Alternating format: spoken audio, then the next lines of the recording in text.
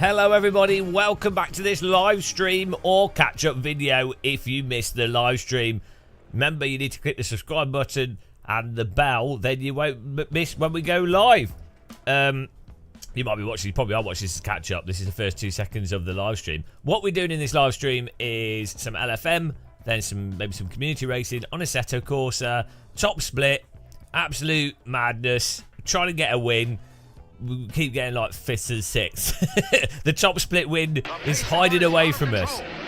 But yeah, click that bell, subscribe, and then that way you'll catch us live. Also, we're on Discord and Twitter and all that stuff, so you can follow us there. But for those of you watching us live, welcome. We are at track already in the LMP3 car, ready to qualify up the top, obviously. With the steering wheel upside down, I find that helps. Nothing like an upside down wheel to help you drive better. Wreck with Fleck, hello. Good morning, USA. USA. USA. Hang on, it's not morning, it's like 3 PM here. Champion of the ninjas. Geoda! Gamer 5 look police gamer 5 GM Lancaster. Geoda with the subscription there, thank you very much. Appreciate that. He's on the list. I'll show you how to change the sound in a bit after this race. But all you do is you select the car and then you select the sound you want. I'll do a live stream video of how to change the sound.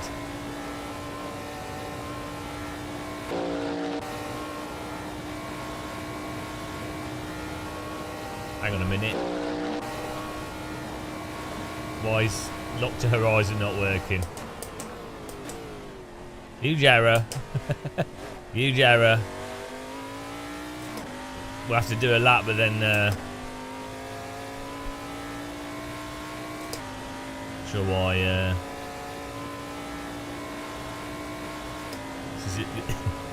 can't drive without lock to horizon myself. Easy's breathing. The streams never finish. Oh no. Why is lock to horizon not working? This track's too bumpy for no lock to horizon.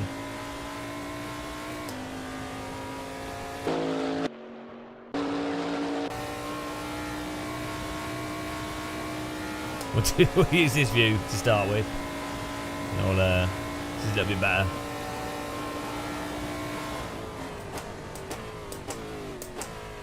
I literally can't focus on the road without lock to horizon.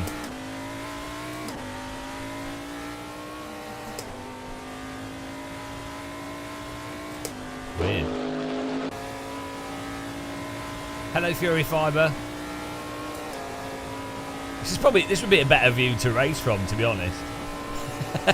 hack view.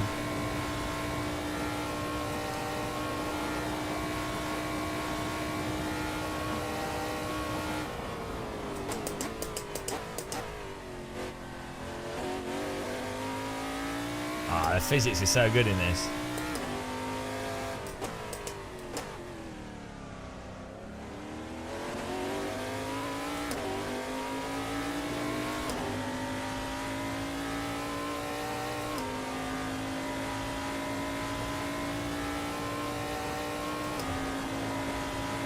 Need to be on a motion rig for this bump to make sense.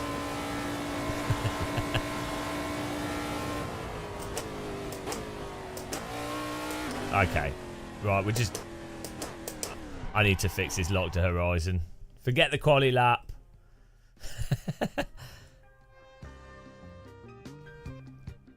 Not sure what's happened here.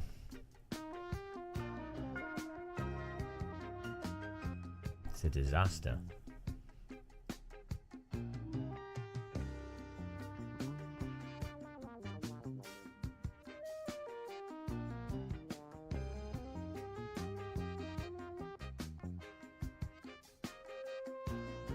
Hello, Michael Price. How's it going, man?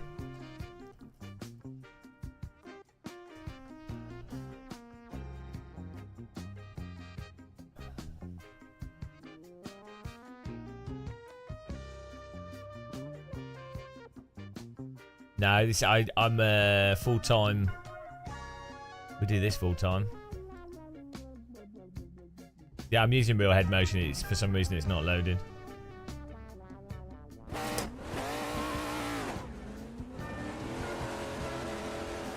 Oh, there you go.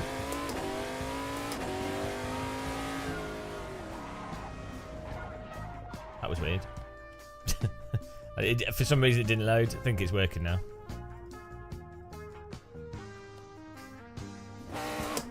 Oh, will we get a lap in? What was the lap time? 3. Yeah, we might get a lap in still.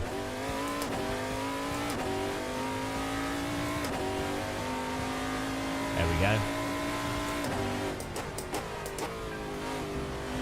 Yeah, I use real head motion with lock to horizon.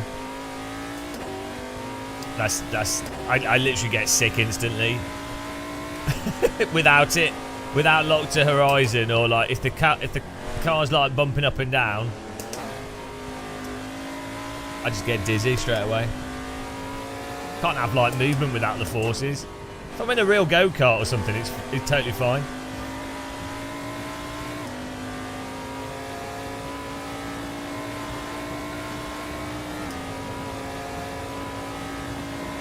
Let's go.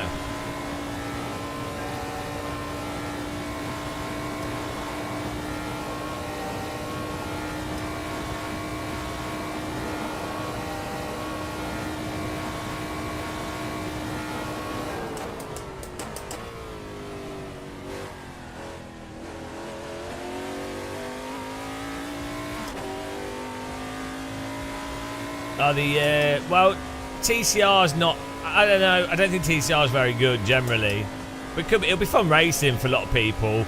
But I think TCR's a not very good class of car, to be honest.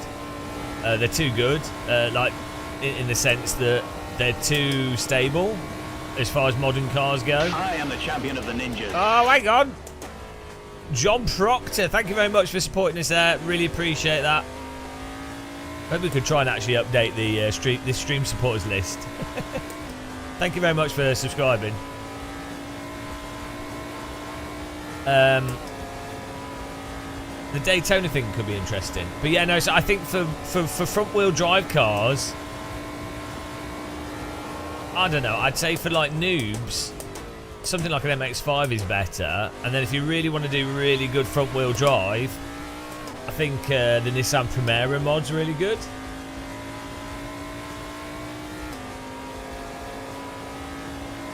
I think TCR tends to produce convoy driving, so people think they're racing, but they're not. But because the grid's all close together, people are like, oh, it's a close race. It's like, well, yeah, but you're not racing. You're just following.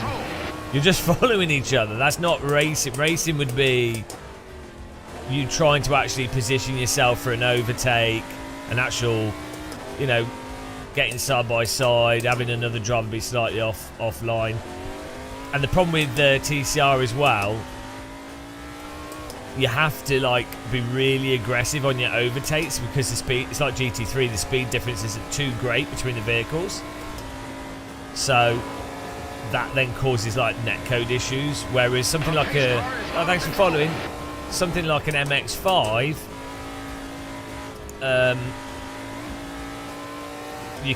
they're smaller, that's another big thing. So you can fit like a few of them side by side into corners.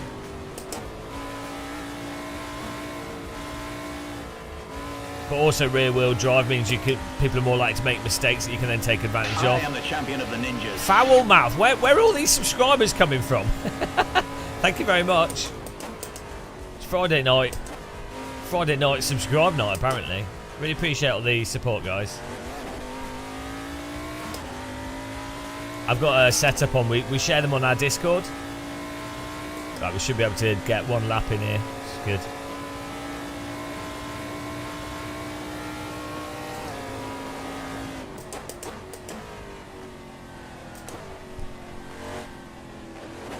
The problem I'm having with this car is my driving, not the car.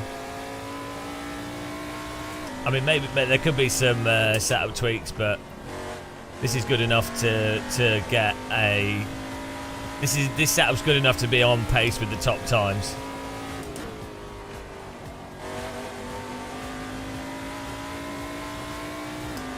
It's good enough to do a 45.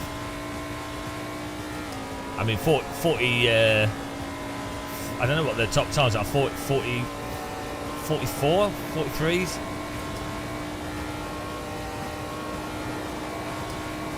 You can do a 45 with medium tyres on with this setup for sure.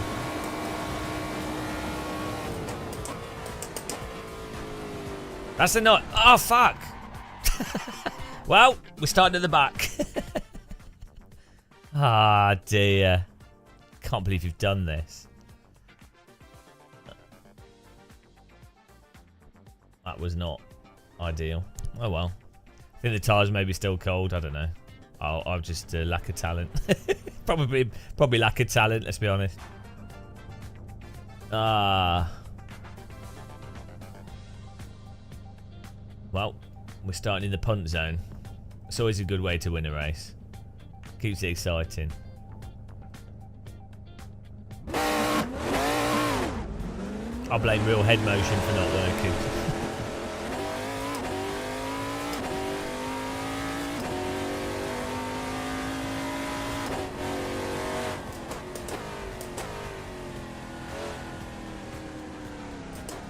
Well, I was just pulling, just pulling over to let him go past. He just lost it.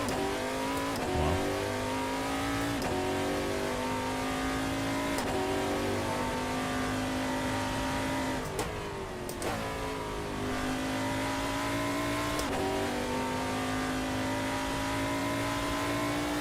It's too hard for you to drive. In what way is it too hard to drive?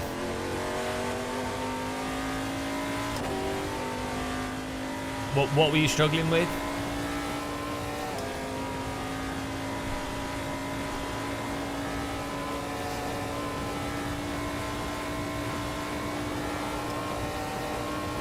Moved a lot under braking. What do you mean oversteer on braking? You're probably not braking in a straight line because this setup's very stable, relatively speaking. You need to do most of your braking in a straight line and then turn in the last part of the trail braking.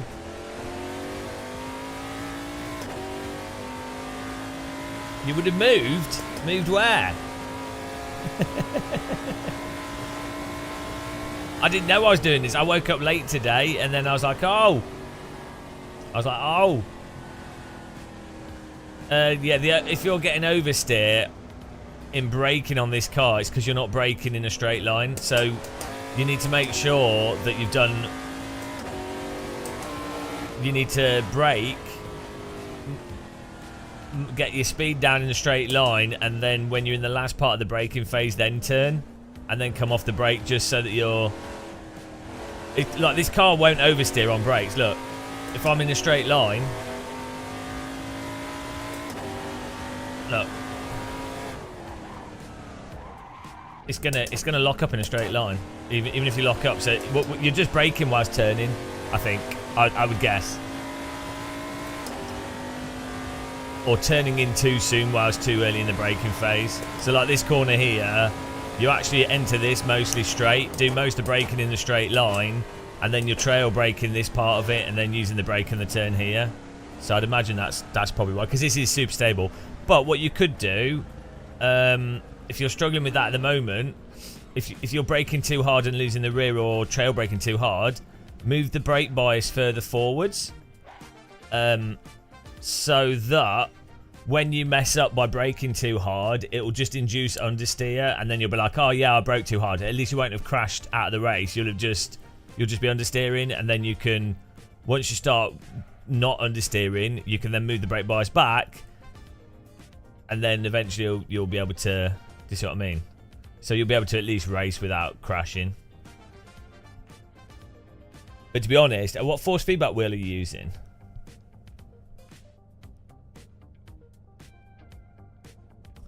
Because really helps having nice force feedback, because then you can feel how much the back is wanting to come out. It's really helpful. Alright, let's see if this works. I changed my recording settings as well.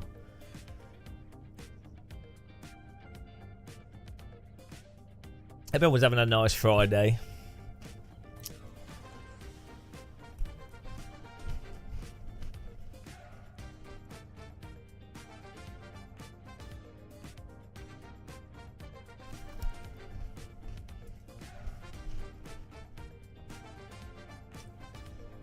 Hell's frozen over. When Game of Muscle's giving out driving tips.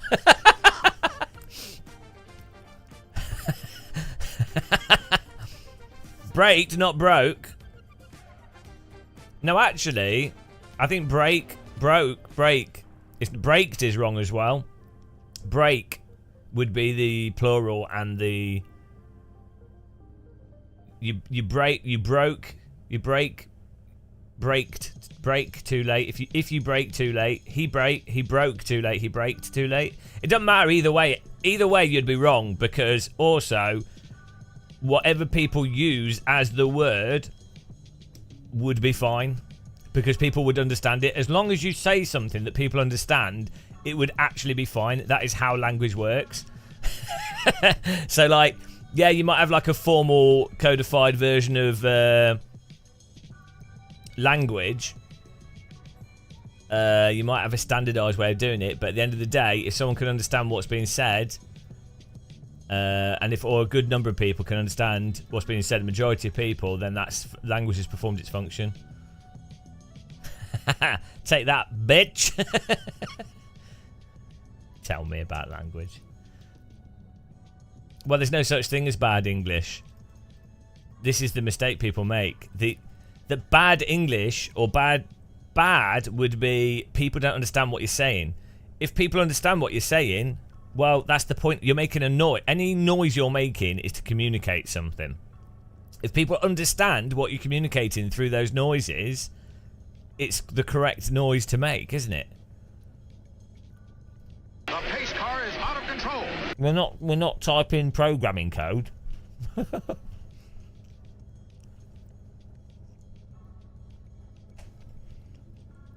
I hate as you guys know, I'm quite dyslexic, and I went through my mum's an English teacher, and through school I had like special needs education.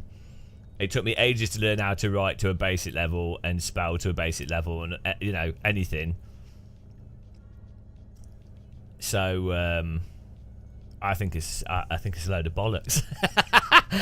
I'm actually quite good at I'm pretty good at writing stuff as well, ironically, but my grammar and spelling is terrible. I don't think it matters. Conveniently, because because I'm so bad at it, so I just say it doesn't matter. Makes me feel better.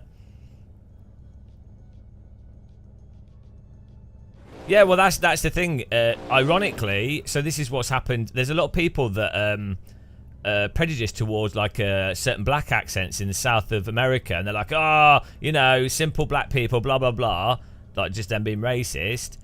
And the irony is they're actually speaking in dialects that are closer to Old English dialects of the language, which were arguably the original American language. So if you're trying to be like, the irony of it is well good. Here we go, 30 minutes. Starting in the punt zone.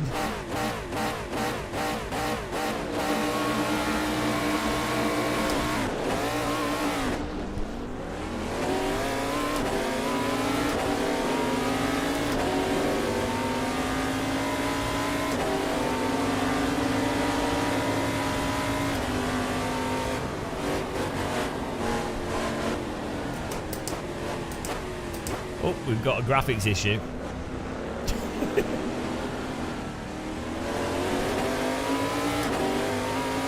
We've got some, for some reason, cars in the distance are pitch black. Stealth cars.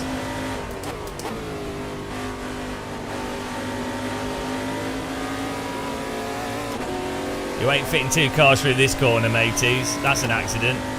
Surely. Yep.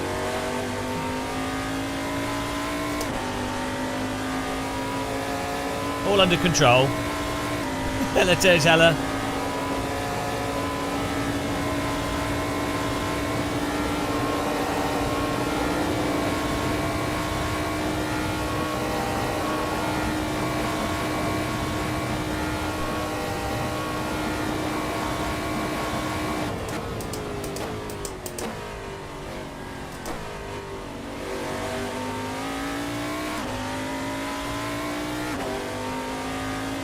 Yeah, lower downforce is definitely helpful on this.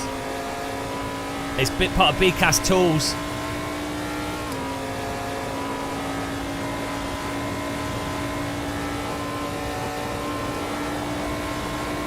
Yeah, these guys have too much downforce on the car.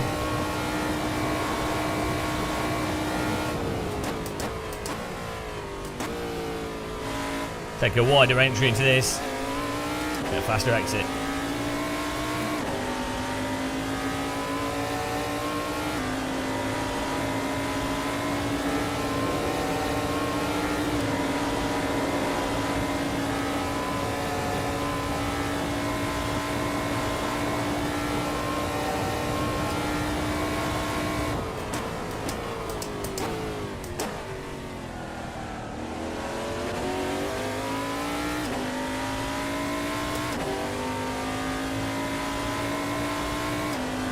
Sweat tires.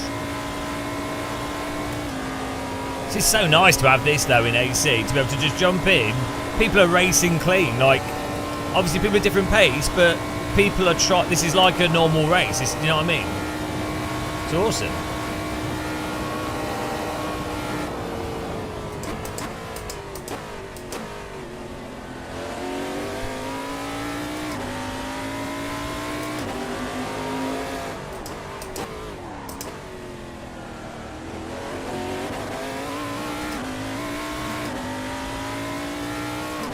Just had to, in boxes in the back, I was trying to get, I went really deep into that corner to get the overtake done on the yellow car.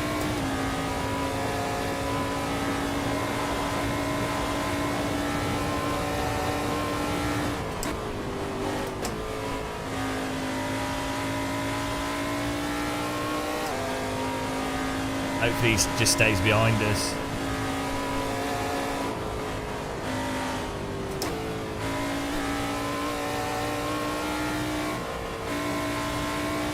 Get in there. Good first lap. Yeah, I've learned that the brakes go. Oh, where are they going? The pace car is out of control.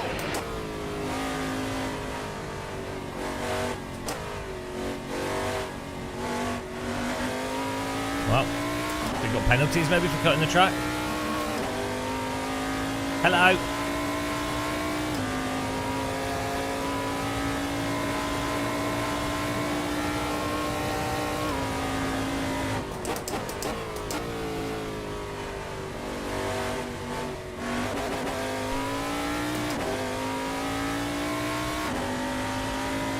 Well, they've had 5 splits as well.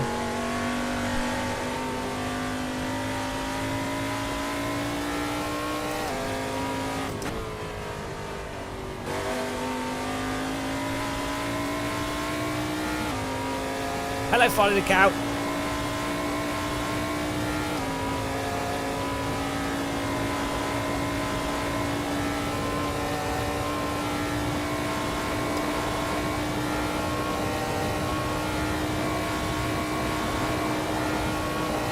This week. Hello, Cory Coyote! How's it going, man?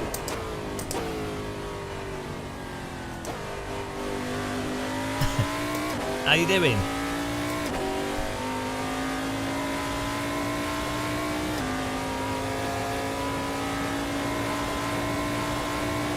Get into it, you want to.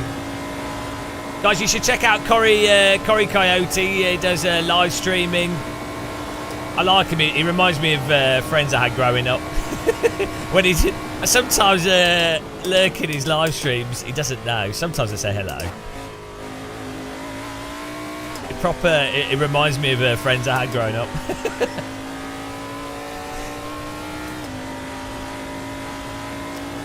Get into it. Get on there.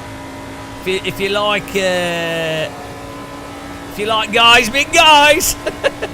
Get on Cory's channel. Oh dear.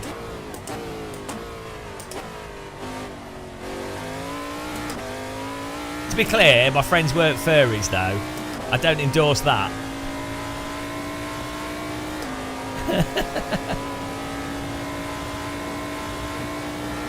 Bloody furries. More hunk art too.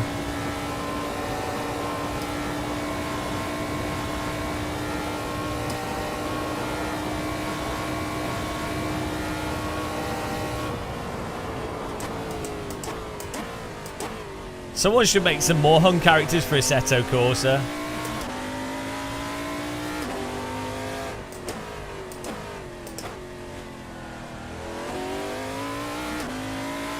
Am I from Brighton? No. Why would I be from Brighton? I'd have a southern accent. Are you mental? Brighton. Do I look like I could afford to live in Brighton? It's the same. Brighton has London prices with more damp.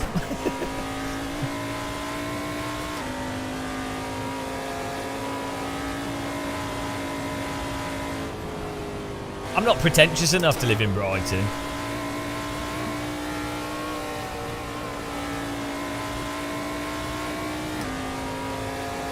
I could, yeah, I'd live in a tent on the beach in my sim rig.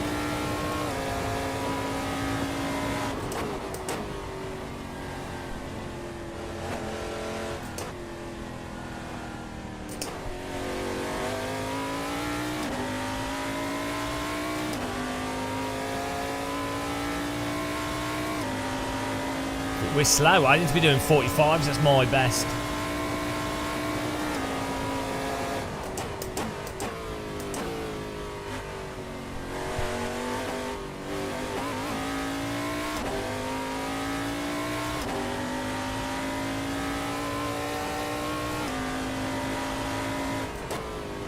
Can we catch the cars in front? What's the gap? 6.1 seconds.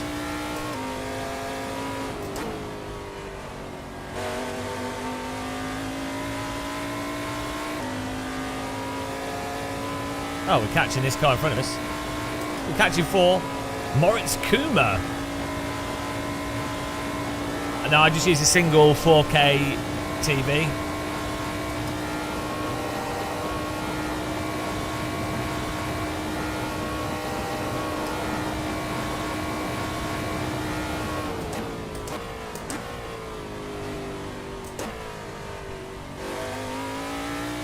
I find it looks really nice in 4K. I find it easier to get the frame rate to run consistently, and I can use two side monitors. You probably can't see them on here, but I can use 2 side screens with for details. The beard's always looking good. It looks better zoomed out. It doesn't look as good zoomed in. It needs another trim. I need to get a beard trimmer, an electric beard trimmer that has the right, that basically trims at this length. I've got hair clippers, but none of the hair clippers clip at the right length for a beard. They're either, it's either too short or too long. You need one for like mustache, and then one for here, and then one for sides. Like it's probably about a 3.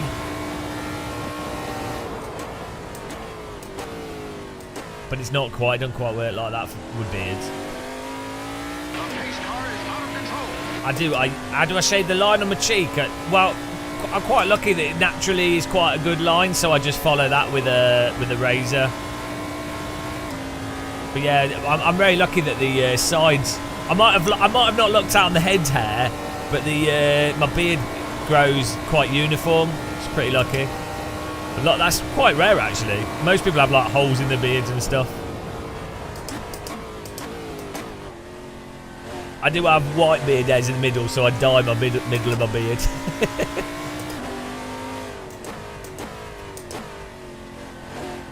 Although, to be honest, when it's longer, you wouldn't.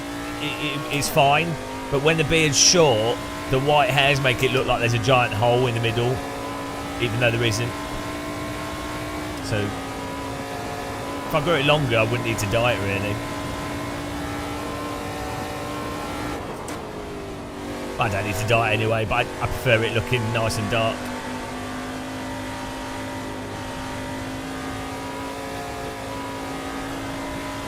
Hang on, I missed what you said, Thomas. We're having a men's beard health talk here. Alright, thank you for watching. I appreciate it. Sorry for missing stuff, guys. I have to concentrate driving through those corners. I'm not Emil Bernstoff with natural talent. Good looks, natural talent, and a cactus.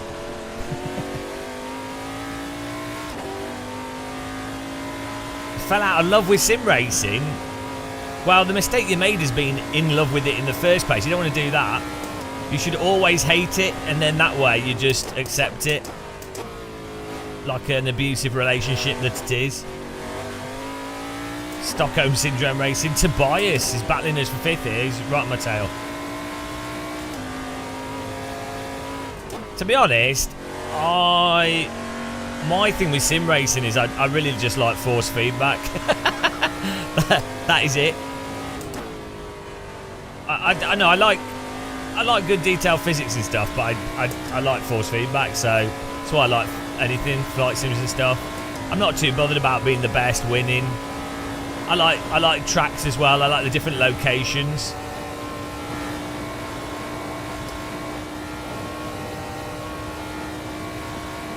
Bobcat, you're 32, you can't grow nothing. Oh well, you probably got hair on your head though, so you know. Isn't that weird how beard hair is so different from person to person? Even more so than head hair. Your brother passed away. Sorry to hear that. And that was your thing. Yeah, that's going to be difficult. But then, to be honest, he would want you to keep doing it, wouldn't he? So, you know, not that helps. Like, obviously, when you have something traumatic happen, anything that reminds you of it is really depressing. But then I think the thing would be to do it gradually and then try and keep a positive memory of it. And that way you can, over time, like, it'll be too raw initially. Well, for me it would be, for most people. But then over time, you'd be like, oh, that's really nice. I remember, you'd remember those memories. And what you know. So, yeah, but in the short term, I wouldn't be able to. Sod that. Forget that. I'd be like, right, I'd bury my head in the sand. I'd be like, right, put it out of my mind. That's the way to solve it. But yeah, that is difficult.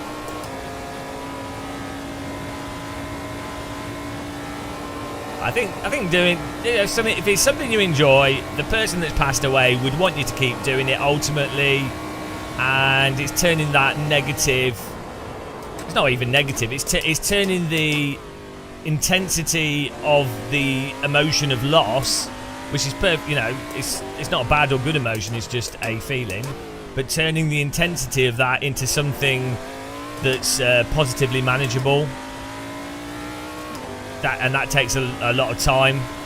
I think that's why counselling could be helpful as well, because you can reframe it. Because the default Western, the default Western thing would be, oh, it's bad, it's good, it's bad, it's positive, it's negative, you know. And it's like, it's neither. It's neither positive or negative. You know,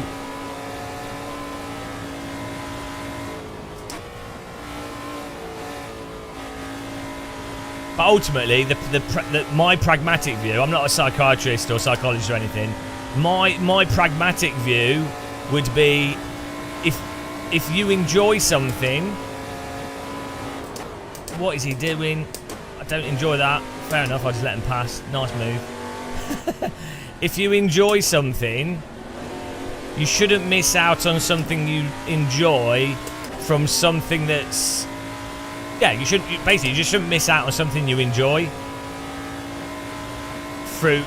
due to an emotive response that's not inherently positive or negative. It should be two separate things, basically. Especially as your brother would have wanted you to keep sim racing.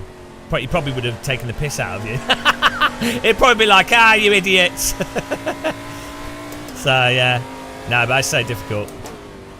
I suck at dealing with stuff like that. Yeah, well, I slowed down loads there because I didn't want to get punted by the car that was on my outside, because I didn't trust him not to turn into me. It's 13 minutes to go here.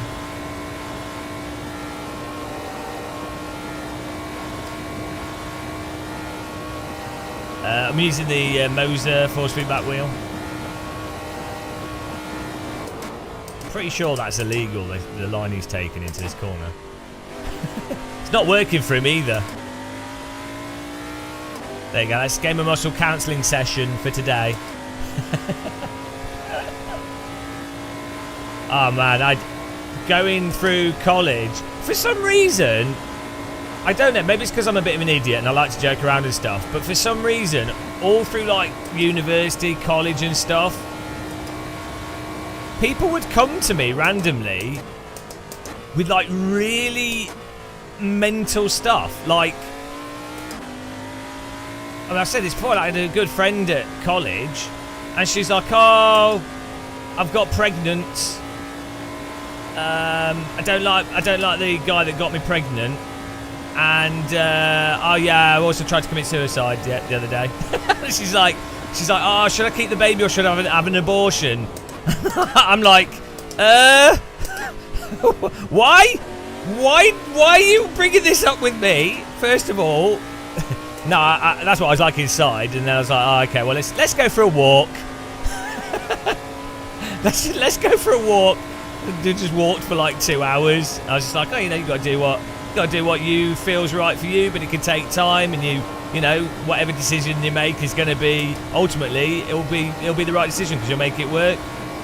But Jesus Christ, that's not the kind of stuff you want to be dealing with when you're like 16, 17. Like, what on earth?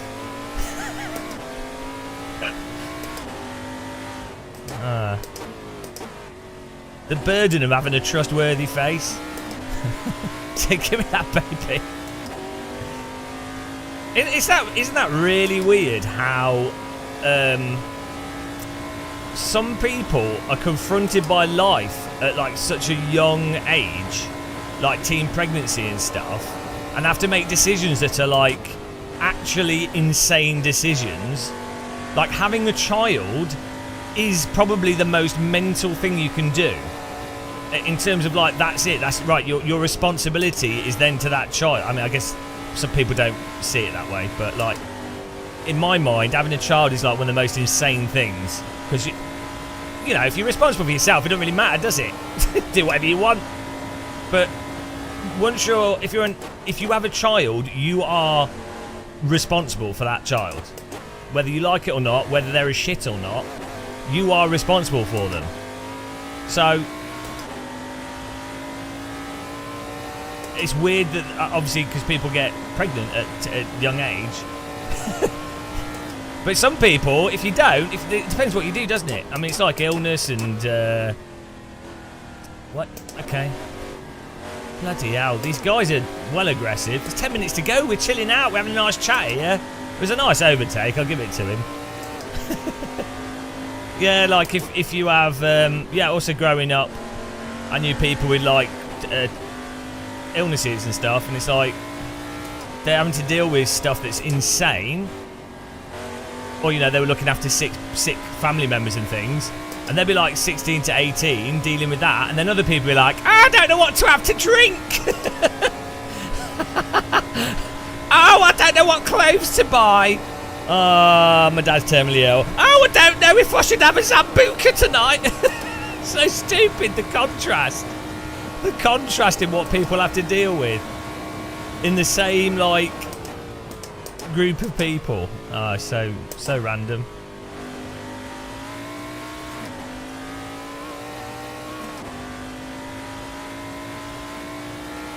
Population's reducing overall, yeah.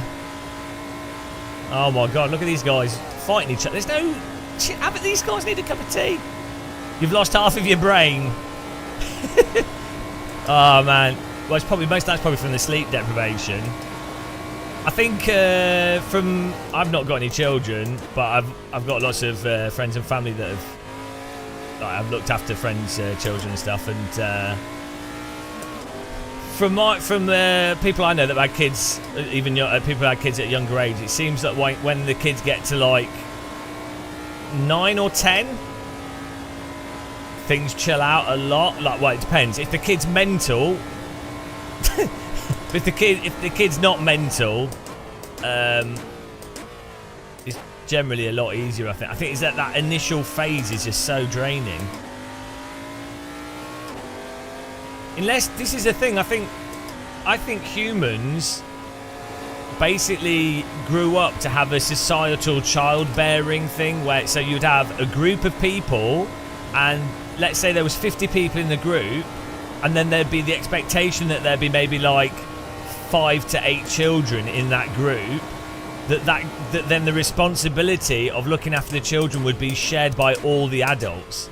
I don't think this sort of modern Western capitalist child upbringing thing is actually natural, or like the easy, natural's irrelevant. I don't think it's the easiest way or the healthiest way for children, because children are so time consuming. You need to divide that time up between multiple adults, so all the adults have the energy to invest the required energy that young children especially require. Yeah, it takes a village. It takes a village to put up with how mental children are.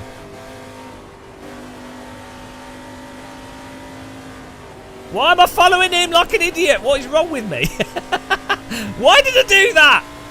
Jesus Christ, I need a bloody brick in the forehead. I'm so dumb. Dumb, dumb, dumb, dumb, dumb.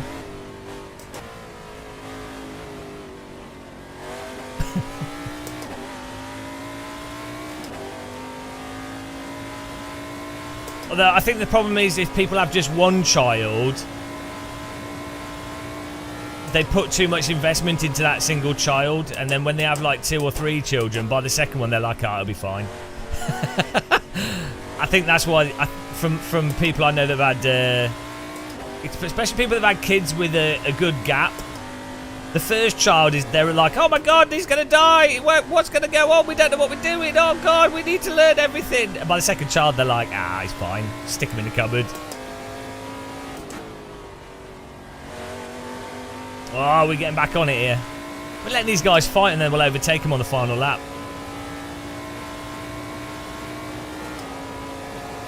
Mental health declining. I think the big problem with modern capitalism is that it individualizes everyone and desocializes, and that way, and then everything becomes attached to if you can financially get help rather than people actually caring. So it's like, oh, well, you pay for a psychologist or a psychiatrist, rather than it being, oh, well, I know 5, 6 other people who I can talk to about this issue, and I know I'm not going to be a massive burden on them just chatting about it because we all help each other. Yeah, we all know you're a child, Corey Coyote. Not all social media, you know. I think Game of Muscle Videos is a fantastic place. Yeah, stuff like TikTok, Facebook, Instagram, YouTube, apart from my channel, obviously. It's all design. It's by design, designed to bait annoyance and anger, and it's aimed at 12-year-olds, so it makes you feel like reality is just massively immature.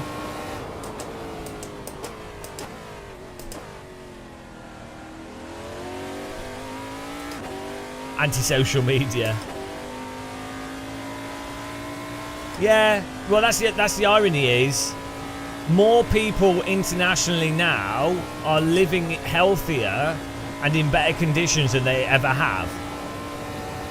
There's still only like 4% of the world's population that actually live in comfort, though, so that's terrible.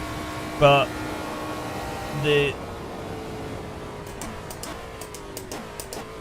number of people not living in absolute food poverty, like base health, base poverty,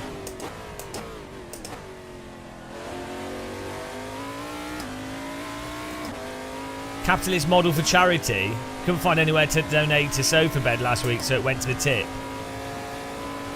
Well, So charity is a totally broken thing, and the problem is if you point out how charity is stupid and broken, people will go, oh well, you're anti-charity or you're anti-helping people. Like the thing is, charity, like general charity at the moment, is the only thing that's available. So it does make sense to do charity, especially it's tax effective as well. So even from a purely capitalist perspective, it makes sense yourself. Forget like moral or whatever. But realistically, charity should actually be done through taxation and through having a board of people using evidence-based redistribution of wealth, and then you tax people that make more, that have got more profit, to redistribute it to stuff that needs doing, instead of irrationally distributing charity money by having people do stupid things. Oh, I'm running a London Marathon. Here's my charity. It's like, what? Why do you have to run 26 miles? Like, what? How? I've gone to Mount Everest. It's like, well, why? Like, the whole...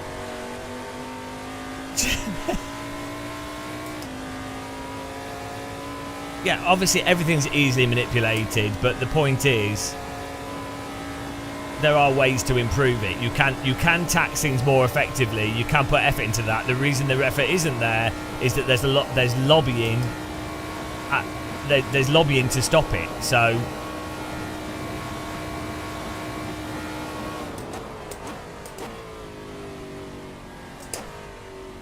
you have to lobby to have it happen.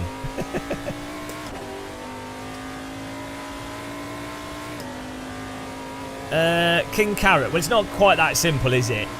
So, no, it's not entirely that simple. A mental health professional will be probably, if they're doing it as their job, they're probably quite empathetic people, to be honest. And quite often, this is anecdotal, but people that I'm aware of that work in mental health often are people that have mental health issues themselves or have had a hard upbringing or something, and then they've learnt through trial and error ways of dealing with that, and then they're like, oh well, they're well equipped to help other people, so that's how they end up working in mental health. So they're not normally people that are just doing it for profit. There will obviously be big health businesses exploiting those people and making money, for sure, but a large part of a mental health profession, or having a professional do something like that, is that you as a patient know that you're going to an expert that will give you well-structured, codified, well-established ways of dealing with specific things. So it may or may not be the solution, but at least you're going to a professional that's been validated to some extent with consistent information. As for the drug thing, yeah, I think there's a lot of evidence to suggest that a lot of drugs are overprescribed and it's used as a quick fix. And ironically, again, this is anecdotal, my experience, I don't know if this is actually scientifically true, but my anecdotal experience is that the reality is, if someone's given like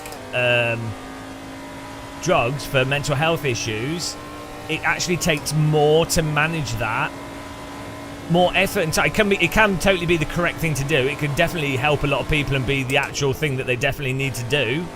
But it adds more complexity to the treatment and requires more time and more investment. So ironically, I think drugs have often been given out as a way to reduce patient on doctor time and to reduce, like, the idea is, we give them a drug, less effort. But the reality is, and this is from my anecdotal experience, when you introduce mental health drugs, rightly or wrongly, it's more complex and requires more effort and more time, because first of all, you have the period of finding which drug to take that actually works for that patient. Oh, we got fourth. I know. I think people have left. Yeah, you have to find the correct thing that interacts with that patient correctly and doesn't affect their life in other ways negatively. Then you have to see the period of two weeks to 3 months or it's sometimes longer, sometimes shorter, of how it affects them. And then you have the period of getting them off the drug afterwards and managing the effects of that, which is insane. So, yeah, like all these things, there's no simple solution. That was a good, fun race. Enjoyed that.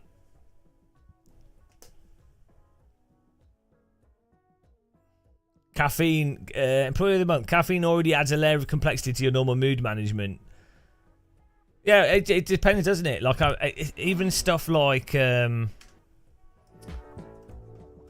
known people that when they have a drink, one drink, a pint of beer, their personality completely changes. Like, literally, they are a different person. Like, and I don't think they're even aware of it. So, that's just alcohol. Although, to be fair, alcohol's a pretty crazy drug, but... You see, meds as a band-aid rather than a... It depends, King Carrot. Like, it can be overused, but also sometimes it can actually be a cure as well. But yeah, there's never normally... In reality, there's never a singular... Well, very rarely is there a singular simple thing that fixes everything.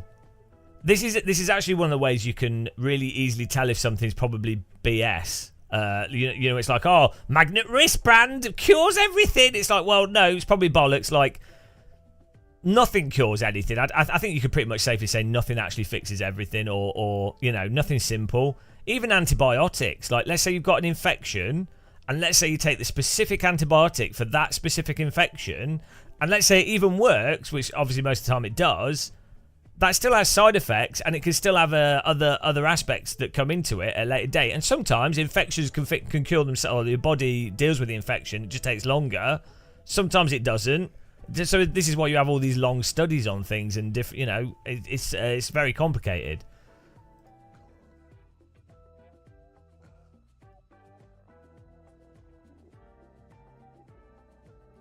Yeah, there's a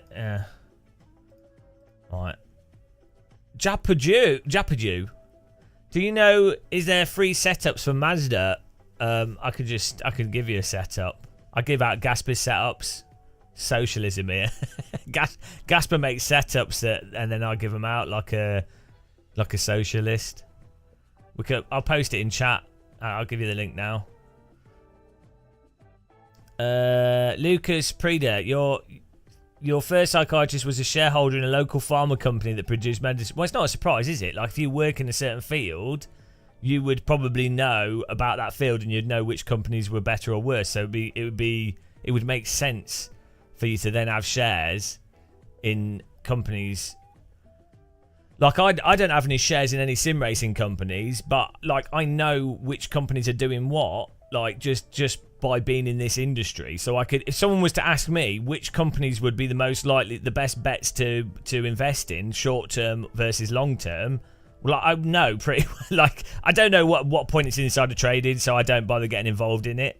But like, you know, it's that's probably the only legit thing of being a trader that's not a long term trader, would be someone that actually knows the specific industry very well, to know where things are very likely going, so that they can then trade in a way where they're like, you know, that would be a legitimate actual trader, as opposed to someone that's looking at bars going up and down, which is a whole load of BS, and people think it's real. Exactly, G Hammer. That's genius. Makes sense. Don't see the problem there. No, I don't own shares in Fanatec. I mean, to be honest, I would definitely make more money from people using Moza, Fanatec, Amazon affiliate links than I would, in terms of return, than I would get on shares. But personally, in any investments I do, I'd invest in a long-term managed account that's low risk, with the expectation of some yield that's slightly above inflation or whatever, with then massively diversified, very boring. that's the type of, if you're putting money away, that would be the type of thing to invest in. I'm not a financial advisor, you know, but that's what I would do. I wouldn't try and play the stock market unless that was my full-time job and I knew exactly what I was doing. But I'd be doing... Why would you want to do that as a job? It's terrible.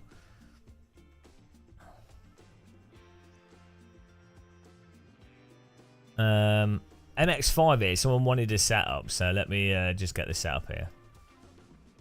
So we can share it.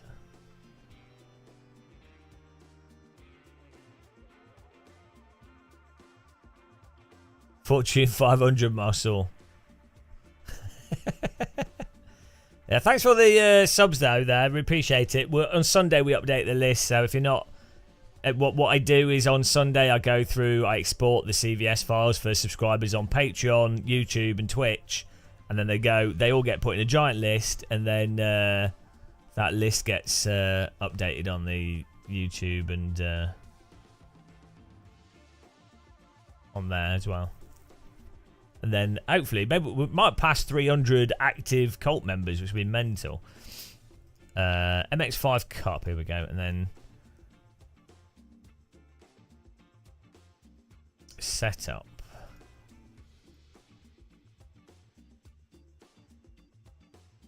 Share link.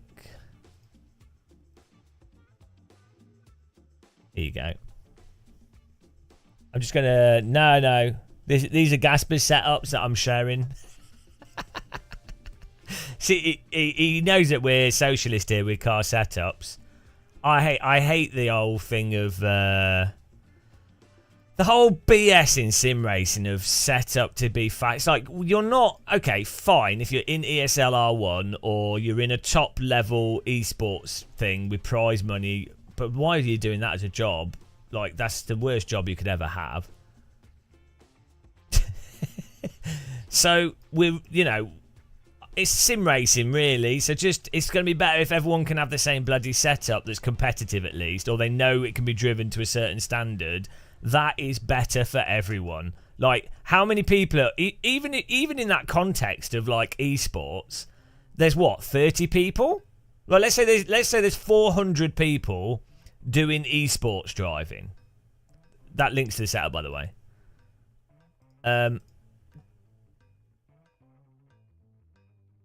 Yeah, let's say there's 400 people doing esports driving. Well, why? It's going to be better for everyone if everyone has at least competitive setups. Yeah, I'm not saying. Yeah, well, it is. No, it's not. Well, it is lazy. Yeah, you're right in that I'm too lazy to bother dicking around with it and turning it up because I don't find that fun. Sure, but that's from my component of it. But it's also an objective fact, when you have a baseline competitive setup, it closes the field in, so you get better racing for everyone. So you can't...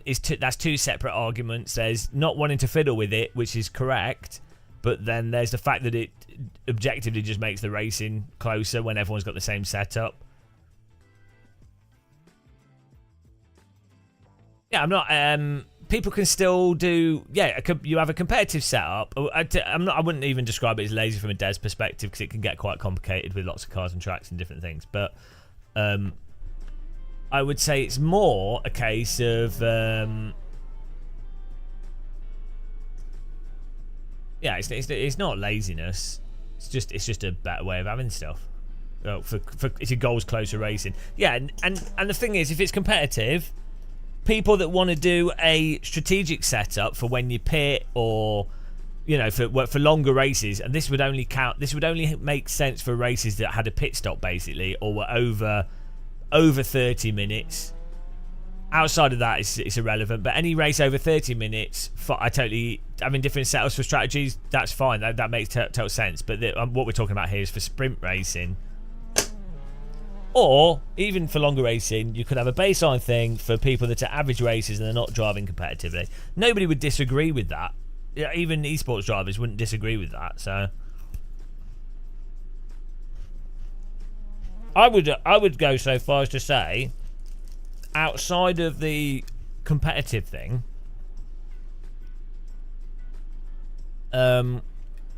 having a lock setup, yeah, rather than shared setups, but having a lock setup is just better. You can focus on the driving, which is what people are doing sprint racing for.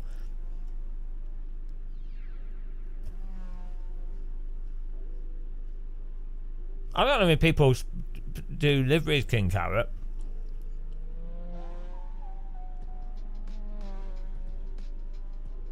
Just download it anyway, yeah, Bobby W. Never, just trust everything on the internet, I would. Yeah, but those that link's fine.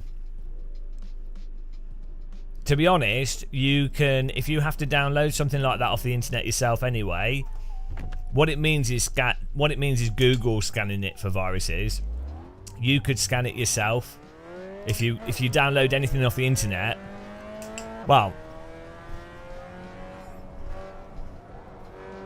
the absolute best thing to do if you were downloading something untrusted off the internet would be to use a virtual machine and scan it for a virus on the virtual machine after downloading it on that virtual machine.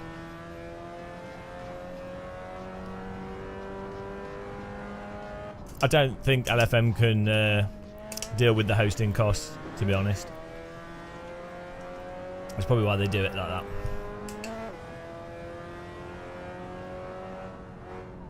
Yeah, no, AC, Pagana, I totally agree. So the thing with Assetto Corsa that's so good is one of the few racing simulators where you can feel through the force feedback what the setup has done to the car. So you can know very quickly. You don't have to just turn loads of laps and be like, oh, it's understeering there, it's what, this is happening here, this is happening there.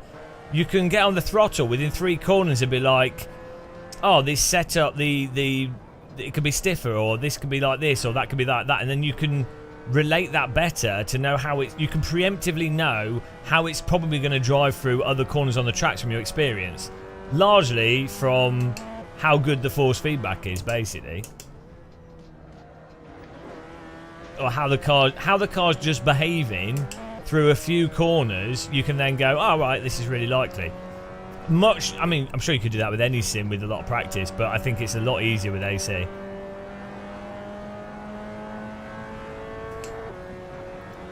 iRacing would still be good fun, to be honest. Yeah, I think having iRacing to play still is great. I wouldn't say it's going to deliver a better online experience. There'd be more stuff there, but the iRacing's netcode is worse than iRacing, than AC. iRacing's car contact is worse than AC, and its physics is worse than AC. So I don't see how that could be a better online experience. There's more cars in iRacing, and there's probably more people, so the more competitive experience. So I think that's a. And voice chat. More. Okay, I think it'd be fair to say that iRacing is more entertaining for the wrong reasons, but it's more entertaining for sure. Like voice chat, crazy crashes, mental stuff happening, people screaming at each other. Yeah, you can't deny it. iRacing is the most entertaining sim. Not from a how the cars drive and actual close racing perspective, but overall.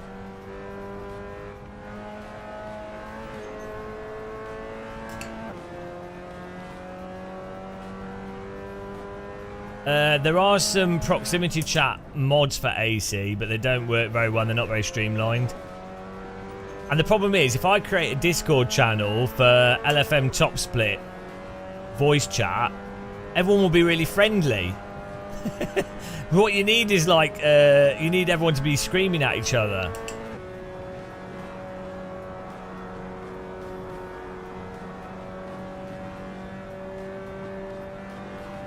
Every week they change the track, yeah. Yeah, you want everyone to be angry at each other. I don't know why people think that's like one of the best things about Counter-Strike. Screaming at each other, screaming at teammates, the toxicity. People are like, oh, but it's not nice. It's like, well, it's funny though, and it's a game, so it doesn't really matter. It's like wrestling. Like, wrestling's not nice, but the wrestlers don't dislike each other.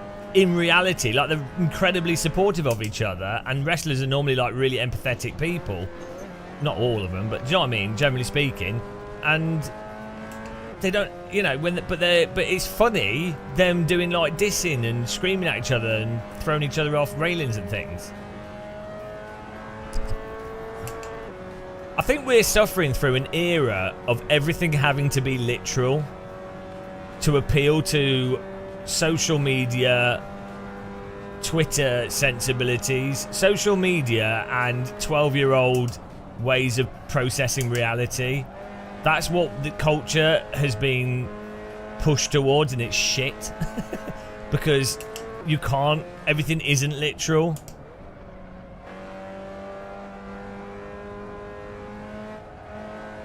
Everything isn't just one interpretation or one single binary view. Oh, they might not be for laughs. They might genuinely be really angry. In this, you know, they might really genuinely be wound up, but that's funny, so it doesn't matter. As long as it's in the game, as long as they keep that in the game, it doesn't matter if they are doing it ironically or they're really wound up and not having a good time. It doesn't matter. It's in a game. If they come out of the game and send emails and start messaging people directly, or, you know, in real life assault people, that's a totally different, that's completely different. But it's two completely different contexts. You know? It's exactly the same as if you're playing football and I kick a football and it hits someone in the face, right, in a football game.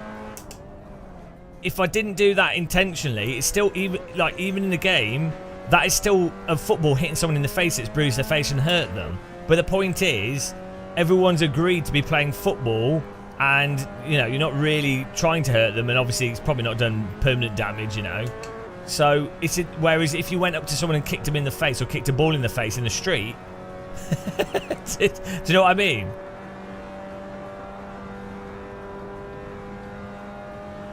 That's the point. People don't seem to understand that.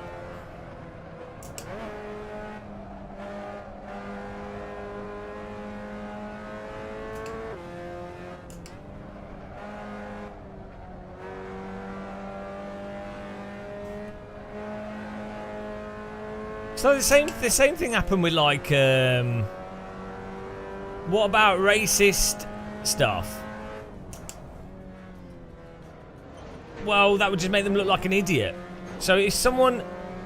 Okay, again, if someone's following someone around in a game and harassing someone specifically, that is different again to someone just saying whatever.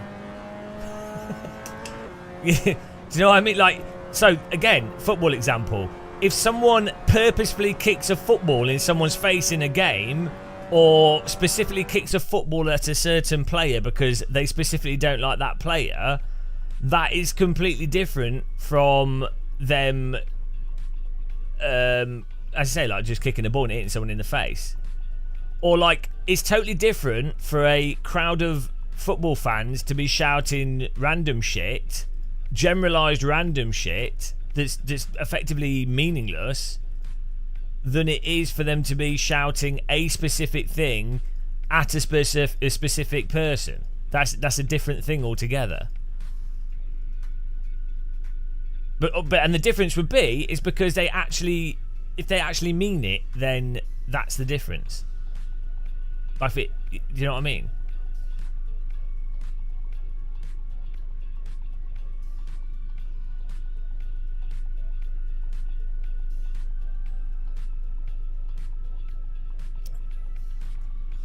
I'd say it's different actually for football fans though, because a football player can't just mute the fans.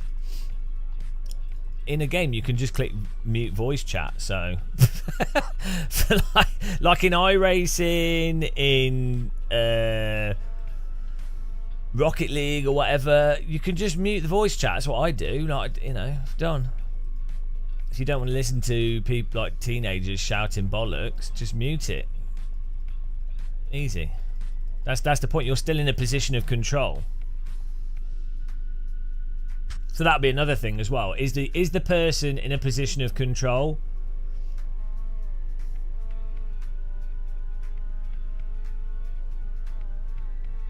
Who's in control as well? And to what degree?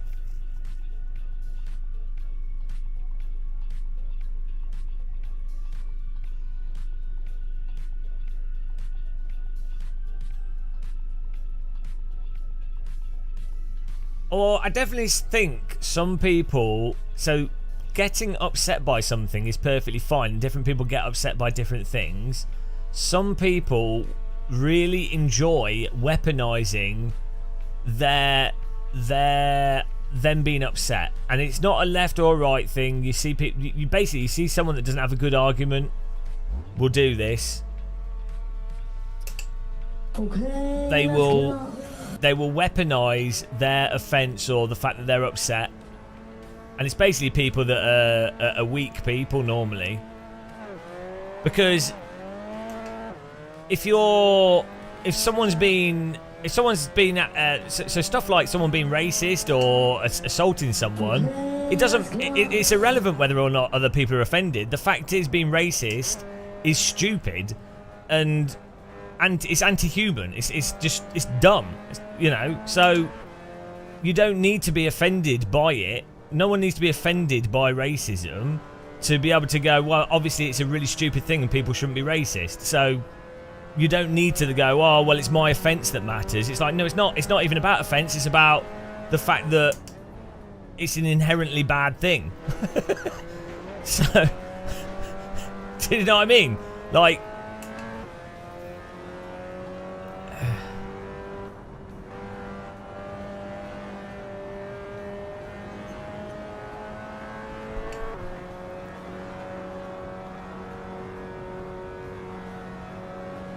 but yeah, there's you see a lot of it on the extreme. Like, well, it's just people arguing disingenuously. Whoa, that's not how you enter that corner. And strike. Nice moves, guys.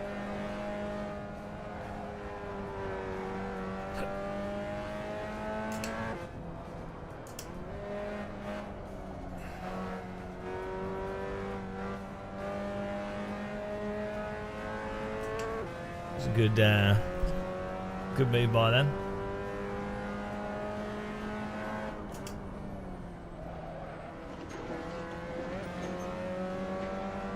Hello, D-Matter. D-Matter 123. High creativity on the names there.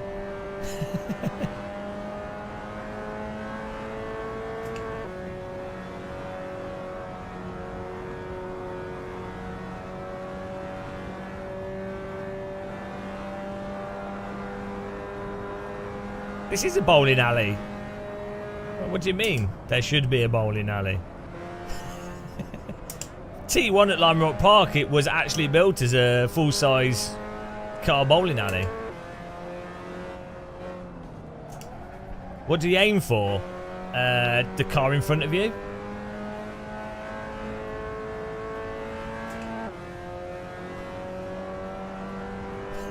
I don't know. Oh, new lines. Well, thanks for the bump draft.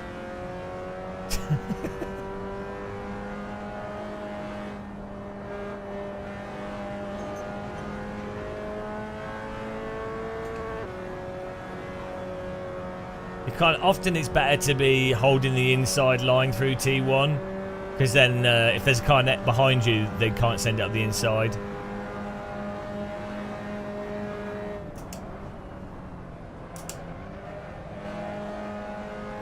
And then you can always run wide off this tight corner here, but you can go deep into it and like double apex it, and both of them I think can work quite well. I'm not sure which is in AC is absolutely the fastest, but you had a stroke and you like sim racing. You're not sure how to get back into it. Just do it. Like, the more you do something, the you go.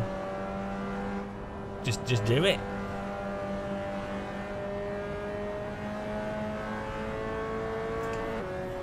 Just do whatever, and then see if you find it fun or not, and then keep doing what you find fun.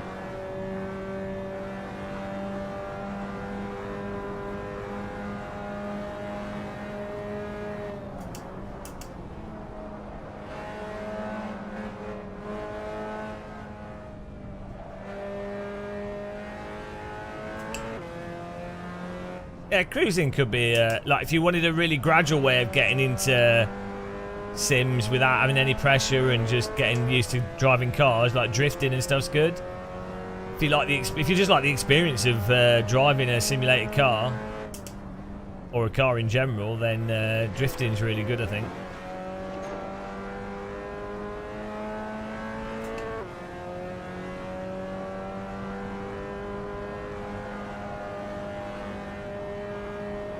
But LFM's good, to be honest. Like they've got multiple splits. There'll be people with different skill levels. You can probably still have a, you know, you can get into it.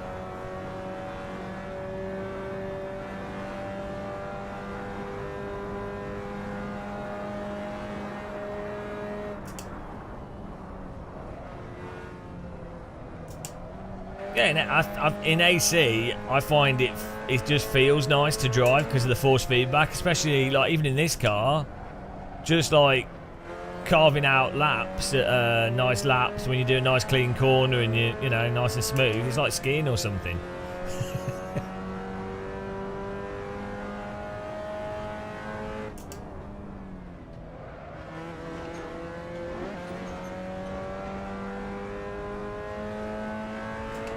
Serge Heller, I've had fun drifting around the past few days.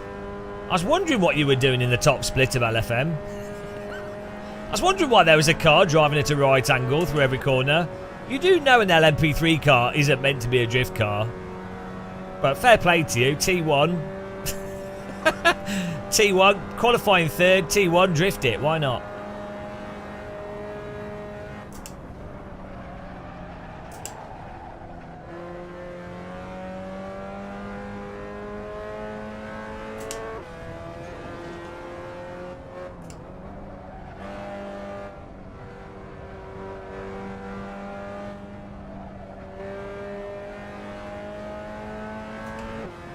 What series? Well, it depends, Pagana. We did that video on YouTube. We did a lot of series. And you could do it in anything, really, to be honest. But it's probably harder to do in rookies. It just, once you have a car and track that you're good with, you just do that over and over again. And you'll gain rating, because you'll just be better than the average person on that car and track.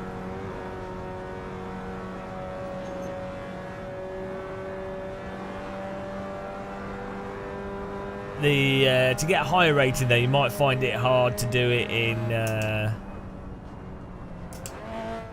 well, it'll be pretty hard in some of the rookie stuff because people just don't have high enough ratings.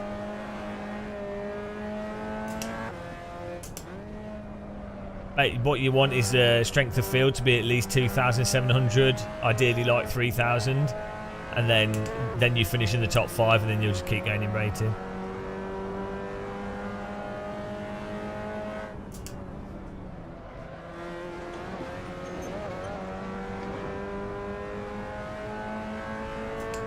A DD wheel.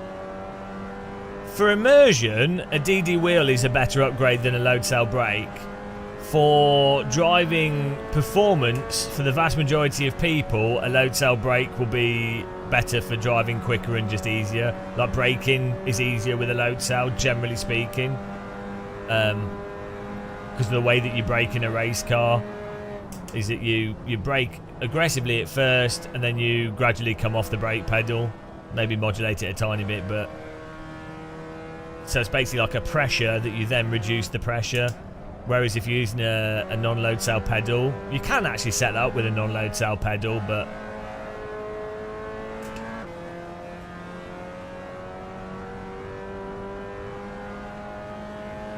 yeah, GT3 on iRacing is super weird. It's very competitive though,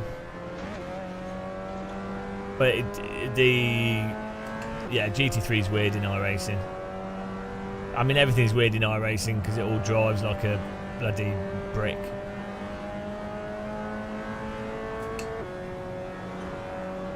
I think the DD wheel for someone that's new would actually probably help them more than a load cell pedal, especially with something like Assetto Corsa, because the wheel actually lets you feel what's going on in the sim. So it tells you what you're doing right or wrong, whereas a load cell pedal, you have to do what's right or wrong, but it doesn't tell you what you're doing. There's no way from a load cell pedal for it to go, I mean, you can have vibration on it and stuff, but like, even the Simucube active pedals, they don't tell you that you are not trail braking efficiently. For that, you'd need a graph on the screen, or you just need to understand what's going on. Whereas a wheel, well, that's not the line, is it? A wheel literally describes how much grip the tyres have, and tells you if the back's coming out, if you're understeering, if you're oversteering, how much to turn. In AC, you can know how much to brake from the force feedback. No other sim does that. This guy, Jorg Monez, cannot pass me. He's been trying.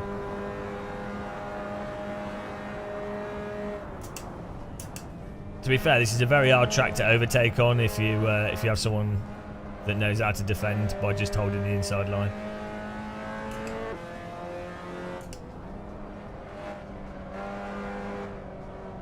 Yeah, but sound can let you know what you're doing wrong. Sound is exactly the same as having a graphic on the screen.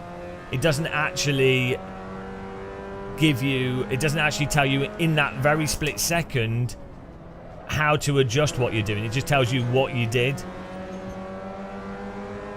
He's just done an off-track overtake. What is he doing? What? What an idiot. So what's the point of doing that? What's the point of doing that? Because he's just deprived himself of racing. That's so dumb. He basically had a nice... He had an opportunity to race us and actually try and do a nice overtake, but instead he cuts across the grass and then decides to punt us off the track. Why?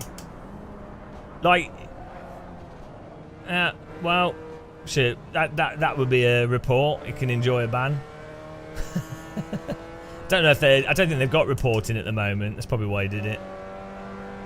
What? It's just that's why you have to have moderation.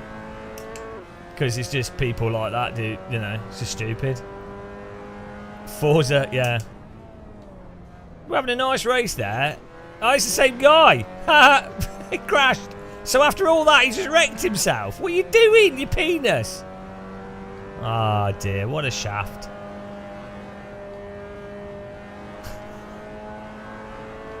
Yeah, maybe. Yeah. Oh, well.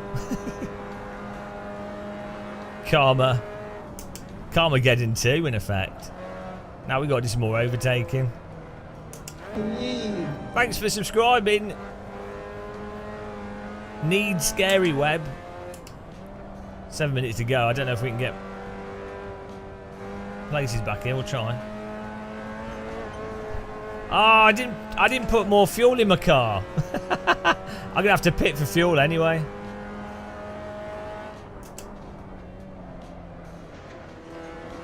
I think I'm short on fuel.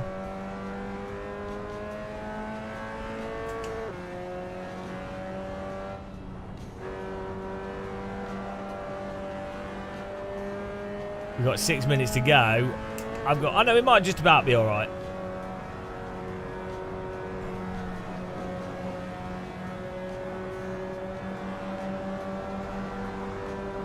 I'm alright. We've got just enough fuel. It's gonna be close.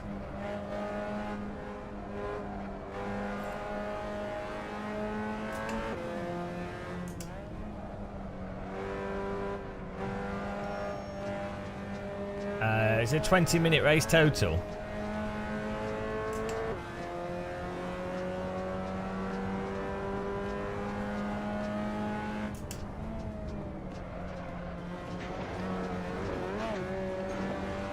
There we go.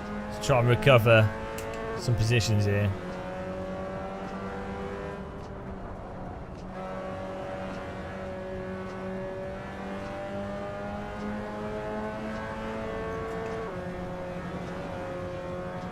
Well, that was suboptimal.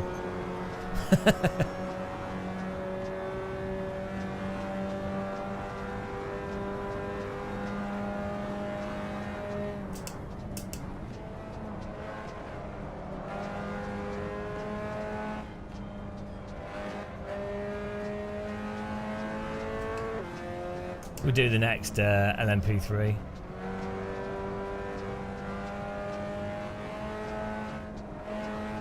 think there should be space for it. Yeah, they've got another LMP in the Cupra series. It's a shame that they've done they've done TCR instead of like GT4, because TCR is shit. It's so shit. I don't know what it is with people that... Well, I know what it is. People think they're racing closely because they're in a convoy. No, it's not. It's terrible racing. As I say, people think it's good racing because there's a convoy of cars and the whole field is close. But that does not equal good racing. It's really dumb. They're too slow and they're too big and they're too wide.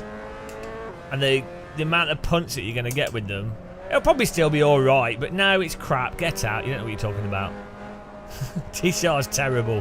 If that was Nissan Primera, it would go from being a 3 out of 10 to a 12 out of 10. Nissan Primera does everything TCR does, but better.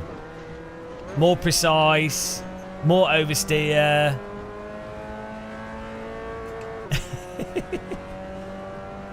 Nissan Primera is the best.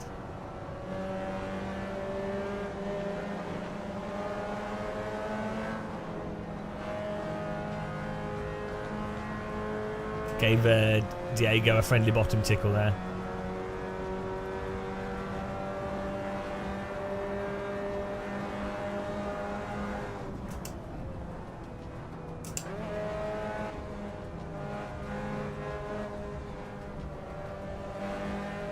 Oh, around the outside. Nice. Surprised that worked.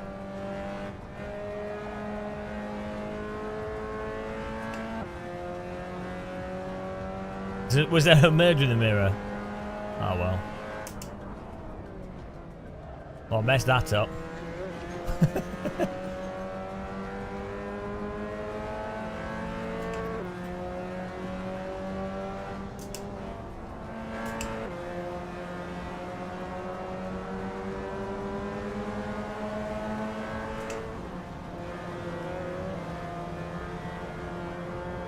Bloody hell, bit loose there.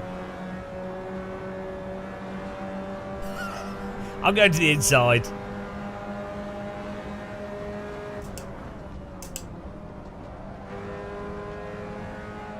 Oh, that green car's lost it. I was like, I'm going right to the inside because it's the safest place to be.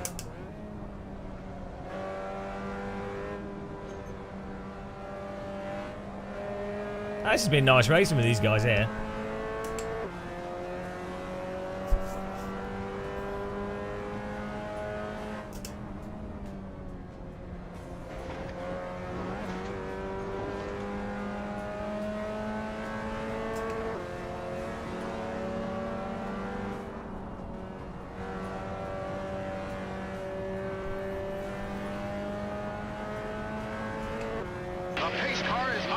Thanks for following, welcome.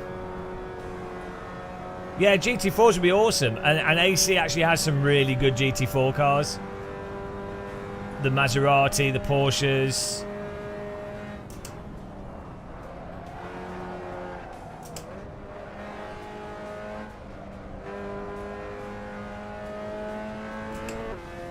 I don't know, I think it's just this track.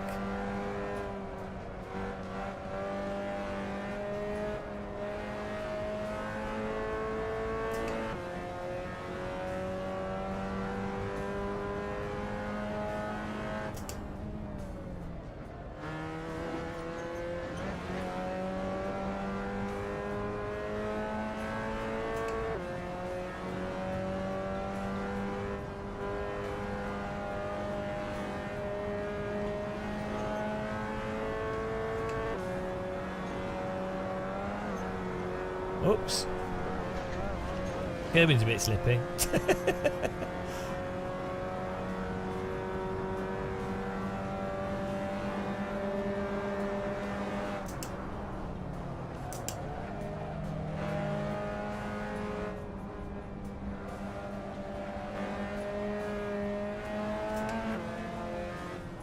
GT4s have failed in... No, they failed in ACC. It's not LFM. So that's to do with ACC. Because, no, ironically, ACC's GT4 cars are better than its GT3 cars. But what you have to keep in mind is that most sim racers are idiots. Again, this is why like TCR's popular and why GT3's popular. The average sim racer is brain dead. So what the average sim racer asks for is GT3, TCR, rain, day, night. Like there's something wrong with them. So GT4 cars are we're still going. It's one more lap. I thought we'd finished. I was braking then. GT4 cars are way better than GT3 cars in ACC. Ironically, they handle better. They're not as like brick-like. They're still worse than in AC, don't get me wrong. But the thing that with ACC is, because it's Guitar Hero and everyone's just memorised what to do, people aren't playing ACC to drive the cars. They're playing it to race. And then they've also playing it because they know the brands of the GT3 cars. So they want to race the brands that they know, and then over time they've got used to how those cars drive, and they just want to replicate that robot process in a competitive environment. So anytime... Oh, I've run out of fuel! Oh, no! Still made it though, guys, not last. Nailed it. No, Daniel Morad's totally correct about ACC. It's horrendous. So if iRacing's tyres drove over the limit like real cars did, iRacing would be on another level to ACC. ACC's physics and force feedback is terrible, but people just got used to it because they like GT3 cars. They like the idea. Dub GTR finish.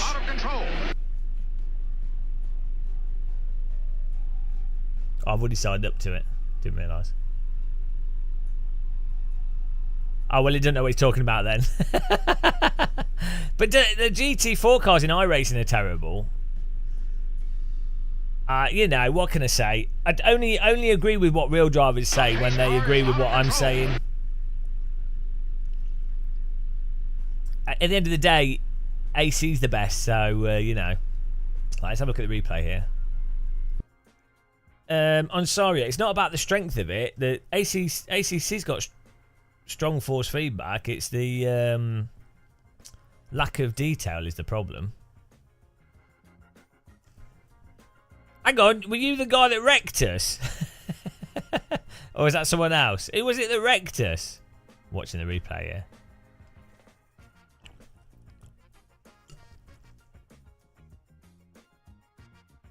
Yeah, only Max Verstappen knows what he's talking about.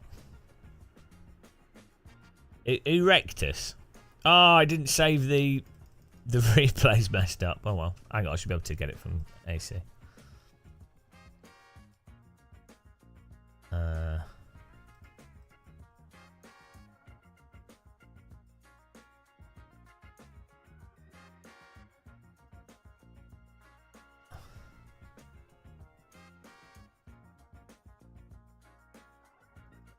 There we go.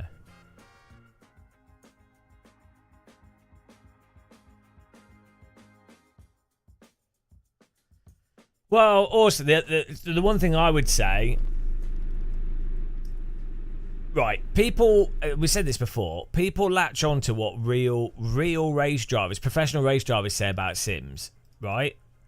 But they conveniently ignore how, if that real race driver has actually spent any time with the specific simulator, and almost always they haven't.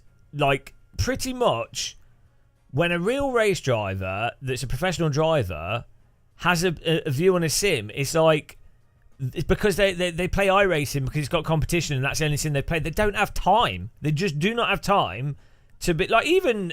I'm not. I didn't want to check out range sport, but I've been too busy with AC and whatever. I do other stuff. So even someone that's a full-time live streamer, I tend to stick to like 2 or 3 sims most of the time. I mean, I guess over time I have tried every sim for quite a while, but like, yeah, imagine if you're a full-time driver who's got to do. You've got your real driving, you've got to go to the tracks, you've got that, you've got all the business stuff that goes along with that, which takes up all the time. You're not going to be doing, they don't spend 500 hours in every single simulator to be able to say with certainty, oh, these are the specific things with this, specific things with that. Also, they often, they just jumped on someone else's sim rig. So, like, I would say Max Verstappen is one of the few drivers that's like an actual alien in real life, like obviously one of the best Formula 1 drivers, but Max Verstappen has categorically spent a lot of time in R Factor 2, a lot of time in iRacing, a lot of time in Assetto Corsa. So,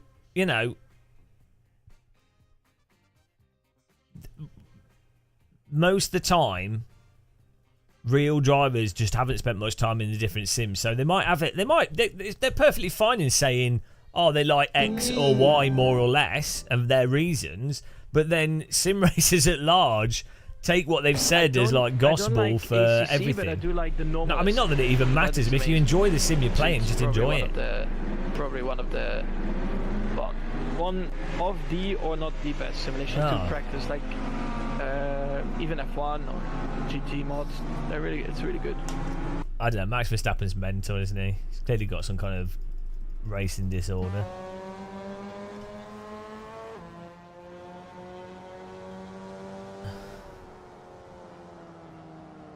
He's working for 2 hours a week, yeah. Yeah. There's probably people that actually think that. I think it would actually... Right, outside of the fact that if you're a Formula 1 driver, you're going to be really wealthy, so you're going to be secure for the rest of your life, whatever, and you'll get luxury food and stuff. All that stuff's nice. But having to travel around the world constantly to places you've already been to before, and you're not looking at those places, you're just going to different racetracks, is not like different time zones as well, doing completely inane media interviews constantly, the dumbest questions non-stop, dealing with, like, obviously they really appreciate fans. Here we go, strike. They obviously like that they've got fans and stuff and appreciate people watching, but the fact is they drive race cars. They're not like, they've not written a song, or like, and even then, like, even musical artists touring would suck. But they're driving race cars. So what is the fan interaction going to be? Ah, great, I'm a big fan of your driving. Oh, okay, great, thanks. do you know what I mean? It's not like... So, and how many of the fans are going to be absolute morons, for sure, because they're just, So you're just going to have really moronic fan interactions. Or even when it's really nice fan interactions, you would have the same thing over and over and over again. Oh, I'm a big fan of your driving. Why are you a big fan? Oh, well, because I saw Formula 1 and it's a popular thing and I like race cars. Oh, that's really nice. Thank you. Thanks for being a fan. I really appreciate it. do you know what I mean? So, and then it would just be like the same thing over and over and over again. Oh, hello. Yeah, hi. Right. Okay, hello. Hi. Yeah, okay. Hello. Hi. Obviously, they still appreciate it, but it'd just be an absolute ridiculous... It's a stupid scenario. Fan meet and greets and stuff is a stupid thing. So, that would be terrible, really. It's not creative. And having to do that at every track, basically every week... go to the track, do stuff, and then you've got the pressure of the actual sporting part of it would be really high pressure. Yeah, well, I just... Yeah. No, so if someone comes up to me, if I'm at something and someone comes up to me, fortunately I'm not famous, so if someone comes up to me, I can actually have a conversation with them. It's fine.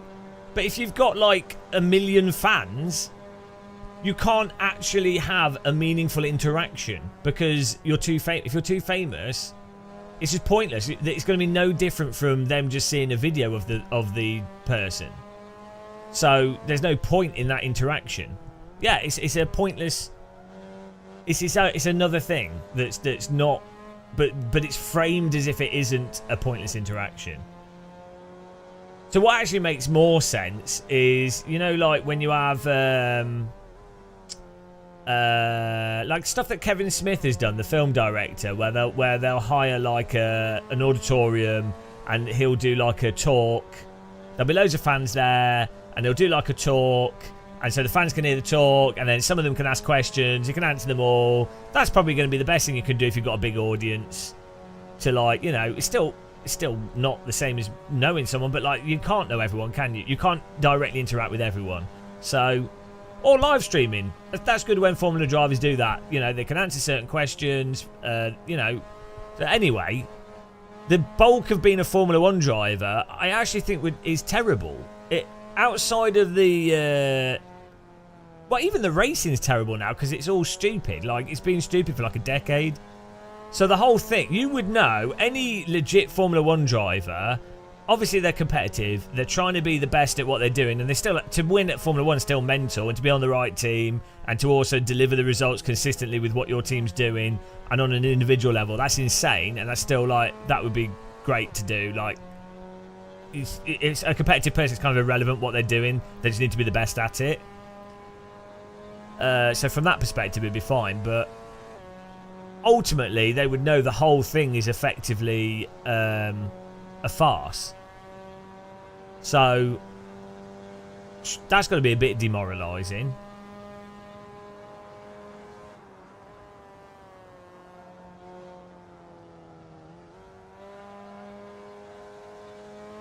I mean, yeah, ultimately, it's like, well, okay, you're good at driving a race car. like, great. Like, it's probably better than stuff I do. Like, they're also very fit. They do other stuff. They're great at what they do. But that's the crux of it, isn't it? It's like someone that's really, really good at one specific thing. It's like, well, great. That's good. Like, it's really impressive, but it's like someone that's good at being a doctor or teacher or any other activity. Just one's more commercial. So it's got more advertising behind it.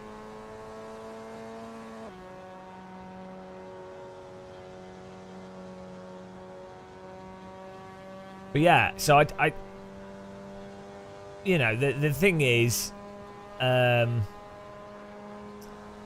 don't think being a Formula 1 driver is actually that good. If you had a choice between being an F1 driver or making like 1/100th as much money, but enough money to be comfortable, so you've got that covered, but then you could just do something a bit more creative, you would not pick being a Formula 1 driver. Like, the only reason to pick being a Formula 1 driver is from an obsession of having to be the best race driver, which is absurd because Formula 1 doesn't even really test that properly anyway. So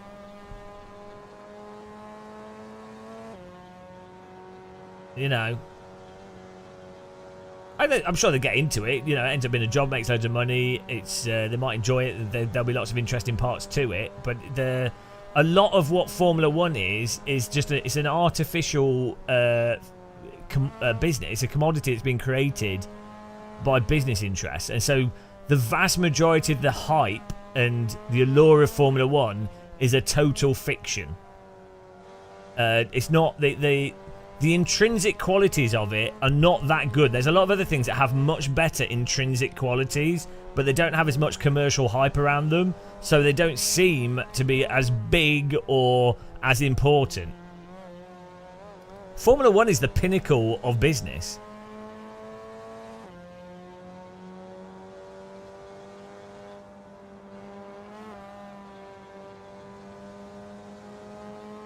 A Formula 1 driver doesn't just do driving the car. Obviously, there's a whole lot to it. They might enjoy lots of aspects of it. So, you know, and you'll be around people that like motorsport, and yeah, it's a whole context. There'll be lots of social stuff that people like. So, and it will have been what they'll have probably grown up with as well. So there's a whole culture around it. Like all the women. Well, no, it would actually be shit. If you are famous, or someone's like actually famous in Formula 1 or a famous actor, the women, the female attention that they get are from women that have been brainwashed largely by the capitalism of it, and not into the actual intrinsic qualities of that person. So same as if someone was like a successful musician, the wider women that would be like, oh, we really like you. It's like, well, they don't like you. They like the music that you've made, or that thing that you've done that's been promoted. They don't like the person, the actual person. They're attracted to the output of the person. So, and then so for like famous people, Formula drivers and stuff, they will always be doubted. It'll be very hard for them to not think, oh, this person's not actually liking me. They like some artificial thing.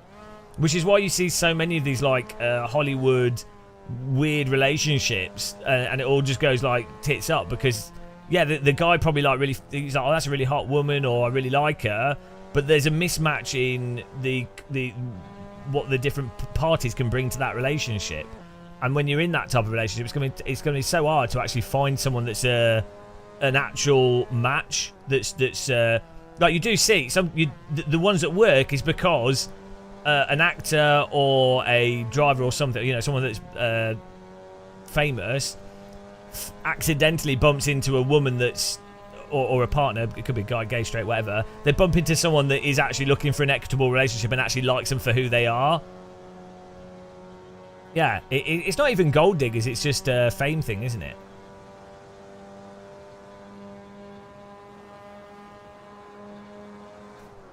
It's not even, yeah, I think class is the wrong word to use. No, fortunately, yeah, really, you know, obviously pretty big in the sim racing scene, yeah. I think that's a great thing about sim racing. There's no risk of being properly famous. It's amazing. Absolutely the best thing you could do. It'd be like if you were doing let's say you were in a large business space or something. You'd be known by people in that business space, but not outside of it. So for me, if I'm not at a racetrack, or here we go. If I'm not at a racetrack or like Sim Racing Expo, people don't come up to me in the street. I think it's happened like twice. So Mind the gap. that's ideal. Why would you want to be recognised when you're just hanging around with friends and family or having a meal? You really don't. The ideal situation is that you're at a specific event and you're I think he's hot lapped into us. You're at a specific thing for work or whatever, and you're doing that thing that day, so you know it's fine. It's quite, and for me, it's really nice. Like when I've been at racetracks or events, there will only be like, so if I'm at a big event, like if it was a Formula 1 race or like Spa 24, for example, there'd only be like 5 people coming up to me, maybe 6, and then there's enough time there that I'll be able to chat with them. They'll be like, oh, we like your channel or whatever, or that we hate you, and they can have a little chat for like 2 or 3 minutes or longer or whatever. That's really nice. That's like, that is perfect. That's absolutely perfect. It's like, it's a genuine interaction that I would have with someone I didn't know. It's nice. Whereas any more than like, once it gets to, if you were like 15, 20 people coming up to you, which is still quite a small number of people, it would be, it just means you wouldn't be able to just act normally, because you'd be, you can't have 25-minute conversations. That's like a few hours.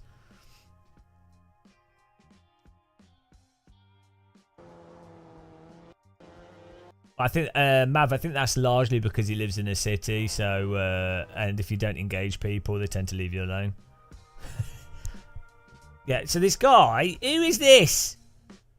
Jay Monos cuts the chicane entirely,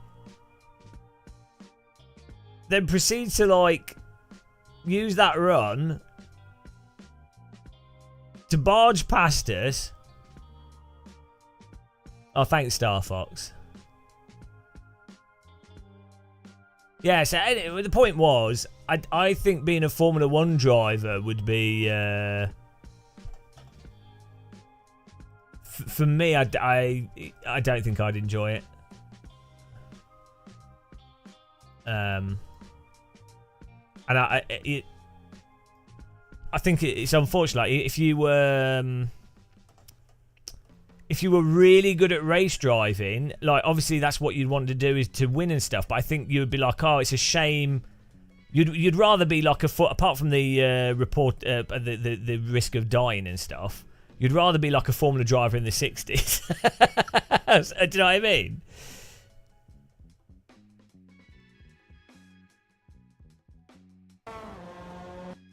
It's just the whole thing is so artificial now. It's crazy. I think it's always been artificial, but I think it's... Rickety Crickets. There's actual evidence and data how relationships are most of the time in the same class wealth category. Jordan Peterson and Andrew Tate guys will tell women only to date up. That's why women had no other choice, because they weren't able to own capital. The more equal societies are, the less it matters how much money. Yeah, well, so you have to... It's there's going to be historical reasons as to why people would generally do certain things, or like their families would force them. So women, historically in the West, and probably other places, but I don't know about it, women were treated as a commodity, and they didn't have free agency, and families would use the woman that the female child they had as a way to marry into another family, to associate their family with that family's wealth, because that would be the capitalist structure of that time period, using women as an asset, as a bargaining chip. And then you see that going all the way back, that's what women were used for. So outside of their agency, as men, women, or different races, different groups have more agency, and as you end up with a flatter structure, you then end up with people being able to intermarry however they want.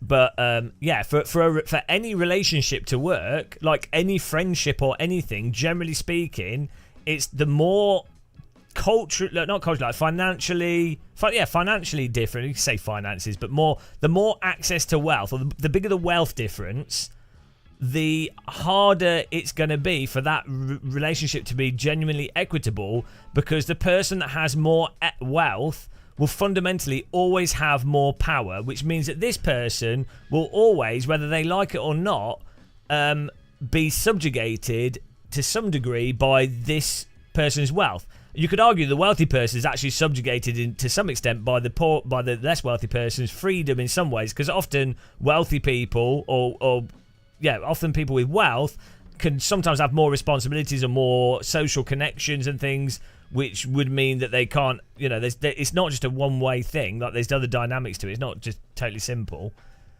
Don't wish death on people in this chat, thank you. But yeah, I think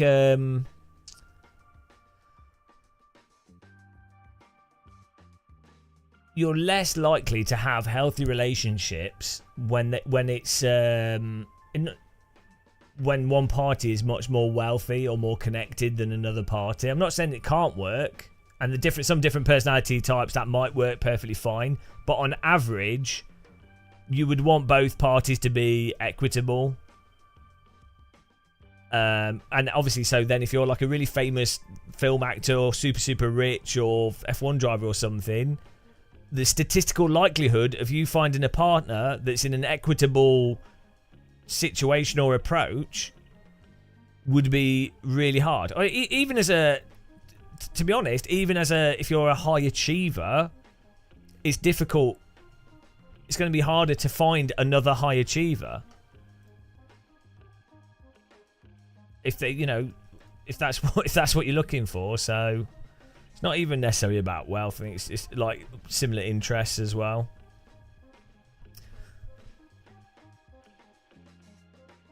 Yeah, I don't know why Andrew Tate and Jordan Peterson seem to have really weird, simplistic views that are sort of based on. I don't know what they're based on. I mean, I think Andrew Tate mostly is just says stuff to build up a following of like insecure 14-year-old boys. So that's basically, if you look at everything he says, it's stuff that would appeal to insecure 14-year-old boys. You know, like a sort of fake James Bond, non-reality. Like so like from the perspective of like a 12 to 14-year-old boy, they would look at someone like Andrew Tate and they'd be like, oh wow, look at all those attractive women around him. Oh look, he's got money and cars, and oh wow, he's famous. Oh wow, that's cool. Like imagine being like that. Oh, what a proper man. Oh wow. Then if you're actually not stupid and you look at someone like Andrew Tate, you're like, oh, all those seemingly the women around him, he's paid for them to be around him. Well, that's sad, really, that those people don't actually want to be there of their own accord, or they're like really superficial, high maintenance people that like the type of people that you'd have to they do all this makeup shopping and be really like whatever, and you know, not interested in an actual decent conversation, or people that wouldn't actually talk back to you properly, or like of anything I've seen of Andrew Tate, no one's made any jokes or actual. Like, he said stuff that's funny because it's mental, but like none of his friend group have ever like really like took him down or like really took the piss out of what he is to his face, and then him being able to laugh at that. So that would just, that's like, oh, it just looks really sleazy and dirty. And then like, okay, right, you've got loads of sports cars, but you have to, why would you want them? Like, why do you need other people to validate you so much? Like, if you're like a somewhat mature person, you're like, you don't need validation from other people, and you don't necessarily, you might want validation from other people for when you do something good. So like if you create something or if you've actually done something, but if your validation comes from buying a sports car, surely you'd have the intellect to go, they're not, when they see you in the sports car, they're looking at the sports car. They're not, that doesn't validate you. It validates Porsche, Ferrari, and the capitalist system. It's not validating you as the person that happens to be driving the sports car. It's really weird that people can't see that.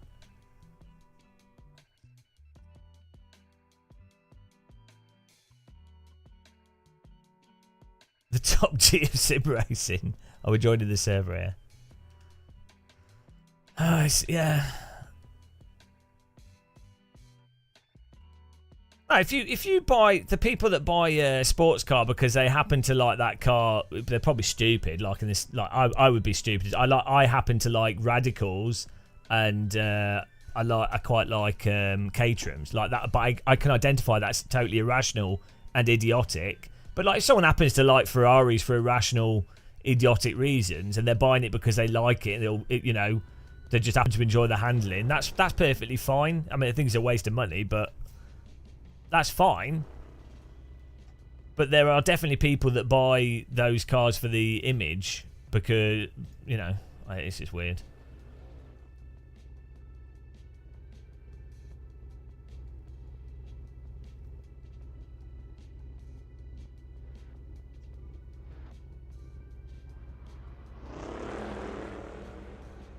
Here we go.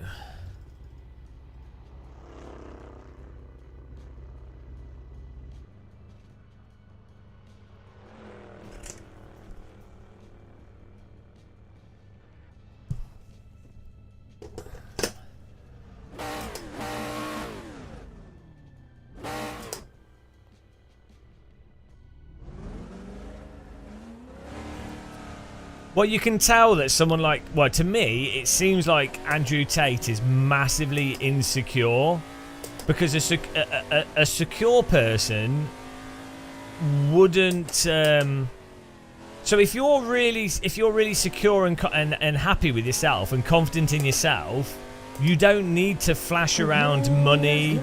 You don't need to be like muscular or like have attractive women around you or any of these things to still be confident and happy, or you know, to be content. Or you don't even need to be positioned as if you're like an authority or in charge. You if you're really confident in the situation, you don't have to be in charge to be happy, because you're like, well, it's working fine, so it's like normally the most insecure people are often the loudest that have to like do these things, because they're offsetting their insecurities.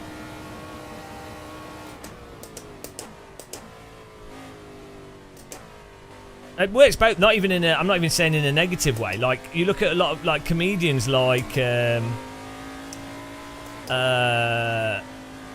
been a lot of comedians that are not actually particularly confident people, or they're very depressed or whatever, but they use comedy as a positive offset of that.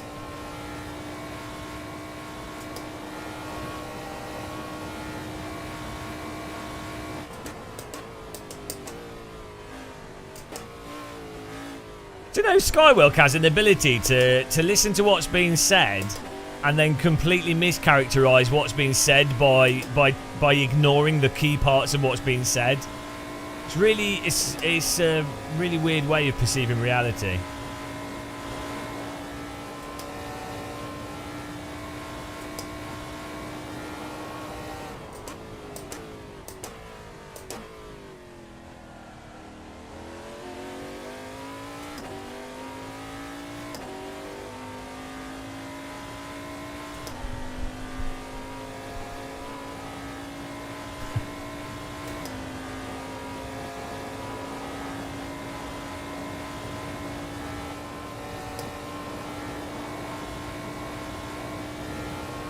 Imagine listening. It's like reading. Yeah, absolute joke.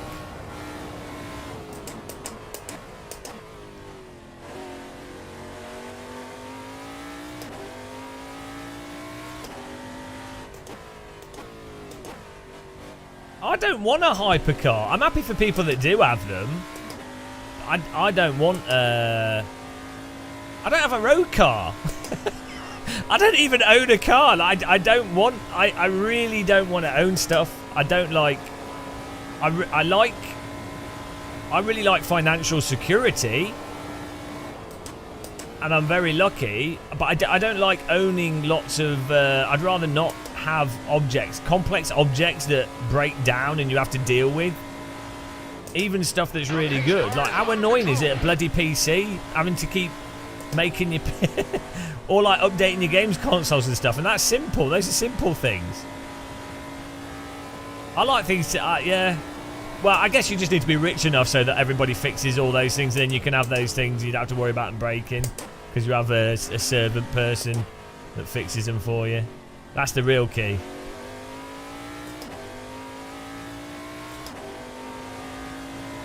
That'd be why I wouldn't get a boat. Like, unless you're rich enough to have someone, so you don't care, and you have someone maintain it all for you. But then you're still, when you're actually using it, to really get the most out of a boat, you need to basically live on it, and that's your life.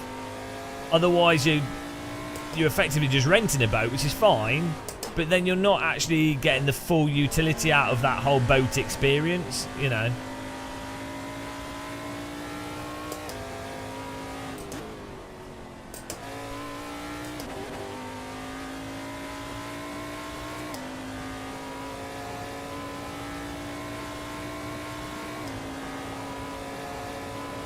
Well, that's what I do, like my kayaks. I get the boating experience with a kayak. I'm on water, paddling along, and but there's nothing to break really. It's just plastic.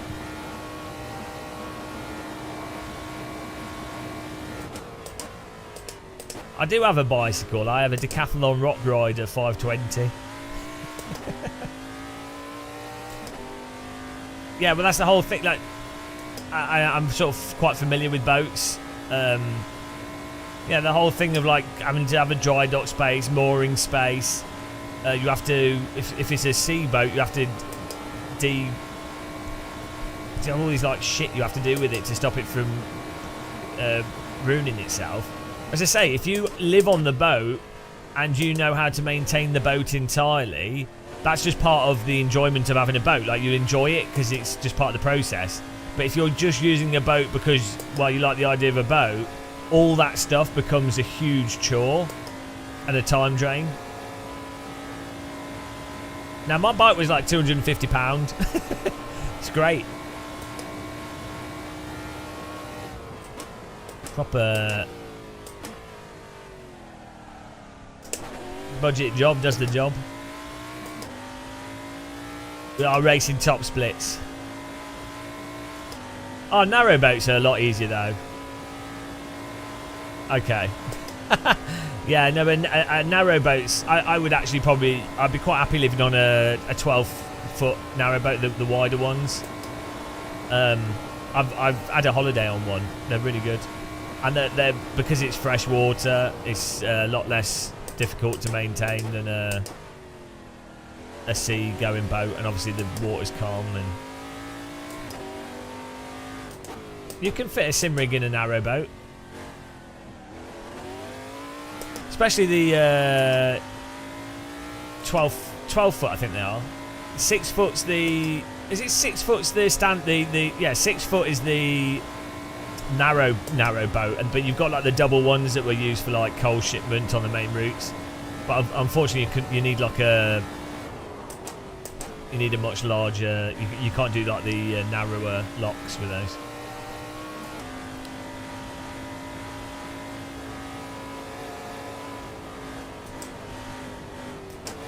No, I'm often kayaking on canals.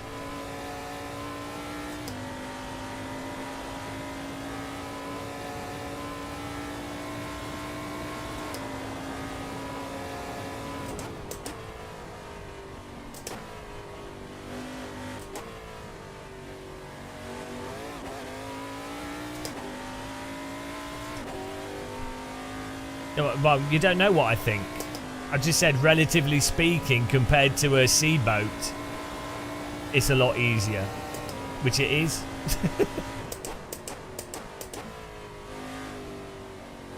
It's still a boat.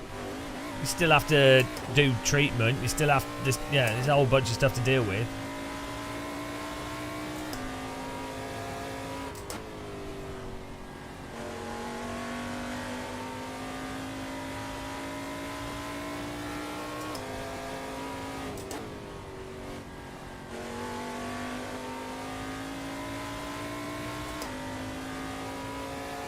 Icon of the Sea. Oh, nice.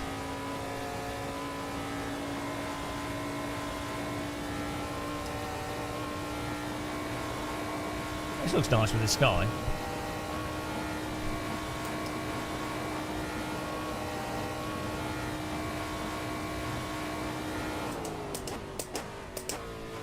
I think the things with like a longboat, if someone's happy living on a longboat, the cost, due to the house prices in the UK, you can live in areas where you wouldn't be able to live normally, which can be quite a big cost benefit for a lot of people. There's especially, well, less so now, it's more known, but in the past, quite a lot of people would live on boats near London and effectively have a much higher quality of life than they'd have if they were renting a flat or something.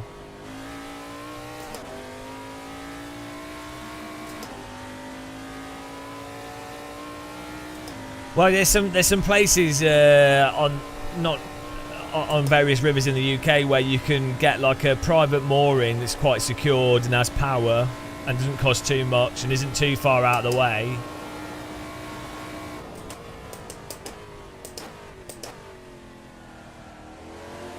That could be pretty good.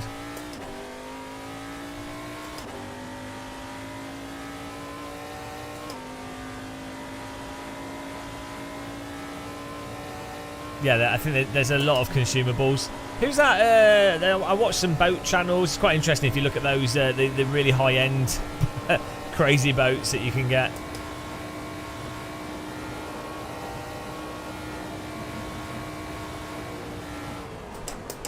So,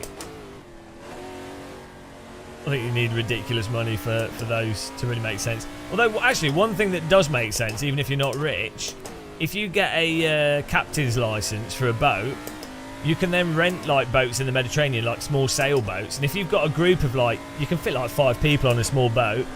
If you've got a group of people that will divide the cost and you've got a skipper's license, you can actually do really, really affordable holidays because you're all just sleeping on the boat. It's going to be a little bit rough, you know. It's not going to be like a hotel stay, but if you wanted to have like an absolutely amazing tour of like Mediterranean, you know, crater or something, value for money relative to the experience you can have from that, if you've got a skipper's license, can be insane. Like I know some people that do that.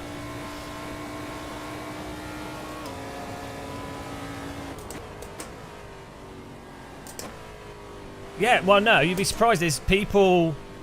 So there's people that. So you know when they get new boats, there's people like Saudis buy like boats and things, or just super like billionaires buy boats. And people with skippers licenses, normally they have a bit of like industry experience and what have you. This is normally a thing they do later in their boating career, but they will just take these like really super luxury boats, and then they will pilot them from like the UK or wherever to the destination and get paid for it. So they're basically they live on like these insane luxury yacht, but they're basically a delivery driver. I think some YouTube videos on that.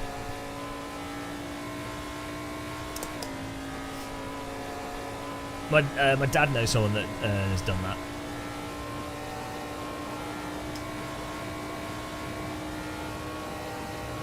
How much is it to rent? I don't know. You'd have to look at the prices. There's websites that list them, but it's not crazy. It's not insane.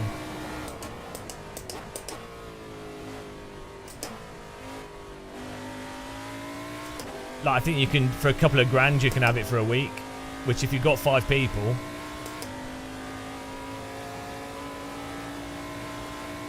And if it's a sailboat, your fuel costs aren't going to be too high, but obviously you still have you still use a motor to get in and out of ports or in situations.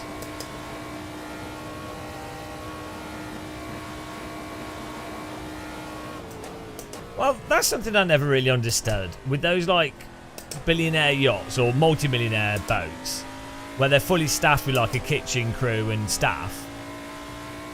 I never understood that. From my perspective, if I'm on a boat, the point of me being on a boat is because it would be, you're away from people, you're only with like your friends or family, and that's the point of a boat. Like you get access to completely private beaches, and when you're on your boat, it's with why would you want staff there? Then it turns it into like a weird hotel type experience. You might as well just go to a hotel. Yeah, no, I don't like cruise ships. None of that. It's because of the implication. I mean, obviously that's what they're trying to do, is they just want their own fully in control hotel, but I just don't like the idea of staff. It's like even when I go, you know, even when you go to like a restaurant, I really don't like the whole, oh, it's a waiter waiting on you. It's like, oh. Do you know what I mean? It's just weird. Oh, today, for this situation, I'm going to play a person that delivers food. Okay. It's so arbitrary. And it's less convenient. It's always less convenient than if you were to go to the kitchen yourself and say, like, the chef isn't less convenient. Like an actual person that's got all the ingredients, can cook really well, has decided on the food and can make the food, right? All that isn't less convenient. That's great. But the whole process of, oh, what food would you like to order? Oh, what drink? And then they go and get them out of the really slowly go and get them out the fridge, and then they pour them like. It would be easier for them to just have a fridge with drinks and you take the drink out yourself. It would be more convenient. It's so ridiculous. Do you know what I mean? Like that, the whole waitering and having a waiter mulling around is off-putting when you're trying to just have a conversation with friends.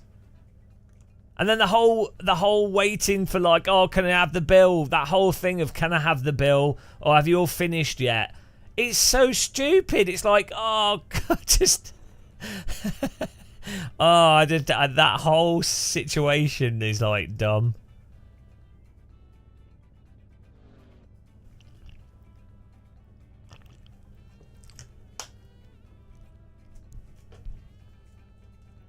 Oh, you go to a bar, like bars. Random call sign in chat, by the way, guys. Go in there, give him a follow if you haven't. Bars. I worked at McDonald's. Yeah, McDonald's is great. You put a thing in the machine and someone makes food for you. That's what you want. Bars. They have drinks in a fridge behind an arbitrary table, right? Most of the time, because it's not all on tap. And then you pay a really ridiculous fee for someone that you have to wait in a queue to get their attention for them to then grab a drink from a fridge to then hand it to you, which you then pay more for, and then you have to go through a convoluted payment system. Like, how is that not changed? Like, I get it, right. If it's a pub and someone's pouring a beer and they've got like different beer, like a whole selection of tap beers and they're like craft drinks and there's a nice way to pour them, and or if it's a cocktail bar, fine, someone, you know, even though I think that's stupid, but like you're paying someone for a display and that makes sense. But your bog standard bar that exists as a place for people to buy alcohol is so dumb. Like, why is it not a vending machine there? But why you shouldn't, if you're just buying a can of a drink, you should not have to wait for it. It's costing the establishment money by people not being able to get enough drinks every time you go out. It's so dumb. It's so stupid. How many times you go out and you have to queue to wait to buy a drink? How much money is being lost? No wonder these pubs are going out of business. They can't distribute the product efficiently. So you've got me started, guys.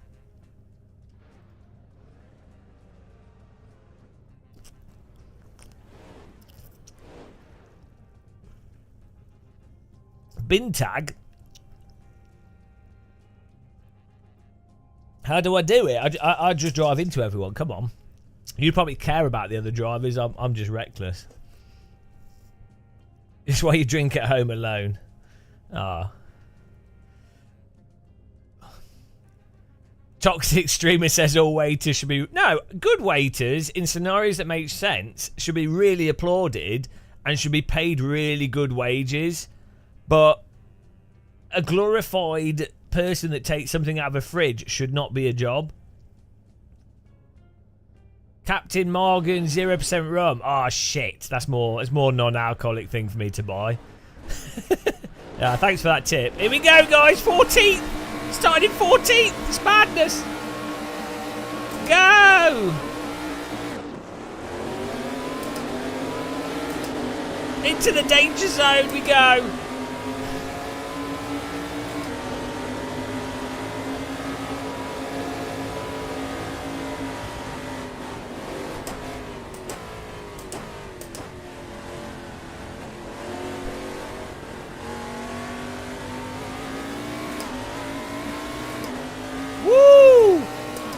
People are driving. This start's really good now.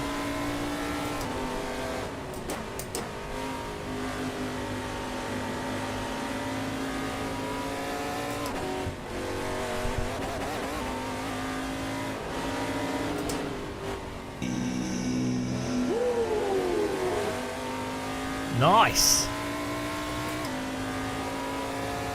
That was a good start.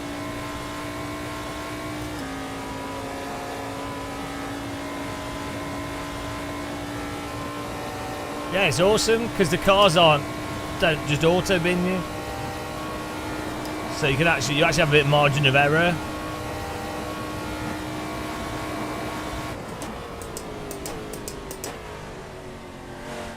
Mate, you are not making that.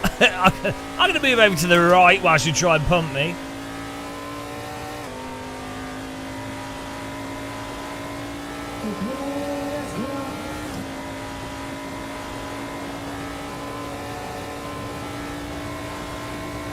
In between all the sims, you've been having fun? What do you mean? AC, you've been having fun? AC's the only fun sim. Let's be honest. No, I still think it's fun to like.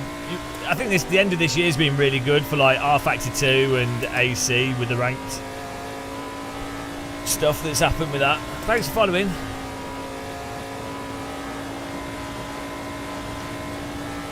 Well, ACC's shit, GT7's shit, and MS2's shit, so you're talking bollocks.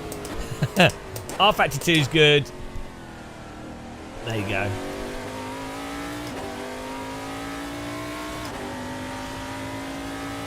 Wow, you shouldn't take anything serious. Anyway, here we go. What's rowboating? It's the AC doesn't smooth out cars too well when they lag, so they kind of go forwards and backwards as their position gets updated.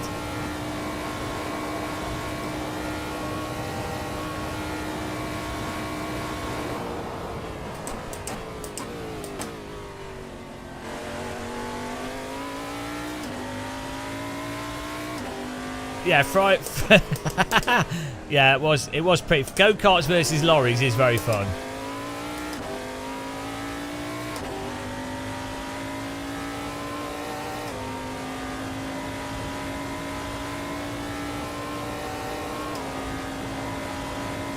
Oh, thanks, random call sign.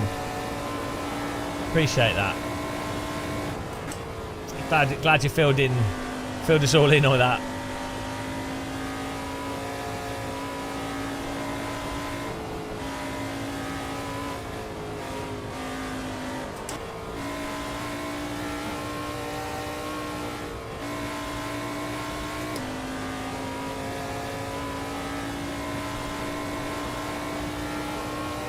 Oh, we're getting in there.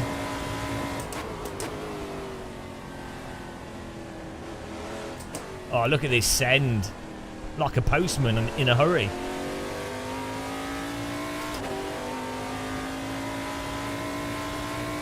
It's not, AC's not as easy to get initially set up as AMS2 for sure. But like the physics in AMS2 are just so bad, like in terms of like it's just massively unrealistic how the cars all just slide all the time. I don't know how people manage to overlook it. It's fun. I'd say it's more fun than Gran Turismo 7 and Forza. It's fun. It's controllable. Force feedback's great, but AC exists. So does R Factor 2. So it's like, well, and then, you know, well, it's not. AMS2's as broken as iRacing physics-wise. Like, it's just in the opposite direction.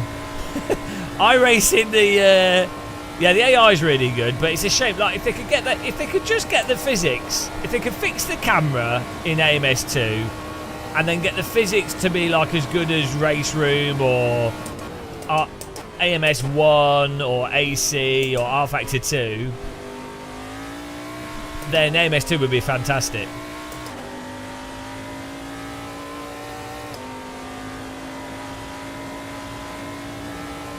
The thing that I think is a bit sad is that there's a lot of brainwashed people, AMS2 fans, that think that the physics are totally fine. So I don't know if there's any like real emphasis or pressure for them to bother to substantially get it better. Do you know what I mean? It's like with iRacing. You get to a degree of quality with a game that your average player cannot tell the difference.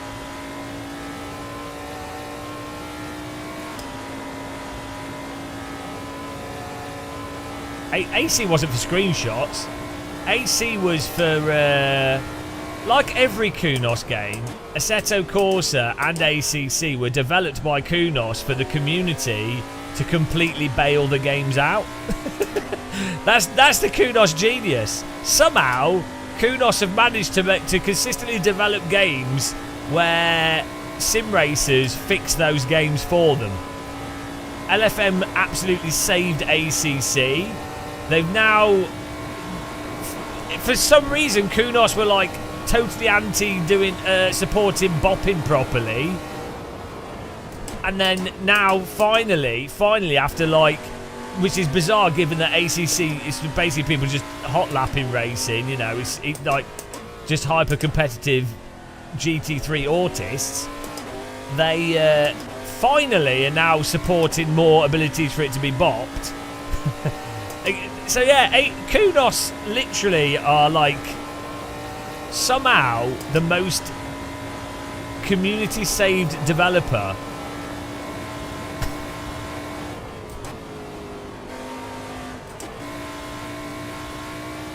No, like I think Nordschleifer for ACC is just massively overrated. Like, who cares?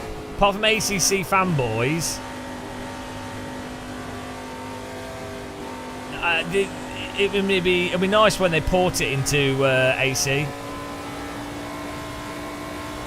Like, Nordschleifer is a good track when you drive it with a sim that has realistic handling, and that's not ACC. Sorry. Can't drive at the limit properly in ACC. Anybody that knows anything knows that ACC's got crap tyre model. It doesn't drive well.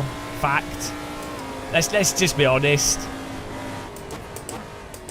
Fact is, AC does driving better than ACC. Less complex, but it works. ACC more complex, but it doesn't work. The cars drive like bricks.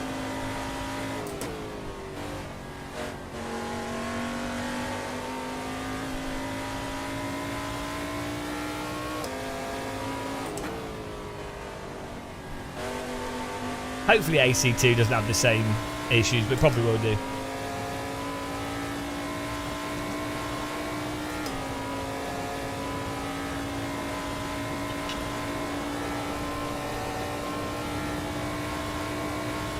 Got to catch up with this group up here.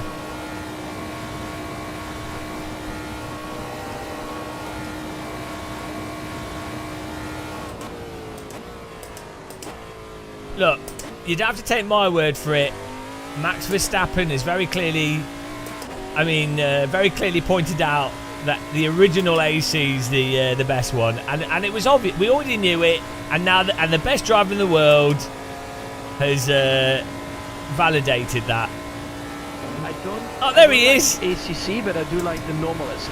What? That is amazing. Actually, it's probably one of the. That's all you need. One of the or not the best simulation to practice, like even F1, GT mods. It's really good. Ah, it's really good. Thanks, Max. Can't argue with Verstappen. The ultimate argument from authority. Yeah, it is the ultimate. It's the ultimate argument from authority. That puts it all to bed. If we're going to play argument from authority, that is it. Basically, I'm afraid you can't disagree. It's from one of his live streams. Someone asked him what he liked.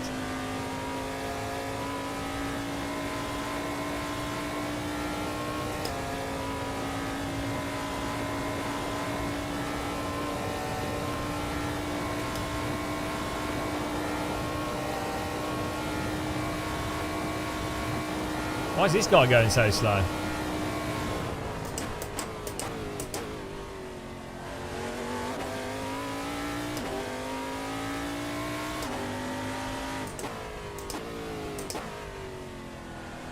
Oh, we're catching up. Hard work, guys. It's taken 10 minutes. I'm quite enjoying doing Le Mans in this. I never learnt Le Mans. Although I guess doing this, I've still not learnt Le Mans because this doesn't. let's say this isn't the closest. This isn't exactly the most accurate version of the Le Mans track, but still, I know what corner's coming up after each corner, which is nice. It's quite a weirdly fun, hypnotic track to drive.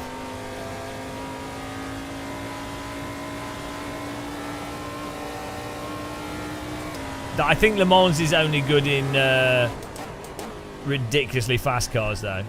I mean, this car is arguably a bit too slow.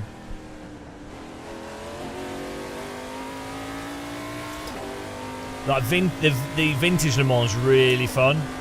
They had it in Project Cars 2. Really good.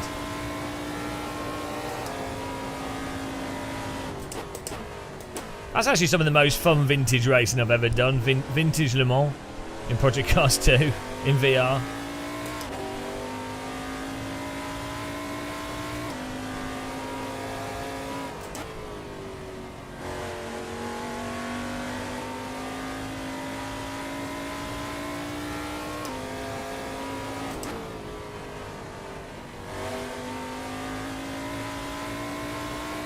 It might be a Forza model adjusted, I don't know.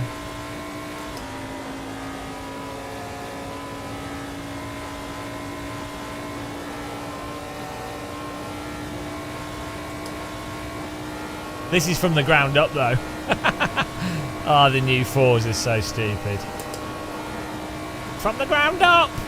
Wait a minute, it's not from the ground up at all.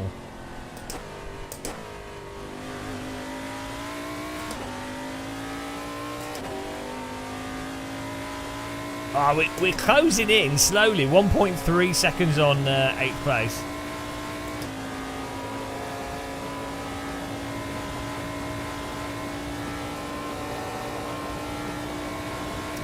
They did in Le Mans. They did have Xbox Forza adverts.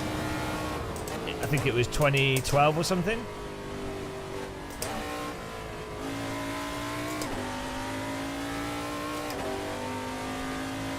Bloody games reporters I knew got flown around the track in a helicopter. I didn't really have but my channel wasn't big then, or wasn't that bit as big as it is now at least. So missed out on that. Can you imagine how good would that be? Being flown around Le Mans just before the 24 Hours of Le Mans.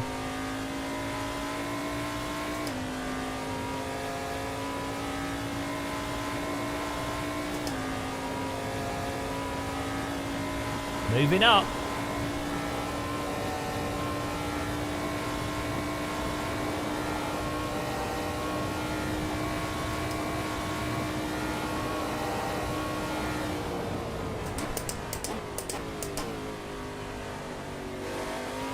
That's a really satisfying corner when you trail brake it through the corner.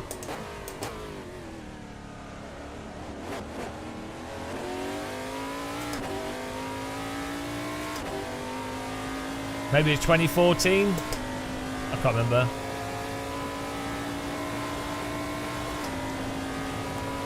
The Le Mans Ultimate game could be good, actually. But I don't know how that's going to work in terms of it taking users away from R Factor 2. It seems like they're just going to end up diluting the user base unless they plan on...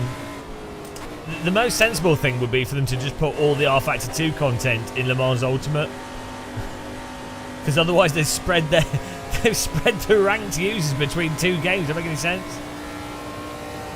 You want as many people as possible in one thing.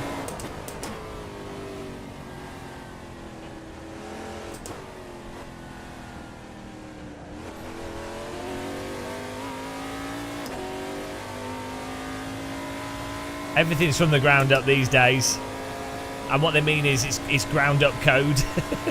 It's gone through the meat grinder of programmers.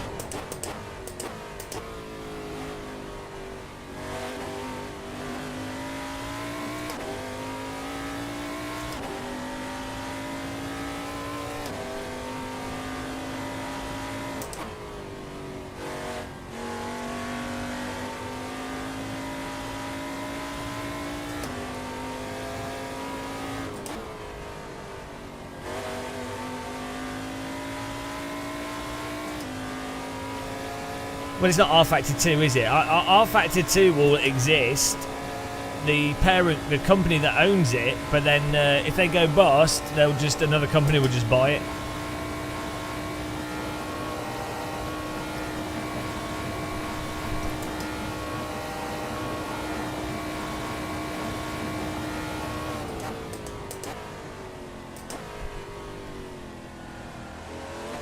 Oh, we're glorious 7th. The car in front of us has lost it.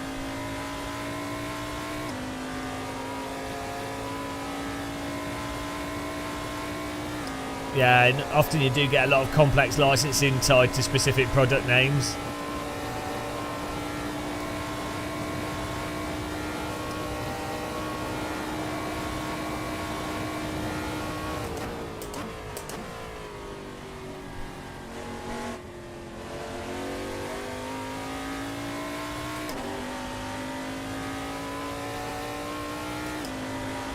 Hello, Jochen DRS. How's it going, man?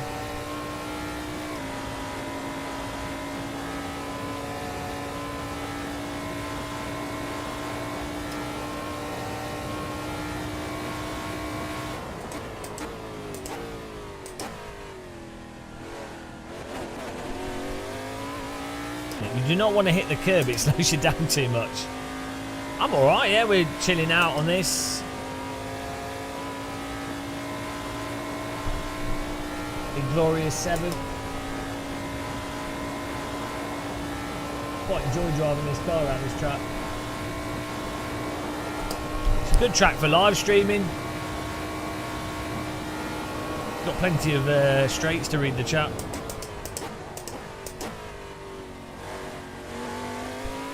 We had a good start because we didn't qualify well.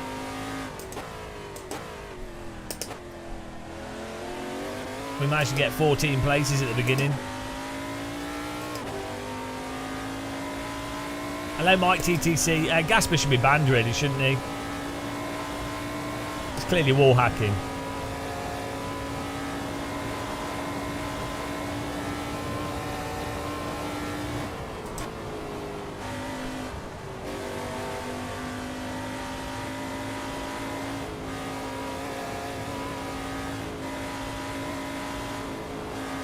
You might want to try typing that message when I'm not on this part of the track.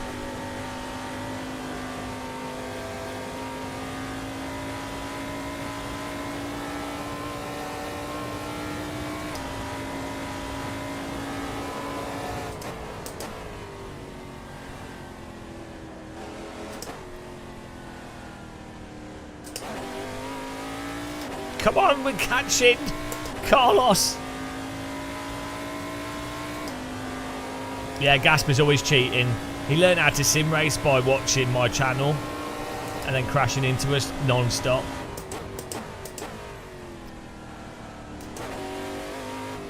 He uses advanced psychological warfare. It's disgraceful. Oh, hang on, last 10 minutes we need to watch out on the tyres this corner.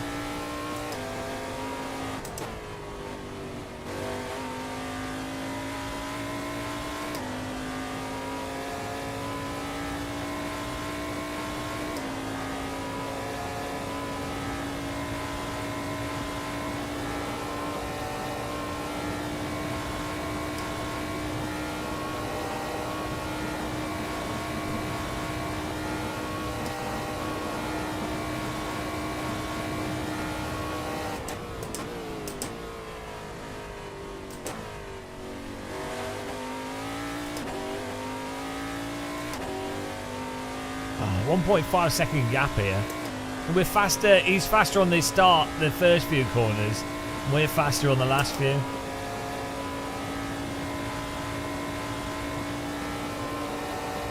Oh, we've got lower downforce as well. We're faster on the straights.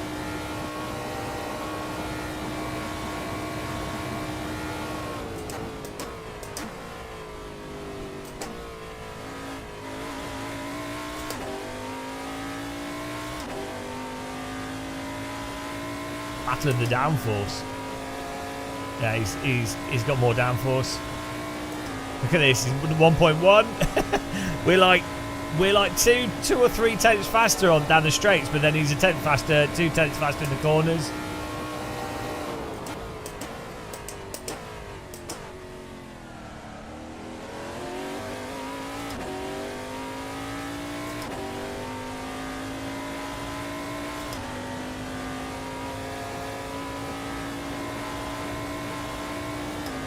We need rockets.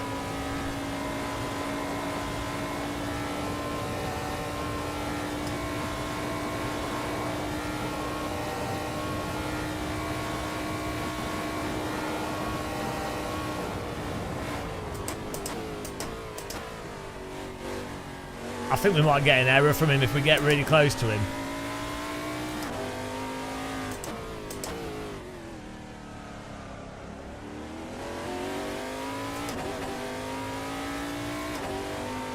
Hello Milo's Live, how's it going? We've had a cup of tea, we've got some non-alcoholic. We've been trying this from Morrison's Freedom Beer, non-alcoholic. It's quite nice. This, I think, it's a rip-off of Brewdog's.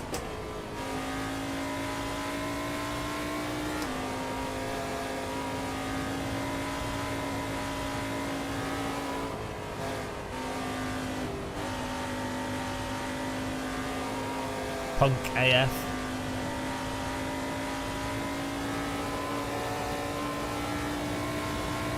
Man, he's doing this on that.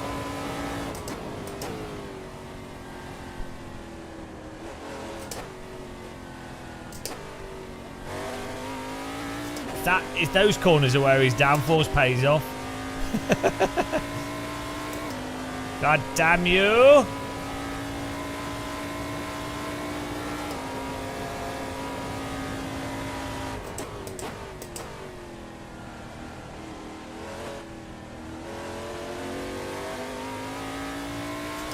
We need to get within a second on the first straight.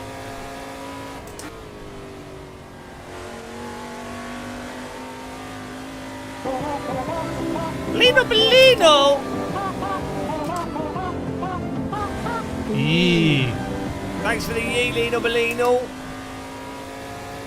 Guys, you should follow Lino Bellino on Instagram. She does modelling at skate parks.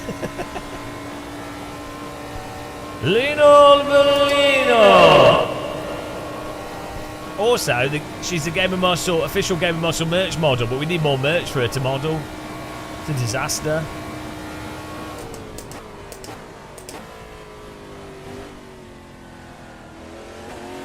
Let's go! 1.1. Surely we've got to get him before the end. He's like fishing. Whale fishing.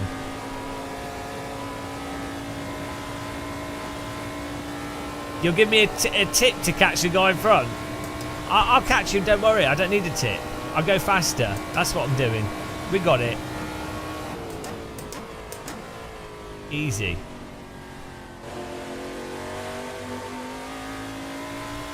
Look at this. Thank you. Yeah. I thought that was going to be the tip. You're waiting for more merch. Okay. They're trying to break the draft up, but it's not going to work. I'm coming. I'm not Jurassic Park theme. There we go. I don't know why I felt that Jurassic Park theme there. Why not?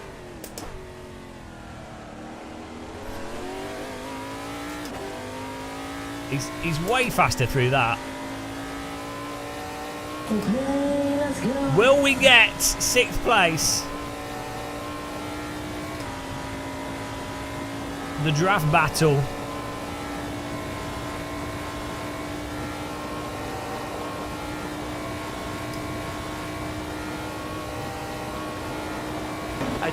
I don't like ACC, but I do like the Normalist. That is amazing. So it's probably one of the or not the best simulation to practice, like even F1 or GT mods. It's really good. Are we so much faster through those tight corners?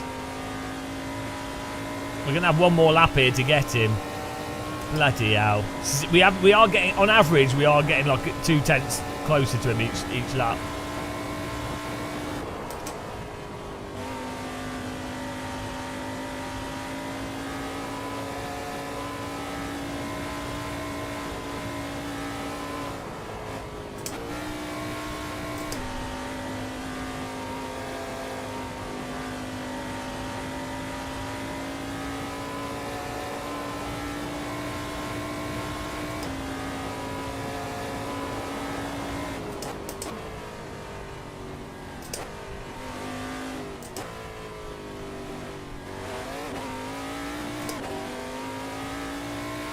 That's probably a track cut. I don't know. It was very close to a track cut, that.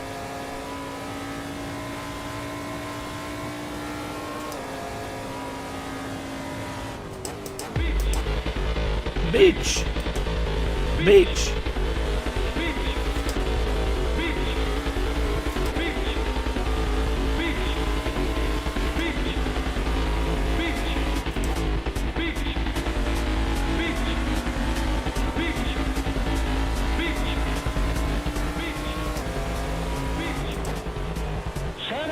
The beach.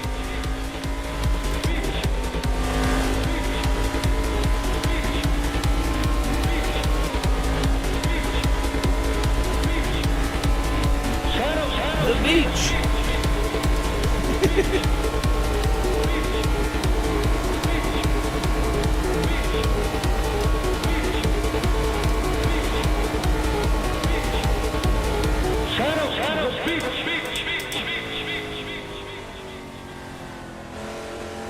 Oh, come on, come on. Okay, we're gonna have to absolutely hammer. Do we get one? We might get one more lap here.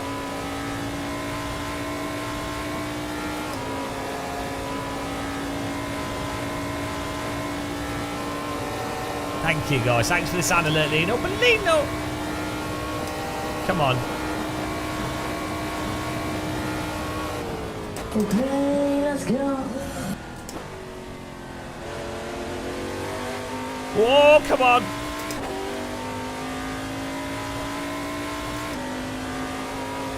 No point, it's the closest we've ever been. We've been crooking him all race. Oh, here we go. We're in the suck.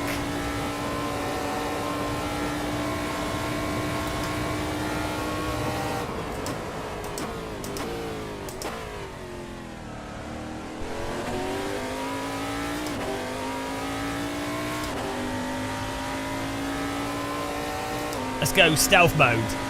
Lights off.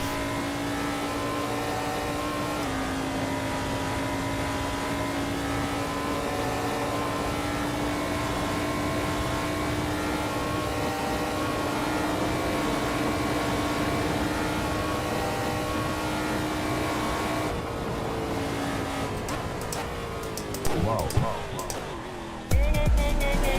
Oh! Slow.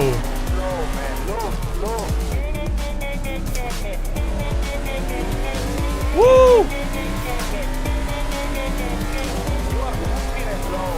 You are fucking slow. Fucking slow. Fucking slow. There we go. Get in there. I think we might have one more lap though. I was a little bit on edge. We're slow through here though, so watch out. Fat lady can't sing yet.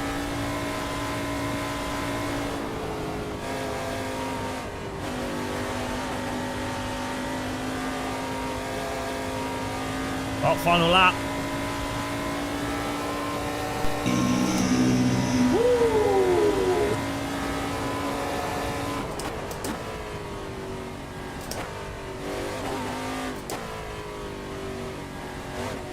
Get in there.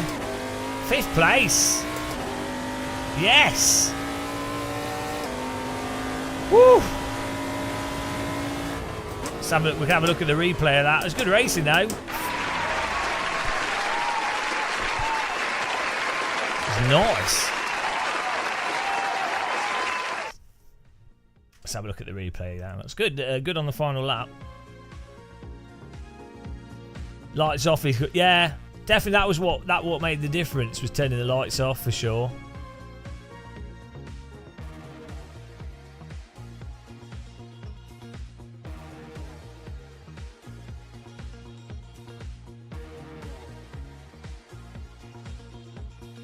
Okay, at Game Muscle, say you approach. Hang on, bloody hell! Right, here comes the Bible. Badly dressed onion. Say you're approaching Lime Rock chicane and some dude gets in front bumper just a bit on your inside. Do you just give up the position and lose one position? Yeah, well you shouldn't let them get a bumper up on the inside. If they've got a bumper on the inside of T1, they've got the entry into T1 and you can't do anything. So you should know how close they are behind you on the straight, and then you should hold the inside line.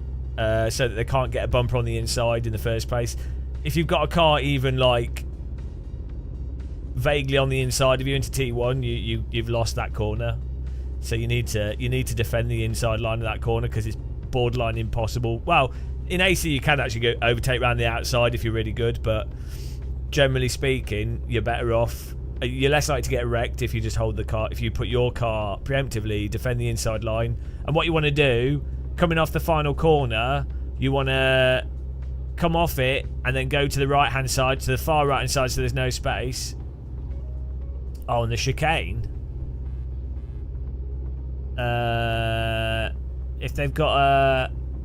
Well, they're probably going to drive into you, but it's 50-50. On the chicane, it's 50-50.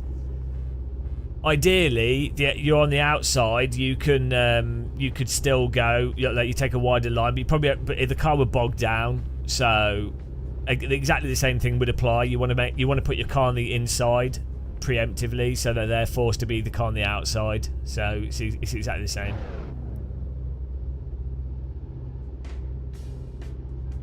Basically, you just want to be on the inside if you think they're going to be able to go there. Because yeah, if you're on the outside, there's not you've lost the control. You're dependent on them being a good driver. We had a good start here. You were right behind you guys on the final lap. I feel like that guy was moving so late. Oh yeah, well he tried to block me. We'll have a look here. Got the replay going. But it's alright, he didn't crash into us, it was good fun. We had a good start.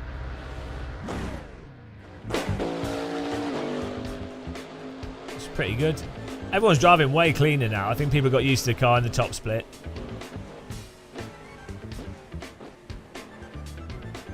I mean, how this is working out better. It has to be said, this is way cleaner than iRacing Top Split LMP3.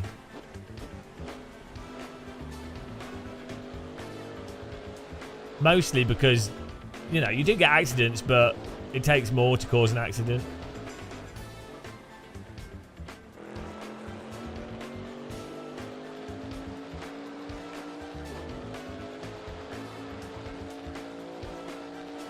I think they should have electrodes that you have to install to your genitals. And then if you cause a crash, you get electrocuted. What's that, random? You're saying... well, I don't know. What did you find? I don't understand.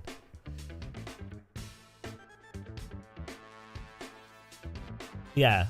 Yeah, I think it's because it's more forgiving, to be honest. Like, you can knock into each other with less of a thing, and then the damage is lower. So it's all the stuff I've been saying that iRacing should do for years, but it started off at the beginning of the week. LFM was way less cleaner than iRacing, but over the last 2 days, people have got used to it, used to the cars.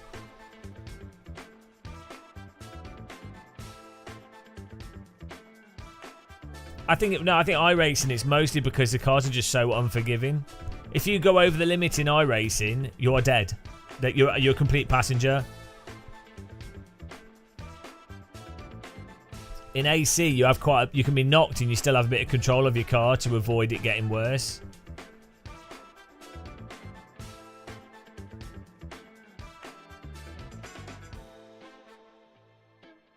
Well, they should be more relaxed because it's a lot easier to drive. I think we started in 15th. Well, it's his final lap. Let's have a look at the...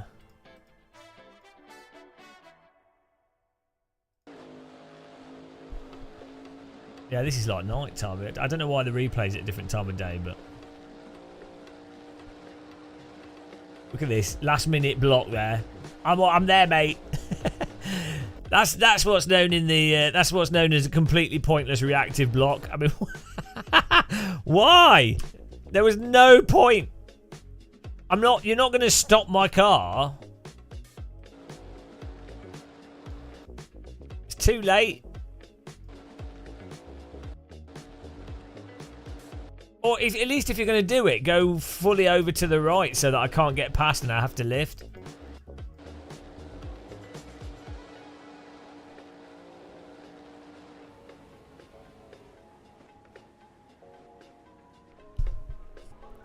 Yeah, he has too high a downforce.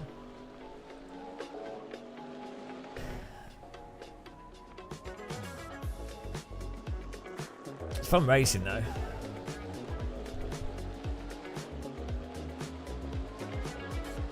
Yeah. Yeah, because he probably could have actually... We might not have been able to get in front of him for the corner, and then he could have... Oh, here we go. What is he doing? Oh, no. What is he doing? He didn't want to lose another place. So he sees you're going... He's moved left, and then he's moved back right again. Yeah. And then you've driven into the back of him. That's his fault.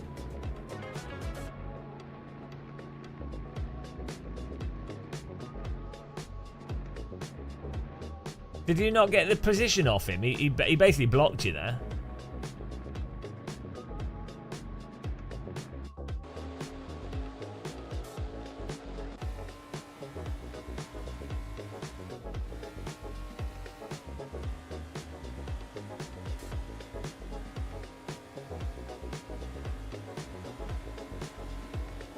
Oh, he's just blocking.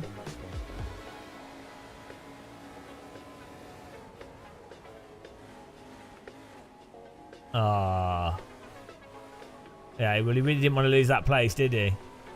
There's some cheeky blocking going on there. What's his name? Name and shame. Who is it? What was... Carlos. Carlos, you naughty boy. Oh, should we host a race? Who wants to join the server? Man.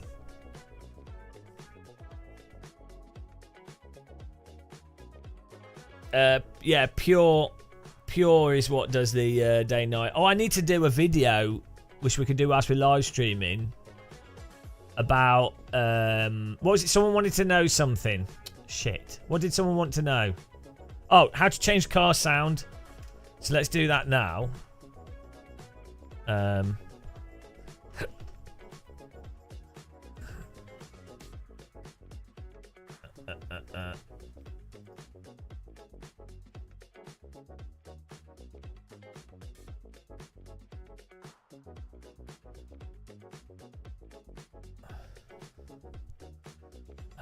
Let's do content manager so you guys can see it.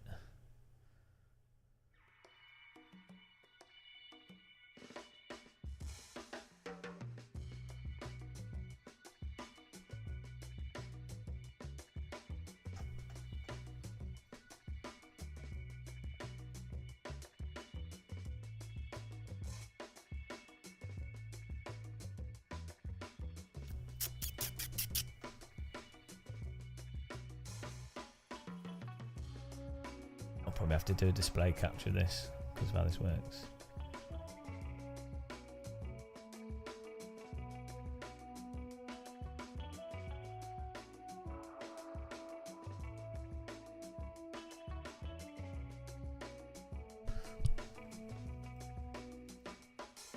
Please hold. Yeah, someone wanted to know how to change car sound, so I'm just doing that.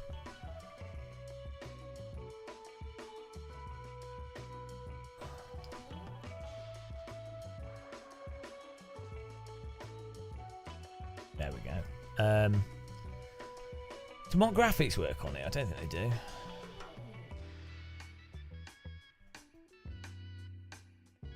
Oh, no. That's...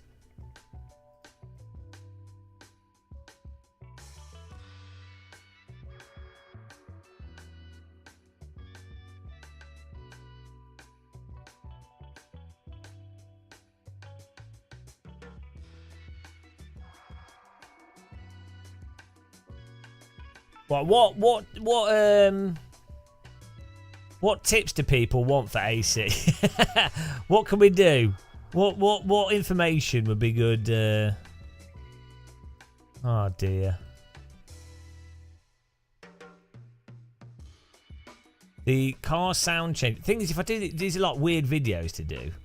We do like three tips. 3 tips.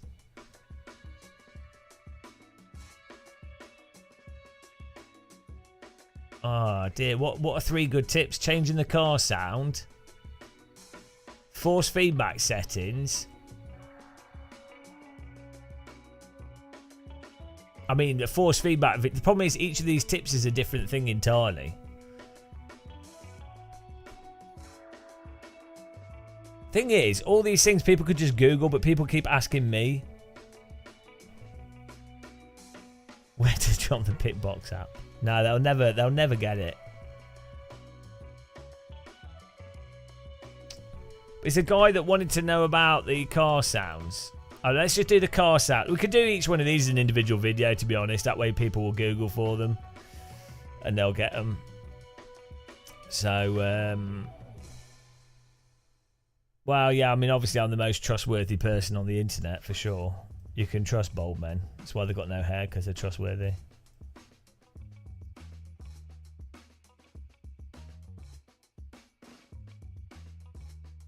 Right. Let's do this as a... I really don't want to edit this video, though. We could do this. I want to do this as a one-take video, then I don't need to edit it or anything, and then I can just upload it.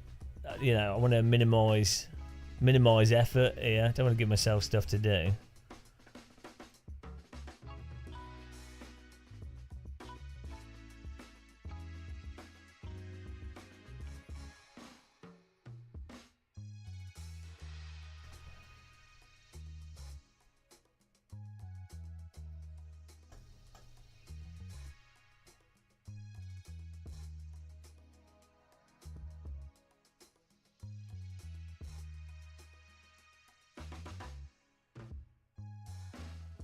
Did Stalin look good in his 30s?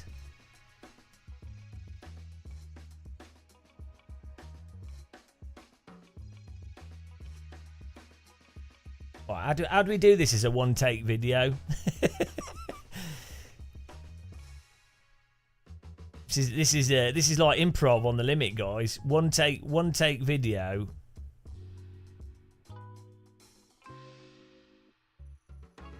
Chat, we're not going to do this first time, are we? Should we have a poll? Will we do this video first time? We'll do a new poll. Will we do this video in one take? Manage a prediction. Right, let's delete this. Delete and return points, because I don't know where we finished in that last race. Start a prediction. Can GM do this video in one take? Yes. No.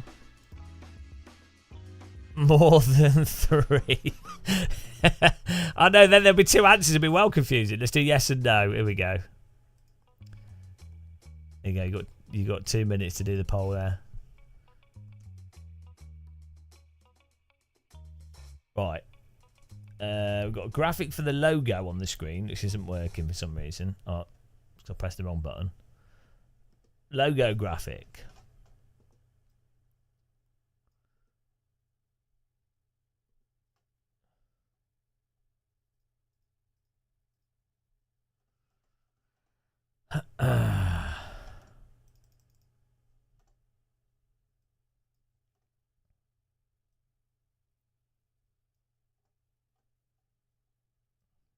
Right, what's the poll on? 100% no.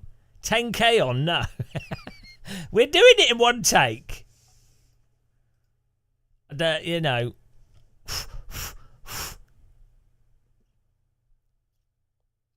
Well, here we go. We got some. Right,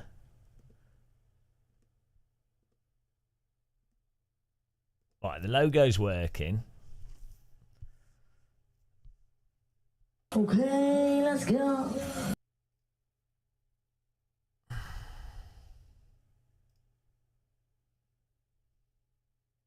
We could do with some background music as well, just to make it exciting. We can have some jazz playing.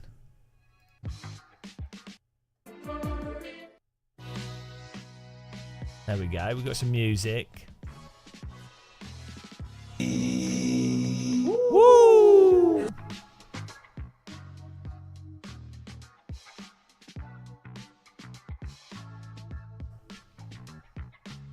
you ready? You ready, guys? We got 12% say yes, 88% say no. Well, let's see how it goes. Let's see how it goes. You ready? You ready for the video? 46% say yes, 8,000 to 10,000. Oh, this is pressure. Okay. Here we go. Here we go. We've got to press record and then go. Go get that information out. Oh no, this is high, too high pressure now.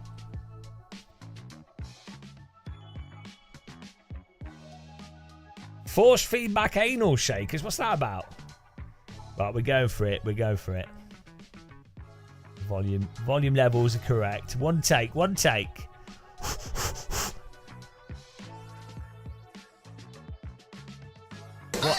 Oh, we need it. We need the LMP3 car. Hang on. We need to get this set up.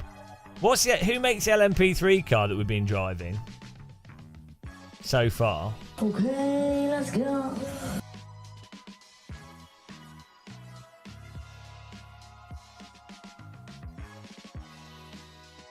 Oh, it's this one.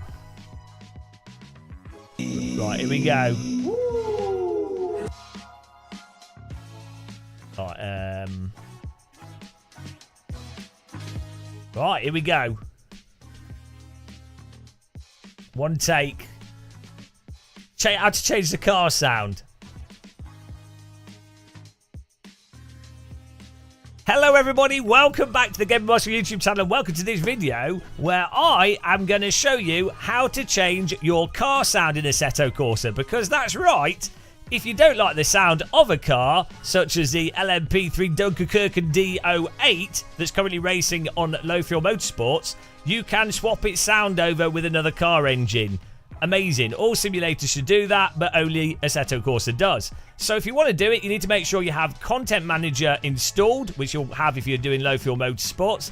And then you need to go to the car page by, you can bring up the car in single player, and then you hover over the car to pick your car that you normally pick, hover over it, and then there's an option called Manage Car. If you click on that, you then have the ability to go to the bottom of the screen where there is a Replace Sound button. If you click on the Replace Sound button, it will then bring up a screen with all the cars on it, and you'll be able to select the car that you want to replace the sound with. Now, you have to keep in mind that you can only replace the sound with a car that's got the similar RPM engine. So if you pick like a Skoda Citigo for a Formula 1 car, it won't work properly. In the case of the LMP3 car that we've been driving on LFM, I swapped the car sound with the URD, LMP2 car, I think it is, and that sounds a lot better than the default LMP3 car. The Radical is another example. I swapped the sound of this Radical with a nice RSS mod car. So, as I say, you can just pick the car from here, then you click OK, and it will then swap the sound of your car over. And if you've picked a car with the right RPM and everything, your car will now sound like that car. That's as simple as it is. You don't really have to think about anything else or worry about anything else. As I say, LMP3 car, I use the URD or the Orica, I think it is, to replace sound of that. But you can do it with any vehicle. So hopefully that was a useful, amazing, fantastic, quick tip on how to change your car sound with another car in Assetto Corsa.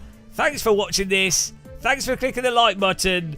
Until the next one, happy tea drinking and goodbye, everybody. That's it. That's a one-take video! Yes! You guys couldn't see it on the screen, but I think that's the video. That's that done. Let's check it. One take. That's good enough. Beautiful. I had to hold the smile at the end because the logo was on the screen. Right, let's check the video here. Let's see if it was good enough quality. Content creator, that's it. That's how it's done, guys. Let's see. Now, if anyone asks us, there you go. And you guys you couldn't actually see it on the screen, could you? The other windows. Here we go, guys. Let's see. Hello, everybody. Welcome back to the right, let's watch our video of us watching the video of you watching the video. Oh, we've been raided. Minded. Thanks for raiding, man. Welcome.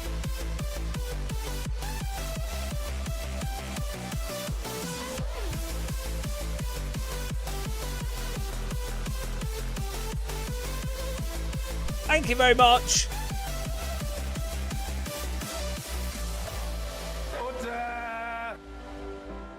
Order. Thank you. Welcome along, guys. We're just recording we were just recording a video guide live. Right, let's see if this works. Welcome along. You can watch the video we just made. Let's see if this is this a pass or not. Let's see. Hello, everybody. Welcome back to the Game Master YouTube channel. Welcome to this video where I am going to show you seem to be how juddering. to change Why are we your car juddering? sound in Assetto Corsa. Because Robot that's muscle. right. If you don't like the sound of a car, such as the LMP3 Why are we, juddering? D08 that's currently racing on Low Fuel Motorsports, you can swap Don't its worry sound about the over with judder. another car engine.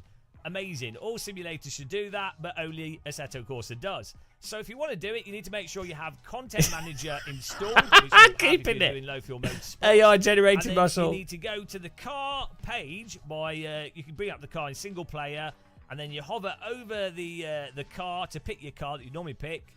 Hover over it, and then there's an option called Manage Car. If you click on that, you then have the ability to go to the bottom of the screen where there is a Replace Sound button. If you click on the Replace Sound Why is the video button, doing it that? will then bring up a screen with all the cars on it. I hope it's not done it to you'll the be able to other- select the car that you want to replace to the other recordings the we did. sound with. Now you have to keep in mind that you can only replace the sound with a car that's got a similar RPM engine. So if you pick like a That seems to be City working. Goat, Oh, sound nice. of this radical Right, the end of car. it. Button. Until the next one, happy tea drinking and goodbye, everybody. Everything's juddering. Well, that worked. That's fine. It worked. Right, there you go. That's the video. There you go. That grimace. Maybe, hopefully it's a VLC bug. Okay, let's open it in, because everything else was smooth. I did change my encoder settings. Let's see if we're still Robo Muscle. Oh no, it's because it's it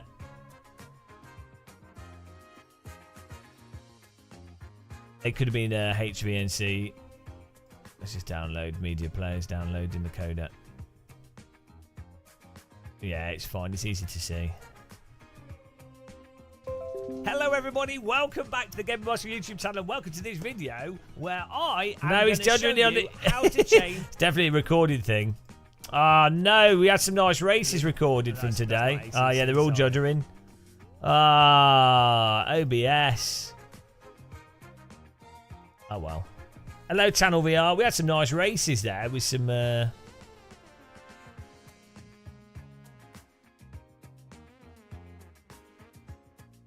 Huge error.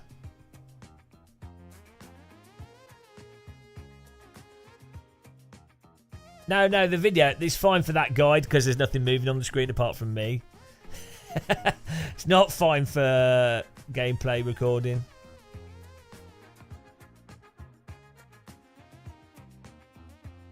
It's a very weird... Yeah, you could just rip it from the stream, sorted.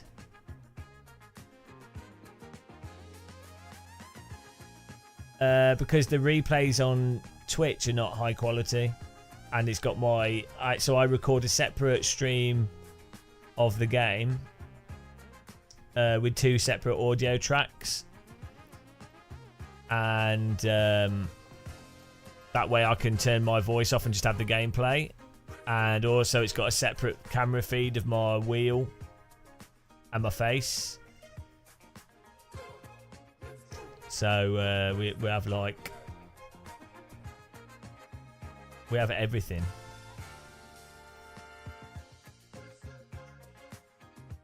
So you name it, we can do it. Right, we're gonna do the next. Where's the next LMP3.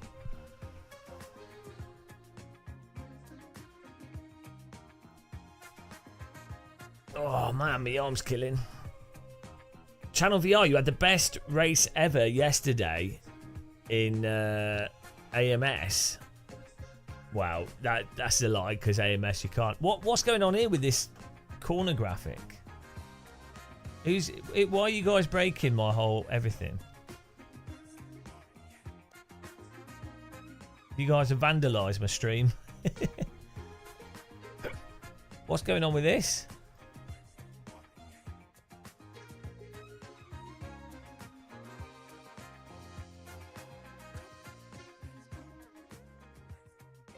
Oh, it's totally broken. It's totally broken, guys. The LFM races have been great, yeah. Really good fun. Okay, so 37 minutes to the next race. Let's just sign up to that. And then on LFM, we have...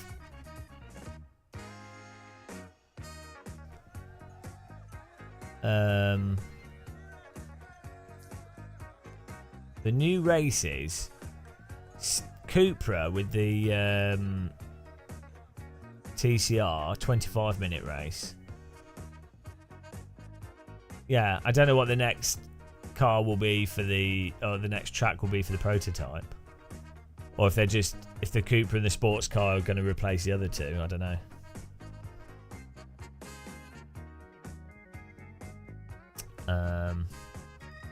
Oh, thank you, Channel VR. The description. Super sticker, €3. Pair character stretching his arms forwards, raising his thumb up. Thank you very much. Magello in the Cupra. I mean, maybe it'll be alright. We could join the practice for that and give it a go. That's on Monday. And then the sports car series. Daytona International Road Car. LMDH, LMP2, GTE. Well, we can give this a practice. So we can download these now. The LMP2. Here we go. Get download. Let's get these. We can have some practice. Yeah, exactly, Marks. I think they just need to keep it simple, basic.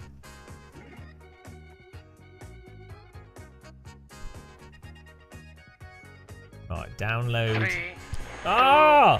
1. There it is. Thank you.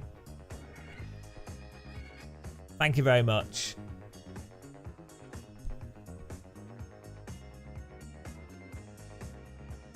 Mind it, yeah, it's awesome. It's really good. Right, we're downloading the LMP2 car. Reboot Team Daytona. Download link with viruses. Shukas LMDH pack. Download that. Ignore the viruses. Download anyway. Download viruses, yeah. Soul penalty 8 hours. That's it.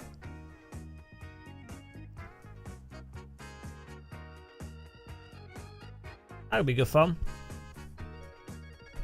I'm not sure multi-class is a good idea, actually. Because you end up with what... If you can have... Depends how many people they put in each server. AC tends to start breaking when you have more than, like, 30 cars on a track.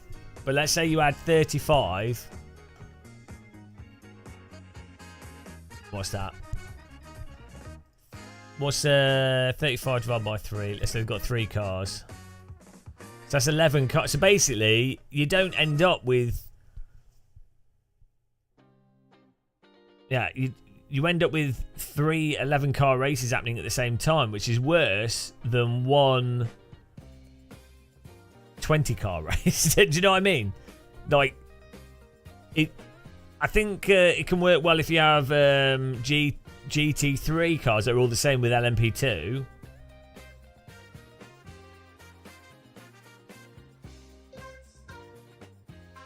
Yeah, because Fast Boy, what can happen is if you have one, especially if you're doing closer racing, if you have one person that's laggy, it messes up the server exponentially.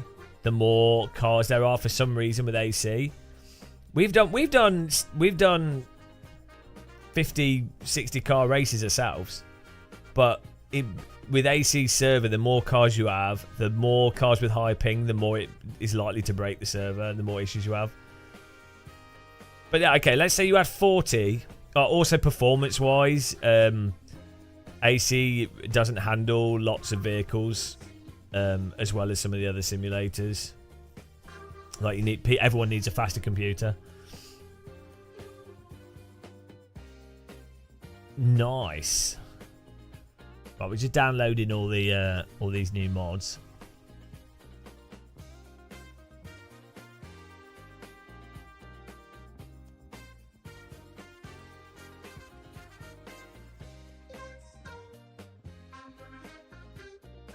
Orica pack.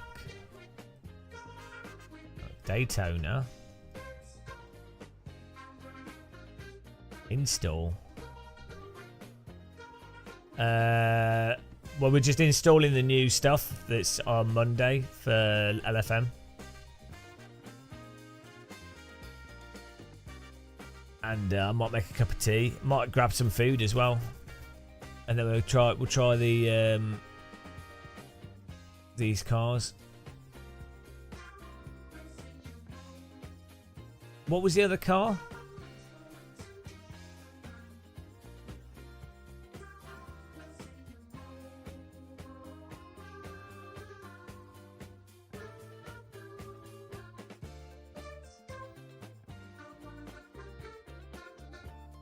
The Orica LMP2. I've already got that. This is what we were using.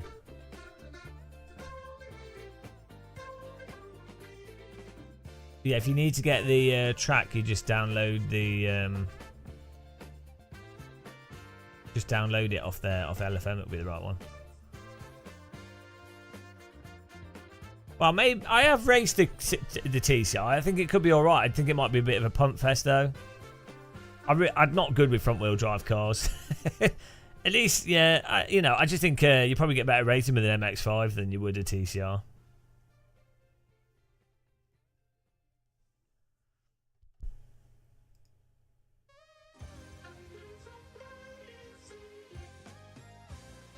Oh, hang on, we've just downloaded this. Why is this not? Orica. We've got the Orica. What's the other?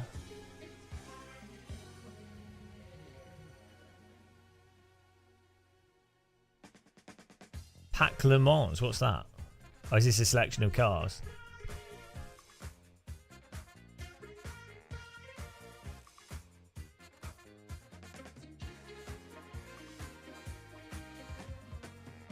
I don't know what my SR is.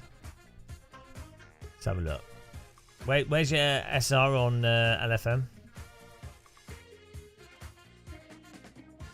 My SR's 7.7 B1. I'm clearly a safe driver.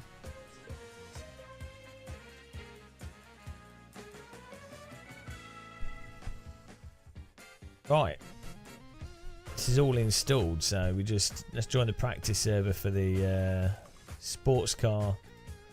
I might as well download the Seat Leon Cup whilst we're here as well. From race department. I'm gonna grab a cup of tea actually, guys, and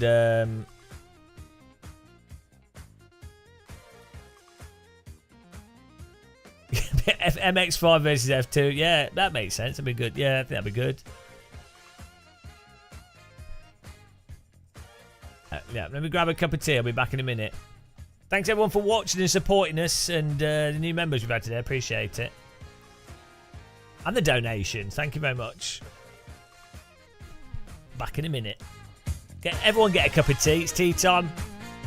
So I'll push the ad button now so you don't. So on Twitch, you guys won't get an ad later, hopefully. Oh no, it's just done that. Okay, forget that. Forget that. We can't do that. We can't force it to skip. Oh, maybe we can't. No, we can't. I would have a German Donna, but I'm not. I only have them when I'm out and about. You're eating a dinner, bruv. Right, I'll be back in a second, guys. Whew. We need a graphic, a tea drinking graphic.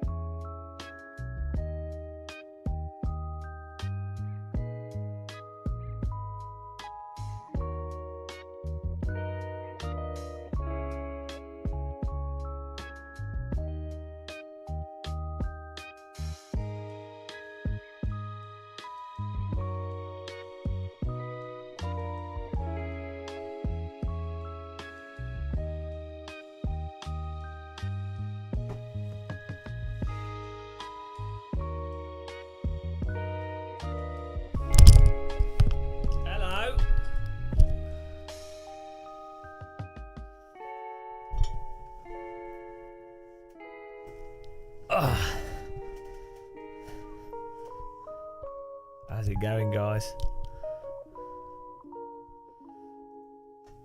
Put some food in oven.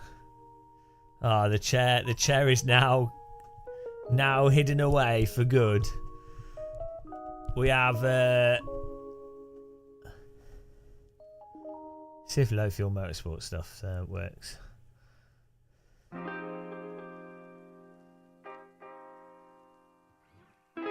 I put some brown rice in the rice maker and some beef with some tikka masala sauce.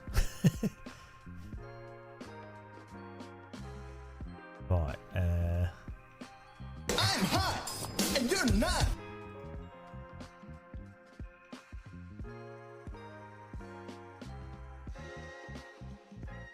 How do you choose your car? Oh, here we go.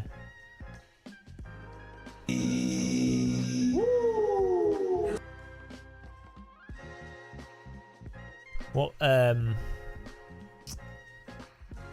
Okay, let's go. do the Orica, the hypercar. Oh, the Orica 07 LMP2. I've not driven this yet. Is this any good? There we go. Let's try that.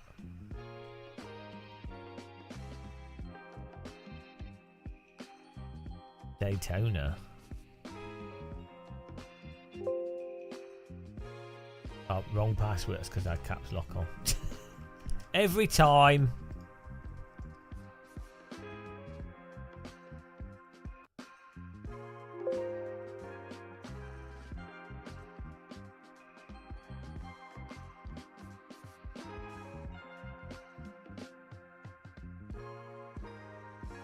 Don't know, maybe. We'll see. I'm sure the update won't be insane.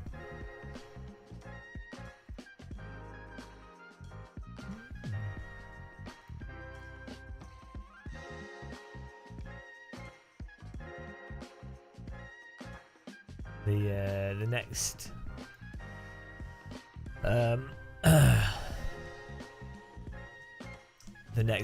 the next Le Mans race is in 17 minutes as well.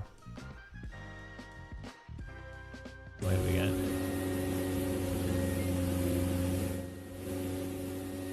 We're gonna need a setup for this.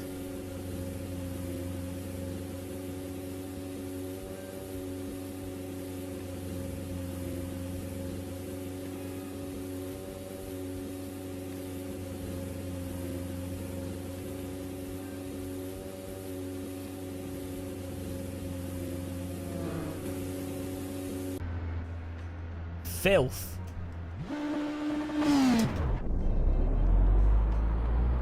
We're gonna have to swap the sound out on this car.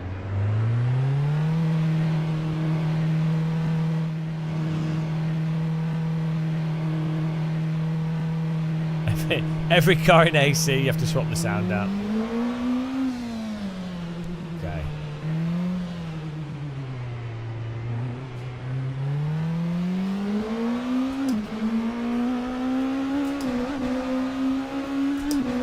Now it's a bit of a rocket ship.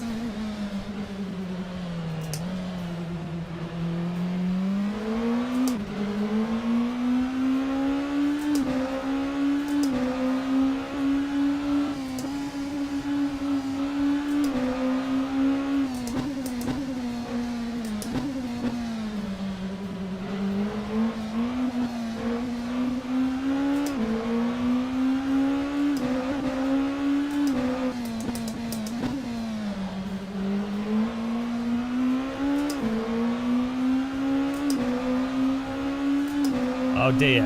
We've got a problem with the head tracking here.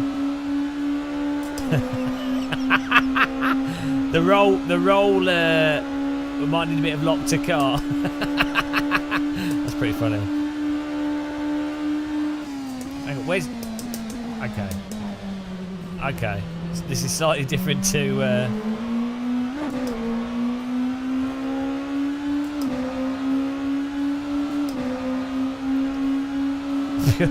This is maximum lock to horizon.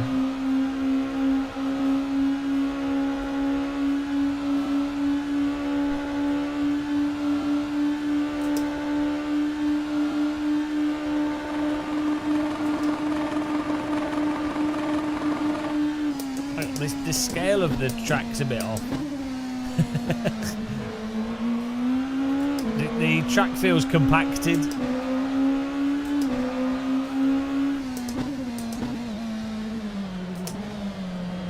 Should still be fun though.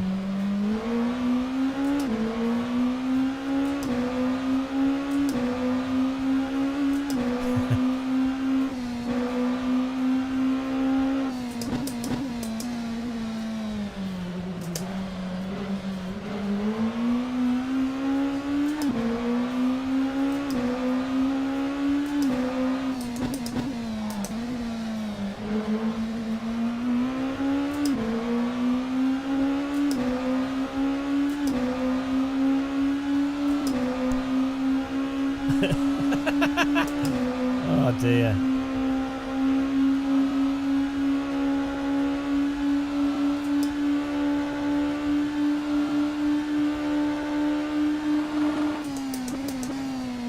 What?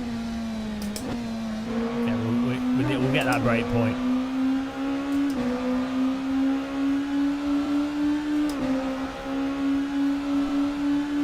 There you go. I don't see any issue at all with this.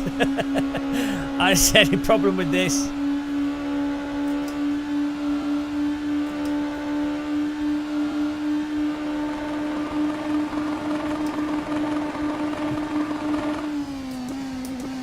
Why does the car sound like a helicopter trying to start up when you hit the limiter?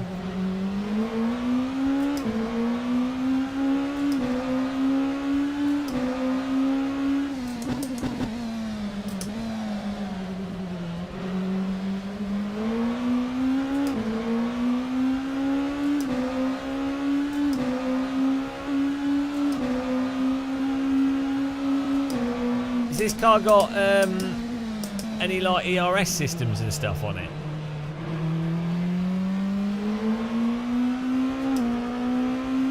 No, only 6 gears. We can change the gearing.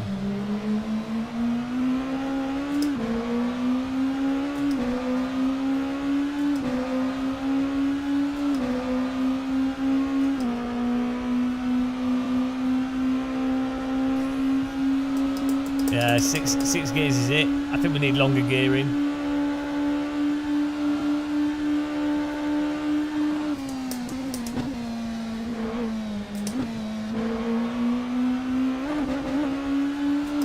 Nah, neck's fine. We can adjust the setting in the head tracking software.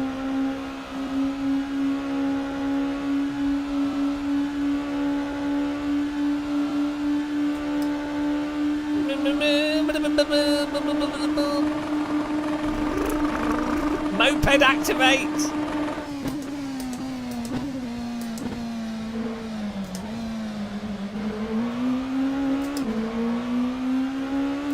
I quite like this track though myself.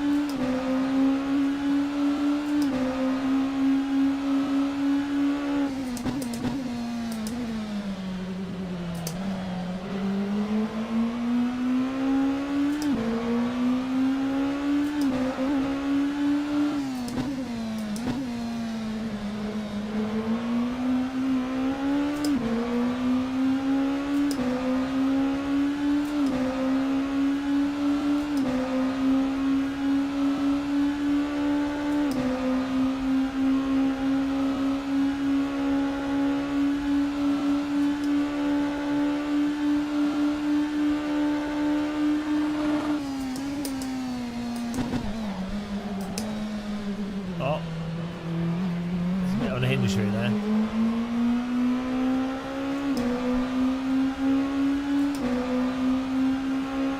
This is what happens in real life. If your head's on a string, is your head not on a string? Pretty sure that's normal. Don't think you appreciate what it's like being a string head.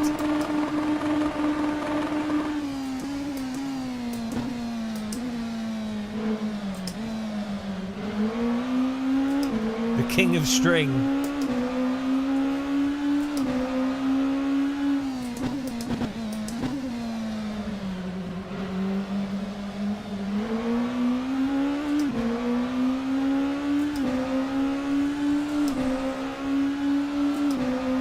Right, I mean the sound of this car could definitely be better.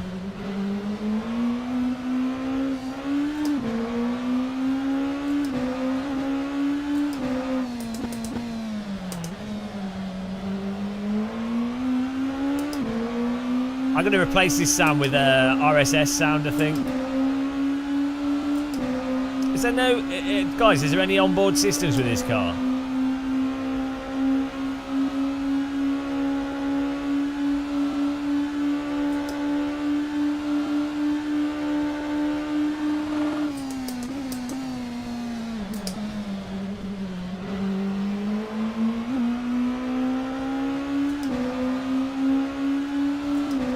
This is the LMP2, yeah.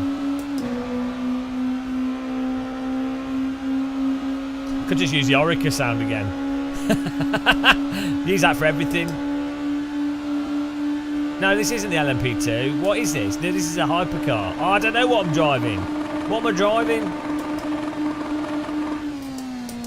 It looks like an LMP2.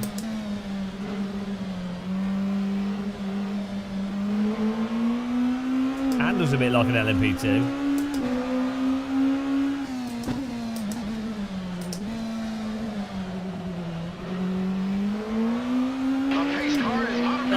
J Mars, thanks for following.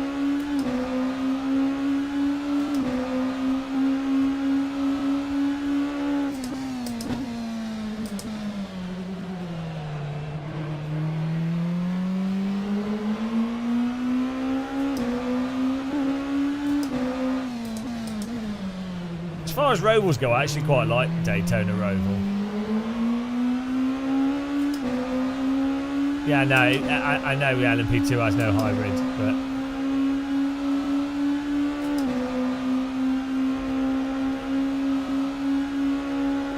we need the. What's the fastest car that they're running?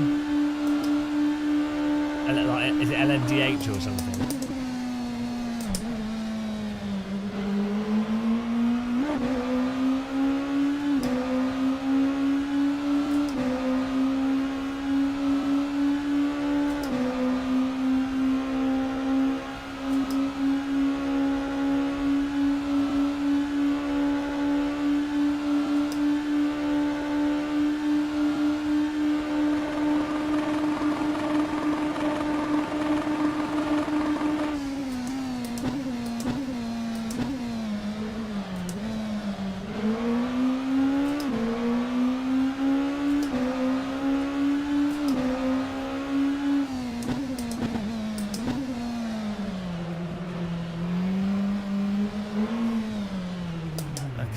What do we do on this one? We got.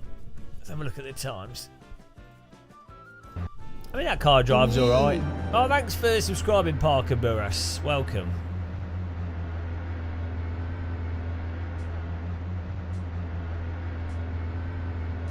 I got an Orica. Yeah, we need to be driving the 499p.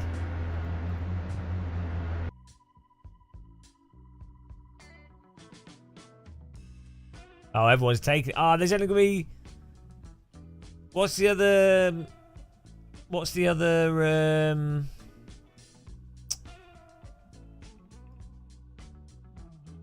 What's the other fast car?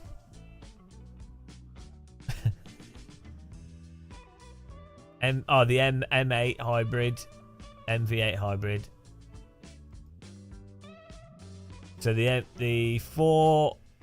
499p and the V8 hybrid are the two fastest cars.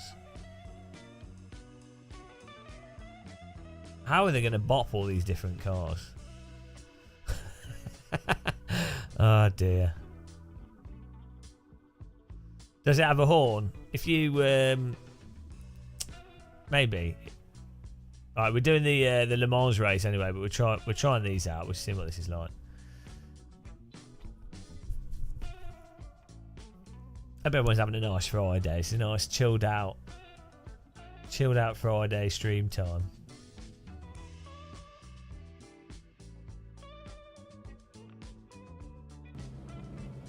I should have adjusted the real head motion.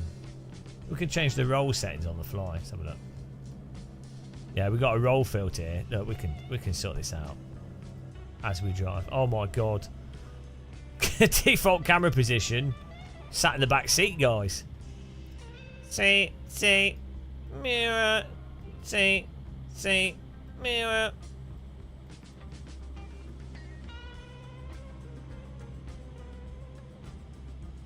How would you develop a car with this default view? That's mental. Mental, man. Well, how do you change the? We need to bind some ERS system buttons.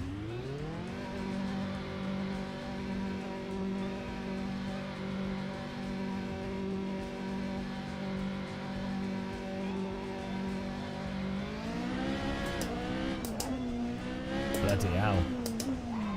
Alright. Nailed it.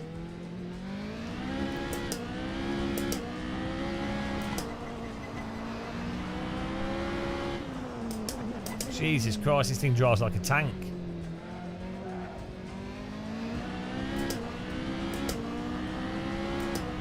Oh, how do you know, Nismo, I haven't already made one?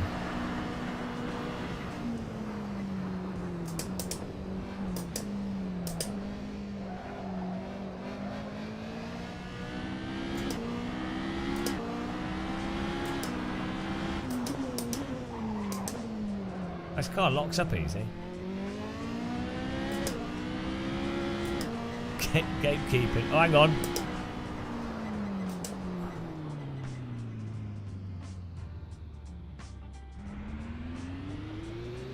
Look at that. How does he do it? How does he do it?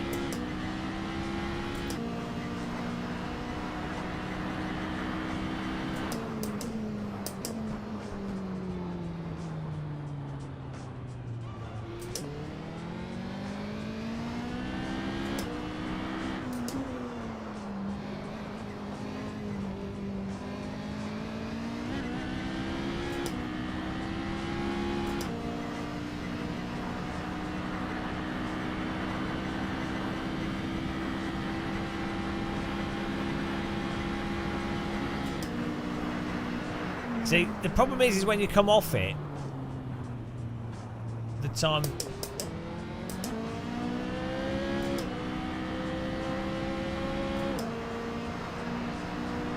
Let's try this.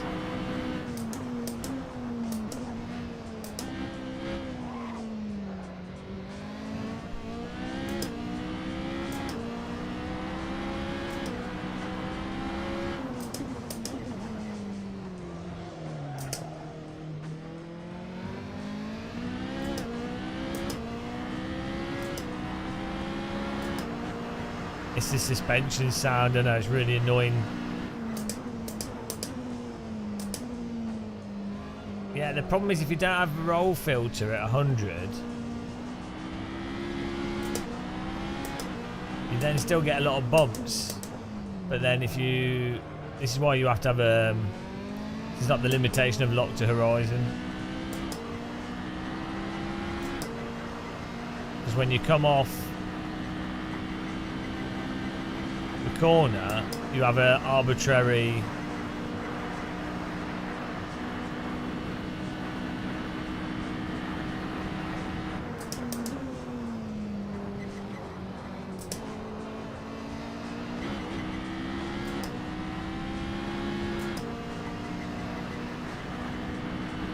oh, this might not be too bad.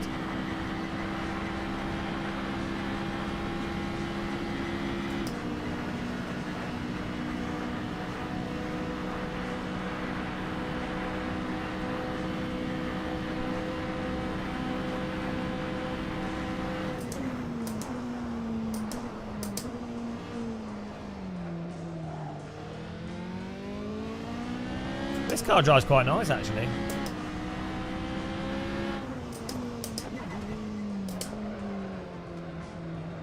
Could do some setup to make it a bit more oversteery. Oh, the other race is starting.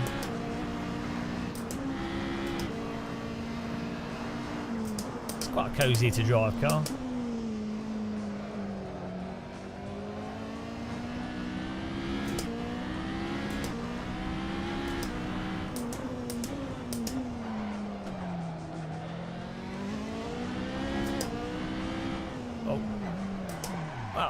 Yeah, this is awesome. Let's try. Let's do it. We're doing LMP2. Here we go. Off back to LMP2 land. Join the set, or back to LMP3 land, I should say.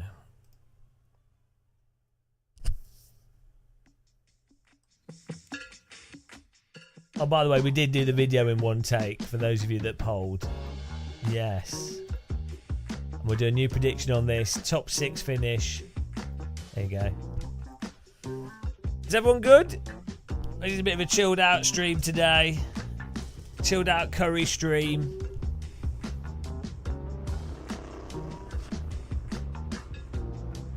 relaxation stream.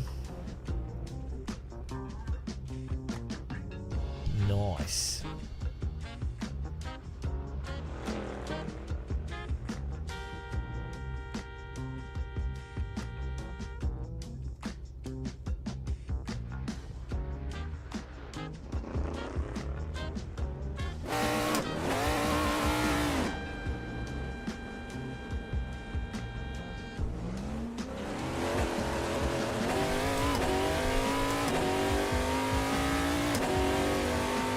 Oh, nice and sunny.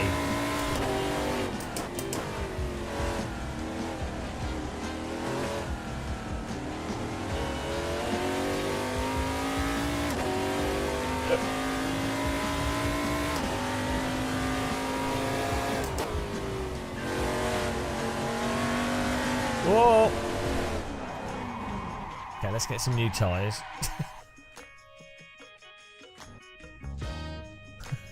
Whoops.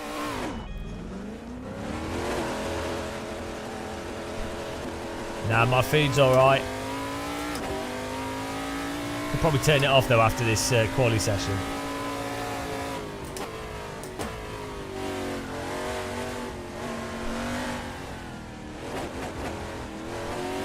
It's all moist food. It's just stewing.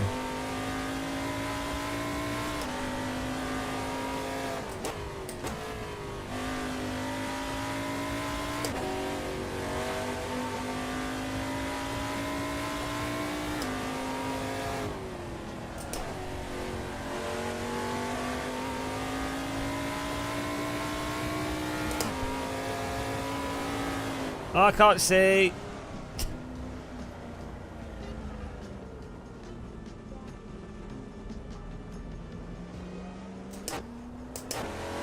I accidentally covered my window with the AC browser.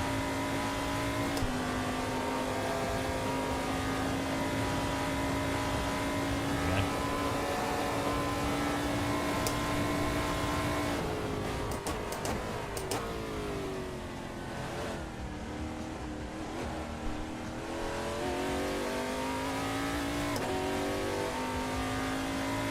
It's got stew in it. It's stewing.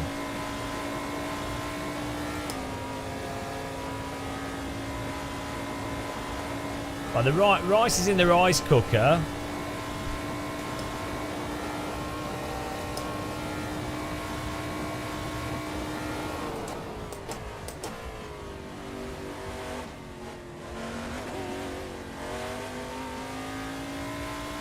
And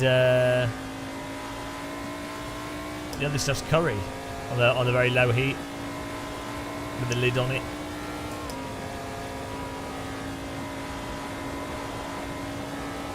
Right, here we go. Let's put a stunner of a lap in here.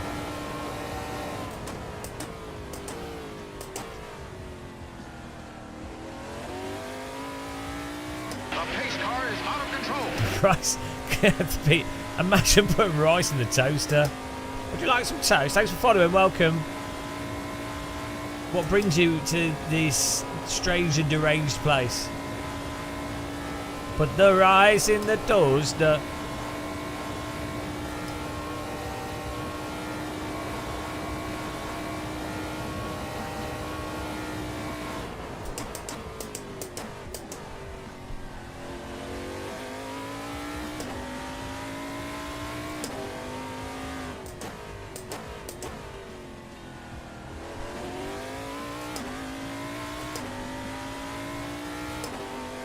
Get in there.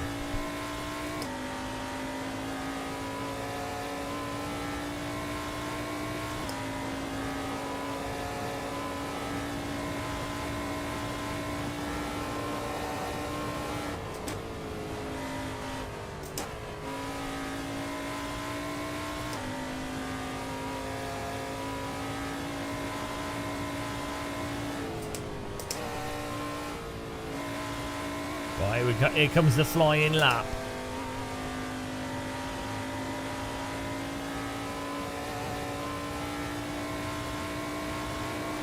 Yeah, well, that's the problem. It's just the TCR's just too stable. And you know, they're not that responsive. You still get good racing, but it just ends up being train driving.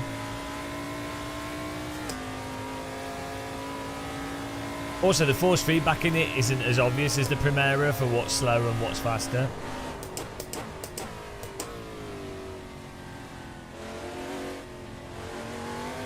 The good thing is, though, a TCR will be popular because people know what it is, so it attracts like a bunch of people. So, I guess it's good for that. T-Rail Valley, pretty much, yeah.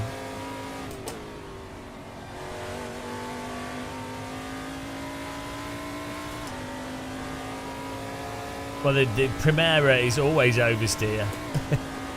But yeah, it can be. You can drive with oversteer quickly with the Primera, whereas with the TCR, as soon as you start getting any moderate oversteer, you're losing a load of time. Basically, you have to drive the TCR like I race in an ACC.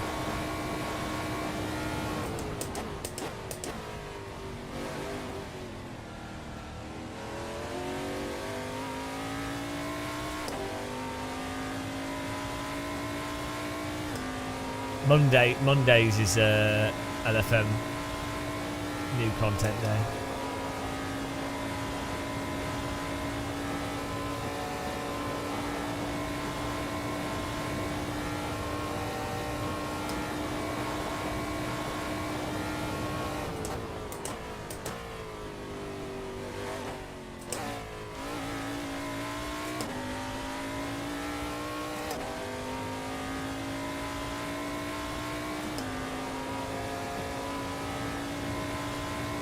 Basically, but people like them. So what can you do? What can you do? I think people that aren't particularly good at handling oversteer and don't like to actually drive actively, people that like to go through, people like to memory drive, enjoy driving them. So, as say, like that iRacing approach. People that don't want to be balancing too much. But we'll give them a go. We'll see what it's like. You know, in AC, everything can be quite fun.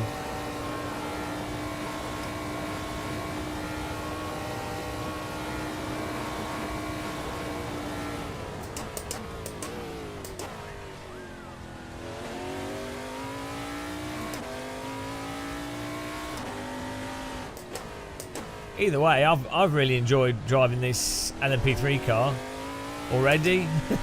These races have been fun already, to be honest. We've had some really nice racing.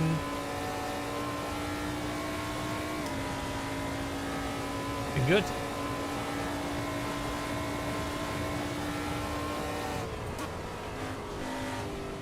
I've Patreoned up to LFM.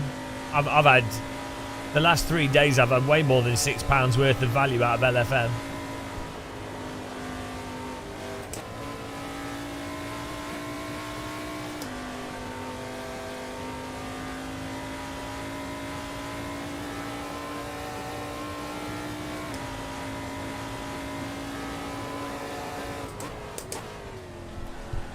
Jesus Christ. Bit of a slip there, bit of yaw, that's fine. Got to test out the handling.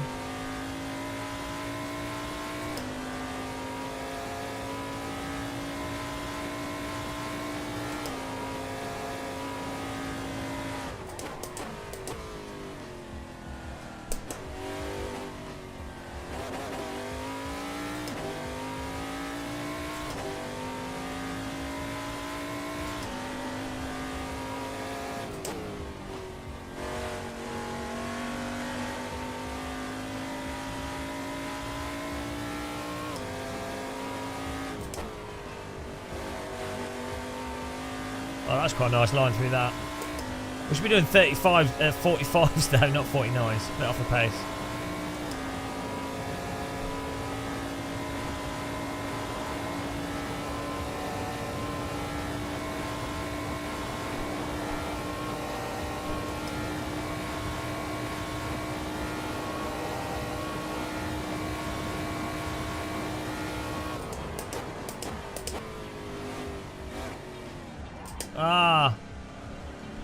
Shit. It's not ideal. I've done that twice now. Oh well. Well, at least we got a 49. I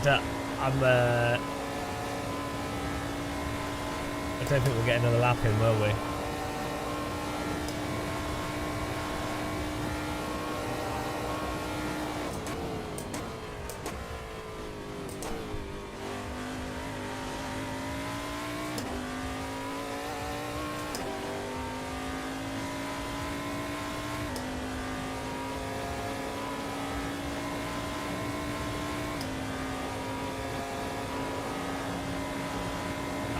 We'll be alright.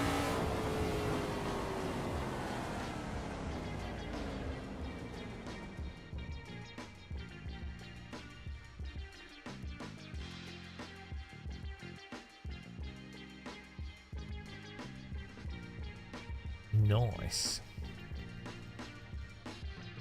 Let me just turn my food off here. Back in a minute.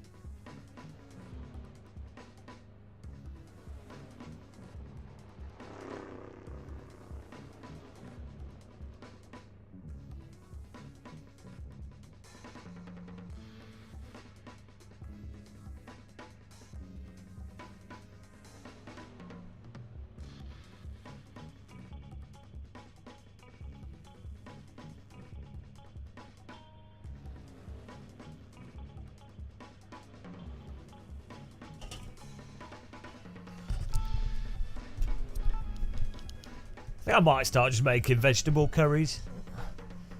Sorted.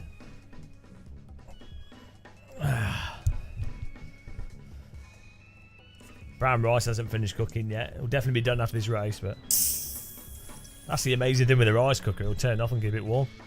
Hello in there, the whale. Yeah, we've been sharing it in chat.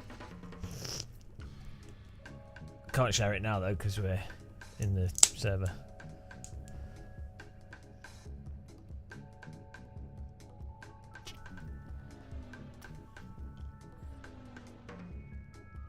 I mean, you can only hope, Pete. I think one day they might. One day LFM might discover the genius, the unexpected genius of soapbox sim racing. It can only be described as the pinnacle of motorsport, of non-motorsport. Forget Formula E, soapbox. These guys on pole, they're not crazy quick. We have a chance to win this.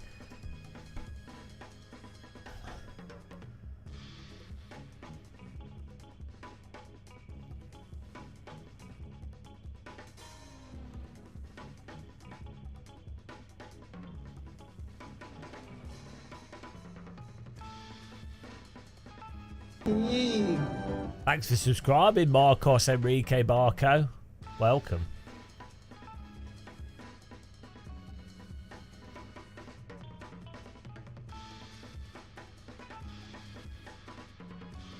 People seem to think we're going to get 6th place here. I'm a bit disturbed by your optimism, guys.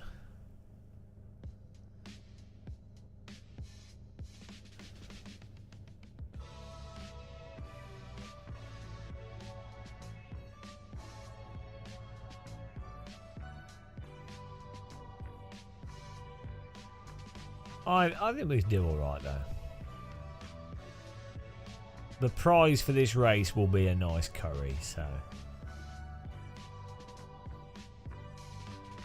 please do prove them wrong.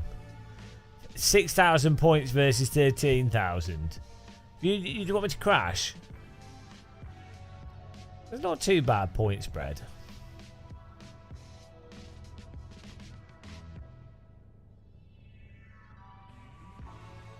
You don't have to pay for it, no, but it's worth paying for it to support them for their service and stuff. £6 isn't much, really. I'd say if you do like more than like if you use it for more than a day, it's worth paying £6 for, because you're getting that value from it straight away.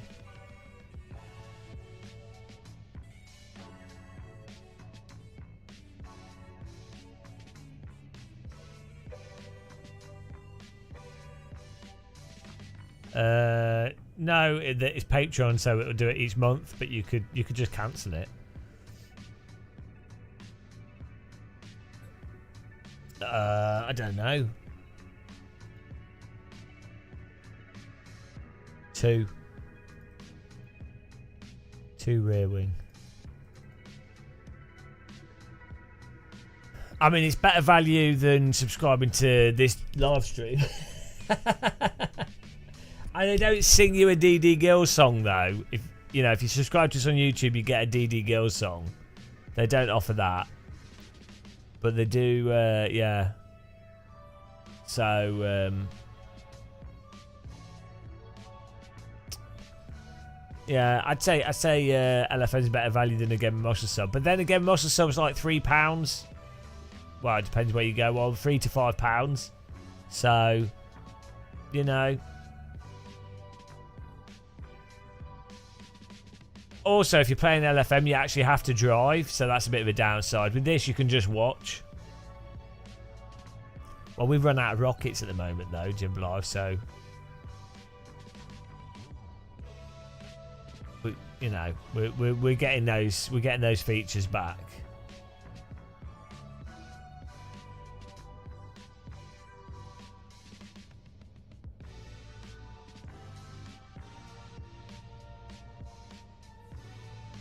What's £6 times 12? 60, 75, 80, 72.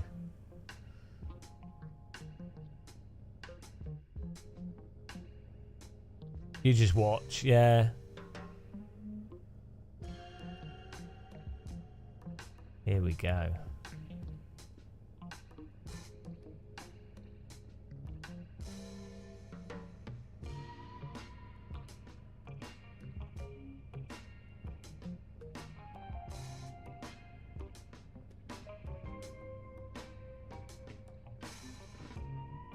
I like how the Motec, the race logic thing's been going since we've been parked.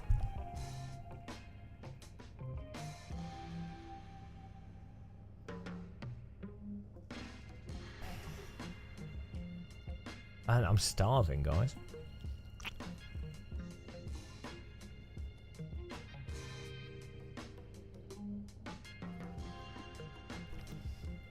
Gamer starving.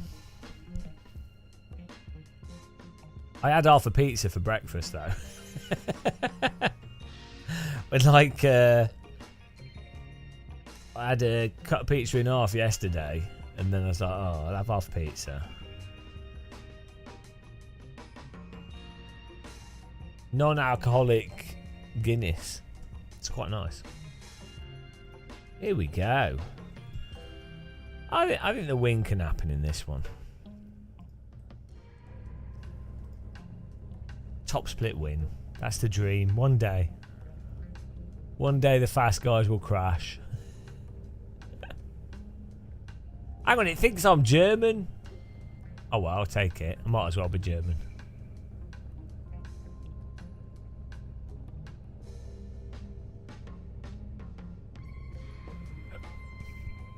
Let's get in there.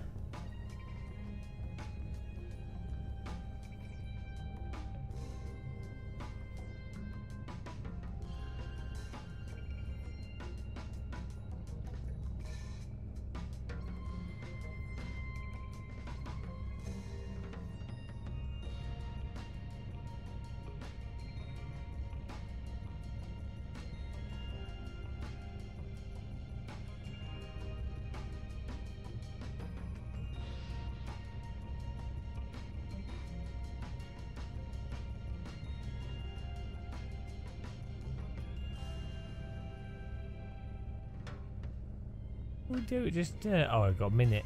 It's like, what are we doing here? Just chilling out. Chilling out on the start line, taking it easy.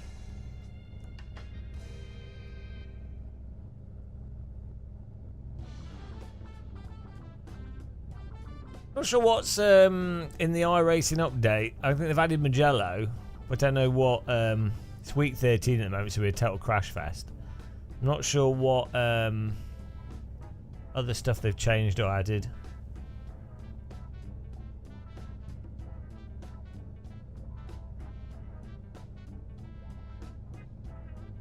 I can have grid boys and girls. They don't just need grid girls. Might as well just mix it up. Oh, here we go. Here we go. It's happening.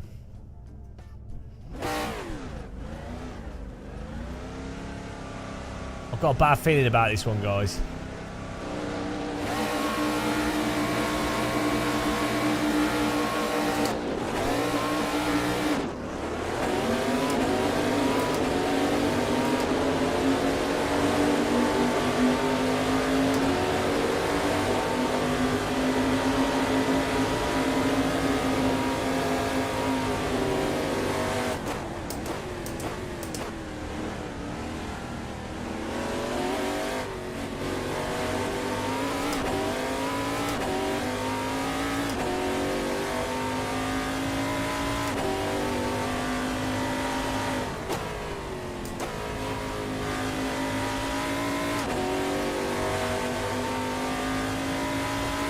Not too bad.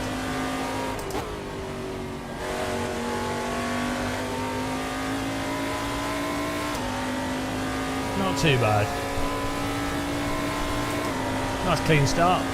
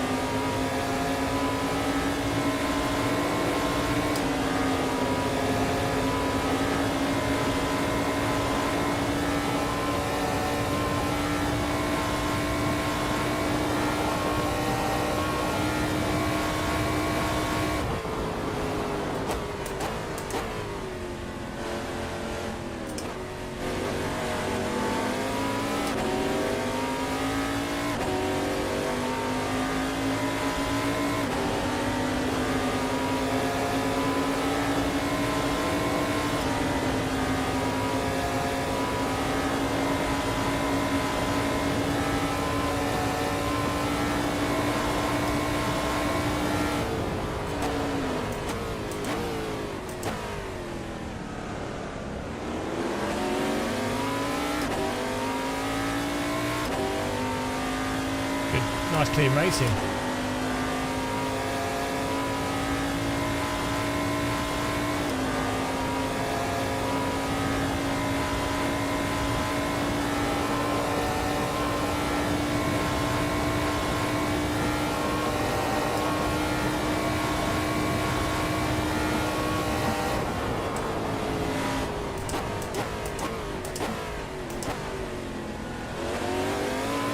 Moving out that guy. Good flowers.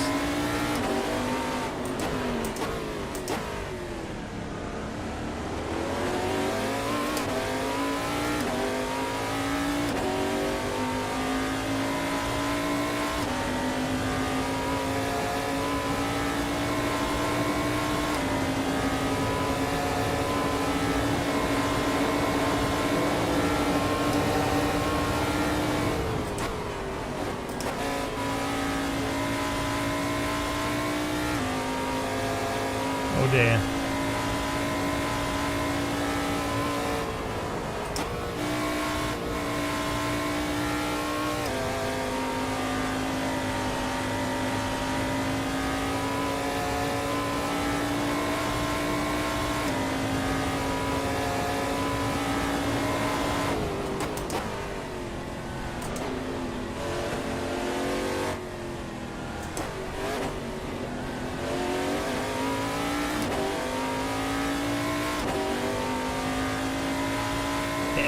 unhinged through there.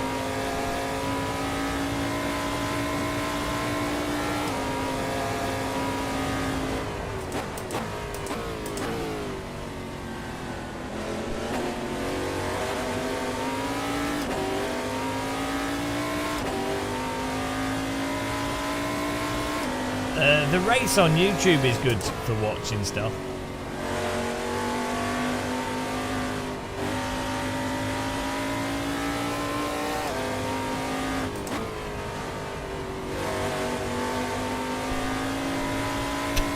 Okay.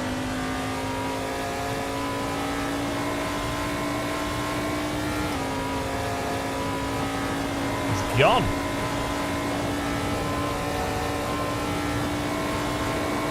Yeah, we're using the Moza with the Formula.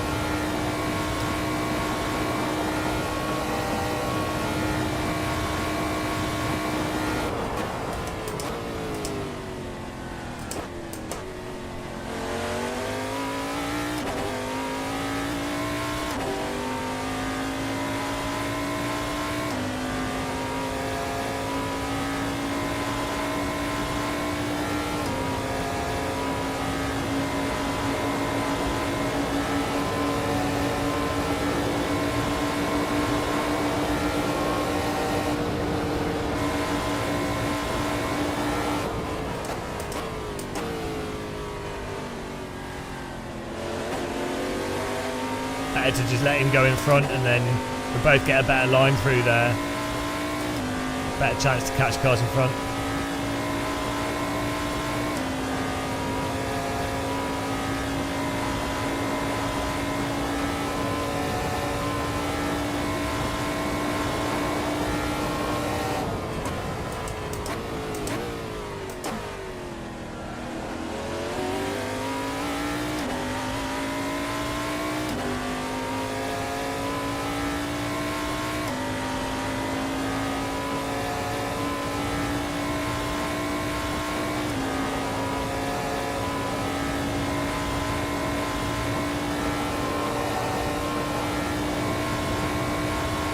Nice relaxing race this.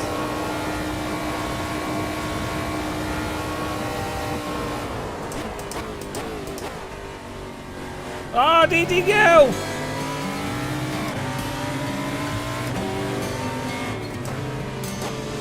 Did he go? Oh, you idiot. Come on, man. Fucking hell, he's lagged into us.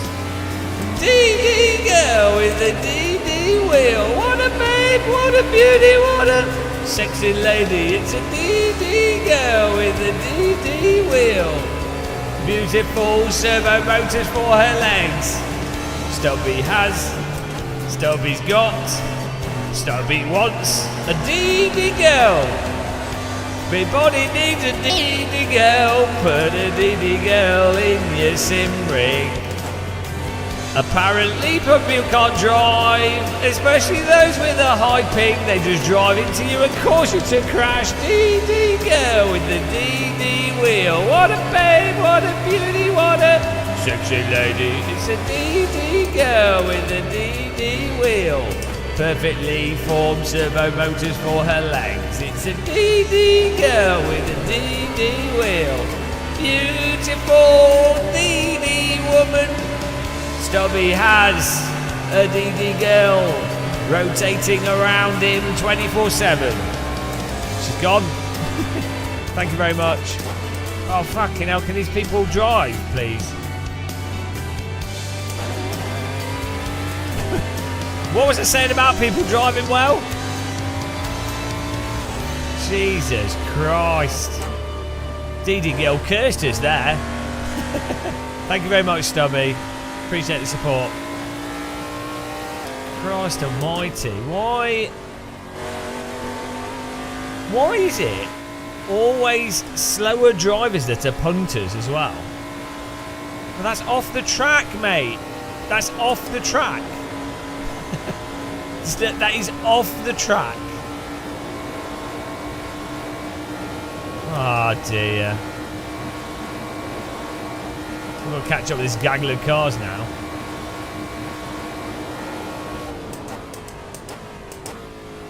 That's an illegal entry into that corner, and you've lost it. Oh my god.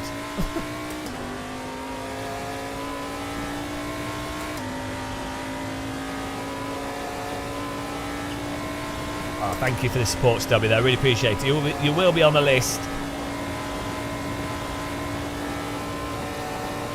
Christ almighty. We'll catch up with all these cars now. We got punted back 6 places. We're having a nice clean race, and then that guy lags around and then bops us on a corner. He's just far too close to us. For like, he can't make the move anyway.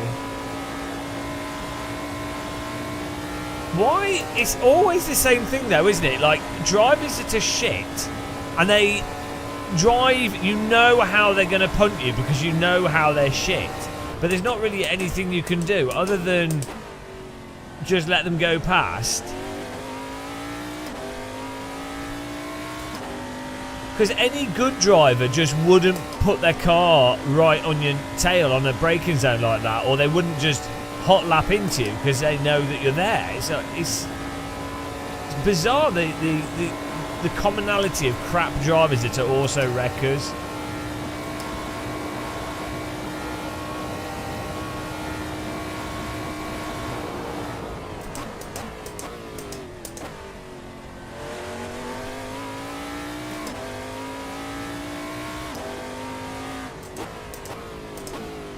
They can never drive a different line through a corner as well.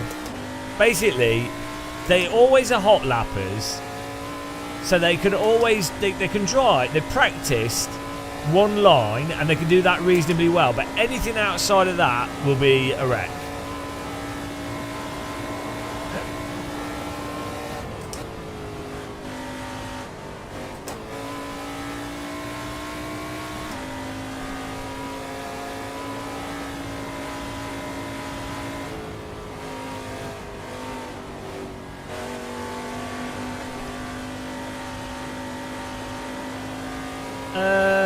Well, today we've only had that guy drive into us. Every other race has been pretty good.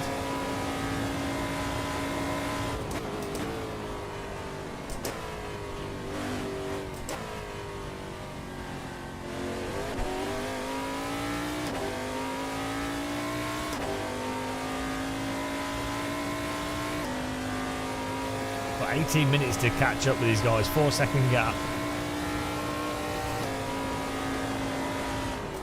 Like, see, what is he doing? He's now... He probably doesn't realise it, but this guy has probably dropped us off from the cars in front. There's...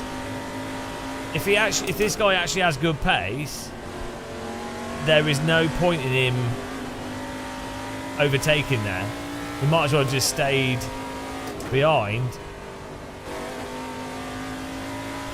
We'll see. Hopefully he's got alright pace and then we can follow him to those guys. You should always have grass.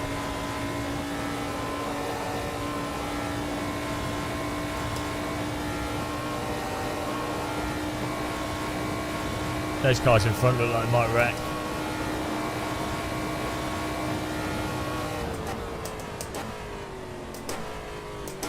Yeah, this guy's...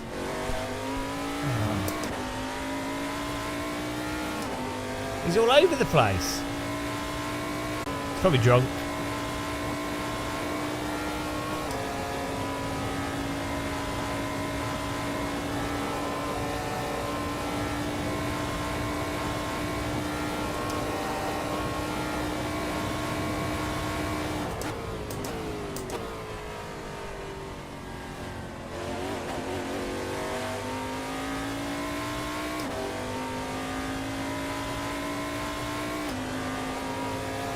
What are we on? 4.4 seconds to the gaggle.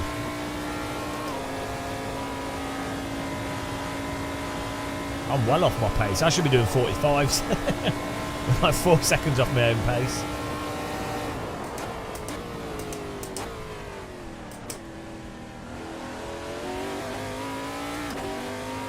Here we go, we're catching him.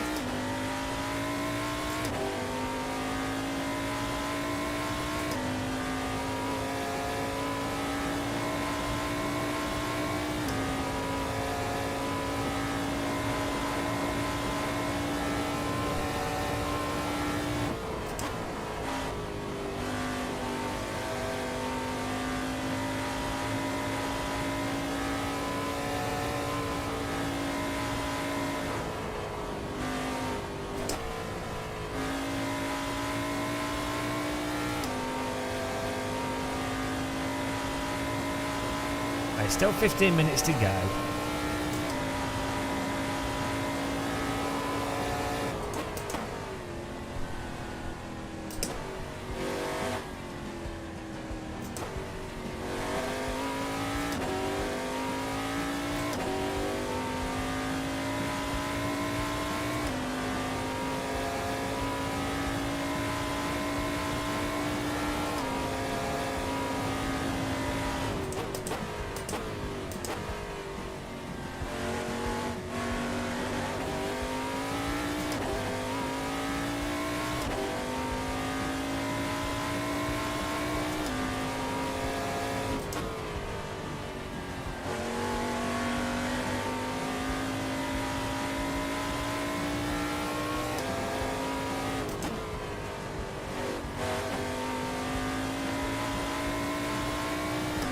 If we do in 40, we should be like 2 seconds faster.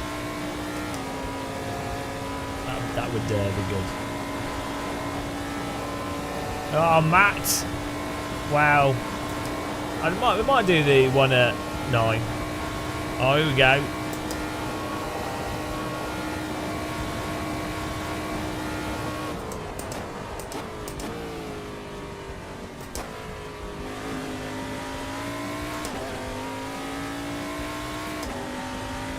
Get in there.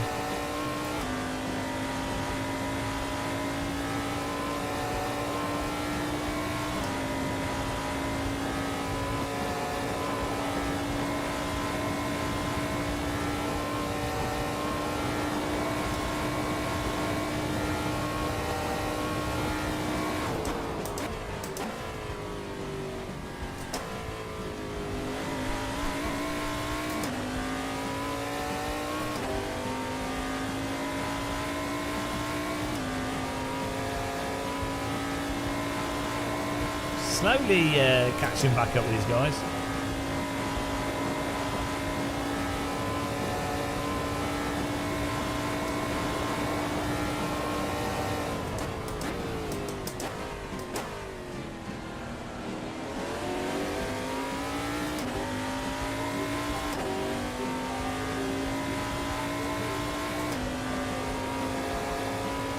Don't know what you mean, Steve.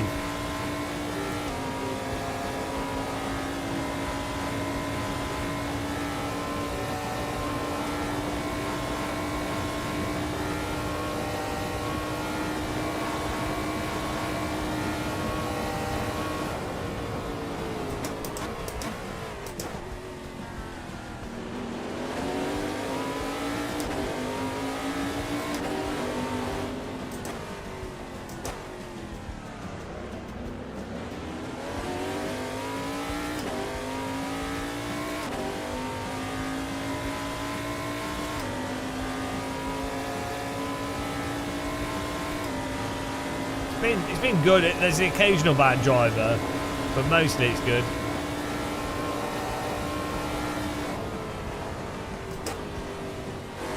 I don't think they've got reporting fully set up with AC yet, so.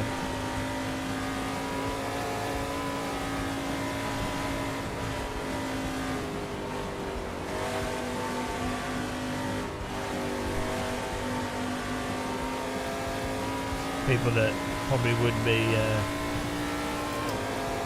in trouble or not.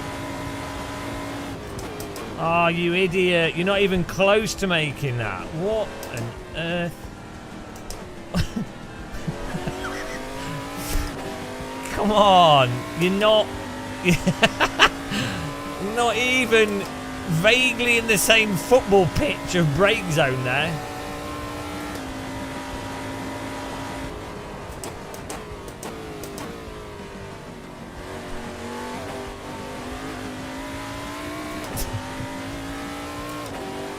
Well, I thought it was coming, so I moved out of the way, or I was expecting it a bit.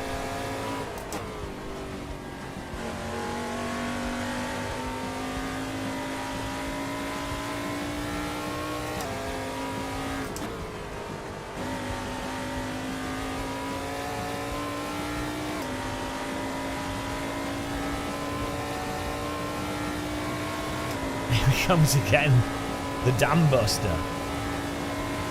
Yeah, it's good. It's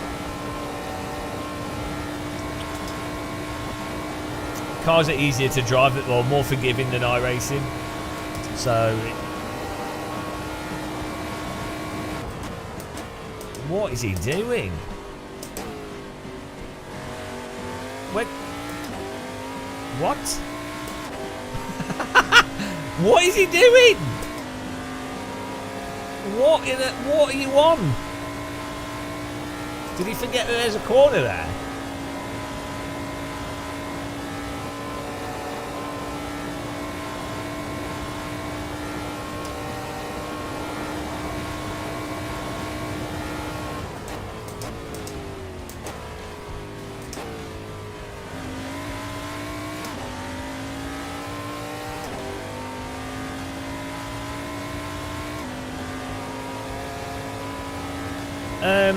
You might want to change your Windows, your browser renderer to OpenGL. If you Google how to change YouTube or how to change Chrome browser flags to OpenGL, or just you can force your browser to not use DirectX or whatever, use OpenGL. It makes YouTube and stuff work a lot better. Oh yeah, if you're using AdBlock, you might have some problems.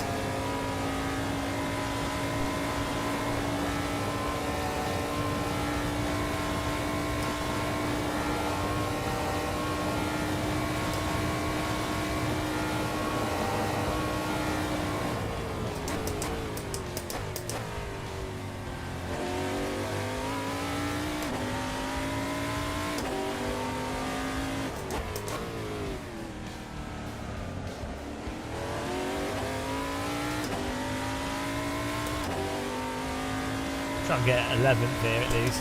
We were doing a bit of an autumn recovery drive on this.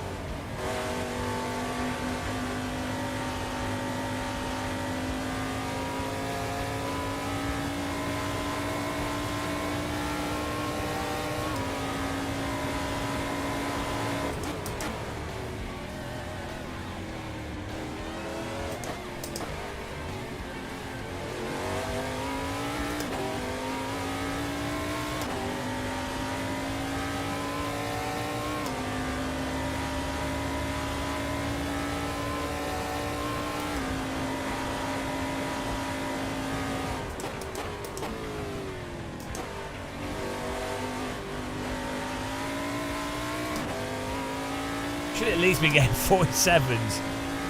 45's the best, and that was just in, like, a quality lap. But we've got worse.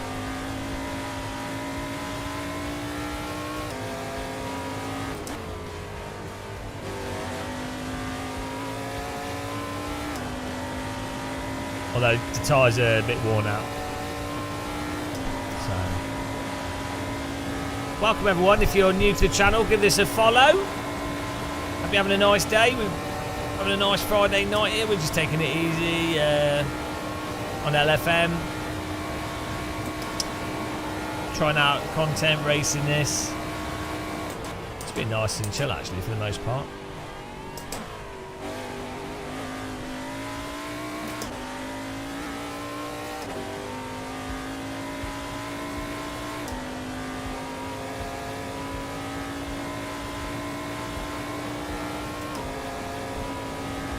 Appreciate everyone that's followed, all the supporters and everything as well, subscribers, and if you've got Amazon Prime, you can link that on Twitch and you can subscribe for free and get no ads. Thanks for the DD Girl supporters on YouTube as well, and thanks for using our affiliate links when buying stuff.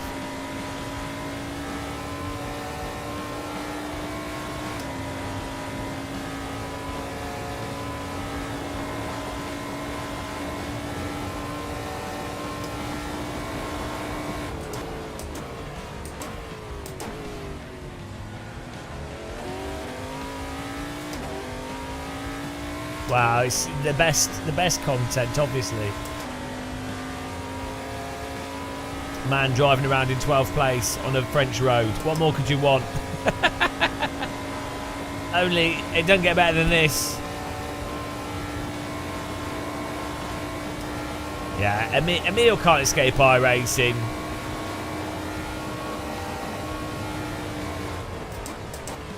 To be fair, I'll be on iRacing as well. It's good fun. iRacing's got much better salt than AC.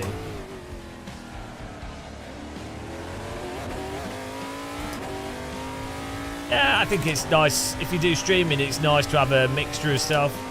Like, I want to do some more R Factor 2 as well.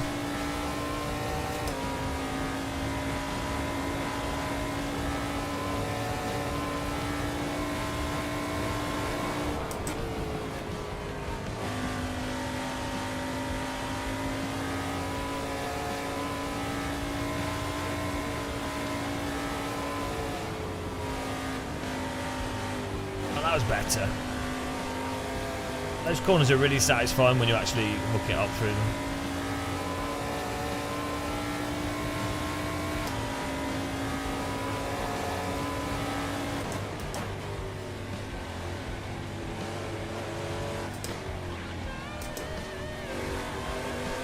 Goodbye.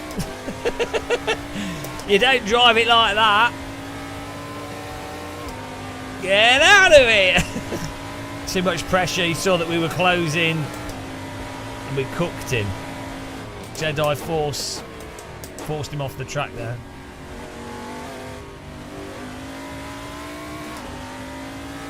Mind punt, muscle mind punt.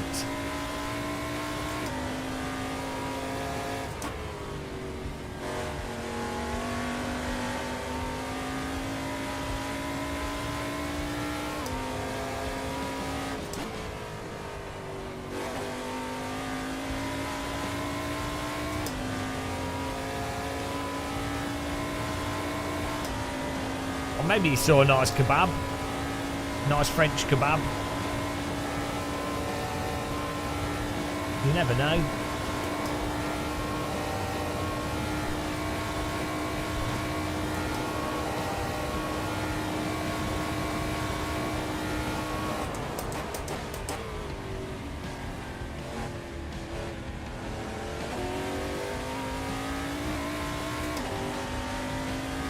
Yeah, why race when you can be eating kebabs?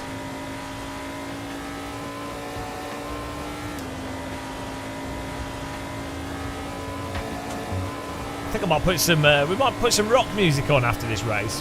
We'll have some curry. We could host Type 1 if you'd like to join a hosted session. We could drive something in between this and the next LMP3 race. I think that could be a good thing to do with AC is we do like an LFM race and then we do some hosted racing.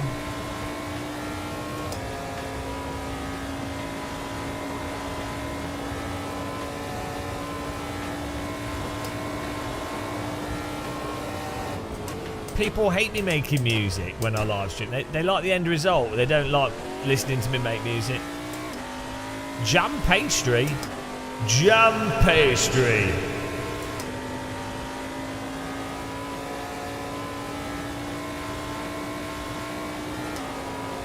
This has been a pretty good recovery. We were absolutely smashed by a lagger.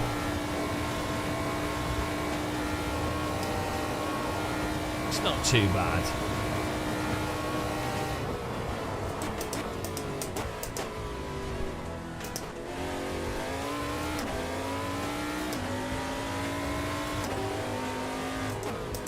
The subscribe wrap. Well, you know, it's all about quality music on this channel. I was thinking of having raps for a rap for every intro. Why not? Depends how spontaneous I'm feeling now.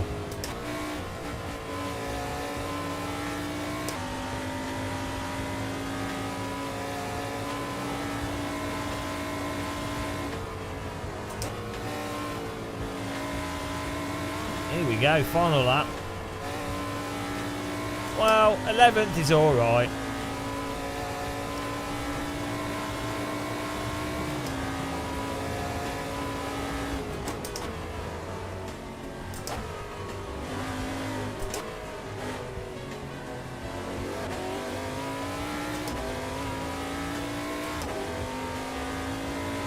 I'll take it. Let's have a look at the punt that we got.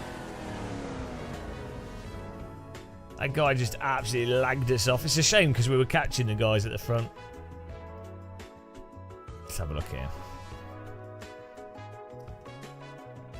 Let's get some rock music on here. Music genre. We want rock. Here we go. Some rock. There we go. Don't normally have rock music. I prefer metal actually.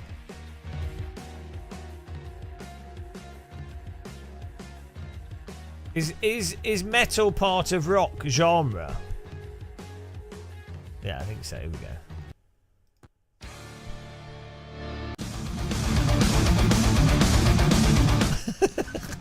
That's more like it.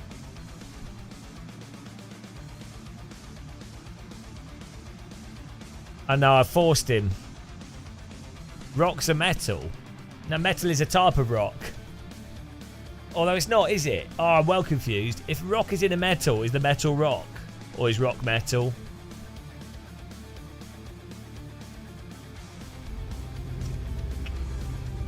So, technically it's ore.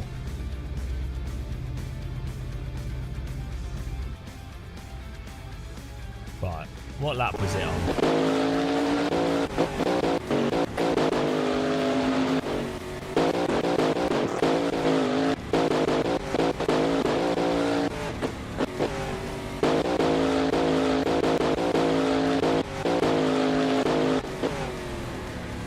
Ah, there it is. What was he doing? What a penis. Like, you could tell. You can always tell that they're going to wreck you. Like, 3 corners. 3 corners before they do.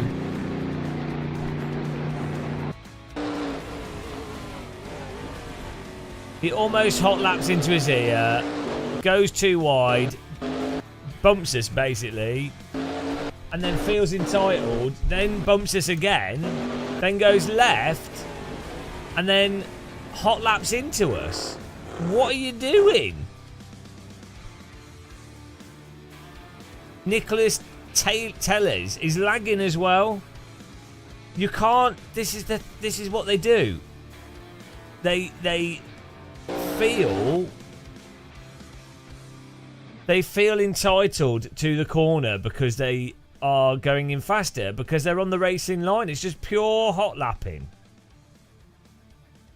You can't just hot lap your way through a corner when there's a car in front of you. Well, people just, they do it in every sim. It's non-stop.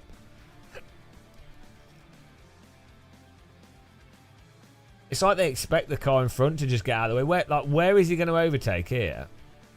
There's no room. So just get a gap, and then if you're faster, if he's faster, then he can just with this car, there's places to really easily overtake if you're the car behind. So really, this track's really easy for faster drivers to get past.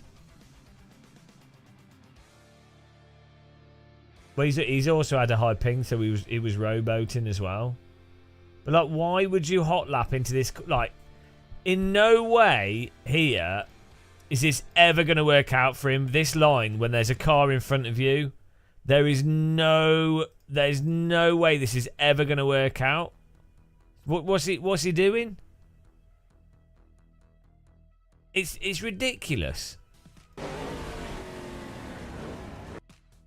It's just so dumb.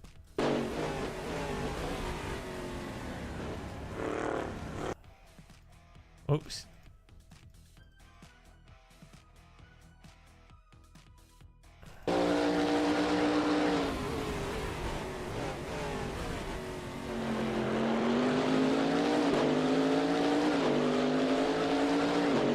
Right to hot lap.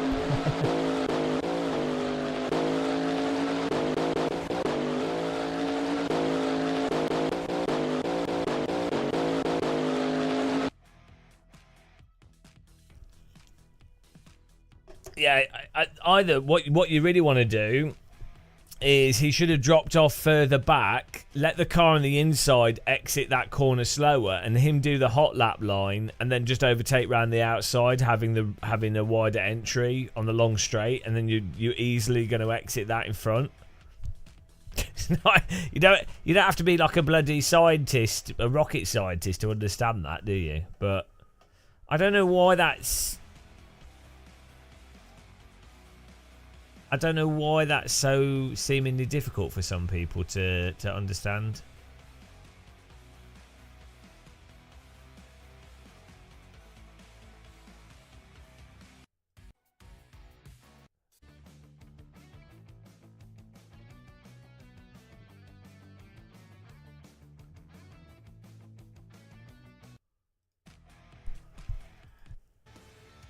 Yeah, it's hot lapping, isn't it? Did he punt 3 other people as well? Ah, well. Yeah, that's normally what you'll find is they normally don't just crash you. They punt. You can tell that they're going to hit you because they normally drive into you at least once beforehand, and then you can tell that you see them just go right to the outside the corner and then drive into it. Like, it's so predictably dumb. But that's just how it is sometimes. Right, what do we... should we try this TCR out? Should we see what it's like? Let's give it a go. Download it on the practice server. Hello, Minias. How's it going? That is true. He sent me he sent me a little tickle, and then he was like, "Oh, that was the warning. That was the warning shot." I should have just accepted it. What you need to do in that scenario is when you've got a car that's faster than you, you're meant to just pull over. Nice. Yeah, I'm going to grab some curry, actually. I just need to stick it in a bowl.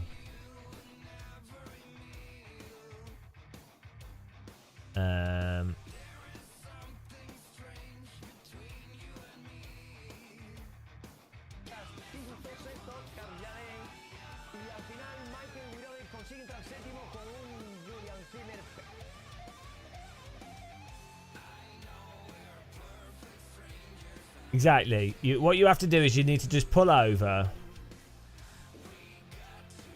Yeah, well, curry's pretty international, isn't it? Yeah, well, curry would normally be like turmeric and something else, but anything is like curry. Seat Leon, we're going to get that. Well, I mean, when a race car sounds like a road car, you know it's not a real race car, you know.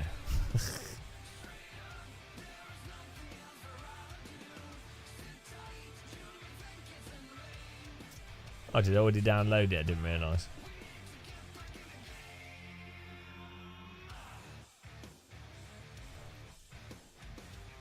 Right, let's try this practice server. Not really. I mean, the AC's netcode is not going to be that good for Oval, to be honest. TCR. Do you want to join the practice server 1 on LFM? Oh yeah, you need to apologise. Also, sometimes they flash their lights at you as well, which is, it's really kind of them.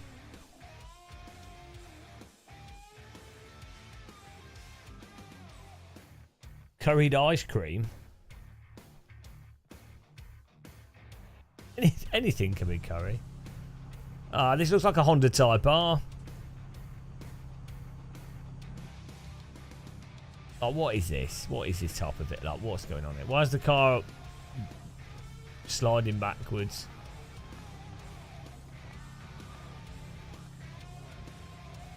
That's well confusing. The car's sliding backwards with the camera.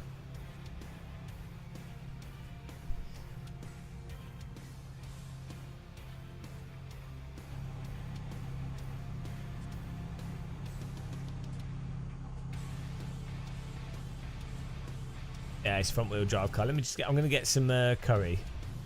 We're back in a second.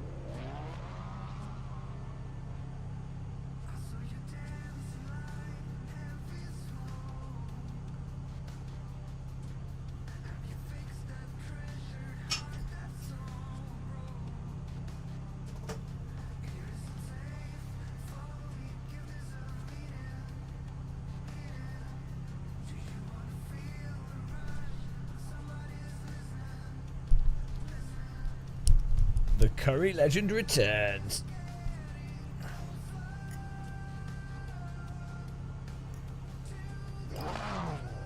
Brown rice master. I don't know why people don't like brown rice. It's like, if you've got a rice machine, I can see why people don't get brown rice because it takes longer to cook. If you've got a rice machine, it doesn't really matter.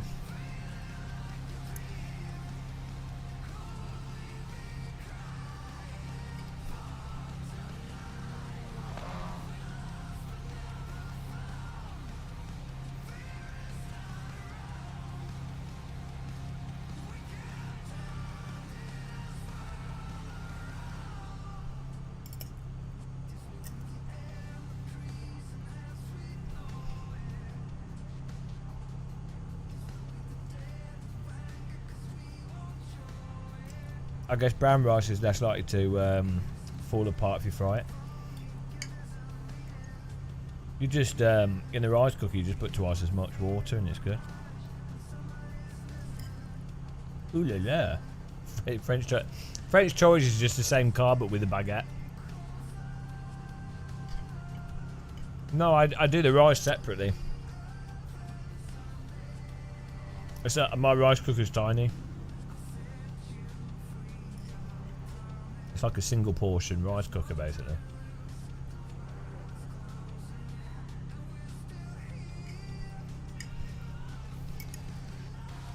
It's good. Right. Basmati rice is not that expensive relative to how nice it is. So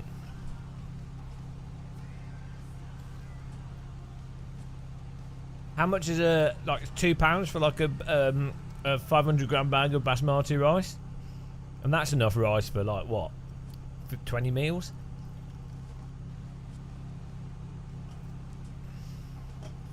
And then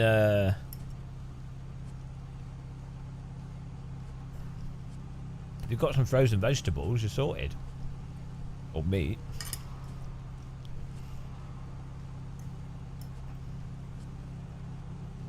Curry paste maybe. Get curry paste, chopped tomatoes. Pretty lazy way of making, well, cheap as well.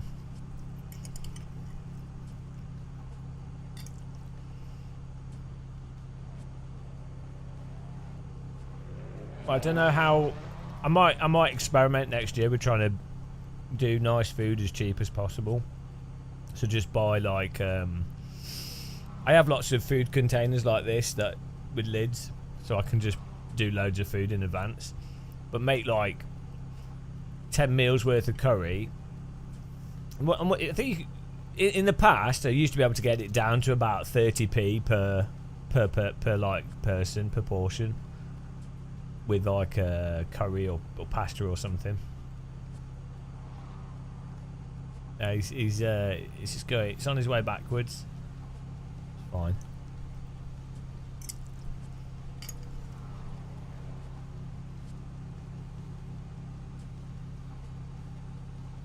Yeah, couscous is all right. I do have some actually. I bought some recently. It's a bit weird though. Couscous is nice when you put flour, spices and stuff with it, or vegetables. Well, you could buy. So this is something that's awesome. Is if you get fajitas, you know, just fajita, or what are they called? Tortinis. You know, the flatbreads. There's little circular flatbreads. You can buy them for like 70p for a bag of like 8 of them. Is that what they're called? Like the fajita flatbreads. If you get them and if you cook them on a stovetop, like you heat it up so it like basically crisps off the outside and it fluffs it up, you end up with like really nice bread, really nice flatbread from like the cheapest type of bread you can get. Oh, hello. Arbaz Motorsport, thank you.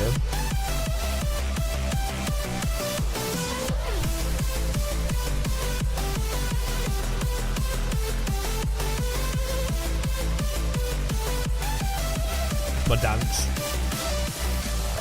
Thank you very much. Welcome, guys. We're just chilling out on Low Fuel Motorsport, eating curry and just taking it easy, really. The pace car is out of control. Guys, check out Arbaz Motorsports if you haven't. No, for he's a cheap where we are. Yeah, tortillas. They're cheap. Like it's like £1 for like 15 in a bag with a resealable thing on it. And one of them is like, if you had some curry or something, and you could put it in the tortilla. Like you cook you cook your curry and everything. You got your curry in the fridge or whatever. You've mash cooked your curry.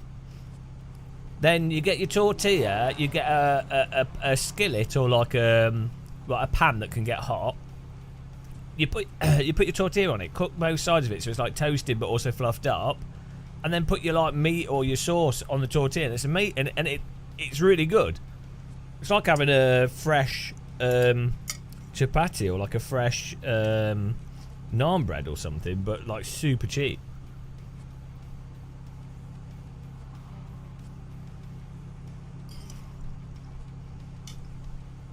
I'm just about. I get the small little ones.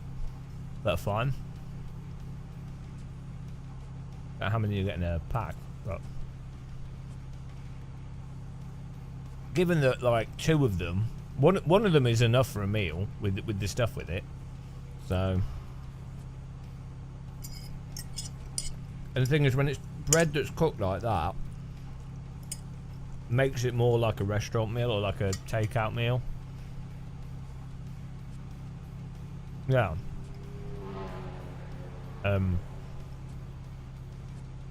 The things that normally make a meal feel not boring is when you have a mixture of different flavoured things that are cooked. So like if you have like a nice cooked naan bread or a nice cooked chapati, not 1 or 2 nice sauces, 1 or 2 meats. So, and if you can have like, so if you've got like 2 types of curry, a naan bread or like a cooked chapati or something, some nice rice or whatever, it's hard to feel bored of that food. Whereas if you're just eating like, you know, the whole student thing of, oh, it's noodles, it's like, well, it all tastes the same, so it's just really, really boring. Or if you just eat porridge, or even if you just have like ready meal curries, just taste all one flavour, so it's boring.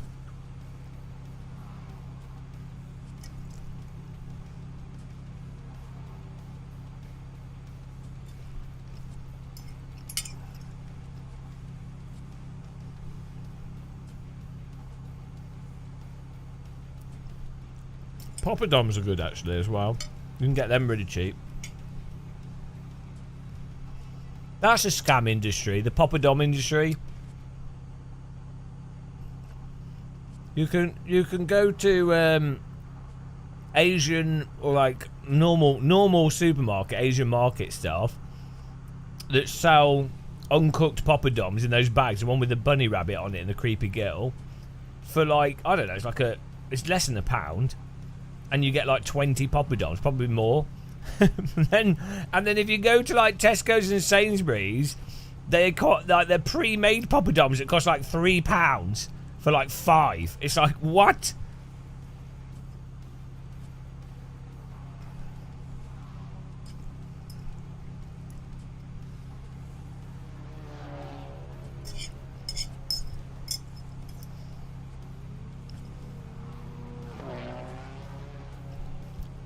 Yeah, you get a lot of fenugreek seeds on poppadoms, actually, don't you? You don't need a deep fat fryer. You can you use a saute pan. It works fine.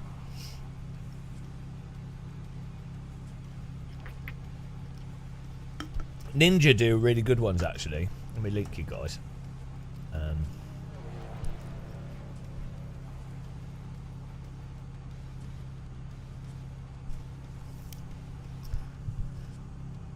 This is what I do most of my cooking with.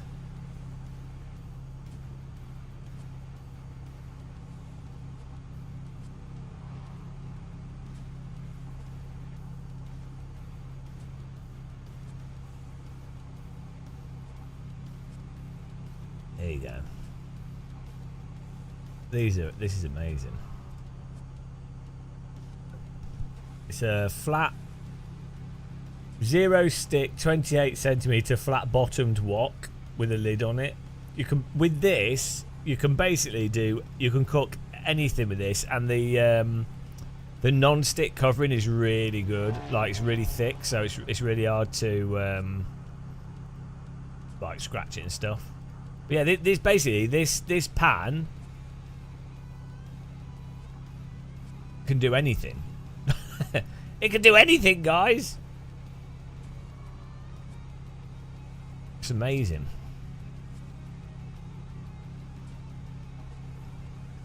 We have it on Amazon here. Hang on, £60. But yeah, this is the best pan I've ever owned.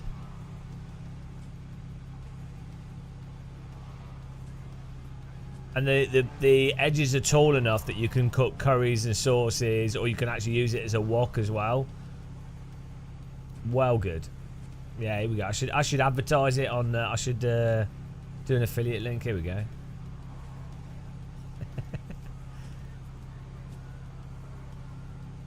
There you go. I should. Genuinely, this is the best piece of cookware I've ever bought. No, this is a cooking stream. I thought you knew that. This pays for itself so quickly. And Ninja's a really good brand. We've got a 10-year guarantee as well. What more could you want?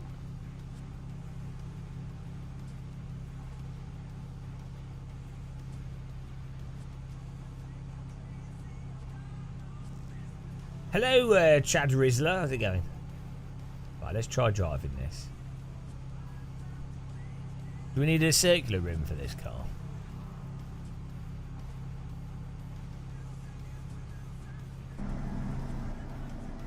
Oh, look at it. It's right chonkers. See? Look how fat this car is.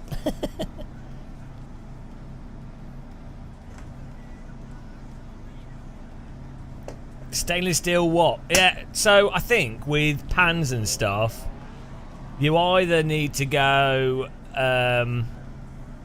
all in and buy like a... Well, buy like a Ninja thing, or you just get one of those steel or cast iron skillets. Are awesome.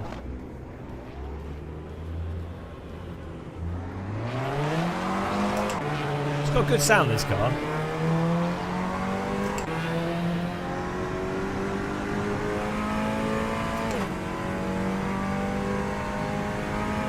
It seems like a high quality mod. Oh, jeez, the understeer. Bloody front wheel drive cars. With the brake bias back.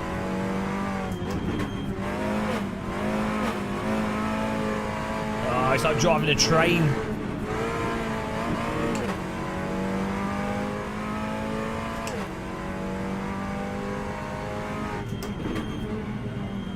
Oh, he's so understeering. What? The grip's terrible. Oh God! We have to wait like a week for the. Oh yeah, this is a terrible car for racing. Yeah, it's not cold tyres. It's TCRs are shit. You just have to underdrive them chronically. Otherwise, you get really bad oversteer. They're just slow.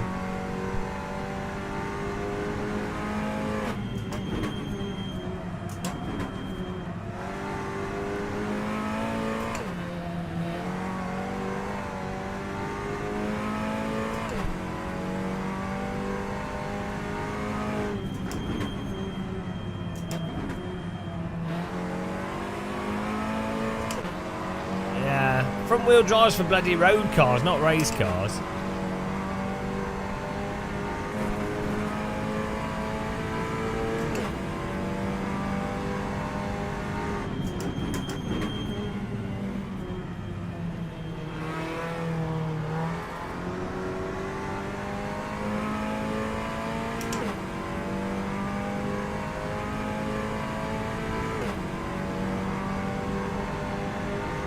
The mod seems like good quality. I just don't think it's if you like TCRs, then you'll probably like this car. It's much better than the iRacing one. Has it got ABS on it as well?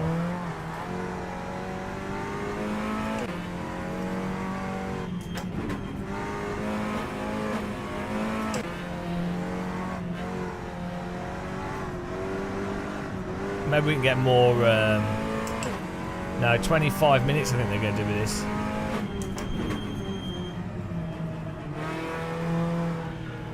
Oh, it makes it joke of this. This track's so nice and flowing.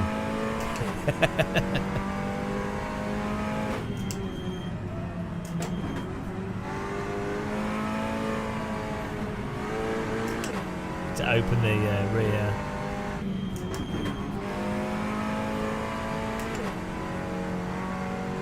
Rear ARB. I don't know if it lets you. Oh, you can feel what the car's doing through the force feedback, though. You know, if you like front-wheel drive, very tame cars that are largely understeery, then you might enjoy this.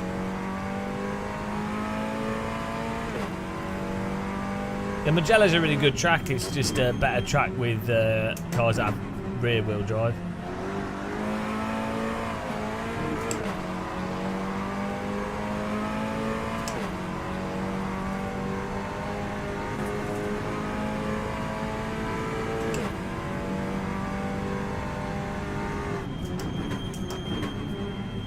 This racing in this car is going to be an absolute pump fest.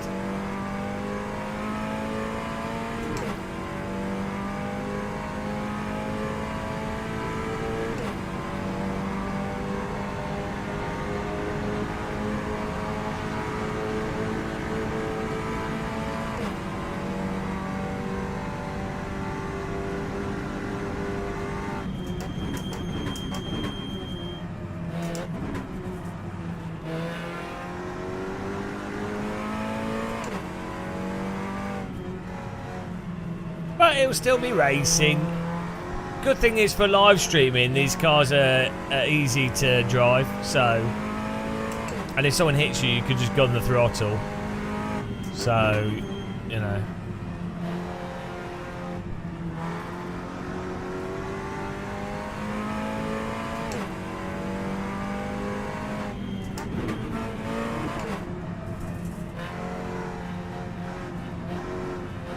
It's a shame though when you've got cars like the Nissan Primera, which are just legendary.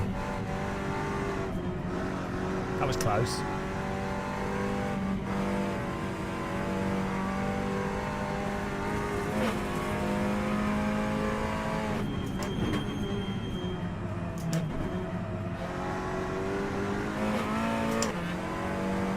Look here, Rickety Ricket, how dare you like front wheel drive? That's illegal view. It's more like train driving. That's why Paul Smith likes this. It's like driving. It's like playing train sim.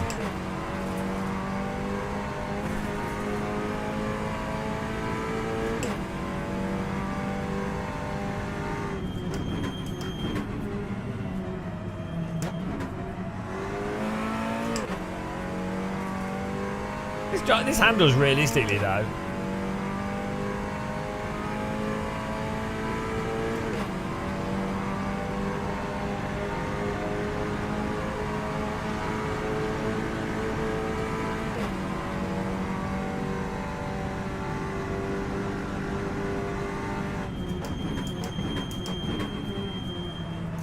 What is pace around this track?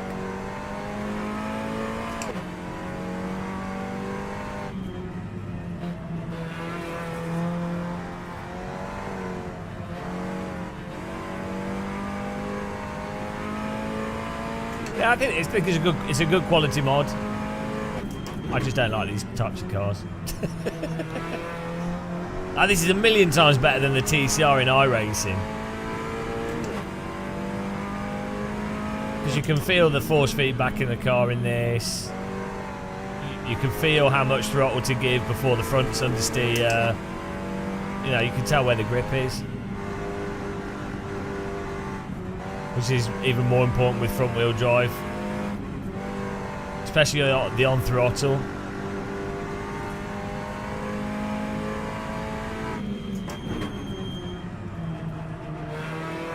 Sounds good on it as well.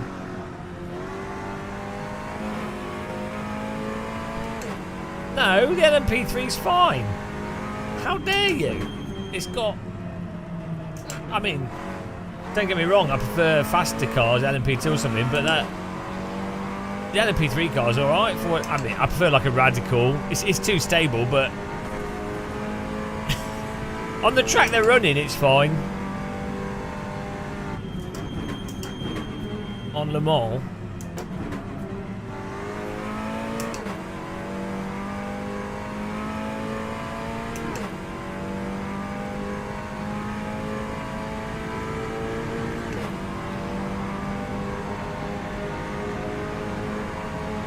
Oh, we got a 159. We need to get a 58. We need to be a second faster. We need some setup here.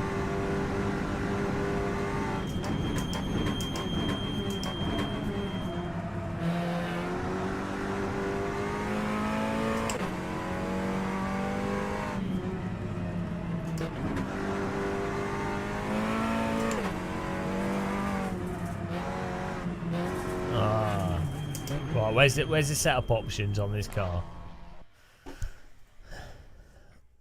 I'm going to sign up to the next LMP3 race as well. It's in 30 minutes. Oh. Almost missed it. Sign up. That was close. There's only 4 slots left. What can we do to this? We got tyres. Rain and slick, gears are fixed, fuel. We're gonna have negative rear wing.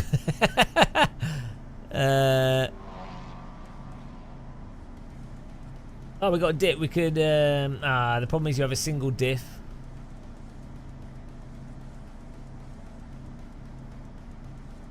Yeah, you tend to lose a lot of time when you slide these around too much. Like when the back's sliding, it slows it down a lot. Engine. Oh, okay. Dry engine, wet engine. We could. I mean, this default setup probably not too bad. Actually, it didn't feel bad, to be honest. Maybe the problem is if you open the diff.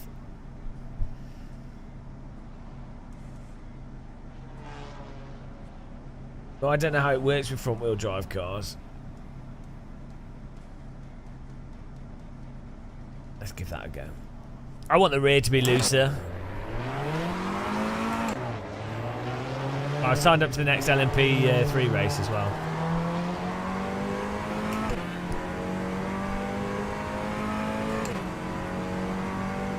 I hope everyone's got a biscuit and a cup of tea.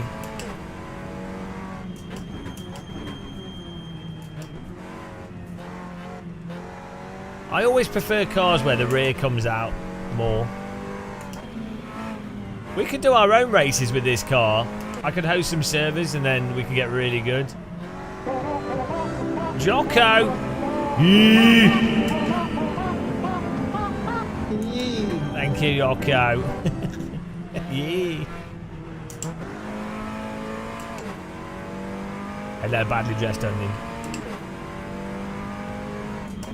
I think you can buy a P1X in America. I think they have a distributor. Oh, this is better. The opening the rear diff on the throttle, it's reducing the amount of understeer weirdly on the throttle. Maybe we can have negative rear downforce. Doesn't negative okay, negative downforce still is going to induce drag, more drag, even if it's making the car technically lighter, which will put less load on the rear. It's going to induce more drag. Or is it less drag if you've got lift? How does that work? Yeah, the mass is the same, but the drag... No. It will induce drag, but the mass of the vehicle stays the same, but the weight on the road will decrease. That's how aeroplanes work. Yeah, there'll be more drag, but the car will be lighter. So it would be a balance between engine power and a bunch of other variables. Yeah, there'll be like a sweet spot between the lift being inducing drag that's using energy to get the car off the ground versus the energy that's so you'd get faster acceleration but lower top speed still. However, the lift is only going to occur at higher speed, so you're probably not going to benefit from that acceleration. So the result is probably more of just the rear being looser at higher speeds.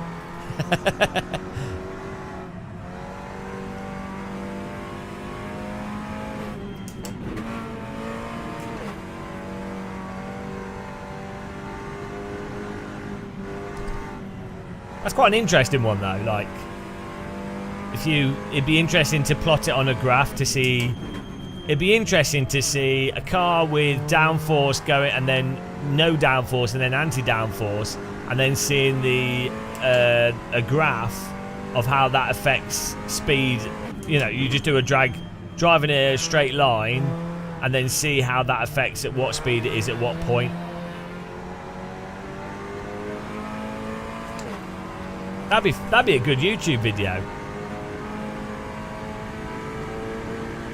How do planes stay airborne? Because they're not the wheels.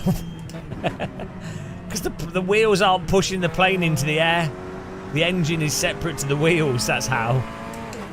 Yeah, if plane wheels are what pushed the plane forwards and then it got lift, then yeah, you'd have a trouble.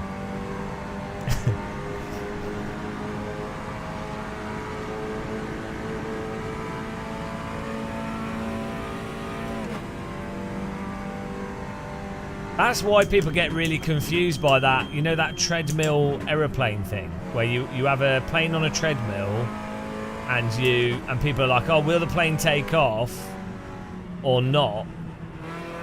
You know, the plane's relatively speaking stationary, but the treadmill's moving, and it's like, well, it's all irrelevant. All that matters is the wind speed over the plane's wings, like the wheel, how fast the wheels are rolling doesn't matter. It's how fast is the wind moving over, how fast is the air moving over the wings. That's it. Or probably more not really speed, it'd be like how dense is the air that's moving over the wings. But then you have the whole Benelli principle stuff, which is overstated. Like, so the idea is that the way a wing works isn't just that the bottom of the wing's high. Well, the bottom of the wing's high pressure, but the idea is that there's a vacuum, and that's sucking the plane up into the vacuum, and that's what's happening with a plane wing. But then the whole Benelli's principle thing of the airflow going over the surface, and it's got longer to travel one way versus the other, that's not really the primary component in most wings. Like that's the majority of lift on a wing is because the wing's at a slight angle, and the air's like being compressed, but or not being, you know what I mean? There's loads of debate on that though. I think fundamentally people still argue over which is more important.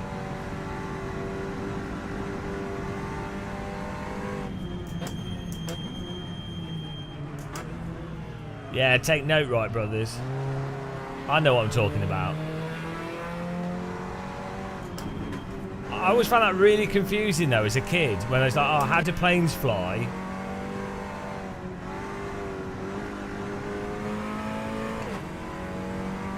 And then someone's like, oh, well, you know, it's Benelli's principle. It's like, well, you're not actually... You've just learnt the term. You're not actually explaining anything. Whereas you know what? If you stick your hand out of a car window at speed and you tilt your hand, it starts... It wants to lift up. That intuitive feeling of the air pressure pushing on the hand and then that lifting your hand up explains how flying works much better than someone going, Benelli's principle. Yeah, you can build paper aeroplanes that are flat, completely flat, and just slightly tilted, and it will lift. So, you know.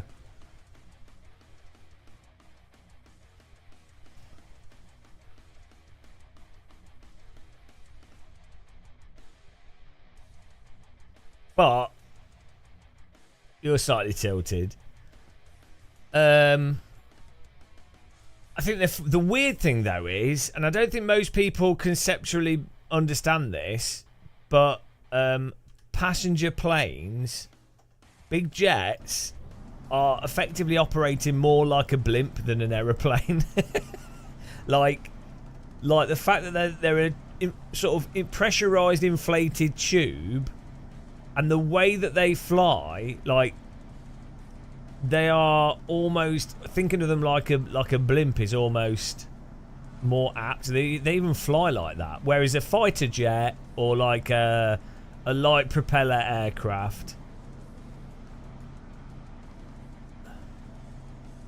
John Sherwin, if you don't understand how planes fly, you're a bit of a moron.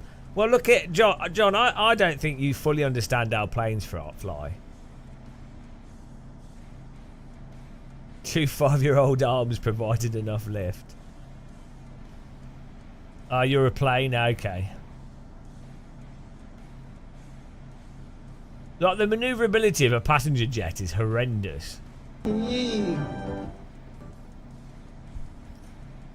Pembroke Gaming is subscribed. Welcome. I'm going to have a biscuit and a sip of tea.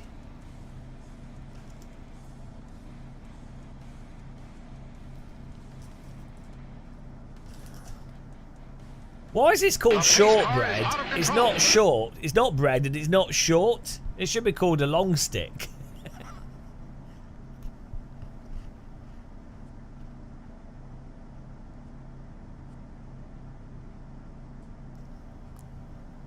Maram, P1X for $1,000. Well, that's not too bad. I would say, though, you don't need a P1X. It's a bit overbuilt.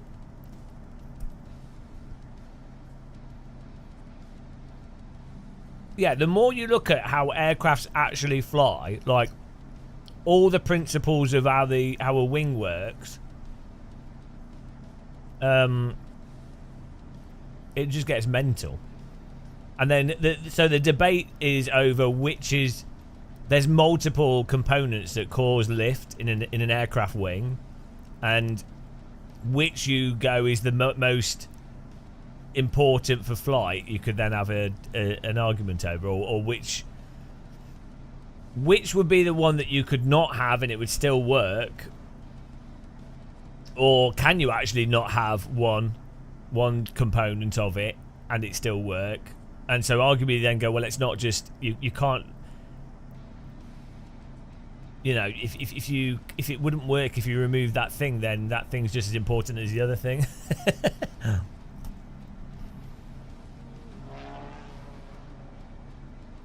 You're open to suggestions. Just what region are you in? Did you say you're in Australia or something? Or America? Basically, most T-slot sim rigs are pretty good, to be honest. What you need to check is just have a look to see what's available in your area. And then someone on YouTube will have probably reviewed it. But the main thing to look out for with a T-slot sim rig is the wheel. The pedal tray is probably the most important part. And is that pedal tray solid?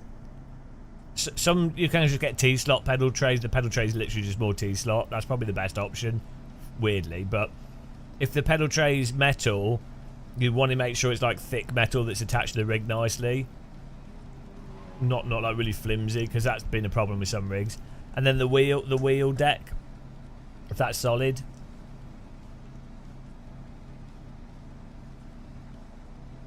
Yeah, well that's the other thing with fighter jets. Fighter jets are like designed to effectively be anti-aerodynamic, like not fly properly, specifically so that they can be more maneuverable, using computers to like control this mental, ridiculously unstable object.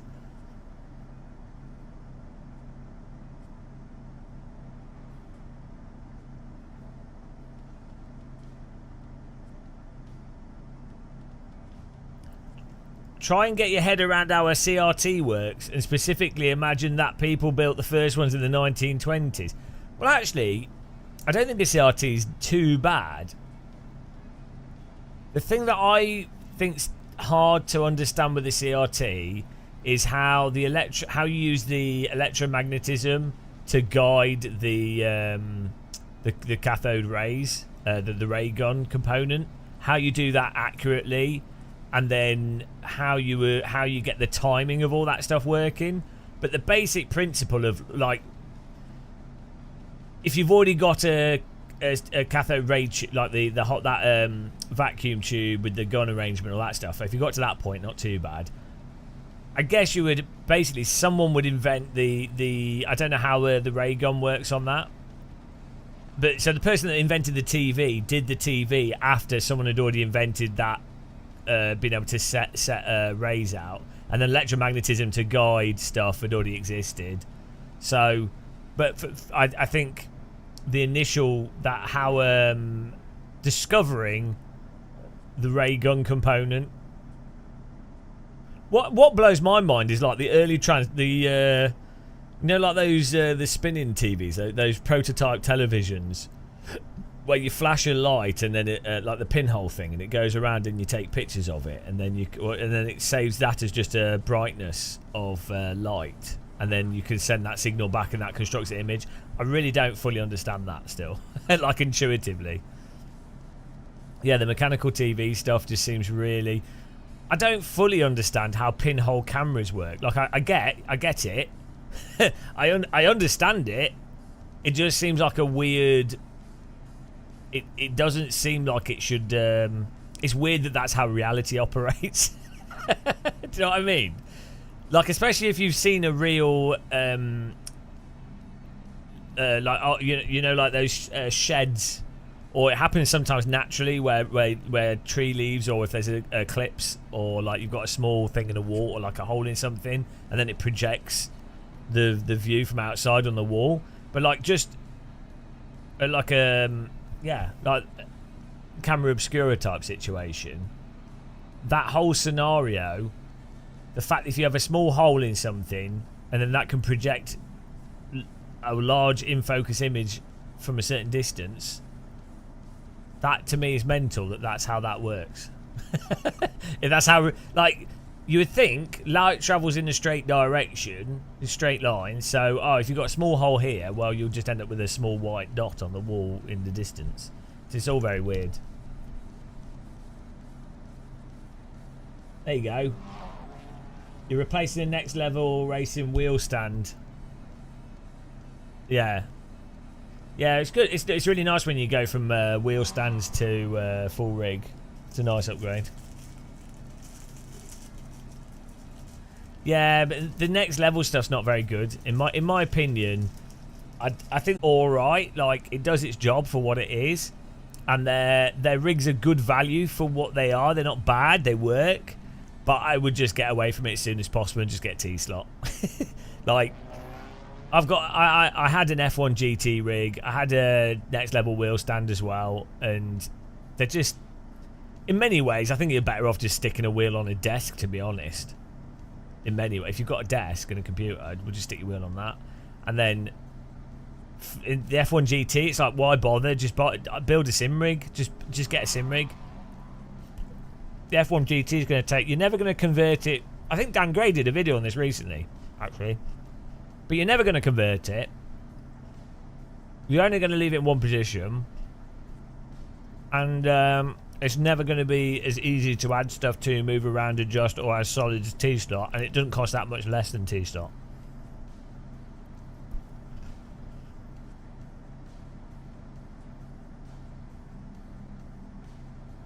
John Hartley. Well, yeah, but so lenses make sense, though.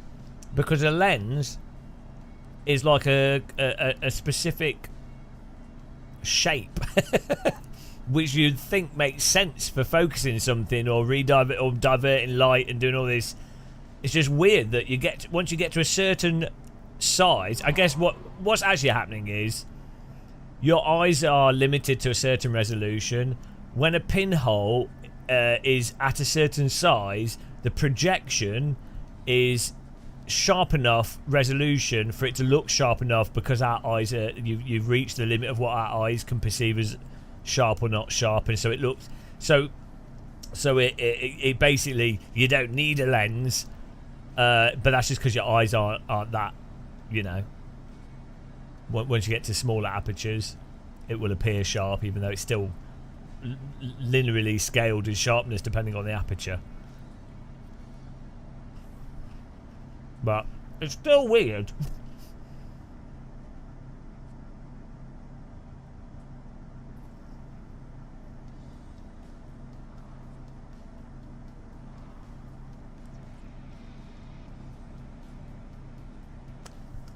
Yeah, the only wheel stand I enjoyed was I had a shitty desk and I had a wheel stand pro with a G25, and to be fair, what was good about that was I could put the pedals, my Club Sport V2 pedals on the wheel stand and my G25 on the wheel stand, and I could put it to one side and pull it out quicker than, and I didn't need to have some fancy thing to stop my pedals slipping on my carpet.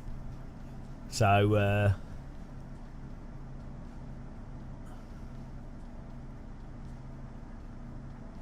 I'm really surprised that no company has built a pedal box that you put under your desk and allows you to bolt your chair to it and you put your pedals on it. Coffee race is probably the closest thing. Yeah, he hates everything. Whilst Wack Kozak, hello.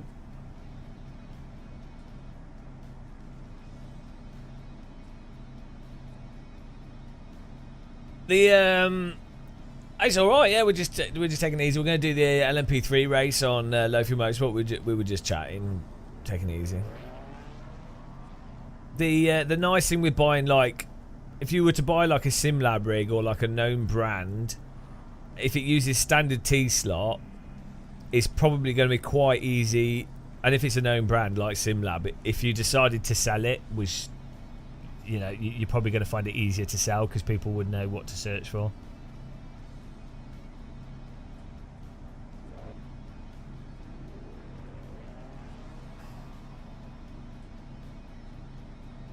But I'm not. Yeah, I don't know. The American market for sim racing's really fragmented at the moment. It's a bit weird. I think sim racing hasn't really established itself that much in America relative to the population size. The pace car is out of control. Sim racing is way bigger in Europe. Like, it's quite big in the UK, but it's probably biggest in Germany, generally speaking. And then like Brazil, but yeah, in America you've got like Formula 1 fans, you've got a lot of oval races and oval fans, but it's not really the same. Although weirdly, America's got some of the best tracks, but it's just strange culturally. Sim racing has not really got to where it can get to.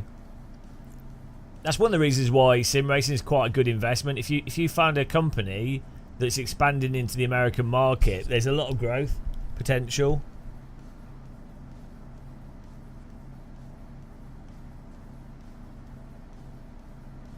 Oh no, you can sim race whilst fat.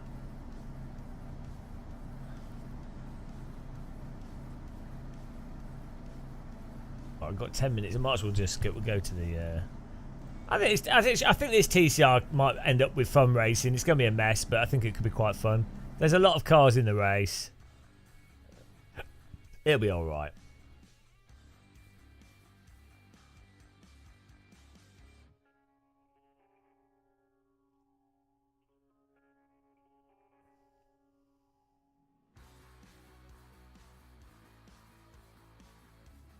Okay, where's this? We have. There you go. 8 minutes till the race. Well, America does have quite a lot of farming and stuff, but it's just a huge country, isn't it? And very culturally diverse as well. But you can see why in America there's a lot of people just using quad bikes or hunting or outdoor activities. Or like the thing that I found really weird as a Brit when I've gone to America is there's that whole thing with like trucks and stuff. So people will drive an hour and a half, 2 hours to go shopping, and then they will buy like huge, massive containers of stuff, fill up their truck, and then drive that to then 2 hours to where they actually live. Whereas in the UK, pretty much everyone would like 15 minutes would be like the normal time that people would want to spend driving to a shop. Like everything's so close in the UK. And like the size of like the supermarkets and stuff in America is insane. Like it's amazing that people manage to be obese because of how much you have to walk if you want to go anywhere.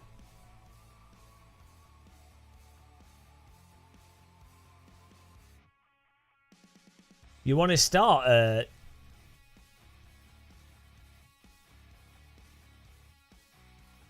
if you had the money, you would start a sim racing distribution business. Well, why would you need the capital yourself? Surely you could if you had a really good plan and you knew what you were doing and you had all the material sourced and you knew you could do all that, you would just you'd get investors on board. You could pitch it. It's not something I'd want to do.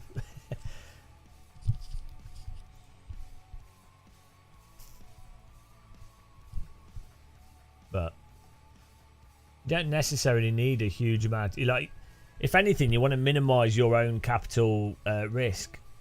So as long as you can find people you can convince. To be honest, I think you can make a very compelling business case for, as I say, for sim racing growing in the US, especially with the popularity of Formula One. You can make a very compelling business case, and it's not that necessarily risky because from you as the business owner, in terms of going to investors,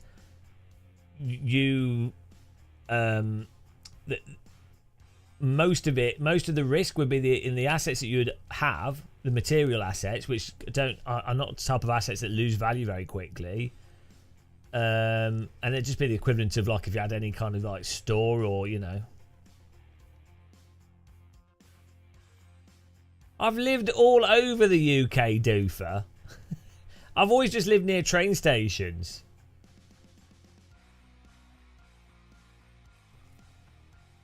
Yeah, so I imagine the difficulty in the hard thing in America, if you had a distribution, is that you'd have to treat each state like its own country.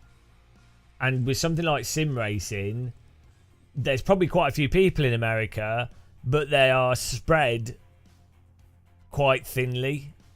So what you'd have to start with is you'd have to pick a specific state where it's got the biggest population that already is into the thing, find out where that is, and then gradually expand out of that once that first thing works.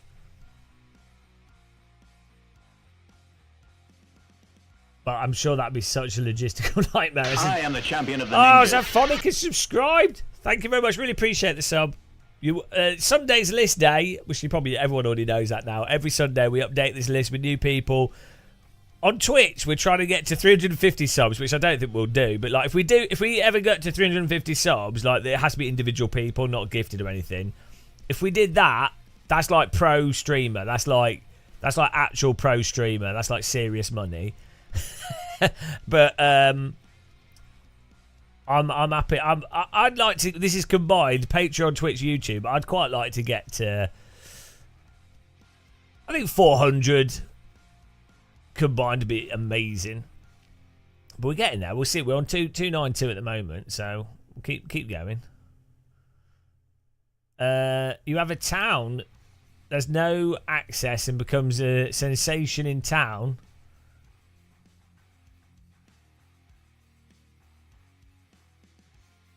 Yeah, is East Coast the best location for racing though? Because you can have like New York is high population, but nobody has houses that are big enough for a sim rig. So yeah, it'd be really, I don't know this thing. It'd be really interesting to actually talk to people that run these sorts of businesses. Because maybe having a distribution center in the middle of the country is better because then everything's equidistant. Or, you know, I really don't know. But I know each state has its own tax laws, doesn't it, as well? So in America, so that's a whole other thing. I mean, it's hard enough in that. So Europe was really convenient for companies that send to. You've got Germany, Holland, Belgium, you know, France, Spain. They're all similar interest in sim racing and motorsport, give or take. And it was in the EU, so for trading, it's not too difficult. But now with UK coming out of the EU, it's been an absolute nightmare for shipping stuff to the UK and then different taxes, all this bollocks. So in America, I think different states are pretty crazy for different tax rules and everything. So that would be a pain in the arse. I say the business would be more you being an expert in shipping and what have you. And then the problem, then you'd go, well, hang on, is sim racing the most profitable business for me as an expert of shipping and distribution? And it probably isn't. And not that it couldn't be a profitable business, but, you know, there's probably easier businesses to make more money from doing the similar sort of thing.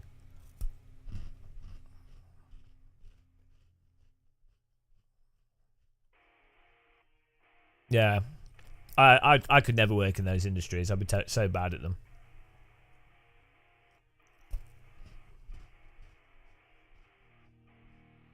We're in the top split. We haven't won yet, no. We're just going to do another race in a minute.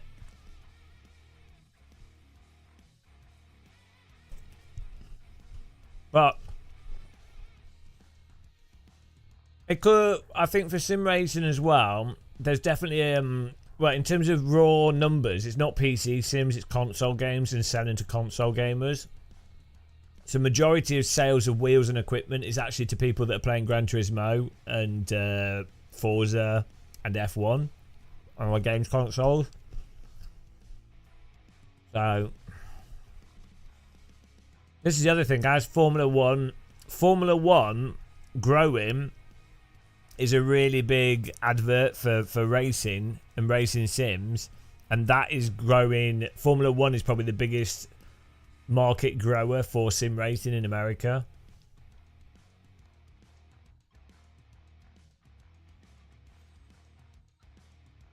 But sim racing has the same problem that VR has, where you need to do it to understand why it's good. Like sim racing is fundamentally a very fun activity, like driving a car on a computer screen as a video game with a force feedback wheel and pedals is a fun activity. Like, even if you don't like cars, it's a fun thing to do. It like archery, ice skating, skiing or whatever. It's a fun and very affordable activity.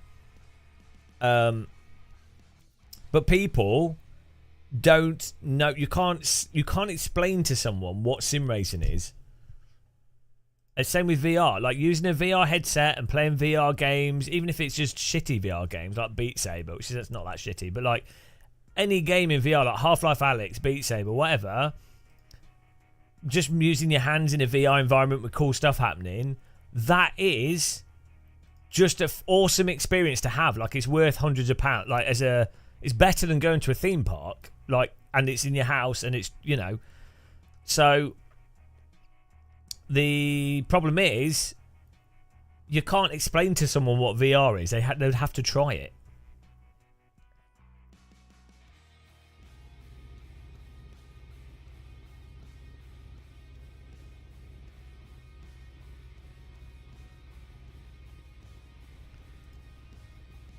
Yeah, Tony's doing a good job, I think, of getting into that.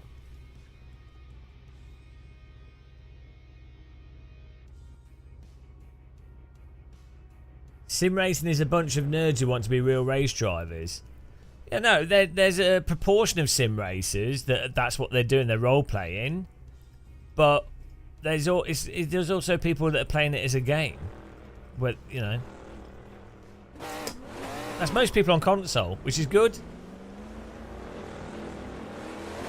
We need more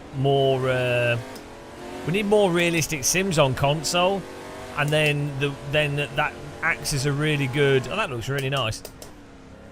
You know, people can then play on console, and they can play with a gamepad.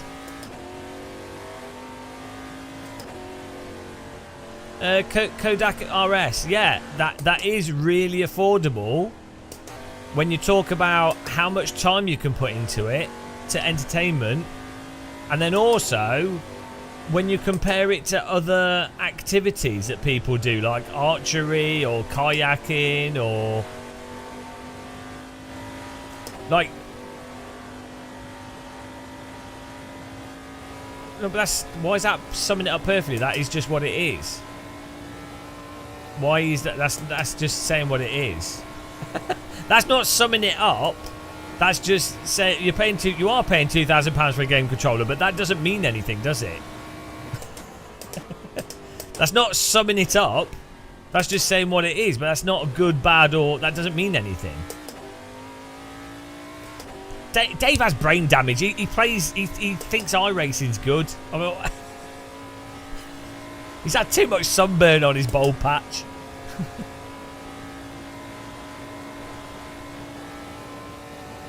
But yeah, look, like you could do other sports and activities or things to do that are way less value for money.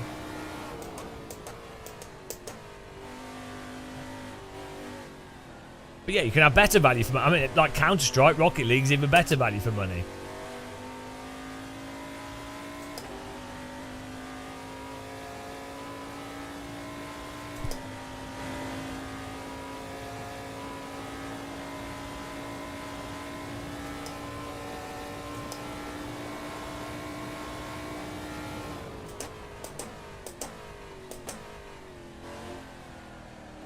Gaming in general is just really good value for if you're looking for entertainment to time. And then the nice thing, if you're trying to quantify, like, so one of the things that normally makes other sporting or other activities different to general video games is the input device. So if you're doing archery, the input device is a bow and arrow. If you're doing console gaming, the input device is a gamepad. The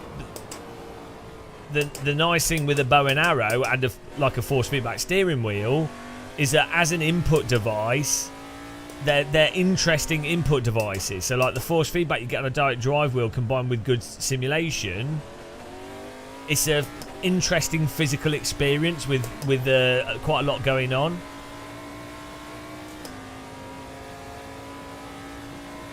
Well, it's all a time waster. So anything can be entertaining and anything can be time wasting. The point would be, are you enjoying the arbitrary activity that you're doing? It could be anything. It could be stupid. Are you enjoying it? Okay, that's fine. And then you'd ask yourself, is it getting in the way of other stuff that you would like that would add richness to your life? So if it's getting in the way of relationships, or you actually have an addiction, then it's a negative thing. But if it's not, and you're genuinely enjoying it, and you still do other stuff, oh come on, not there, then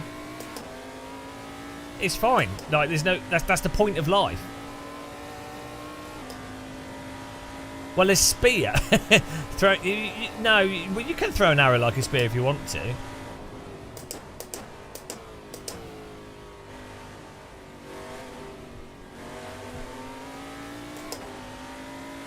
Well, you ask yourself what you're getting from it. if you genuinely enjoy the experience of playing a driving game, tiddlywinks or whatever, then that's fine. You're having fun, aren't you? You're enjoying stuff.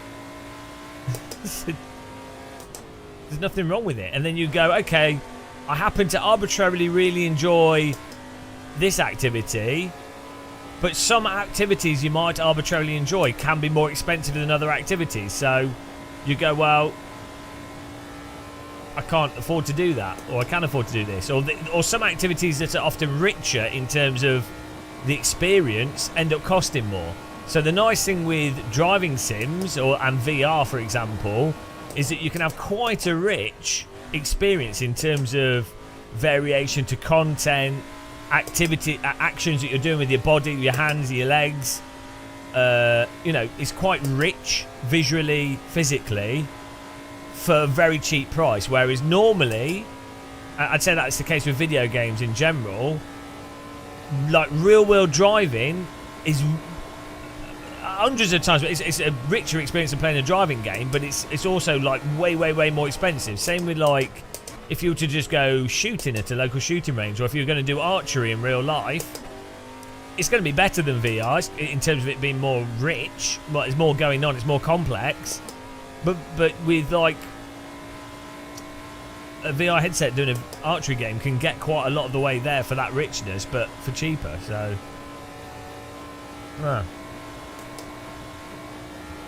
anyway, the point is, unless someone's used a VR headset or played a driving sim, they're not going to understand what it is, or want to, or be able to get, or even have the bug, get into it.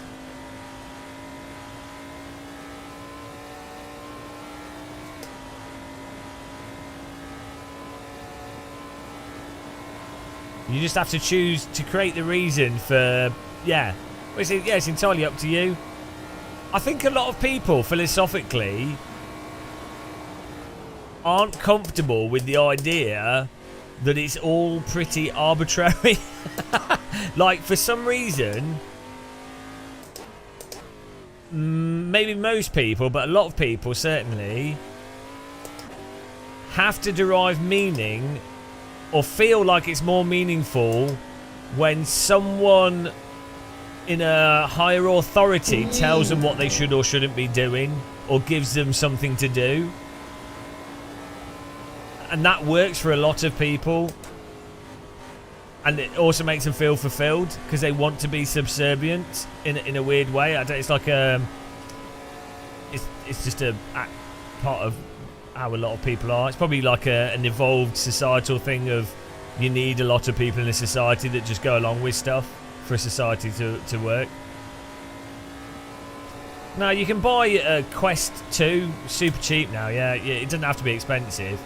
Yeah, high-end PC VR gaming with like racing sims and flight sims can be expensive, but Quest 2 you can get for £200. Yeah, but it's still good, really good VR. Quest 3 is like £400, and it's a built-in games console, and has a load of free software on it as well. So that has like awesome VR experiences and things to do.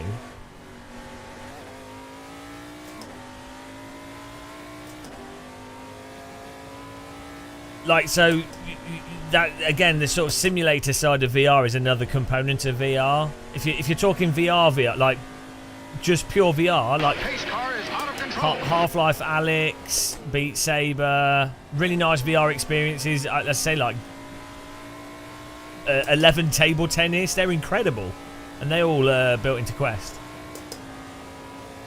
Well, you can get on Quest. I mean, 11 table tennis is bonkers. You literally, it is like playing table tennis, only you don't have to own a table tennis table, and which nobody can afford normally. Well, like £300 to £500 to buy a table tennis table, but where on earth do you put it? Nobody has enough space for a table tennis table, and then you'd have to go to Leisure Centre, all that crap, and then you have to keep picking your ball up. 11 table tennis, basically the input skill and the satisfaction of being really precise and playing against other people around the world as well, all that stuff, it does really, really well without you needing to get a table tennis table. It's insane. Absolute, like 11 table tennis. I'm surprised that there hasn't been more table tennis type games that use those mechanics in VR because it's so compelling. So same with like, I keep saying archery. Archery in VR is super compelling, and it's really weird that more game developers haven't really done anything interesting with it. What's wrong with the leisure centre? It costs too much, and it's full of sweaty people.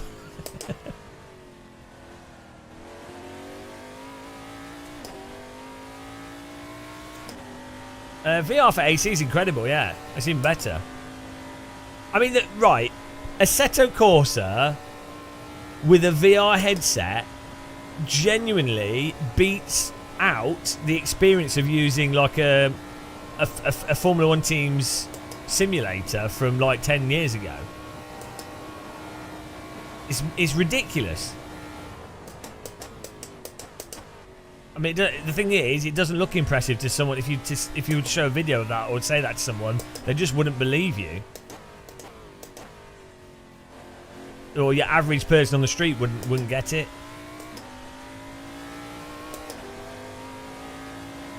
Yeah, leaving home equals bad. You might bump into people.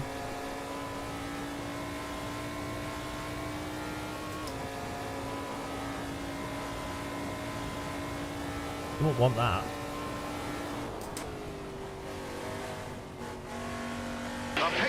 Oh, thanks for following, guys. Welcome along. Appreciate it. Hope everyone's having a nice Friday. We've just been sort of chilling out today. I need to balance my energy levels with live streams. I've not quite got it right. And we do like a 10-hour live stream, and I'm too upbeat, and then I'm wrecked. The next day, I need like a day off.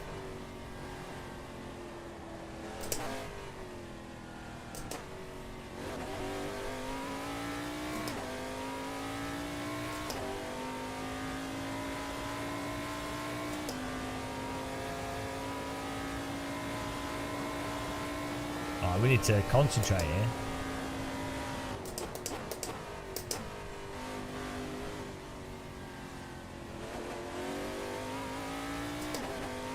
I'm probably gonna. I think I might try and pick up a Quest 3 over Christmas when I'm visiting family.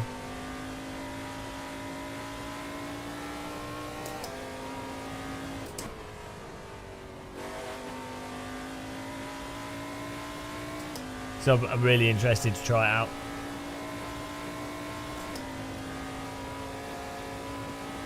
Quest 2's good enough in general, yeah.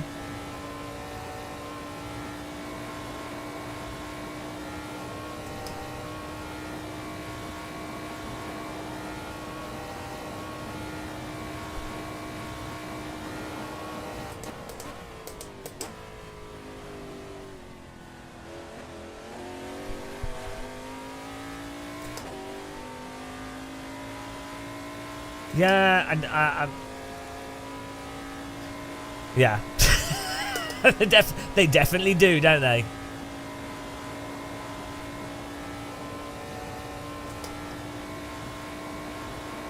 Yeah, I'll buy the head strap thing, but I know at the moment the head straps have an issue where they don't keep the battery charged unless it's 100% charged. So I was kind of hoping to wait as long as possible to get a head strap that has a strong enough, the battery on the head strap has fast enough charging to keep it or to recharge.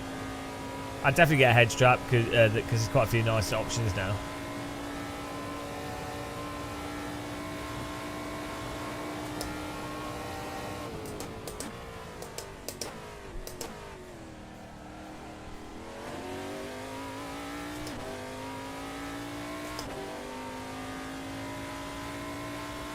Yeah, well, the head strap's not to get the battery necessarily. It's just that most of the head straps do come with a battery, especially the high quality ones. So if you are getting one with a battery, you might as well get one with a battery that works.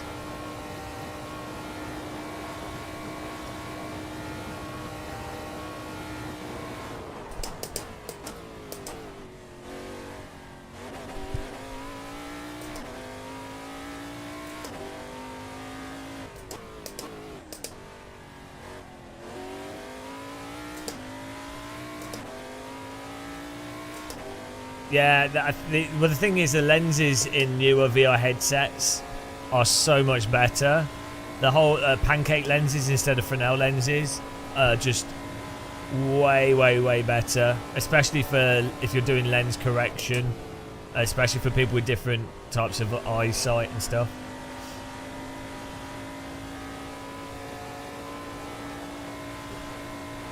I mean, that always wound me up about older VR, was the sweet spot was always so small on them, which is just really annoying because you can't look around.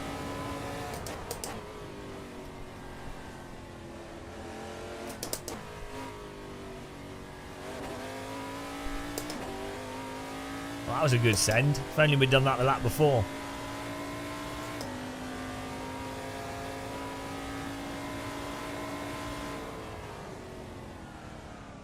Well, 18. There are some speedier people have joined this. It's good. Will I sell my Quest 2? No, I'll probably take both with me, and then I'll probably play table tennis with my sister. That's probably what will happen. I'll get a Quest 3. I gave my Quest 1 to my sister. I don't think she ever used it. We'll get I'll take the Quest 2 with me, and then we'll just play table tennis. The pace car is out of control. Thanks for following that, Spirity.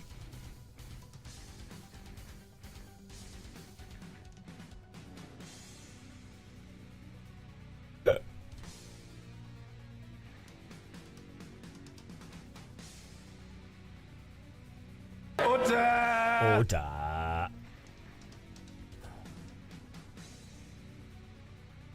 Yeah, for VR, frame rate is so important.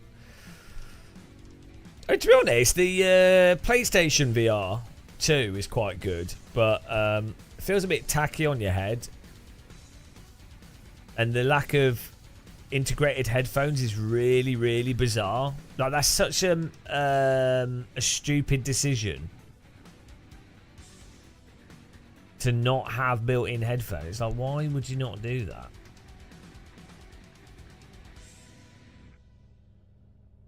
And then also having to plug it in. Like, it would seem to me Sony are really missing out on not doing their own. By the time they get standalone VR, like, already the Quest and stuff is sort of establishing itself in that space with the VR library. It's like, well, Sony's in a position to have a standalone VR headset that works awesome, can use Sony marketing, but then also can include access to other games that you just play with your hand but use a giant screen, all that kind of stuff. I don't know. It seems like a bit of a weird ball drop.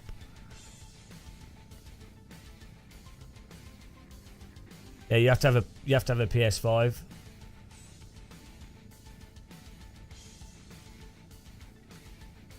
It would have made sense for it to work wirelessly with a PS5. That would make even more sense. I don't know. It's just really weird.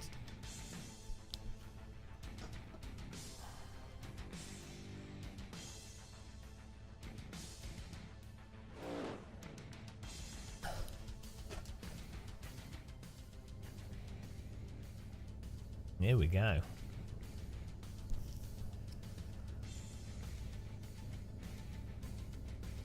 Well, also, you'd think for PlayStation VR, they would encourage it for developers that there's loads of third-person games for PlayStation. And there's already someone's done a project for PC VR with like loads of games. They've hacked in VR support. But you'd think Sony would encourage developers to offer VR support in their normal like games, just like a floating disembodied camera, because that looks really great with a whole bunch of games. But I don't know. They'd probably larger companies normally just want to make money in the easiest way possible, and they don't want to bother doing with distractions because they know they can make more money just doing more of the easier thing.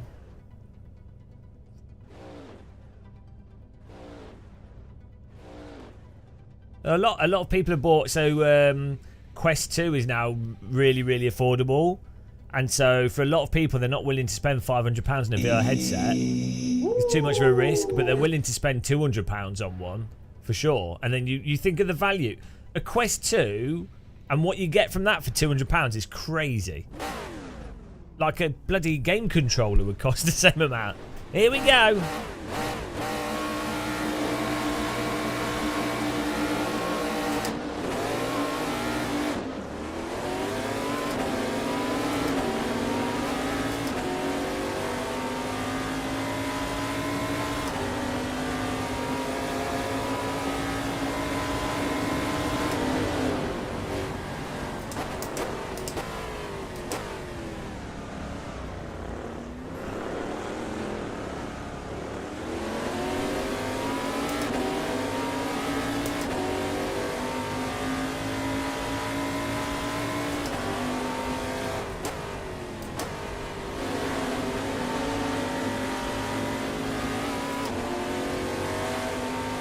Go.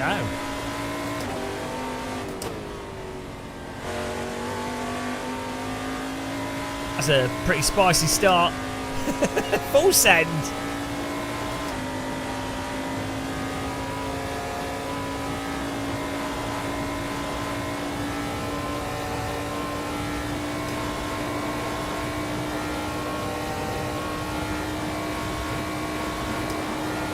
That seems alright. Generally quite popular throughout the day.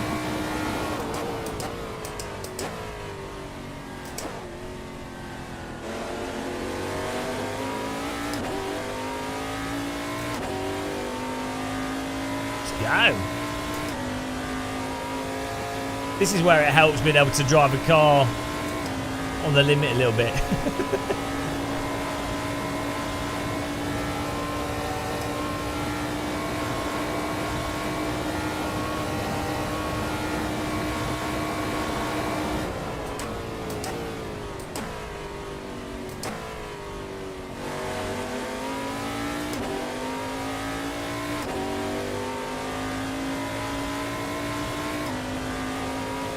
So all these guys can hot lap and qualify quite well, but people struggle when there's other cars around.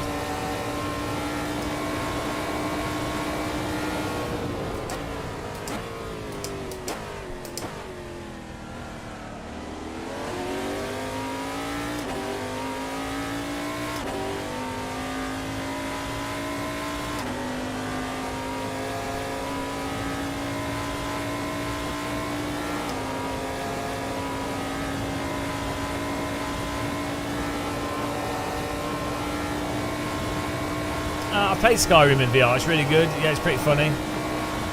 Again, using the bow and arrow in that's really fun.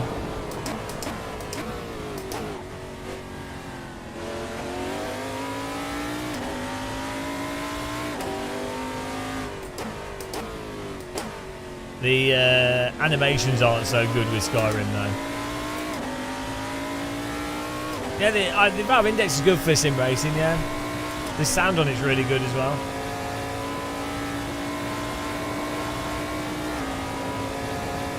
Yeah, that whole Gear VR thing was really weird. How it worked and then didn't work. That was just a very strange partnership. I think it was just like a bonus partnership that they managed to do just because they had other partnership and they were like, oh, hang on a minute, we can sell this add-on for people's phones and we'll see if it takes off. It didn't really cost much to do.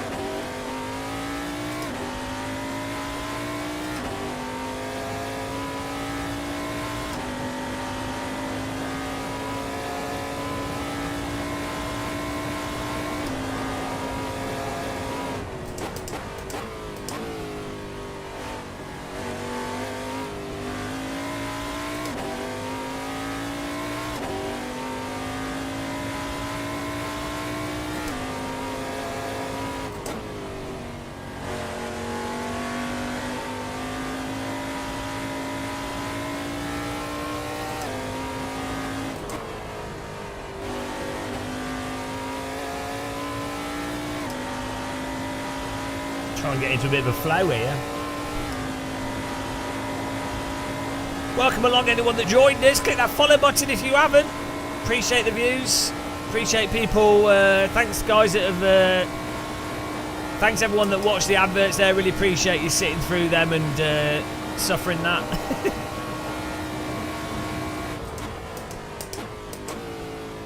Type 1 in chat if you've got adverts and you hate yourself.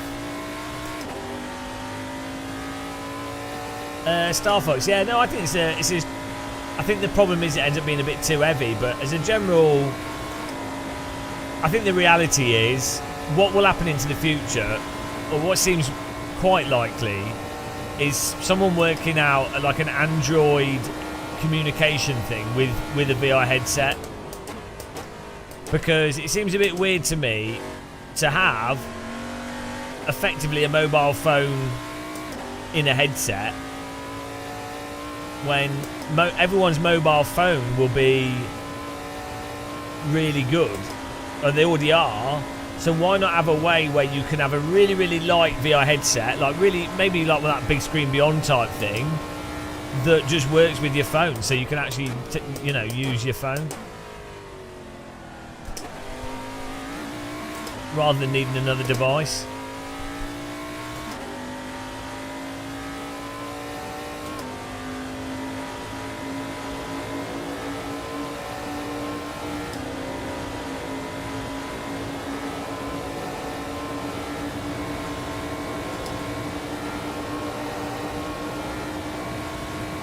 Lol.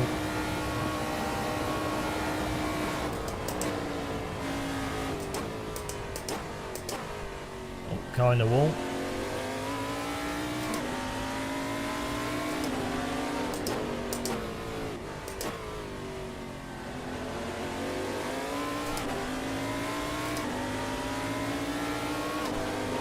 What's the point? Come on, mate. Why are you driving into me?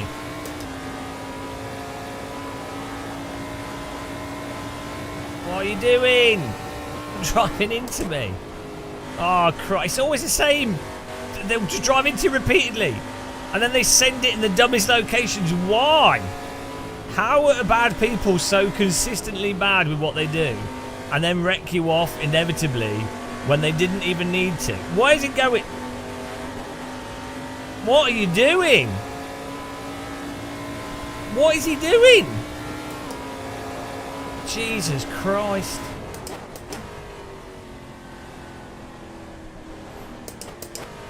Great, yeah, that's really making the racing fun for you, isn't it?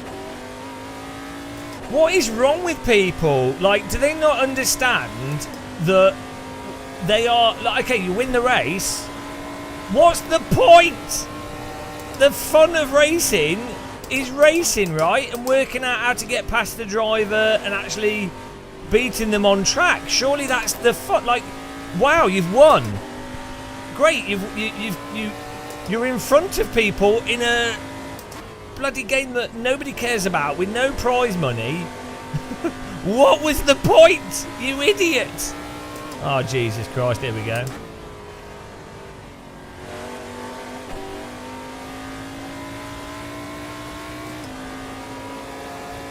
Well, there's no track cuts on this, but also these people would get, when there's reporting, they'll just get reported and they'll probably get banned.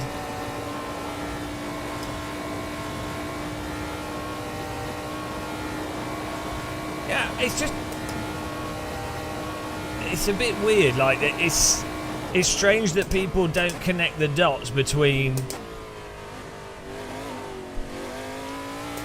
where the actual enjoyment is. Like, winning is in and of itself is not fun.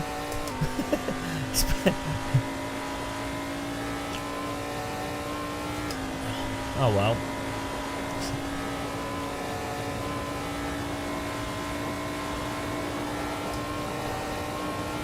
Yeah, to be fair, he's probably it's true, probably a toddler. But they need to learn these lessons. Uncle Muscle will slap some sense into them with a brick.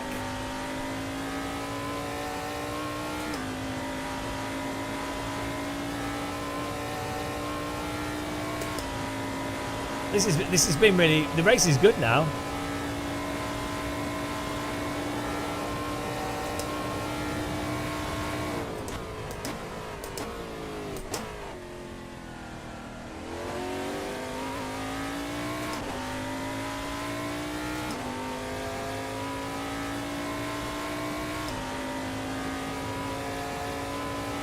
The blue of these headlights look really good.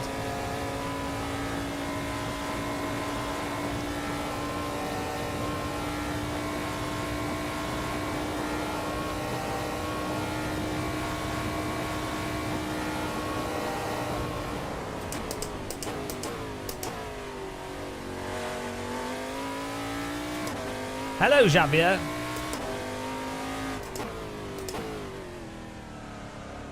My life isn't doing great. Oh, sorry, man. At least you've got hair. Well, nobody's life's going too well. They're watching this channel.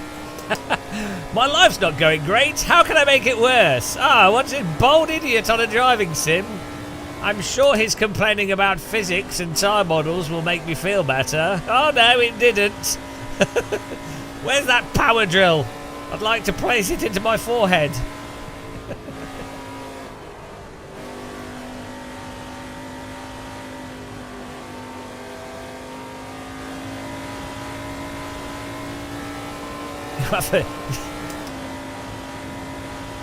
Wow. I'm glad I can be a distraction. I mean, things must be pretty bad if this is the distraction.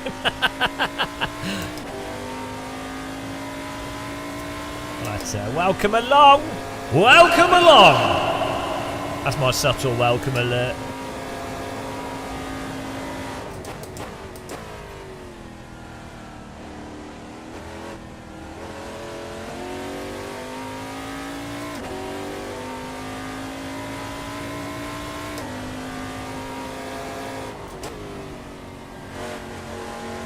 Oh, don't tell me it's the guy that's been cutting the track that's crashed.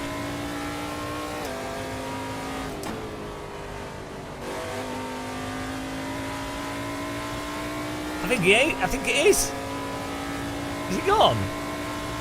Or was it Alessandro Apolloni? Bologna Apolli? Apolloni? Apolloni? The Apolloni space program.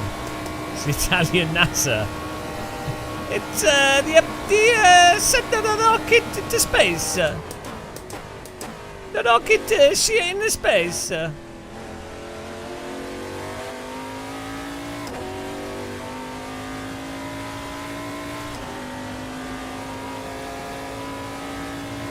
Are they just cutting the track on every chicane?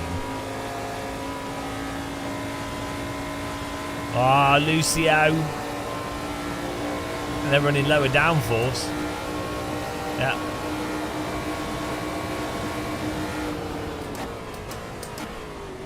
Oh, drift entry. Nailed it. Whoops. Well, that's one way. I like to enter the corner pointing the wrong way just to keep things interesting. Forget tyre wear. Don't worry about that. Just go with it.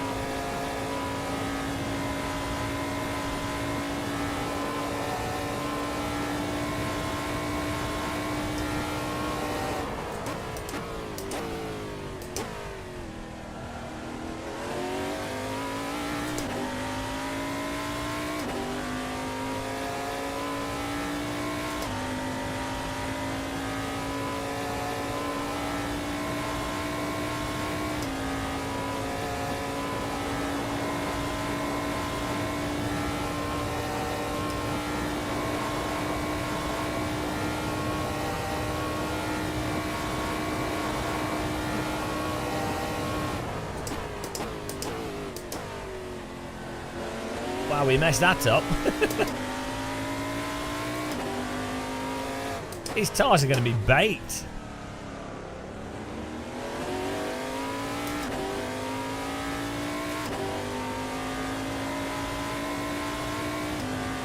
Distillery. No wonder he's driving a bit drunk. It's all them fumes. Distillation racer.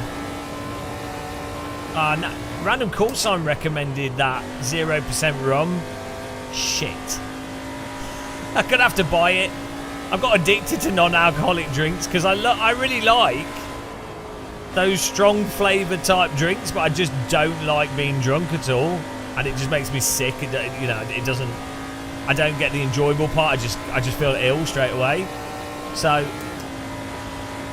yeah, I have to try all these non-alcoholic drinks. It's amazing. It's a good waste of money though.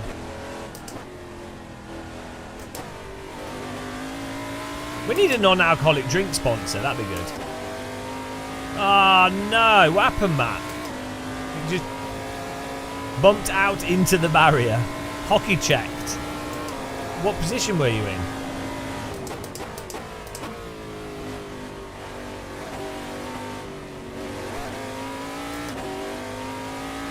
Yeah, Punk AF is good. Quite expensive though.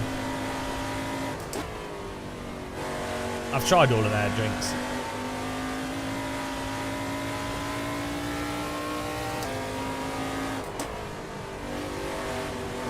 Oh! Ah!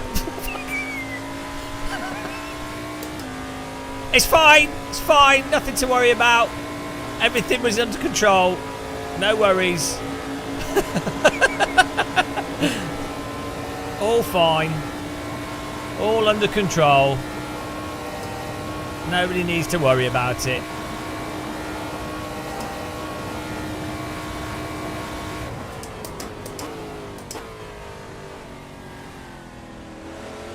Bloody hell. Oh, hang on, is this the guy that was cheating? Alejandro?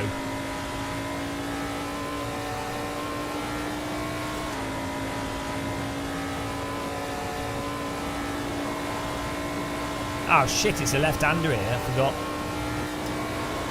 Thomas Wilson behind us. Don't pass here, Thomas, no! No, Thomas, you're going to miss it. I don't know, he's got a lot of ping though. Oh, this guy's just cutting everything. Alejandro. At least you get a different name colour for people with higher and lower pings, which is quite good.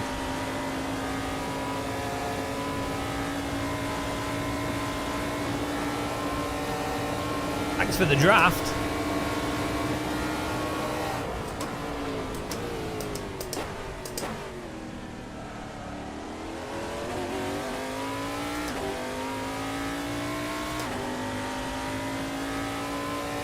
Well, 6th place is cheating, so hopefully they crash. It'll be funny. Good racing with Thomas Wilson, though.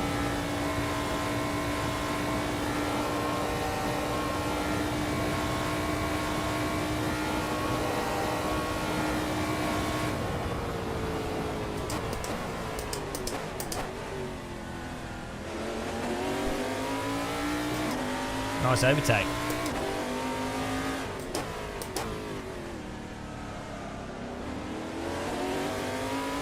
He's a clean driver. He's got a lot of ping, but he's driving really clean.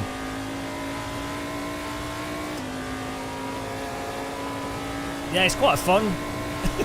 It's quite fun just doing... I know it's a bit repetitive for you guys watching, but it's quite fun doing the same car track combo and just trying to get better at it. This is one of the things I think with Sims is people, as I always say, it's like people are like, oh, different track, we need another car, another track, another car, another track. It's like, no, it's actually fun mastering one car and track combo, and you can spend hours on that and really get into it. Just as Counter-Strike is 5 maps. I've been playing that game for 12 years. I don't go, oh, I mean, I would quite like new maps, but you know what I mean.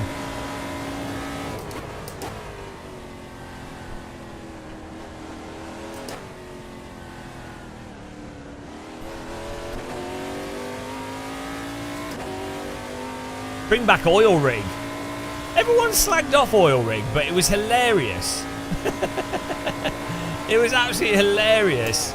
I think VIP mode as well. Okay, it was pretty terrible, but I think it has potential. I think if you actually had really good AI for the VIP, I think VIP mode can work. Rather than the VIP being a player, you need good AI. Like, AI escort missions were always the worst in any video game. But I think if AI or level design's good, that in a multiplayer co-op thing can be really fun, but it has to be done really carefully. Oh, there's gonna be a crash up front. Look at this.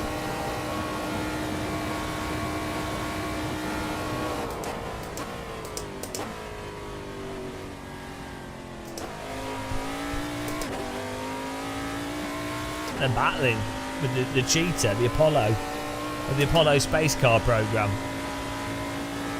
Cash is in CS2. Oh no, it's not, is it? Yeah, that's a good point. Yeah, I love Cash. When they modelled it, it was just. Oh yeah, thanks for the tyre reminder.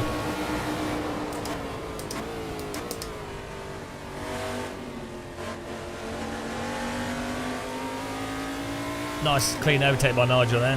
Hopefully we can catch up with these other cars before the end of the race. Mirage. I do like Mirage, but yeah. I always used to alternate between Cash and Mirage with like my two maps. But yeah. No, they definitely need to get Cash into CS2. It plays so good.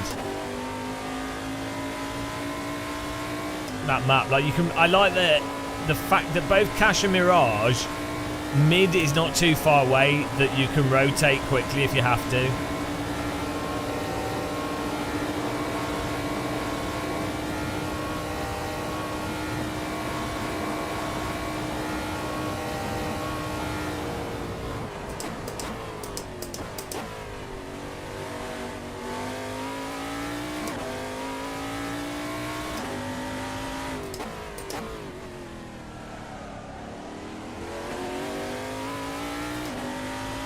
Carl Eastwood, Clint Eastwood's cousin.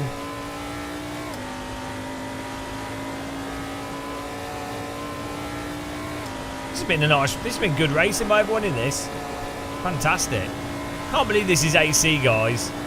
AC with proper hosted races, with people driving properly, with splits. I mean, it's insane. Amazing, you know, cars, nice mod track, points tracking. Ah, it's the dream. And you're not. Why is he pitting? Okay.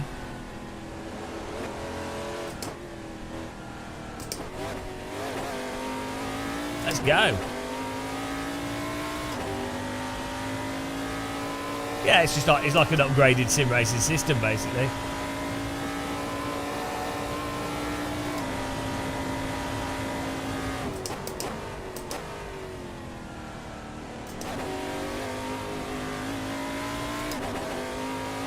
It's a happy game of muscle. Disaster. I really enjoyed R Factor 2's ranking system as well. Whoa! Hey-oh!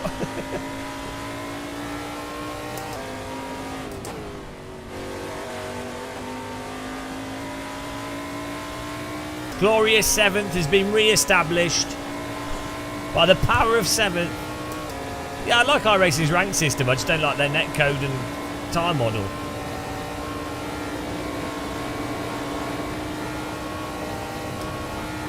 Wow, he was slow off that.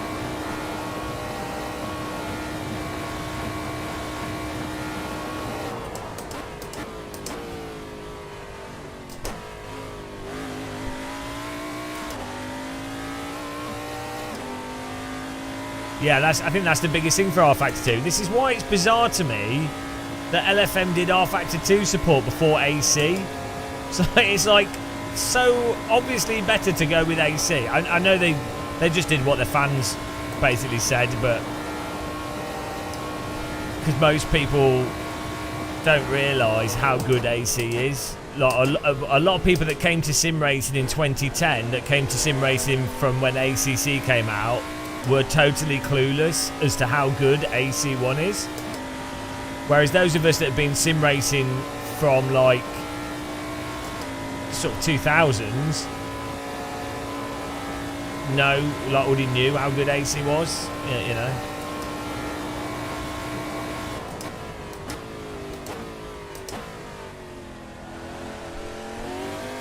I mean, it dodged a bullet with the AMS2 thing, because AMS2's just really not good compared to AC. And if they'd have done that, then I doubt they would have done AC. They would have just diluted things. So pretty lucky that AMS2's dedicated servers don't work properly.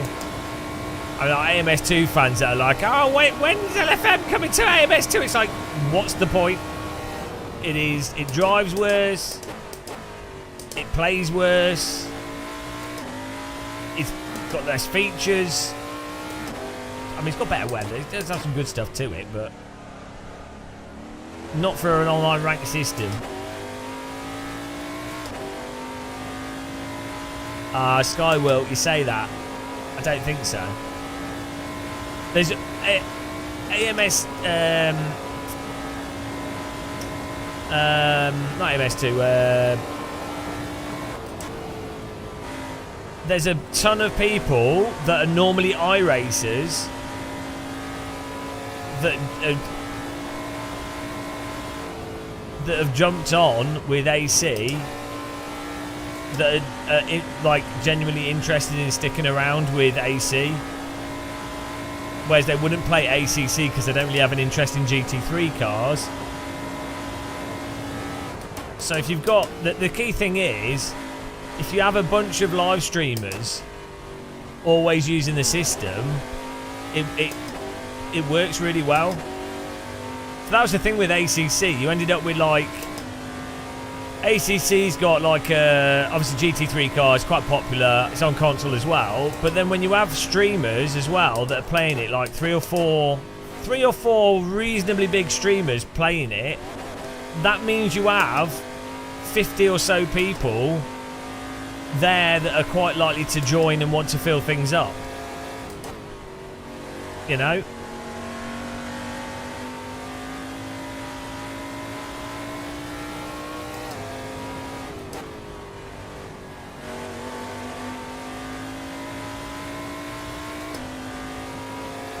Yeah, the thing is, ACC has good audience.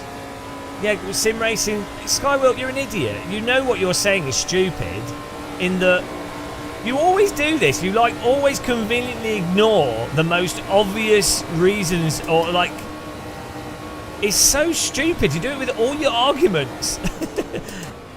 Like, sim racing system is totally different to low fuel motorsport, in that one is harder to sign up for in the first place. Two, it's just one guy that was hosting it for like the sake of doing it. Three, they picked rando content all the time.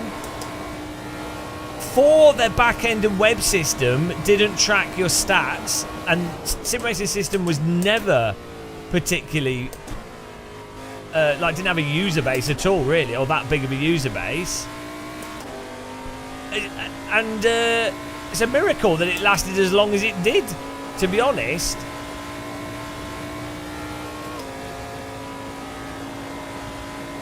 And ironically, AC with LFM has benefited a lot from ACC, because there are a lot of people that play ACC, and LFM was able to build up its user base due to the fact that people were desperate for GT3 ranked racing.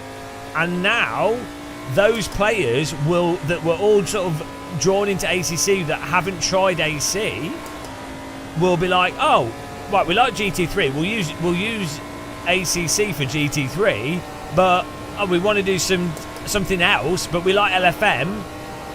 Oh, okay, we'll do AC because it's got some TCRs, or it's got some whatever, a formula or mixed. Do you know what I mean? So it makes perfect sense. It's like it's actually complementary to what LFM offers. And unlike R Factor 2, it is easier to get into. And you'd have to pay a fortune, and it actually drives better than R Factor 2. So, you know, I mean, R Factor 2's now got its own online ranking thing, which is really good. So, but I mean, unlike R Factor 2, when it comes to this, what's going on? Oh, here we go, here we go, here we go. Ah, no, there's no way for me to come through there. It's all happening. I thought I was going to get a cheeky fourth there.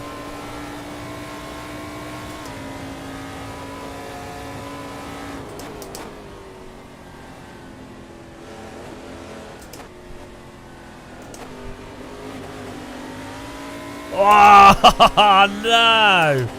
That was close. We got 6th. Good finish. Woo. That's good racing.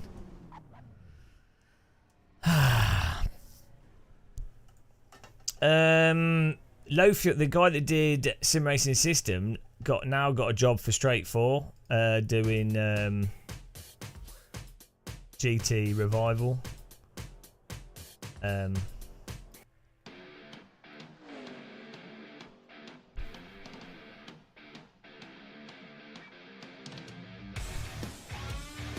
Alright, there we go. That was pretty good. Let's have a look at. We got a 6th out of that. It's not bad. We had a good start there. Did he? Ah, what a shame. What a shame. The track cutter wrecker. Let's have a look here. Thanks everyone for supporting this here. Appreciate it. Welcome everyone that's watching. Hope you're having a nice Friday night. Thanks to everyone that's a member. The pace car is out of control. Thanks for supporting us. There we go. Thanks, guys.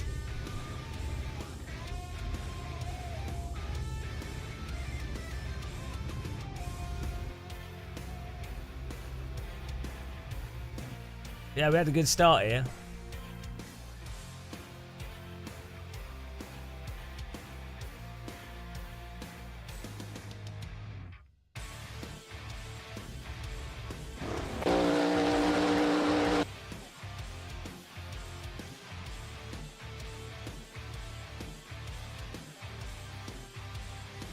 AC, you had a cracking battle for not last. It wasn't lucky, it was pure skill. Look at this. Got a well good launch. Managed to squeeze off around the outside. I'm in a stealth car as well.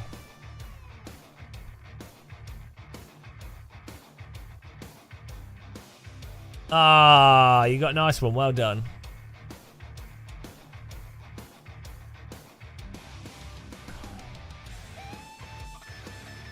And we had this, you know, everyone seems to be driving the start pretty well on this now.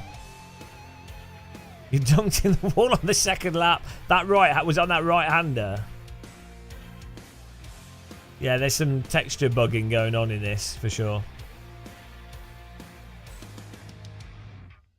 Diaries of a bad drop. Look at this, straight up the middle. Oh, amazing. Yeah, that fast right-hander's really weird. You have to brake in a straight line.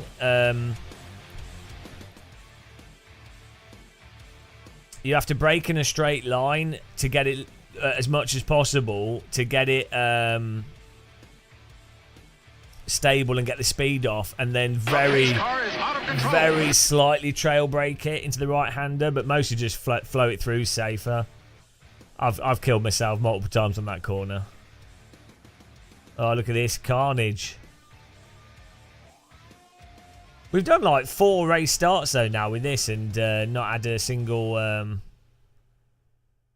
not had a single being wrecked. No. This is not what would happen in iRacing with an LMP3 grid this size on these corners.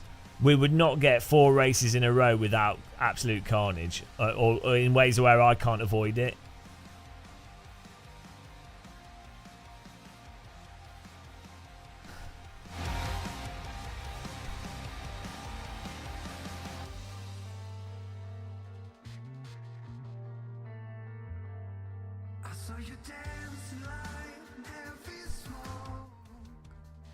Oh. Yeah, we gained a load of places back. Pretty good start. I do the we can do the 11 PM I think. Yeah, we'll sign up to the 11 PM race. Why not? Why not, guys? Why not? We could do a bit more practice in the TCR. I think we're gaining quite a lot of rating as well. No, the TCR's in 49 hours, so like 3 days. We're on Monday.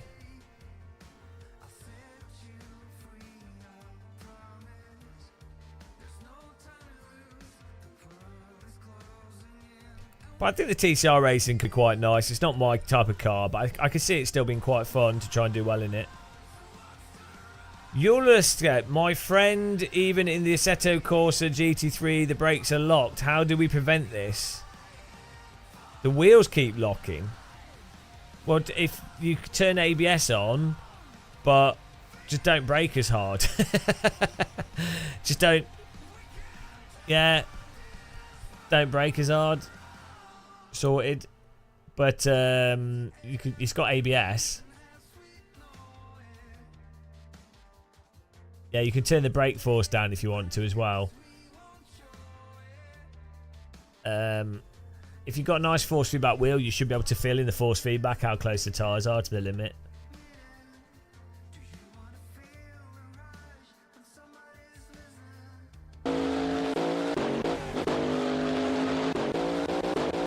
Where was that wreck that we... There was a wreck that we only just avoided. The track looks great at night. I don't know why. For some reason, the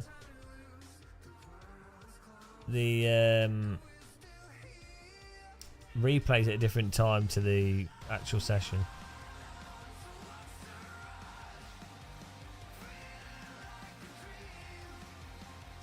Yeah, Gasper, is Gasper in chat? I'll just share the setup.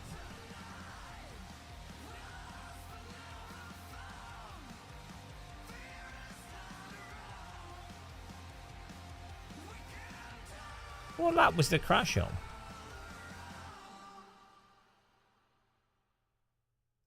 Oh, here we go. Here we go. Is this guy? This was so close. This was so close. It was the beer. It was the beer. Oh! We almost got distilled.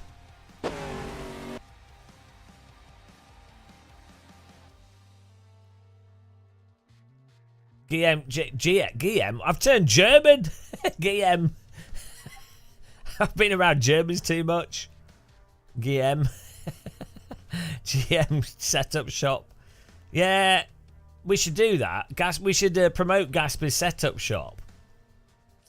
If Gasper can make setups, then we could sell them via donation. But it's socialist, so I get all the money and Gasper does all the work. Genius. How about we have Gasper's setup shop on Discord, and then we can it could be like a socialist set. Like you could voluntarily pay, but it's all free. But you can pay if you want to. Should we do that? You can donate. We'll put Gasper's PayPal on it or something. So you can donate to Gasper.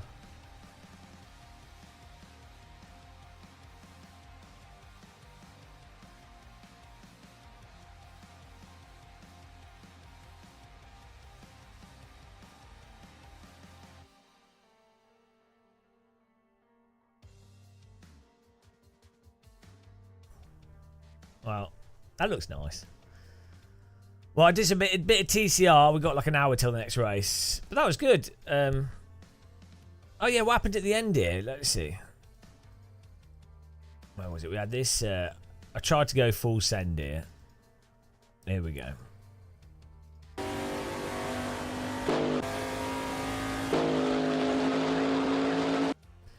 I don't think there was any way for me to have gone full to pass these guys. Like, it's a shame. If it was a bit earlier, I could have gone up the inside. There's no real way for me to send it up the inside here. Like, we can't really go that much more left. It's not a corner you can really overtake on.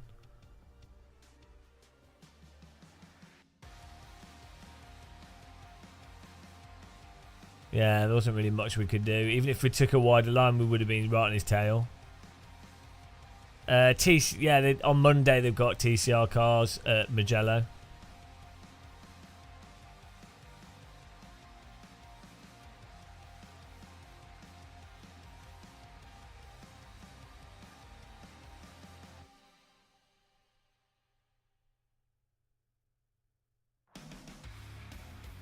You were stressing.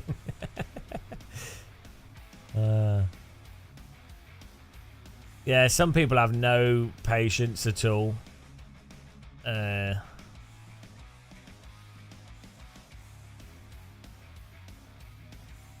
Technically, that's a track cut there, but let's not. Let's just ignore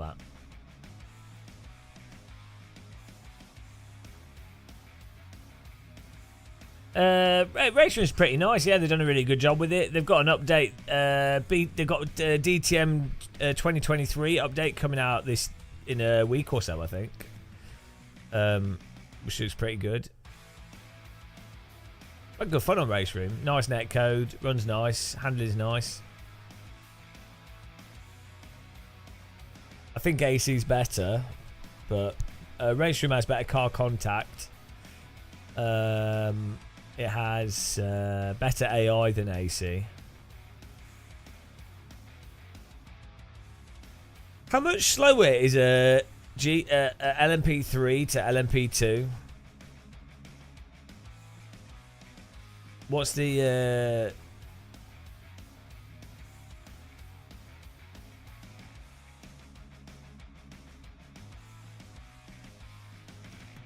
like 20%?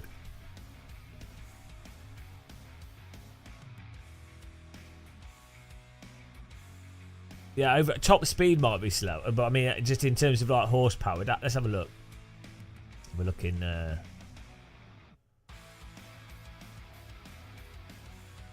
Let's see. LMP3.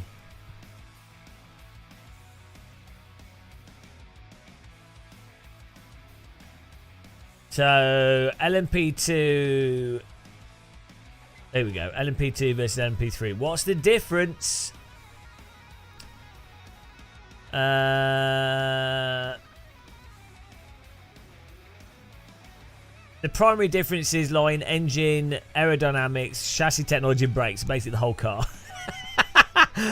All LMP2 uses bespoke Gibson technology 4.2 litre naturally aspirated flat plane V8 engine. Produces 560 horsepower.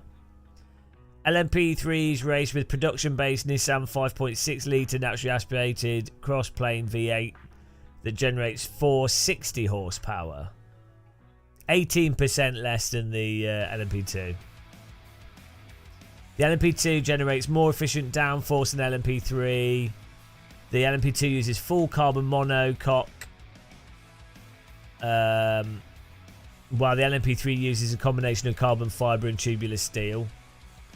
So I get, yeah, let's just get, it's, yeah. The LMP2 significantly faster.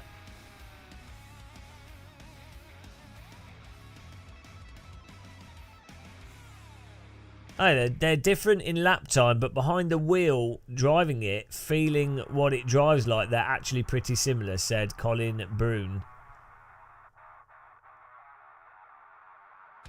Okay, how much LMP3 price? Sales price for these cars by constructors to the team cannot exceed 195,000 euros. LMP2 price 250,000. Oh no, 483,000. What? So it's twice as much. Jesus. Oh no, 280,000.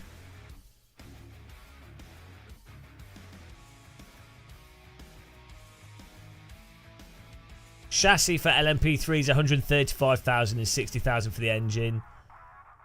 400,000 a year running cost. Jesus Christ. Lecoq Sportif. Remember that? Euros 96. Well, what you'd normally do is you'd find a team and you'd buy a seat.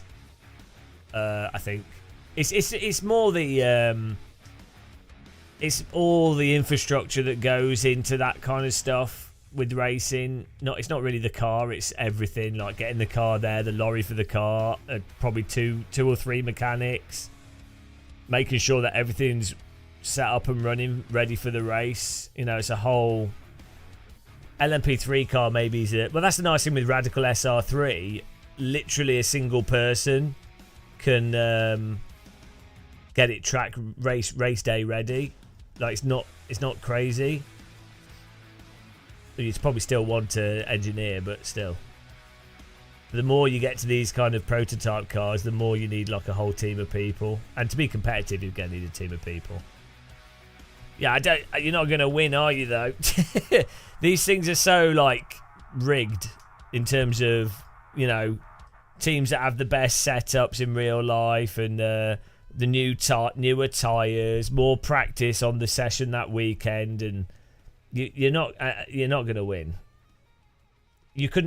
Your skill as a driver is not going to be the thing that gets you the win, probably, in something like that. I'd have thought. I don't know. I need to talk to more drivers more, but I'd imagine, based off everything else in motorsport,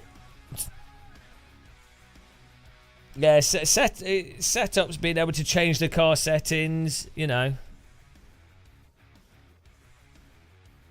It's not F1, but it's still like even go-kart, not rental-karting, but like even go-karting, you could be like way better, but you're not going to beat the kid that sleeps at the go-kart track, that gets the extra 3 days of practice, that has a full kart rebuild, that has brand new everything, that has nice food at the track. You know what I mean? You're not going to beat that kid, are you?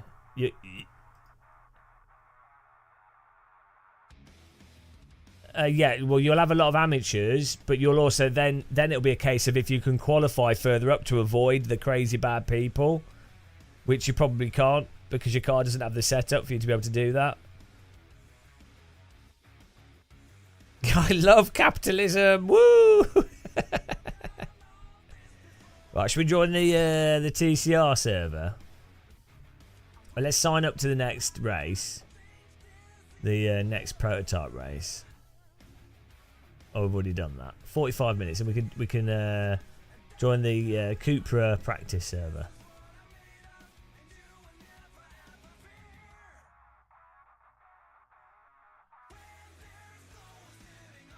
Practice server 1 we're joining.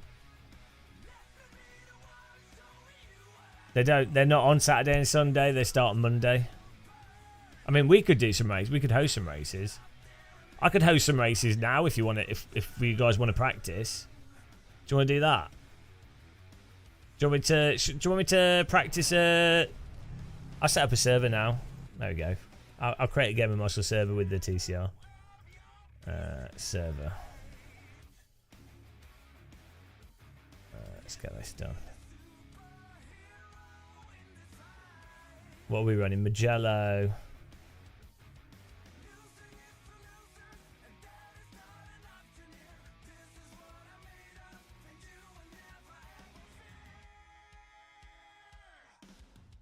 Yeah, I'll get the car in there.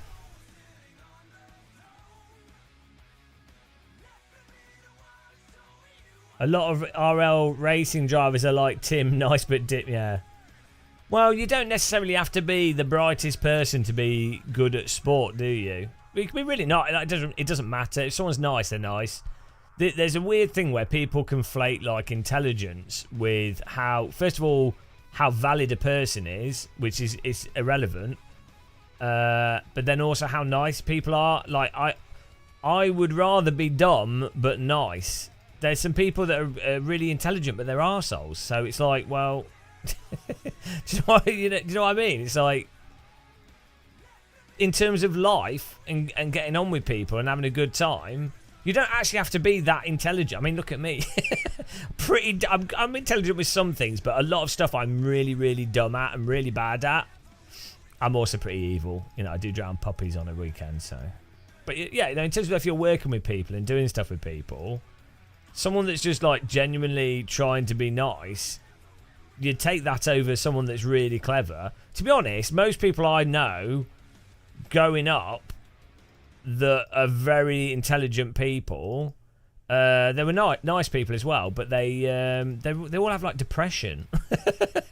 They're all like really depressed because they're really intelligent. They're like, oh, not getting the most out of life, or oh, I'm not being as successful as they should be, or oh, you know, they find it really hard to be fulfilled, and then they're always conflicted because they're looking at stuff and they're like, oh, what can I do? What can I do? Whereas people that I'm friends with that aren't the brightest of people, they're happy. They're really happy. So I mean, really, which is better? I mean, I yeah, I would pick the dumb friends. Well, I think everyone would rather be dumb and happy, to be honest. Yeah, well, also really intelligent people I know, like the amount of them that have drug problems, drink problems, weird like relationship issues, that they like just weird stuff. Like they're too like thinking about stuff too much.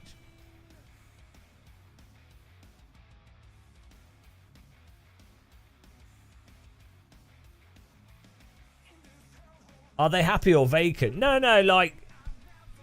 So yeah, I don't want to sound mean. I have a friend that's she's not the brightest.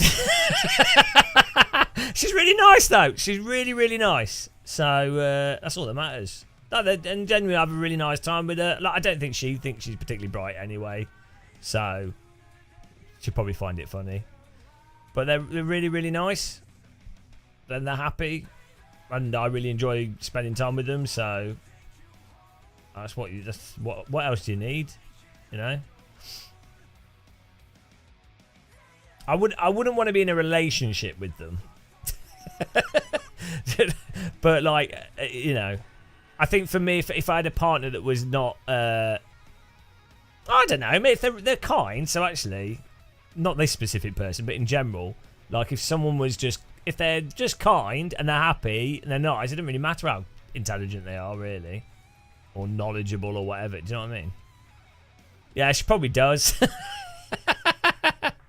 She probably does. Right, here we go.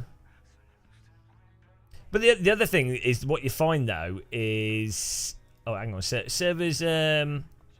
We just called it LFM practice.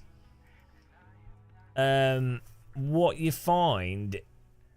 is that hang on, this is all broken.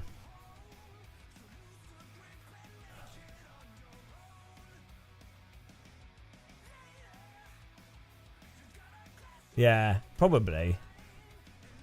Yeah, so the people tend to break down intelligence in a sort of, they're like, oh, that person's clever, that person's stupid, but it really never works like that, does it? Like, people are normally intelligent. Even people that generally seem pretty dull are often actually really quite good or quite intelligent at specific things. It's just not necessarily the most obvious places. Why's my server not showing? At this, it's like a... I'm going to just restart and stop the server. Oh, there we go. It's appeared now. That's weird. So that's so strange with Kunos. It does that. Yeah, if you search for Gamer Moss or LFM Practice, you can get in, yeah. No password needed.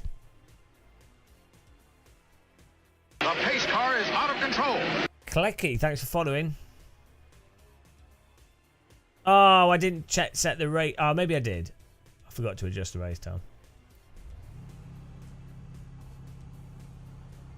Use the whole evening to fix your broken AC. Well, what did you do?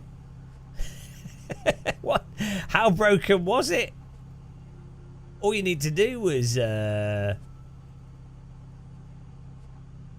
don't know. All you need to do is just do a fresh install and then just follow the install instructions and then copy cross mods. I mean, I'm pretty bad with like installing stuff, and my AC is pretty good. Like, it works fine. President of AC. Wow, I don't want to be in a position of power, I'm afraid. I defer to someone else. There's other people. President of AC. I mean, if oh look, we're moonwalking. Hee hee. I'm bad. Hee hee. Shamon. Hee hee. TCR.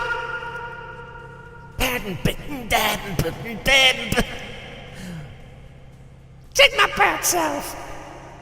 Hee hee. Shamon. Oh dear. Santa's coming with a TCR. Full in Racer Academy. Who makes TCRs again? Is it Opel? Is it Vauxhall? What does TCR even stand for? Terrible car racing. That was it, wasn't it? Oh, TCR Eastern Europe. There's going to be DD girls racing in this. What's Cupra? Who makes Cupra? Oh, I get so confused by this.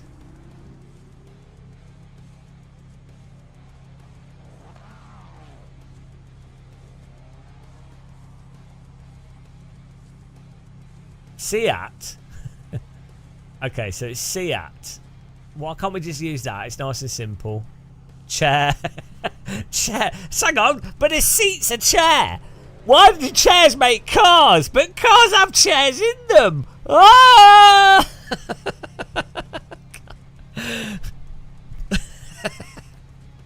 I'm going crazy. It's a seat rebrand. What, like Lazy Boy? Oh, hang on. So Audi bought them. So it's actually Audi, not Seat. It gets so confusing out there.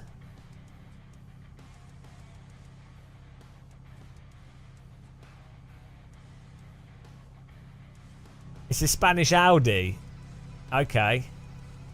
We're going with it. Look at these camera shots. Look at this moonwalking car. Volkswagen. How do Germans say BMW? They go bum BMW, BMW or something. It's really confusing.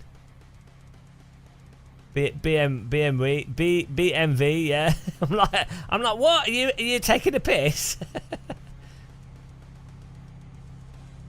BMW, BMWare, Bear.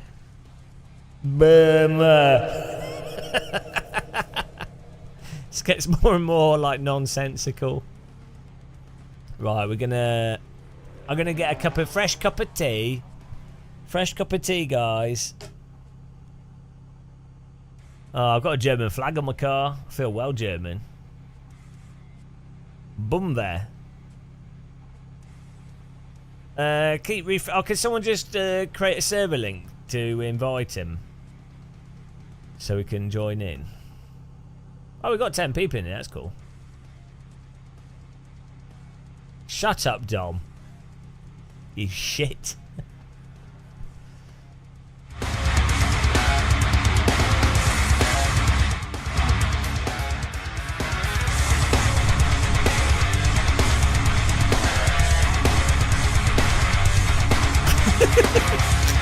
It's my drumming impersonation. That's the bold drummer. Right, back in a minute.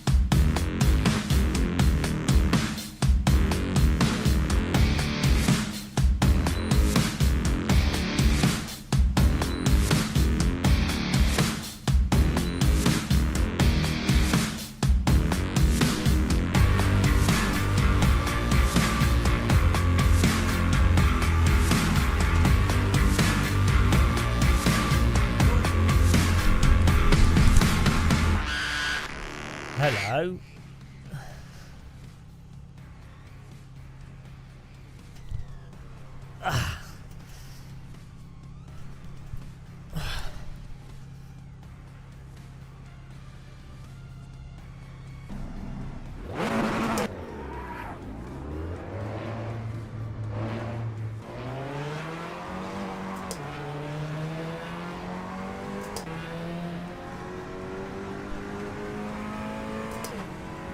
Hang on, why am I in third place? No, I've not even done a lap. Come on, guys, get on track. We're jamming. Someone didn't become a member, did they? Whilst I was in the in the toilet. It's illegal. Dingo. We had one DD go today. That's all you need. One a day's enough.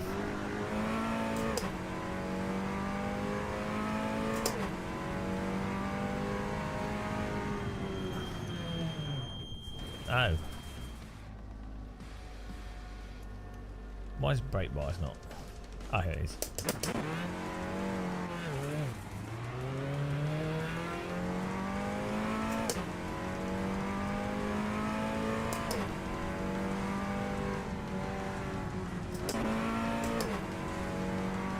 What I don't understand is, for some reason, my servers seem to run better than LFM servers. Which doesn't really make any sense to me. So I don't know what server setting they're running that's slowing down my computer, but... That's cool, we've got 14 cars in here, awesome.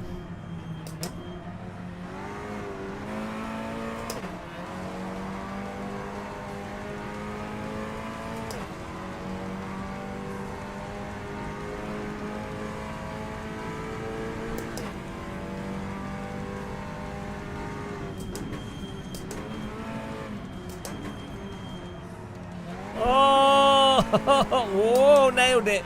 I'm in control. See, that's how you drift a front wheel drive car, guys. Textbook.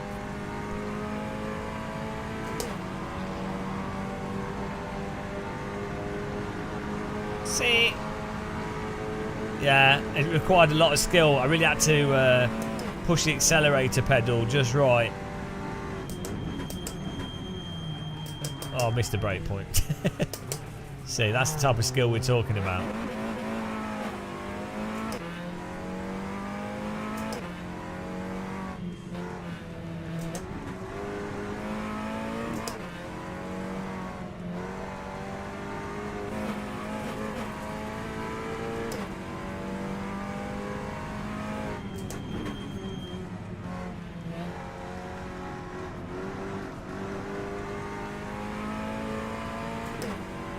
I might turn the track details up a little bit more on my wheel.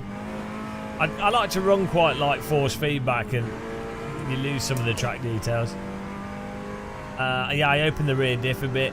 It's so stable. Opening the rear diff pretty good. Just gets you more lift off oversteer mid corner. To be honest, this car drives better than I thought it would. I'll be honest. It is a little bit boring, but it does have a little bit of lift off oversteer, so as long as you've got oversteer, then you're alright. There's no point in driving a car without oversteer.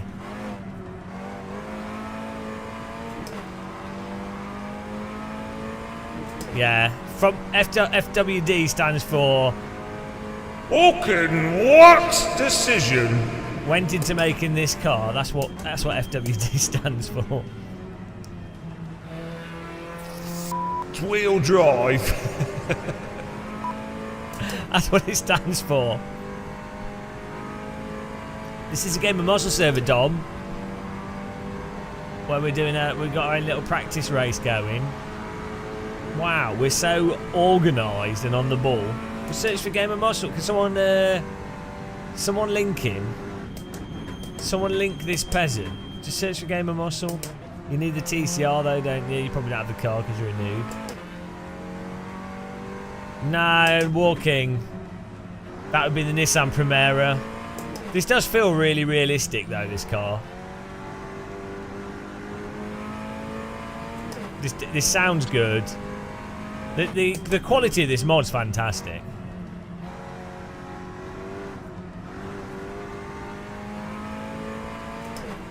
Oh, Dom GTR. Every day I'm Dom GTR. Dom GTR. That's my impersonation of Dom GTR for you guys. I can't find the server. Where is it? Dom GTR. Where's the server? Oh. Weirdly, that sounds a bit like Mr. Blobby. Blobby, blobby, blobby. Blobby, blobby, blobby. Blobby, blobby. Blobby. Blobby, blobby. Blobby, blobby. Blobby, blobby, blobby. Woo. Mr. Blobby. Great to have Mr. Blobby here. Mr. Blobby. Stupid.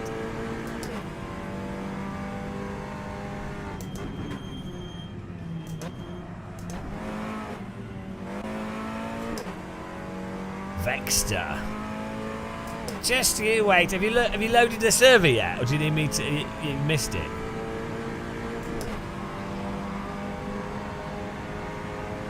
Ah, he's in.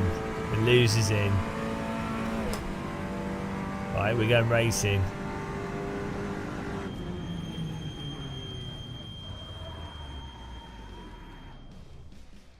Right, we have we're signed up to the next prototype challenge as well, which is nice. Nice.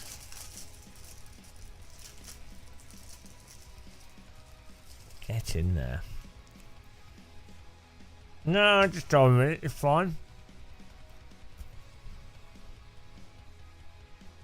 Hang on. My brain's fried 24/7, but I manage. No excuse. My brain is perpetually fried. What? Fish eater. Professional fish eater. Here we go, 5-lap sprint race.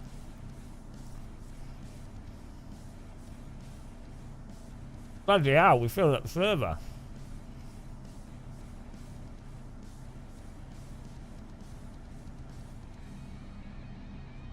Hello, Giamma.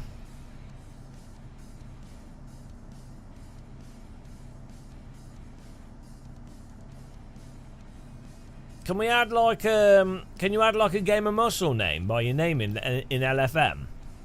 So we can have all the Game of Muscle, so we can have a Game of Muscle repped in LFM. That would be amazing. Can we not put like dash GM or something?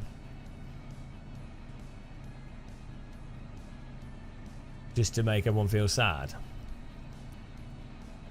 Yeah, do I make a team and then everyone can sign up to it?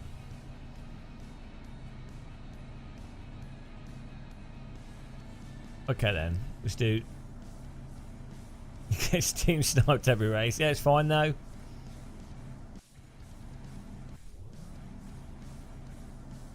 Well, let's do it. Let's see what we can do for that. That'll be funny. Then I'll know who to punt and who not to.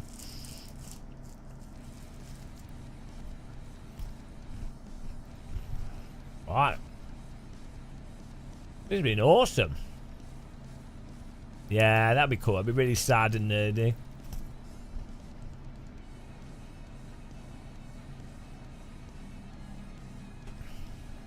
Maybe we should call the team something that abbreviates a Lidl. So the scoreboard just says Lidl all the way down it. But it doesn't stand for Lidl. It stands for like League Intelligent. There we go.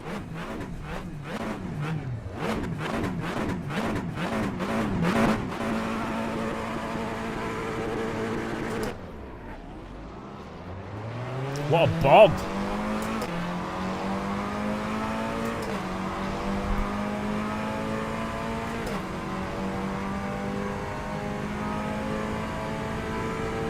Least intelligent driving. Yes! Is that how Lidl spell? L-I-D-L? Least intelligent driving league. Genius. Ah, he's gone.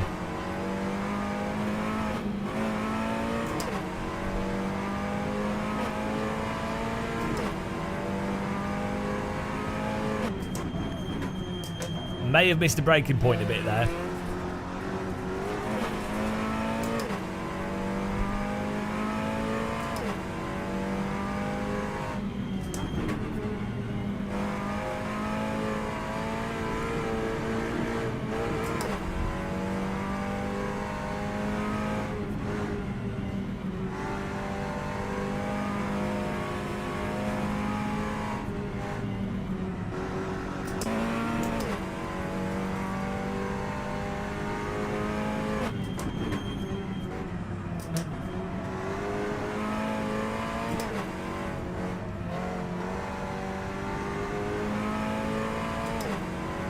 Oh, he's slow. Understeer.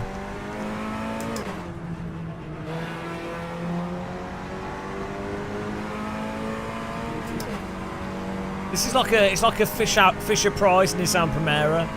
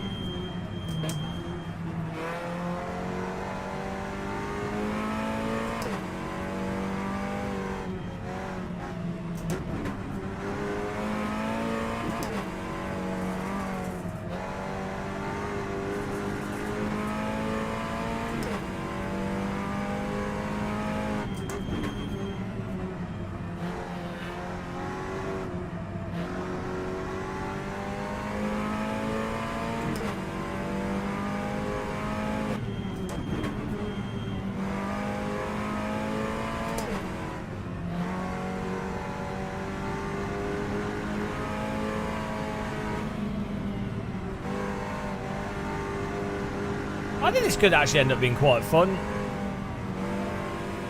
Like, it's going to be just going to be like bumper to bumper. Oh, does it? We could have a soapbox race. Oh, the problem was pit boxes for how many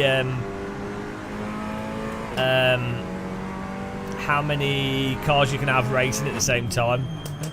A lot of those tracks only have like 1 or 2. What's the one that was in Netcar Pro? The hill climb. Was that Transfigurison? It was like a weird Italian hill climb.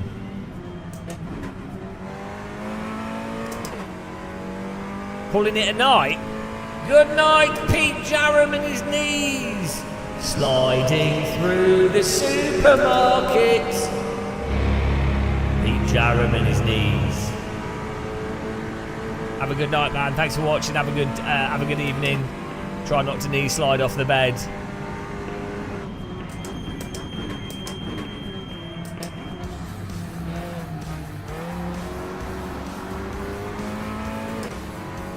It's not really the reflection, it's the bloom setting. I need to reduce it.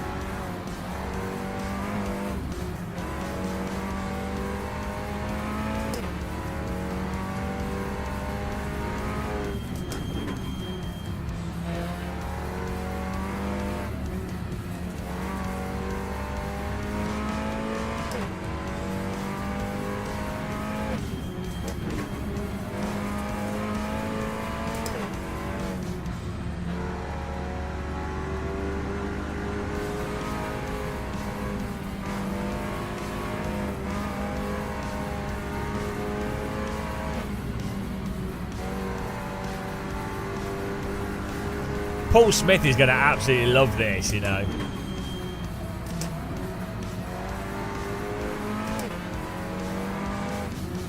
Will anyone be able to join this with this car, like in LFM, or you need to get safety rating up?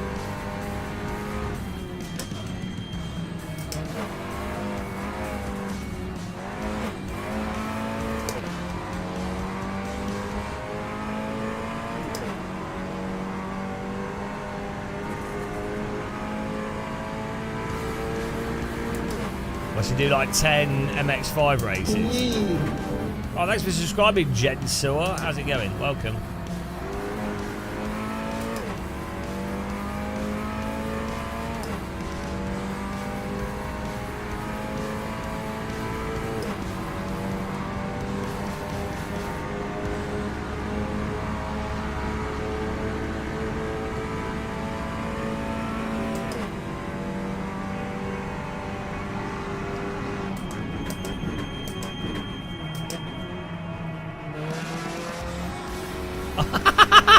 Strike!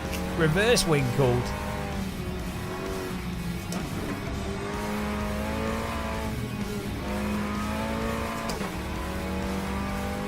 I don't know. I don't know if they're going to remove those two or keep them with something else.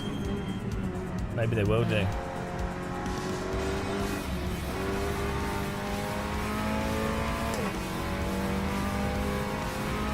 Well, you know, I get banned every day. Hello, Jamil. Still ruining our lives with the lowest IQ sim racing. That's what we're here for. Hope you're doing well, man.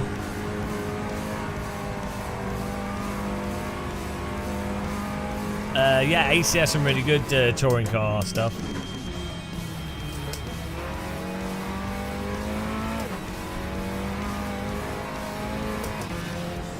Using race essentials in the middle, car radar under that, BCAS tools on the right.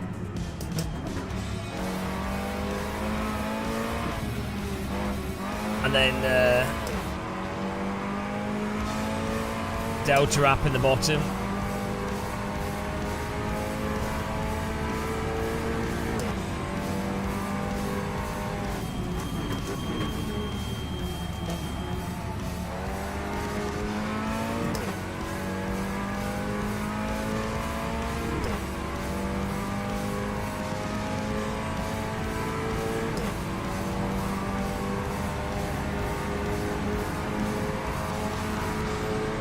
One more lap here. I don't know what good pace is for this track.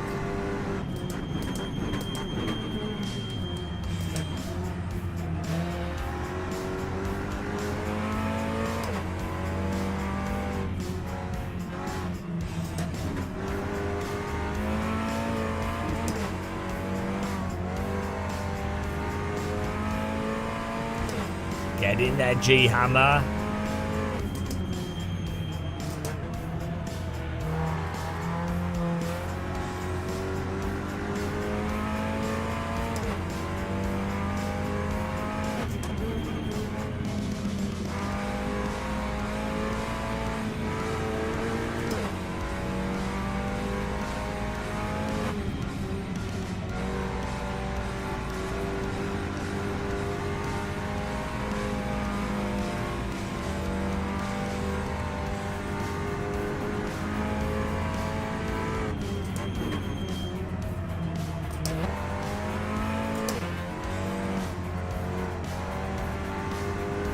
Oh, that was better. Oh, no. It's hard to tell if you're going faster or not.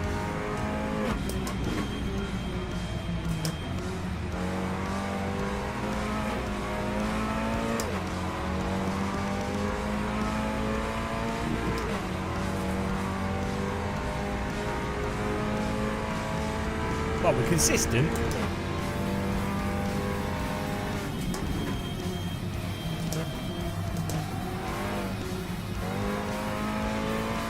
Yeah, Dom's cheating now, so it doesn't count.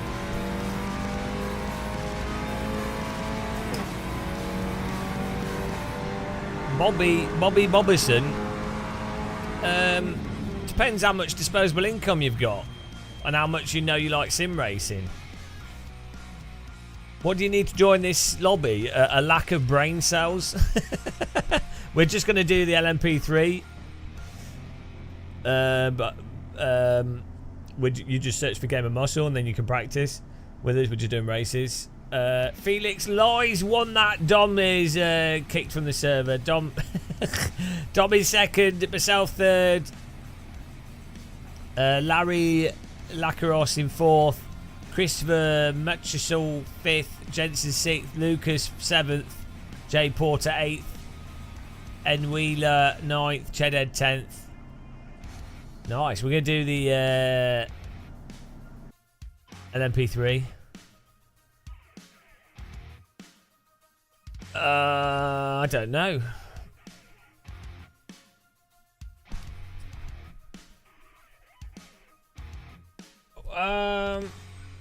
I don't think so. I think the LMP3 car is easier in many ways. It's faster, but I think it's easier to not wreck people in a big grid. I don't know.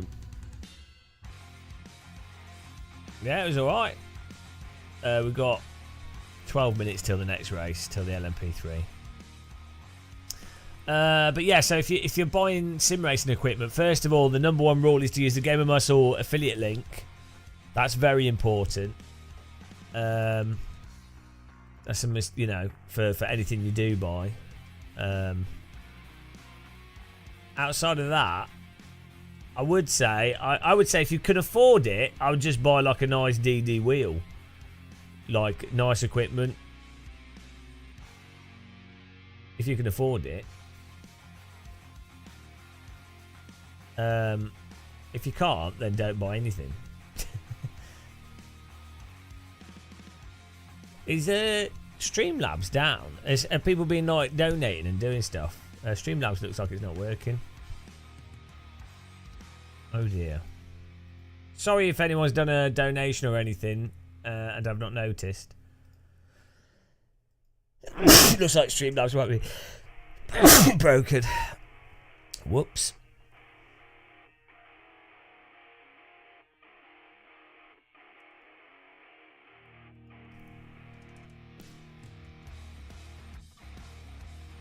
Oh, yeah. Yeah, I think Streamlabs' website is down.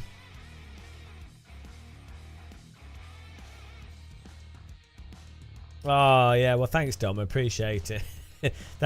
Yeah, it's really likely. You know, I can imagine people donating that much regularly, you know. Pretty much every day. So sorry for missing the £500 donation, guys. Right, here we go.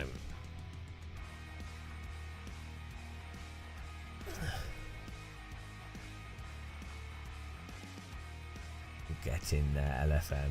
4 minutes, 5 minutes. Thanks to everyone that's become a member. Sunday's member list day. You guys, have you learnt this yet? Sunday's the day that the list gets updated. If you want to support us, we have a donation link in the description. That goes straight to my bank account. I really appreciate you guys sending us money. If you want to just support without spending any money, you can just watch and click the like button. Subscribe and follow. And what else is there? Just cry yourself to sleep, really. And then we have, oh yeah, the Sim Staff. Remember to check out simstaff.net if you want a job doing sim racing events. You know about sim racing equipment.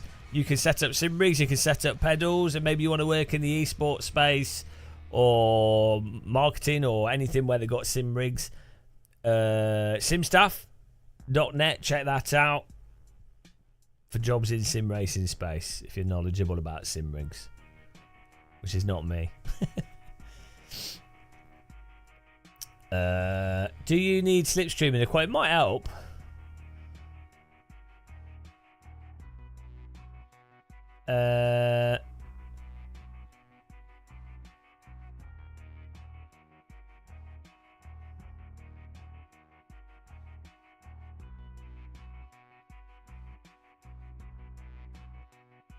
Yeah, I would avoid, like, if you can. So I would say either get a Logitech G293 as like the cheapest way of getting into it, that like save money and do that, or save up money and get like a CSL DD or a Moza R12 or a SimMagic that has 12 Newton meters or a Simucube, you know.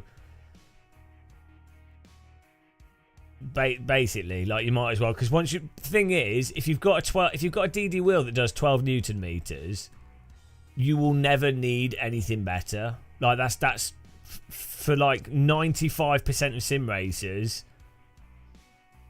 Well, you could get more, but most people will run their force feedback lighter than 12 Newton meters. 12 Newton meters is enough to have really fast responsive force feedback. It's enough that if you use heavier wheel rims, it will still be super responsive. It's enough strength that you can, you know, you can feel a lot of detail whatever you do with it. Most people will probably end up running at around 9 or 10 Newton meters anyway. It also means that 12 Newton meters, there's a bit of overhead there, so that you know, you're not going to be clipping on lower strengths or anything.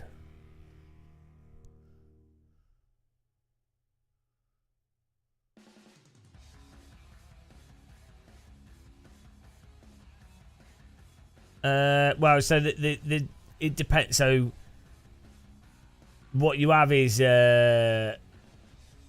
sustained Newton meters of force and peak Newton meter of force. But to be honest, this is 12 Newton meters, the wheel I'm using here, the Moza R12, and it's fine.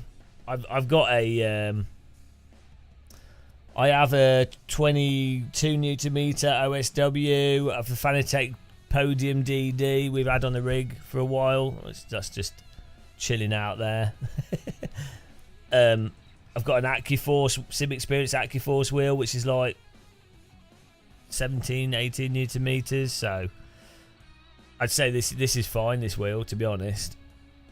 This wheelbase. But I think the point is, I can't imagine. I really struggle to find anyone that's bought a 12 Newton meter wheelbase. It's a DD wheel for them to be like, oh, I wish I'd spent more and got a more powerful wheelbase.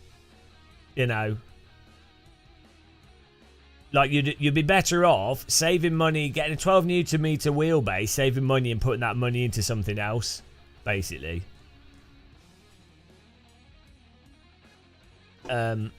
But I can see there are some people that would want even stronger wheelbases. But also what you find as well now, the newer DDs like the Fanatec Club Sport DD and the like SimMagic stuff, or like just newer stuff that's 12 Newton meters. They can do that as a sustained force. It's not just their peak force. So they, you know.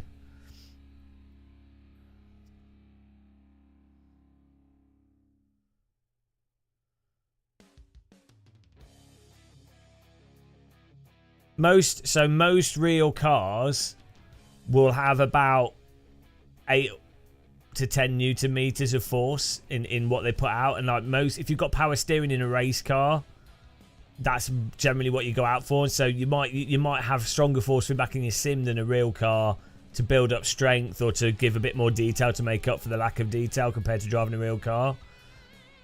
But it turns out that around about 8 to 10 Newton meters is also very comfortable. It's a nice amount of detail, even with large wheel rims. It's also comfortable. It's not going to like break your wrists or anything, or be hard over time. I've used a DD wheelbase that did I think it was 42 Newton meters, but the thing is, you can't push against 42 Newton meters, and so the main thing would be it just does like bumps and corrections by itself really quickly. But 12 Newton meter wheel does that as well anyway. It's just at 42 Newton meters. Good luck holding on to it.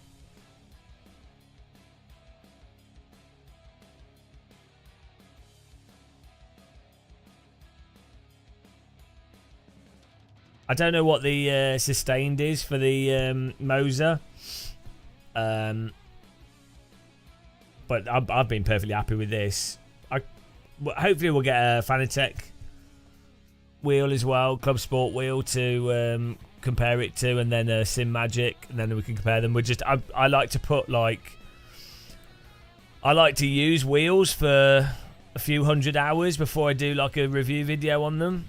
So we've been using this for like the last month or so.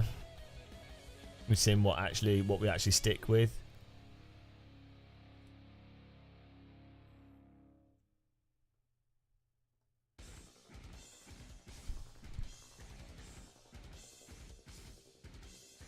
Yeah, Streamlabs seems to be broken. I don't know why.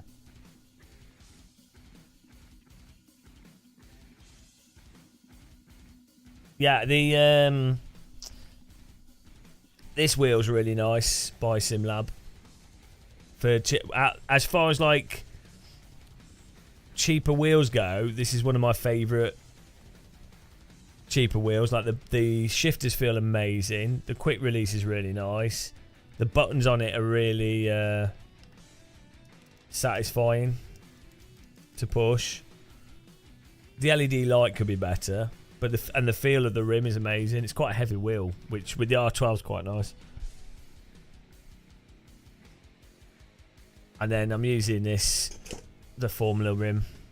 I'd say this isn't worth the amount of money it costs. It's really nice. This is a really nice wheel rim, but it's very expensive, so I don't think well, it's not bad, like if it doesn't break and it lasts, but it's not cheap.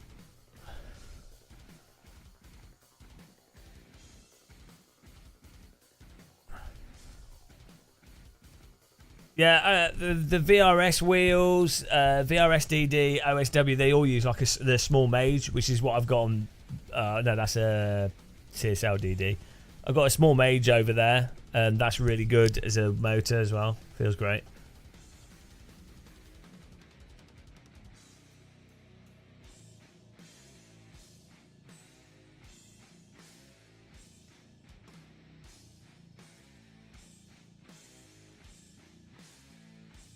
53 seconds.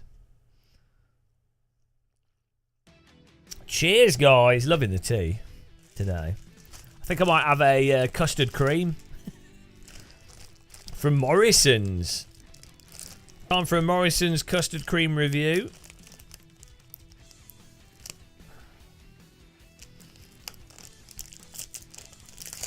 Not properly. I've like had a go at Sim Racing Expo, but not. As I say, I'll get stuff on my rig eventually, but I don't like. I mean, you can watch other channels if you just want to watch them. Like use stuff, do quick reviews, but I like to use stuff for a good amount of time. I don't like to just do loads of review videos. I like to actually sim race. Weirdly, I feel like that's better for me. I can understand as a business doing loads of reviews, get a product, say what it is, but you know, I'd rather actually sim race with it. And then do a video saying this is what I think.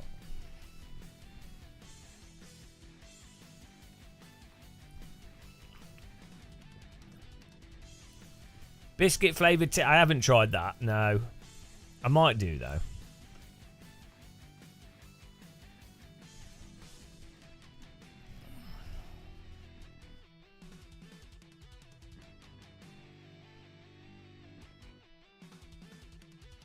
I've used PT actuators myself. I've set up well, I helped someone set up a rig with PT actuators. All right. Yeah, they're fine.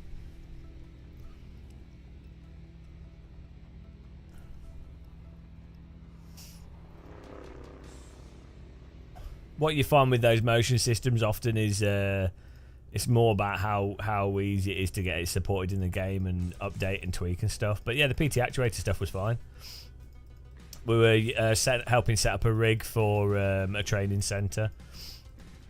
They used the full PT actuators system.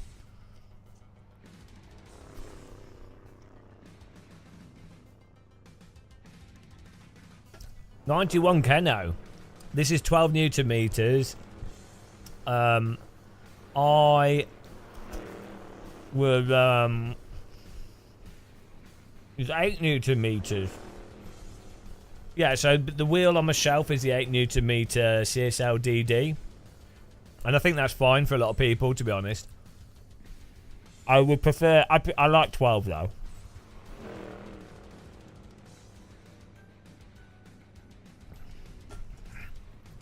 Like, The pace car is out of control. I do much more prefer that bit of extra strength. Like 8 Newton meters for me is nice, but I definitely, when I'm using an 8 Newton meter wheel, I do feel like I'm missing a little bit. Whereas when I'm using this wheel, oh hello, 1, go. thank you. Rhino's Race Room with the $5 super chat. Thank you very much, man. That's super generous. Appreciate the support. What a ledge. Locking us in the sim rig. Thank you. I genuinely really appreciate donations and stuff, because money's not easy to come by these days for you guys. So thank you for sending it. I'll endeavour to produce terrible content continuously. How is the LMP1 on AC compared to iRacing? Well, I've only driven the mod very briefly, so I can't really compare them. But iRacing's tyres are always very sloppy over the limit, so I would always go with AC, generally speaking. But you have to. The sound's not normally very good. Why are you saying thank you? Just sent me money. I'm saying thank you to you. How dare you say thank you to me? I'm playing with the R12 Moza Wonder. I've got an R21 as well in a box, which I haven't. It's just been in the box for like a month. I'm going to do an equipment swap soon as well. We're going to pedal swap, wheel swap, do the review of these things. Yeah, I think it's been really good. For me, this R12's been really nice. I haven't had any problems with it. I'd say the software's a bit weird, but to be honest, I just set the software on one setting and leave it, and then I just change stuff in games. The quick release is good. The wheel rims have been nice. I've left it turned on. Yeah, it's worth looking at SimMagic, because SimMagic, Dan Suzuki thinks SimMagic's better. I've not used the SimMagic stuff to have an opinion on it, but generally speaking, I sort of respect Dan Suzuki's view on stuff, because he's a nerd. But no, as I've said before in the past, I've never really disagreed with anything he said. But from his review of the Moza stuff, it sounded to me like he had a faulty unit to some extent. But yeah, it'd be worth checking both of them. I think people would be happy with either, to be honest. No, so if you're going to say the absolute top tier in DD wheels at the moment, in terms of software and the hardware feel and everything, is the Simulcube stuff. Is the absolute best stuff at the moment. I'd say second is possibly Assetto. In terms of feel, it's pretty much the same as the Simulcube stuff.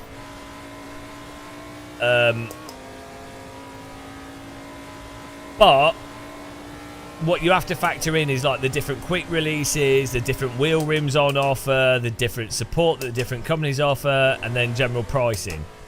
When it comes to like getting cheaper wheels, it's pretty close again between Assetto, between Fanatec, Moza, SimMagic. You know, it's very close, and it basically is going to come down to which wheel rims you like from those companies. Is really the reality of it. Like, they all work very well, so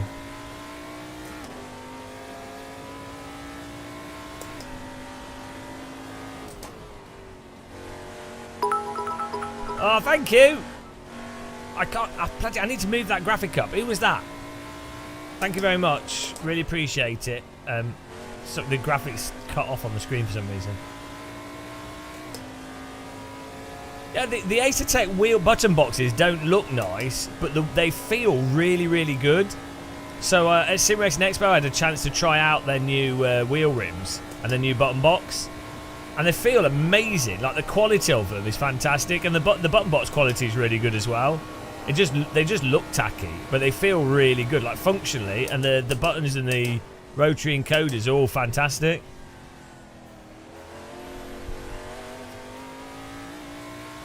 No, I don't think Fanatec's going bust. Like there's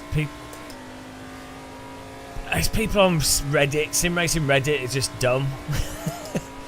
Like, yeah, it's just stupid.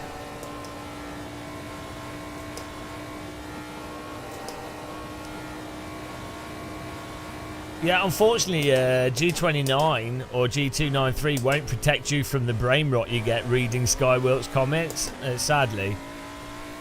That's the great thing with a direct drive wheel is you can drop it on your head from a height and it will relieve you from reading everything that Skywilk types.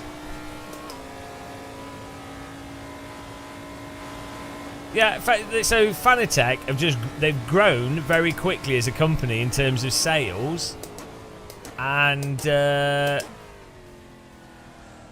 they've often had issues of getting distribution, stock, and I think their support could be a lot better as well. Like, it takes too long if you've got an issue. So I would say if you're buying something from Fanatec, buy it with a credit card, and also make sure you buy it in a way where you can RMA it or just get a refund if you need to.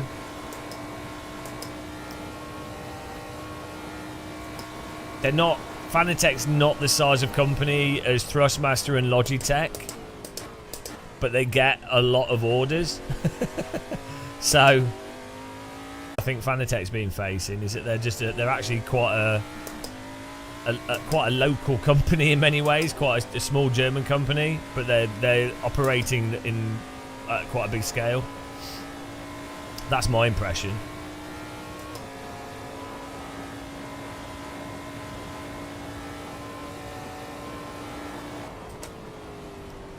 I don't know what it is with the last 2 years with sim races, especially on Reddit. There's like this really dumb like group of people that are like, oh, we R Factor 2, oh, we want them to go bust, oh, R Factor 2, oh, motorsport games. It's like, okay, right, yeah, it's totally fine to not like motorsport games and to not like stuff specific. Don't like specific things that a company's done. That's 100% fine. So, oh, you're gonna block me? Why? What? I'm an outlap. You cock. What are you doing? Oh, penis. Absolute penis. Just let the faster car through if you've ruined it. Oh, what are you doing? Now you're gonna block again, are you? What are you doing? You're brain dead. Christ almighty. What are you doing? Oh my god! You're the one that cocked your the end of your lap up. Oh my goodness. Oh, for Christ's sake.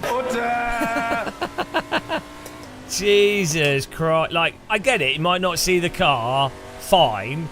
But then just let them go past.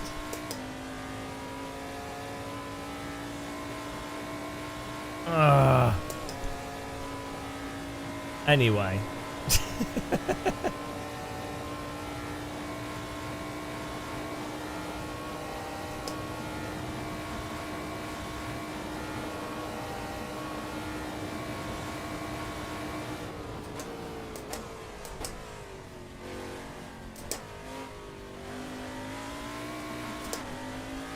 I think we're gonna block for this whole lap.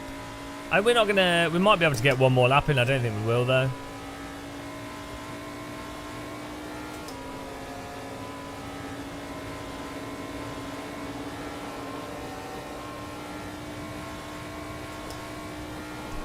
Yeah, I don't think we'll have enough time to actually finish the extra lap though.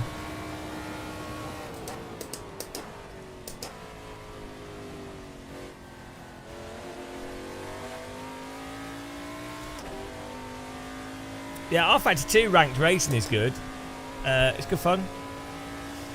But yeah, so on Reddit you have the thing where people are like stupid about like, oh, motorsport games, and then the range sport thing where they're like there's the thing is, there is a thing of going, oh, does it have R-Factor 2 physics? That's really interesting. Or have they used the time model physics? That's fine. So that's interesting.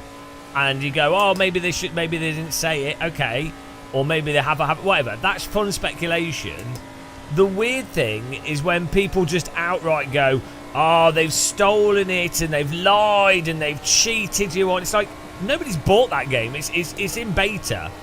It doesn't, and also, does it even matter? Like, if the R-Factor 2 physics are good, or you like it, or it's good, who cares? But then people will be like, no, boycott it. It's like, what on earth? Like, do you not want fun stuff to play? Surely it's more like they're trying to get enjoyment from vindictive nature, as opposed to, oh, it'd be nice to have something else to play. What's the other one? I can't remember. Yeah, it's just stupid.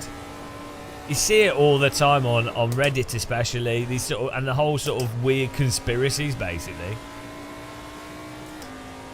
Fanatec, motorsport games, range sport. Like, yeah, okay, people don't. Yeah, all the comments on the motorsport game stuff, right? For sure. The licenses, it's great. Comment about how it's stupid that a company can buy licenses and they've not used those licenses, and that manager of the company was doing a terrible job, and you dislike that. Fine, but Motorsport Games has now got a new CEO, new management. It's restructured. The people that work at R-Factor 2 are really nice people. The people that like, it's not the same people.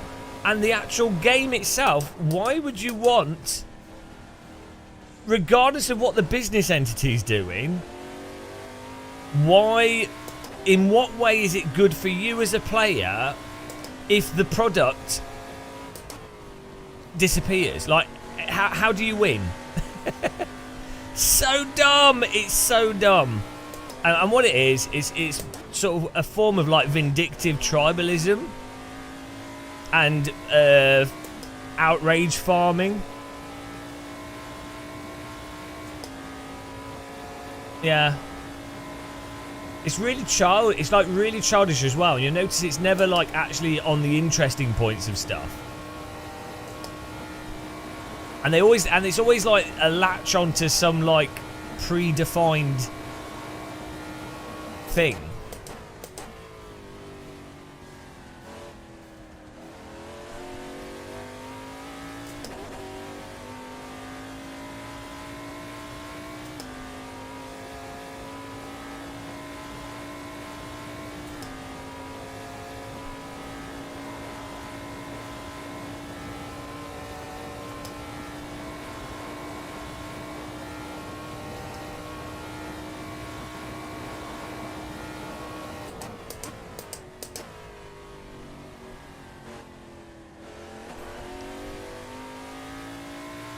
Yeah, well, it's not in this game. It's this Happy Camper. This is a mod version of the track, and it's not the most accurate.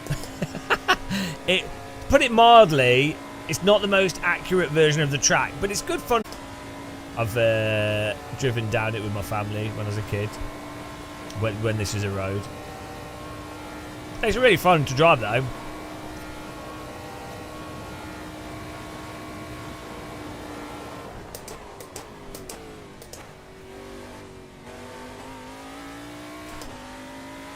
Yeah, after the 2037 earthquake, they did a really good job resurfacing it. We're not going to get to the finish line despite being 3 seconds faster. Thanks to that guy that blocked us. What were they doing? Absolute sewage block.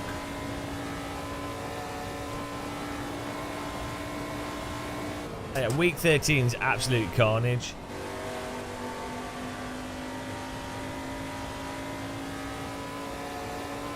What's annoying with week 13 is if they did week 13 but kept the ranking going and kept the reporting stuff working properly. Basically, week 13 is exactly the same as the normal thing, but they swap the tracks like they do with the so like MX5 and some other series keep going. It would be really nice if they did that with other stuff. Like week 13 was basically every single day is a different track with the cars and tracks that you already know. Or like, so week 13 could be a condensed version of the previous season, but every single day it's a different track, or a condensed version of the next season, but still with ranking and stuff. That'd be quite nice. But they basically it's just MX5, which is ranked, and some of the rookie stuff. That's it.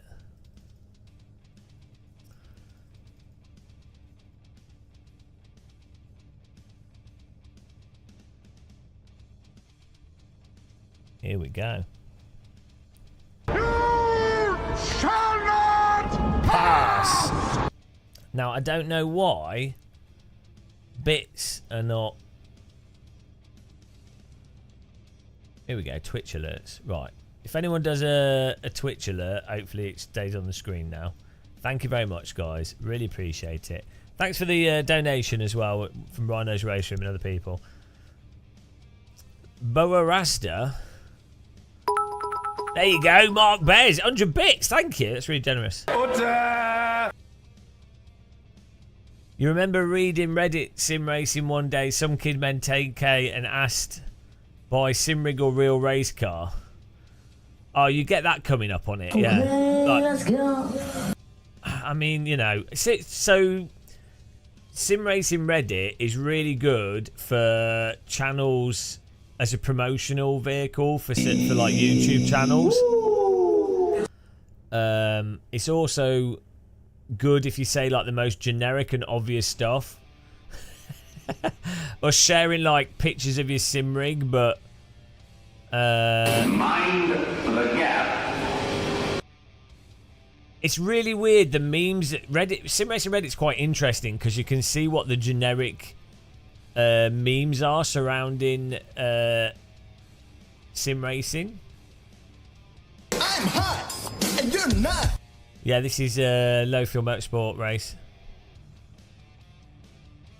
What's really weird is if you go on the Dirt Rally, EA Dirt Rally, WRC game Reddit, how it's all like if you go on a specific game subreddit, it's always full of like mega fanboys, and they're completely unaware of the wider understanding of the game that they're playing. And so it's like, but it's weird that they're not just posting there because they're like, oh, you want to find out something useful about that specific game. You do get those kind of posts. It can be really good, like iRacing, whatever. But so much of Reddit on these like iRacing, it'll be the same with like AC, ACC, whatever, these subreddits for games, so much of it is just fanboys looking for fanboy validation. It's really weird. Right, here we go.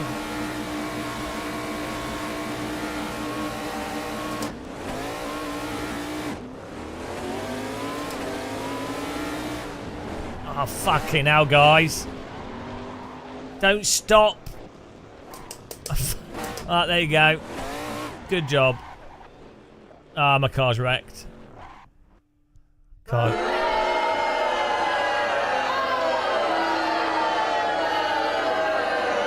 What are they doing? Hello, hello. Why did that car in like? Why? Oh, God, you can avoid that. Like, you can either turn. If they stop, you're gonna. There's nothing you can do. If the car in front just stops, there's nothing you can do. And I don't know why they stopped. You can just drive through it.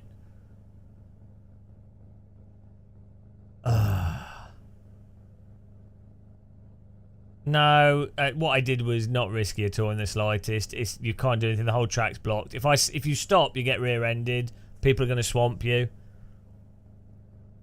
The cars, someone in the front just stopped. We'll check the replay, but I think they basically just stopped, which it never works.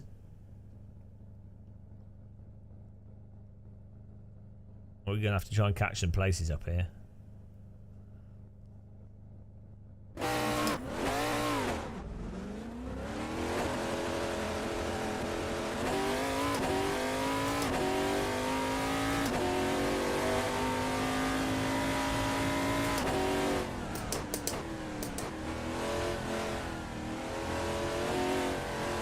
That was the worst.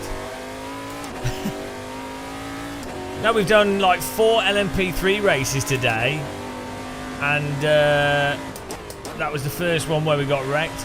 Annoyingly, we were at the back of the grid because of we were blocked in qualifying by Moron. If it hadn't been for that, we wouldn't have been in that wreck. All right, 52 seconds to last place. Let's do it. Fastboy wouldn't make any like if you lift, you're going to get swamped, and it's going to be even worse for you.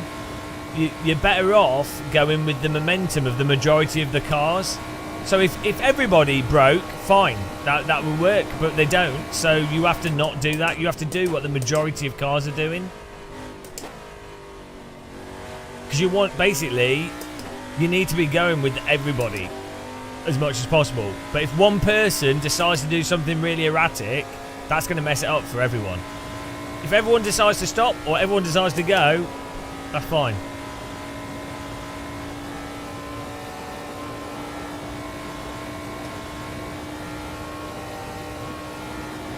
I don't know how they crash at the start though, like on the straight there.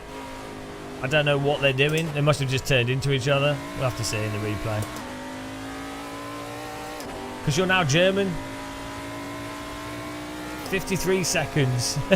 Last to first challenge. Here we go.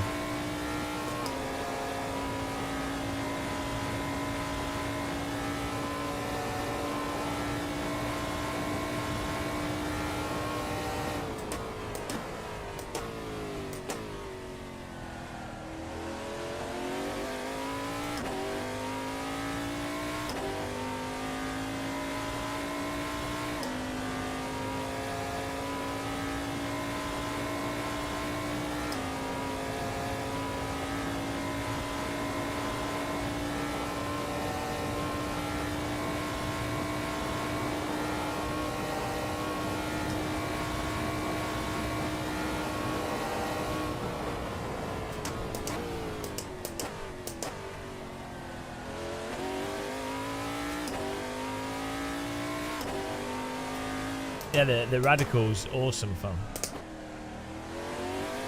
The Porsche RSR is really good, actually.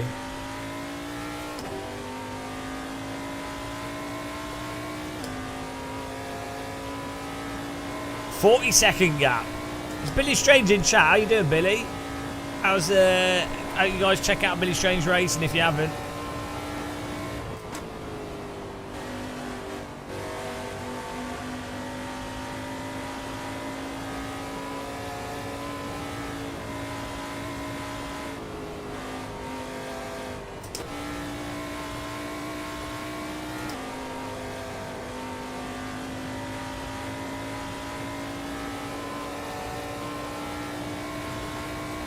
"30-second gap."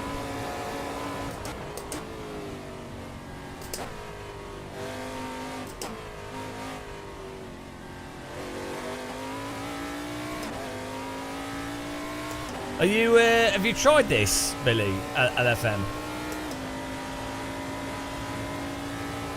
Not last. Here we go. Keep going.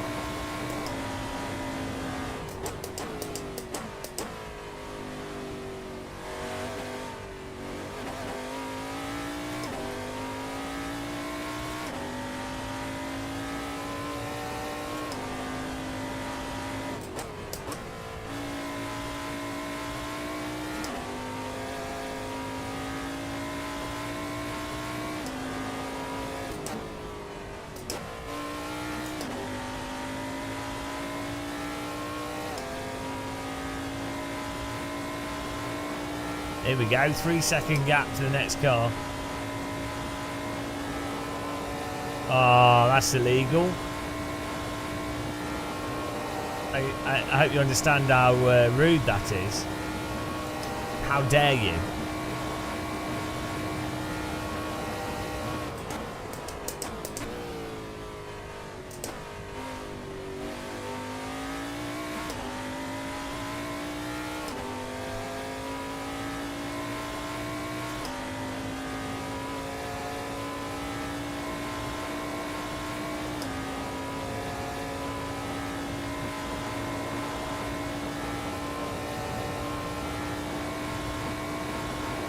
Off to the gulag for Billy.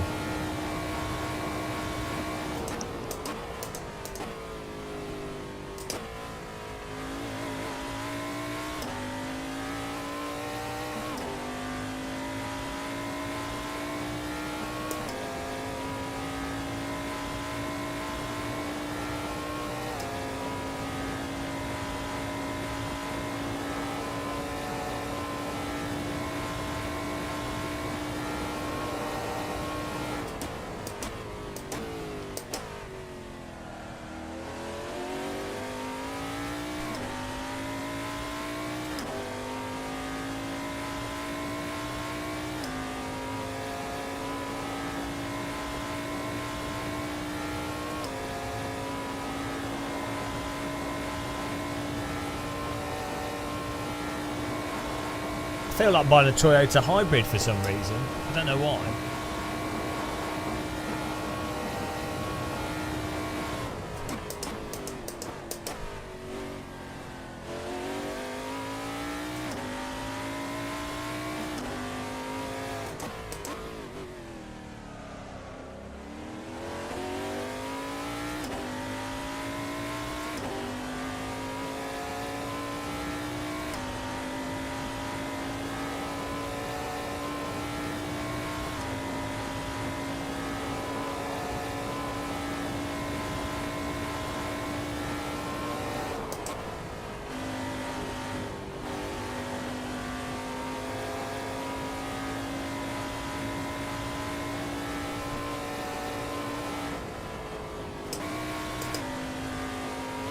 Oh, this is so good through these corners.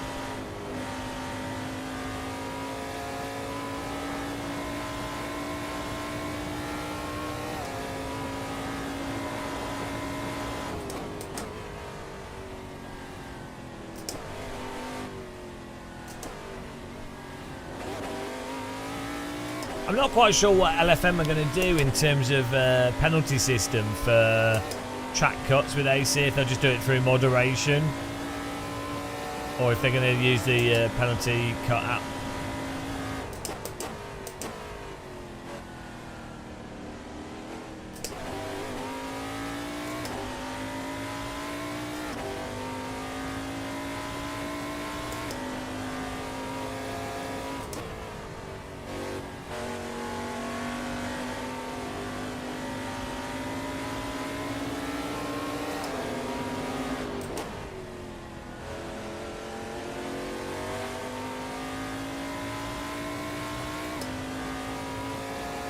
I don't know why he didn't brake more, but oh well.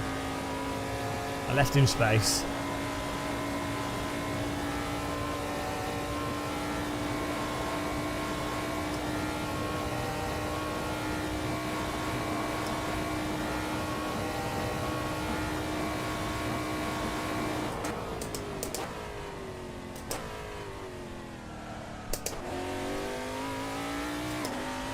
$50 seconds to 20th.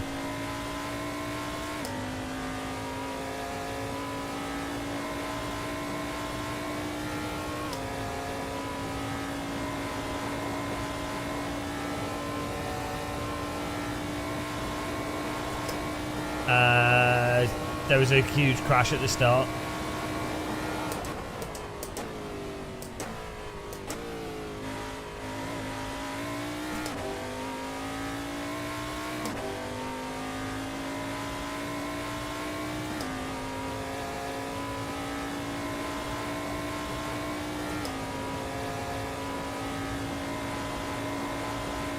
$25 seconds, here we go.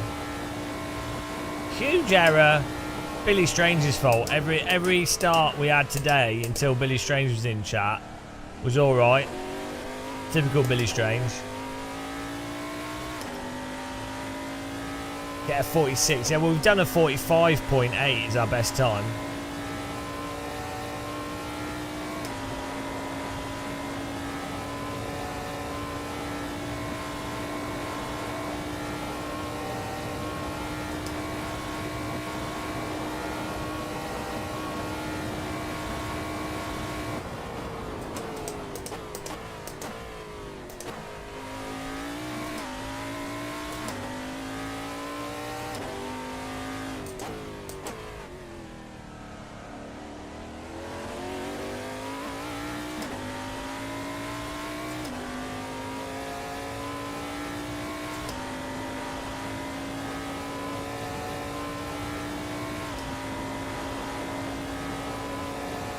I really don't know how people crash on the straight bit of track. I can understand crashing on the first corners, especially if people are moving around and stuff. But in any race, I do not understand how people crash in a straight line. Like, well, I know what it is. It's people that move left and right without looking. Like the type of people that just run over cyclists in cities.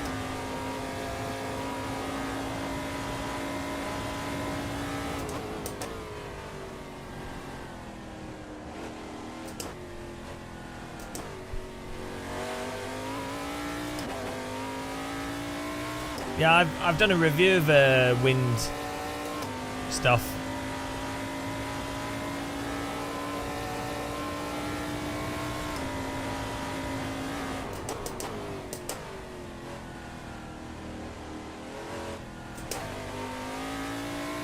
They're alright. They definitely add to immersion, even when they don't make any sense, because you're in a cockpit, but they are good, but it's just another thing to have to set up in your rig, so...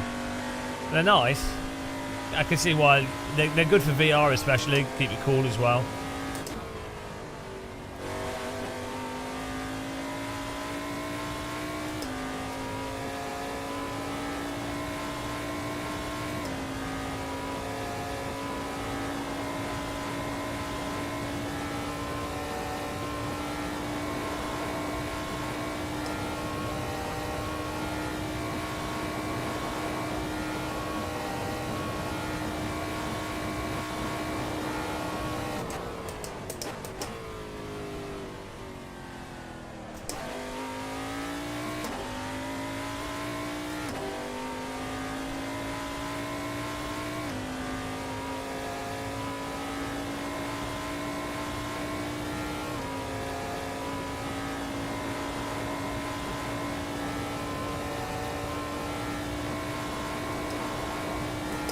Not the knob sound.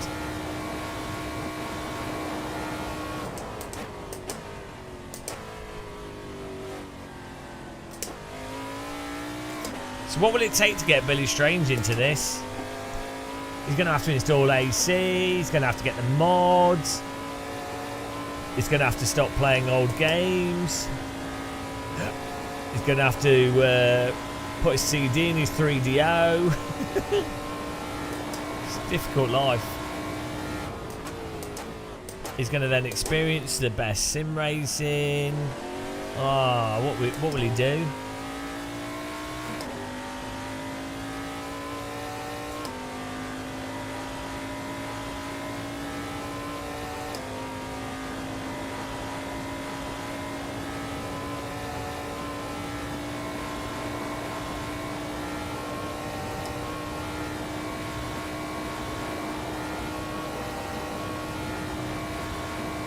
I don't like ACC, but I do like the Normalist. So that is amazing. So it's probably one of the well, one of the or not the best simulation to practice, like even F1 or GT mods. It's really good. It's really good. Yeah, I think with VR, just not having static air is a big. I noticed that when I was using the original DK2.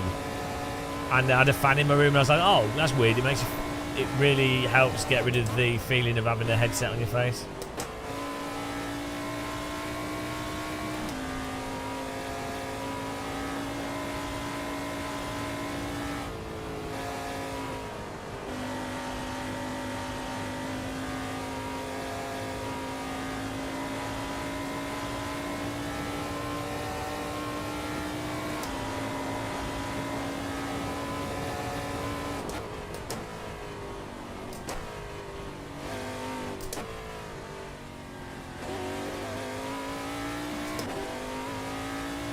We're going to go for a 45. 18-second gap to the next car.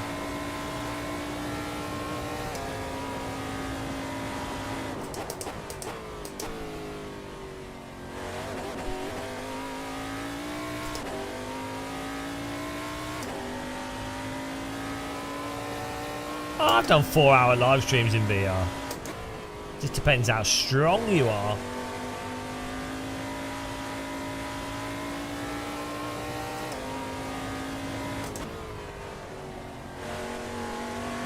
Oh. Caught it. Threw it in too hard there.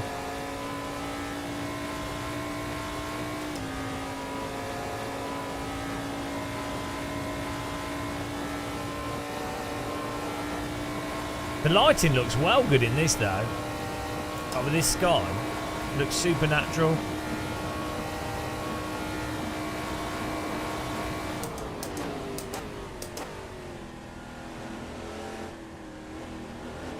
This guy's got all the ping.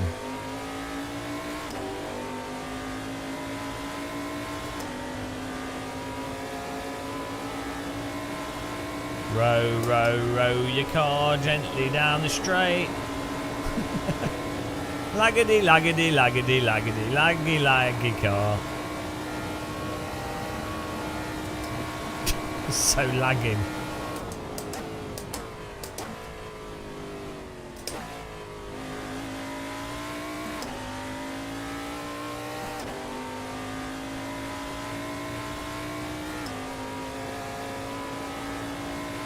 Row, row, row your car gently down the straight. Look, he must have a 200 ping.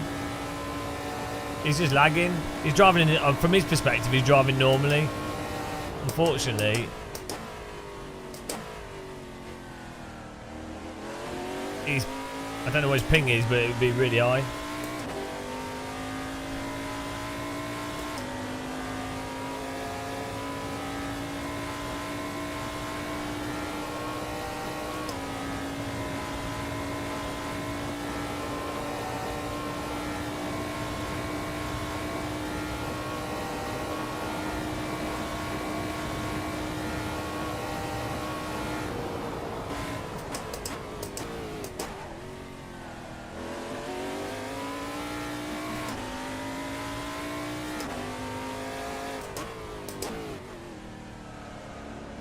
I wonder if it will catch up.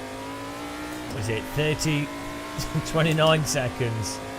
Bloody hell. 20 seconds. We literally had like 2 minutes to catch up.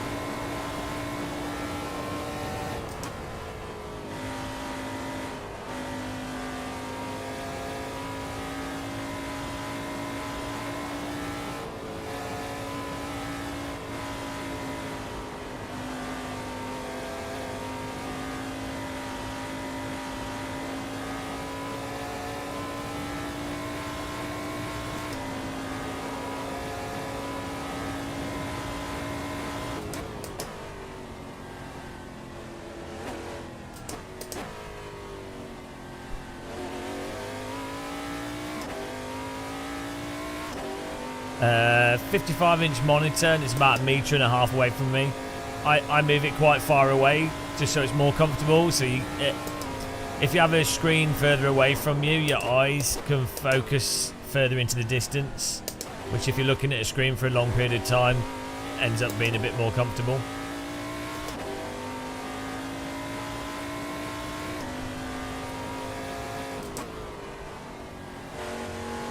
Also, it allows your eyes to first, like, you can focus to more to infinity, but it also allows your eyes to converge in a more natural way, like the point where both your eyes meet.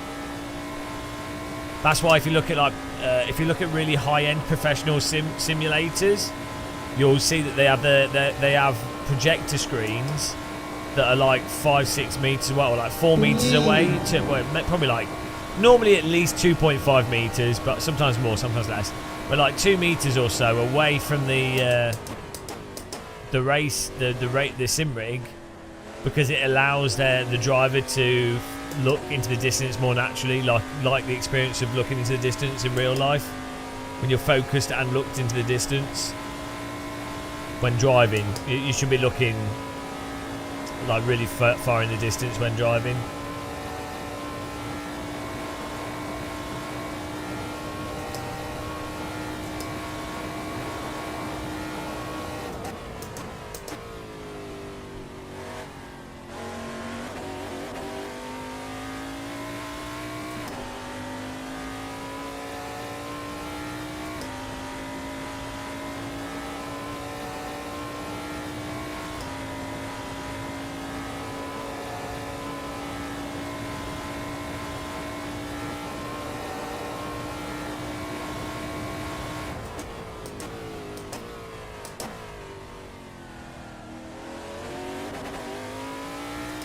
I think running off wide on there works out. Yeah, you should look at collimated projectors for flight sims. It's really interesting. The way they set up flight sims so that a pilot instructor can get the same view that the other person is getting. Just Google professional collimated projectors and collimated flight simulator. It's just interesting.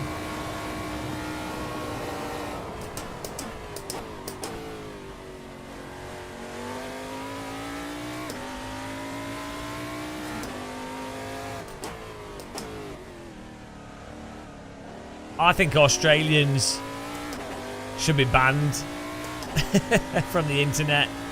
I mean, they're on a terrible time zone to start with, so you know. Upside down mark.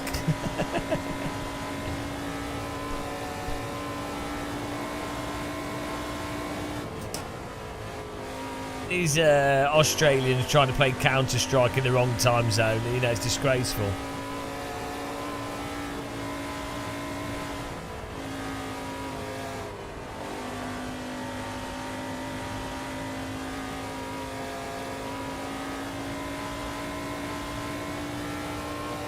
Yeah, well, I'm mad that Australians have nice weather, interesting animals, and don't have vitamin D deficiency, you know?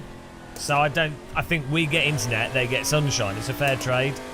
They also get waves, sharks, crocodiles. Amazing. We don't get any of that. Well, we get waves, but they're not very good.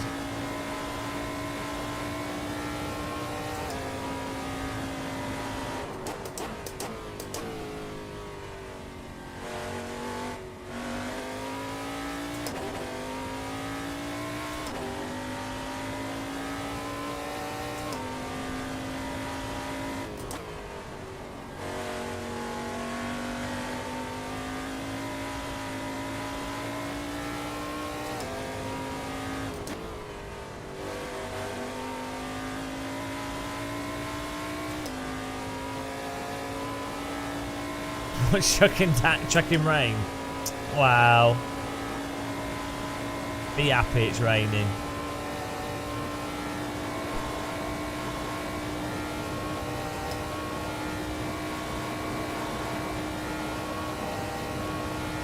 I'm going to get a PB on this one.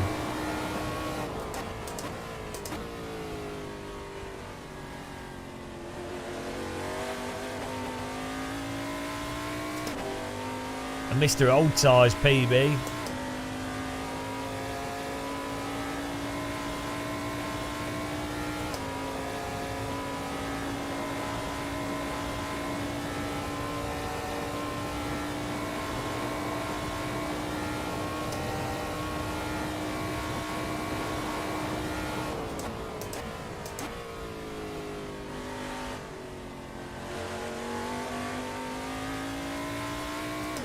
Optional curb in there. This would be great to do if Le Mans Ultimate has, well, it will have Le Mans obviously, but like they do like an endurance event race quite regularly, that'd be really fun.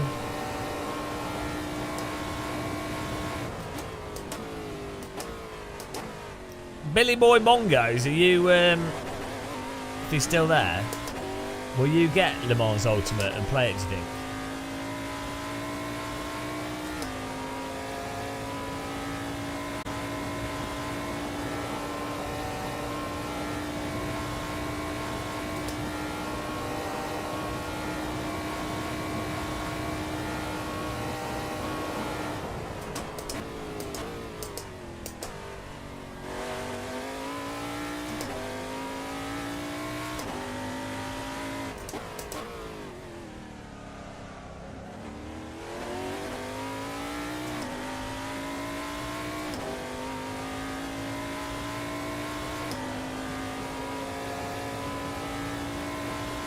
A lot of 4-hour races. Yeah, I'm really surprised that developers haven't realised. So those iRacing events are like so valuable that I realise it's quite hard to set up split systems and stuff. But I'm really surprised that more games companies don't capitalise on the whole event thing. Like Fortnite does it. When they have a big launch, they do like a big Fortnite event. But like, I don't get why more sim companies don't do like bigger. Like Flight Sim kind of does it, but they don't really. But you know, like once a month maximum, you have like the big X event, and then you massively promote it, and you integrate it with multiplayer, and you get all the people involved in it, and it's like you make it a 24-hour thing, so it's like a 24-hour race or a 24-hour flight thing. You know what I mean? Just like a big special occasion, once a month thing that highlights stuff. Bloody hell. That was close. It's basically something the marketing department can do. Like, they've got if you've got the game and you've got multiplayer, you've got the expensive part of that done. So just scheduling something and organising that is not that expensive. Well, it can be expensive in staffing and stuff, but you know what I mean? It's like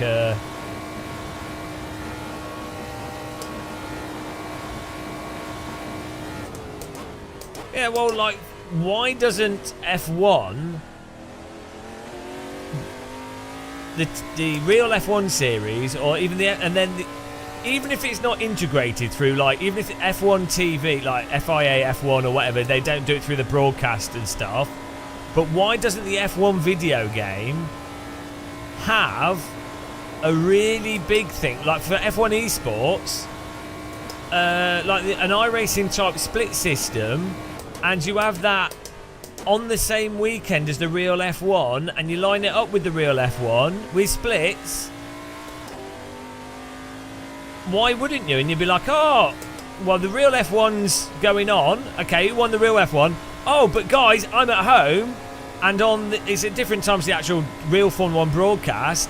I'm doing the same race, but through the game virtually. And then you can have F1 esports would be the top players from that, or like the top esports teams that get it, that are selected from people of that. Why would you not integrate all that? It's not like they can't afford to do that. And you would have kids all getting into it, and they'd be hyped for it. Even if you did it, even if you had the real Formula 1 at the weekend, in fact, what you would probably do is the Formula 1 game you would do on the Thursday and Friday, so that it all hypes up to the real Formula 1 race at the weekend. So the virtual things on the days before, building up to it. So maybe it's on like the Thursday and the Friday afternoon, so that kids can do it after school or something. I mean, you could do it on the Saturday, to be honest. There's qualifying and stuff for the real Formula 1. You could do it. You could do it on the Saturday. You do the F1 esports stuff on the Saturday, and then the real race. Like, it's just, why not like really lean on the brand, like to generate as much hype, awareness, marketing. It's all marketing in the end. Formula 1 is not motorsport; it's marketing.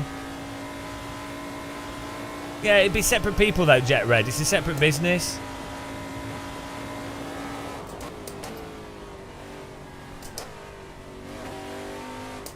It's a totally separate business. I don't know what that was at the start. Clean racing. Let's see. Let's have a look at the replay of what happened there. They crashed in the straight line, which is pretty clever. I imagine what it is some people don't know how to just go, and then yeah, I don't know what happened. and then yeah, all bets were off. Let's have a look here.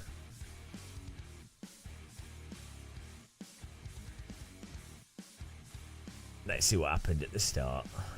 I thought it was a pretty clean start. I don't know what. I think some people just complain too much.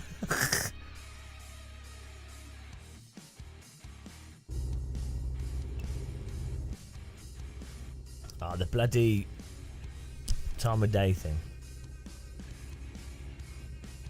Was it you? Right. So what's going on here? What? What? What were you doing? Oh, shit. And then they stopped. You see, like, once they stop, this guy should have just put his throttle on and he would have powered through it, but he got on his brakes.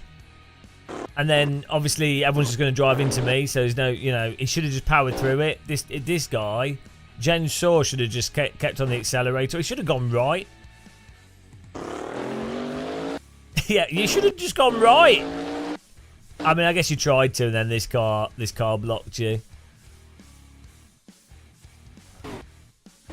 But then at this point now, I'm just going to get absolutely destroyed. Like, you drive through the car that's crashed. Right, I'm not saying this is what you're meant to do, but from iRacing and general online racing, people never stop. They never stop. So, as a result of that, you're better off driving through the crash, because at least that way, you're only going to get hit by the car in front of you. You're not going to get hit by all the cars behind you, which you can't control. But I mean, you were screwed anyway. You tried going right here, and then this car was in the way. You couldn't really do anything. I'm not really saying did.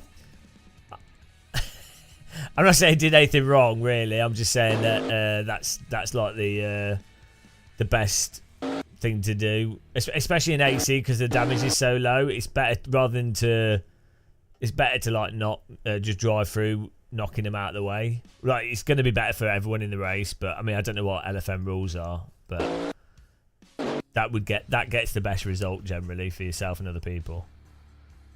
Don't listen to him.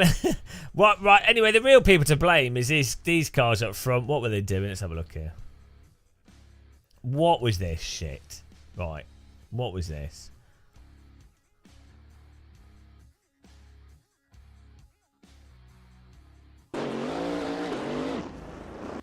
I mean, okay, they wheel spin and go to the right, which is not ideal. I mean, they should just keep the car straight. But then, why does this car not react to it at all?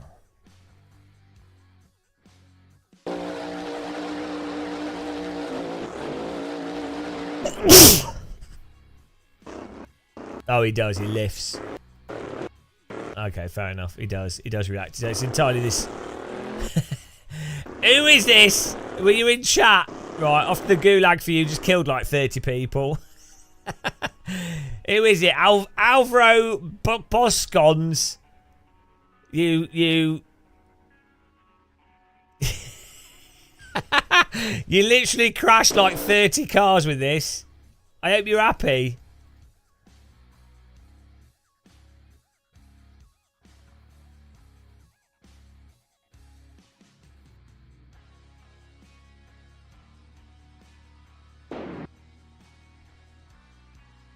Oh dear, look at this. One. Here we go. 1, 2, 3, 4, 5, 6, 7, 8, 9, 10, 11, 12, 13, 14. Oh, maybe any more? 14 cars. Yeah. 14. You took out 14 cars. 14 cars. That's literally more than 12 bowling pins. 14 car takedown. That's pretty impressive. I'll be honest. That is a pretty good takedown. From third place to taking out 4. There's no excuse. Oh, don't give him a get out of jail thing. He's just killed 14 people. Yeah, well, you need to. Oh dear, this would have been well good in the real Le Mans. Bonk, bonk, bonk, bonk, bonk, bonk, bonk, bonk, bonk. Beautiful. Bonk. Wow. Bonk. Oh, okay. That went well.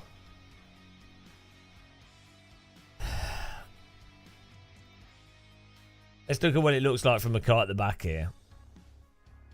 Yeah, well, it wasn't intentional wrecking. It was just, it was like dropping a bomb on a civilian target. Right, here we go. Let's watch it from this car.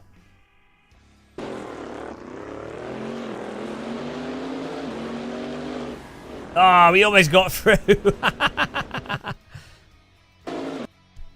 Online racing, it's perfect. Let's watch it from this guy's onboard.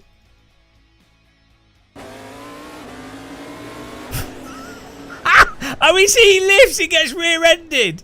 Even with him having so much space in front of him, watch what happens. He brakes, bonk. That's it. This is why you can't lift. You're better off driving into it because otherwise you get rear-ended. It's just the rule of sim racing. The pace car is out of control. Having done a lot of iRacing, on average, driving into a crash makes more sense. Unfortunately, like, I mean, I guess if a service made it so that you got banned for doing that, then maybe it'd change. But it's good start. I don't think he'll get a ban for crashing 14 people. I don't see anything wrong with this. He got a strike plus 2 cars. Pretty good. I think if you're gonna cause a crash, you might as well take out 14 people. You know, if you're gonna cause an accident.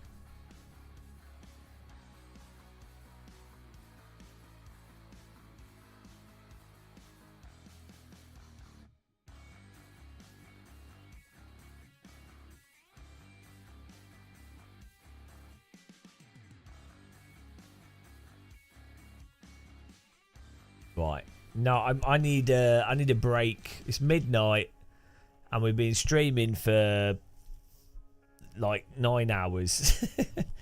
My body's gonna hate me. So maybe we'll do some more streaming tomorrow.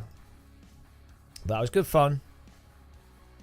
Yeah, I think we're doing all right for rating here. I mean, we probably lost some in that race, but generally speaking, we're doing all right.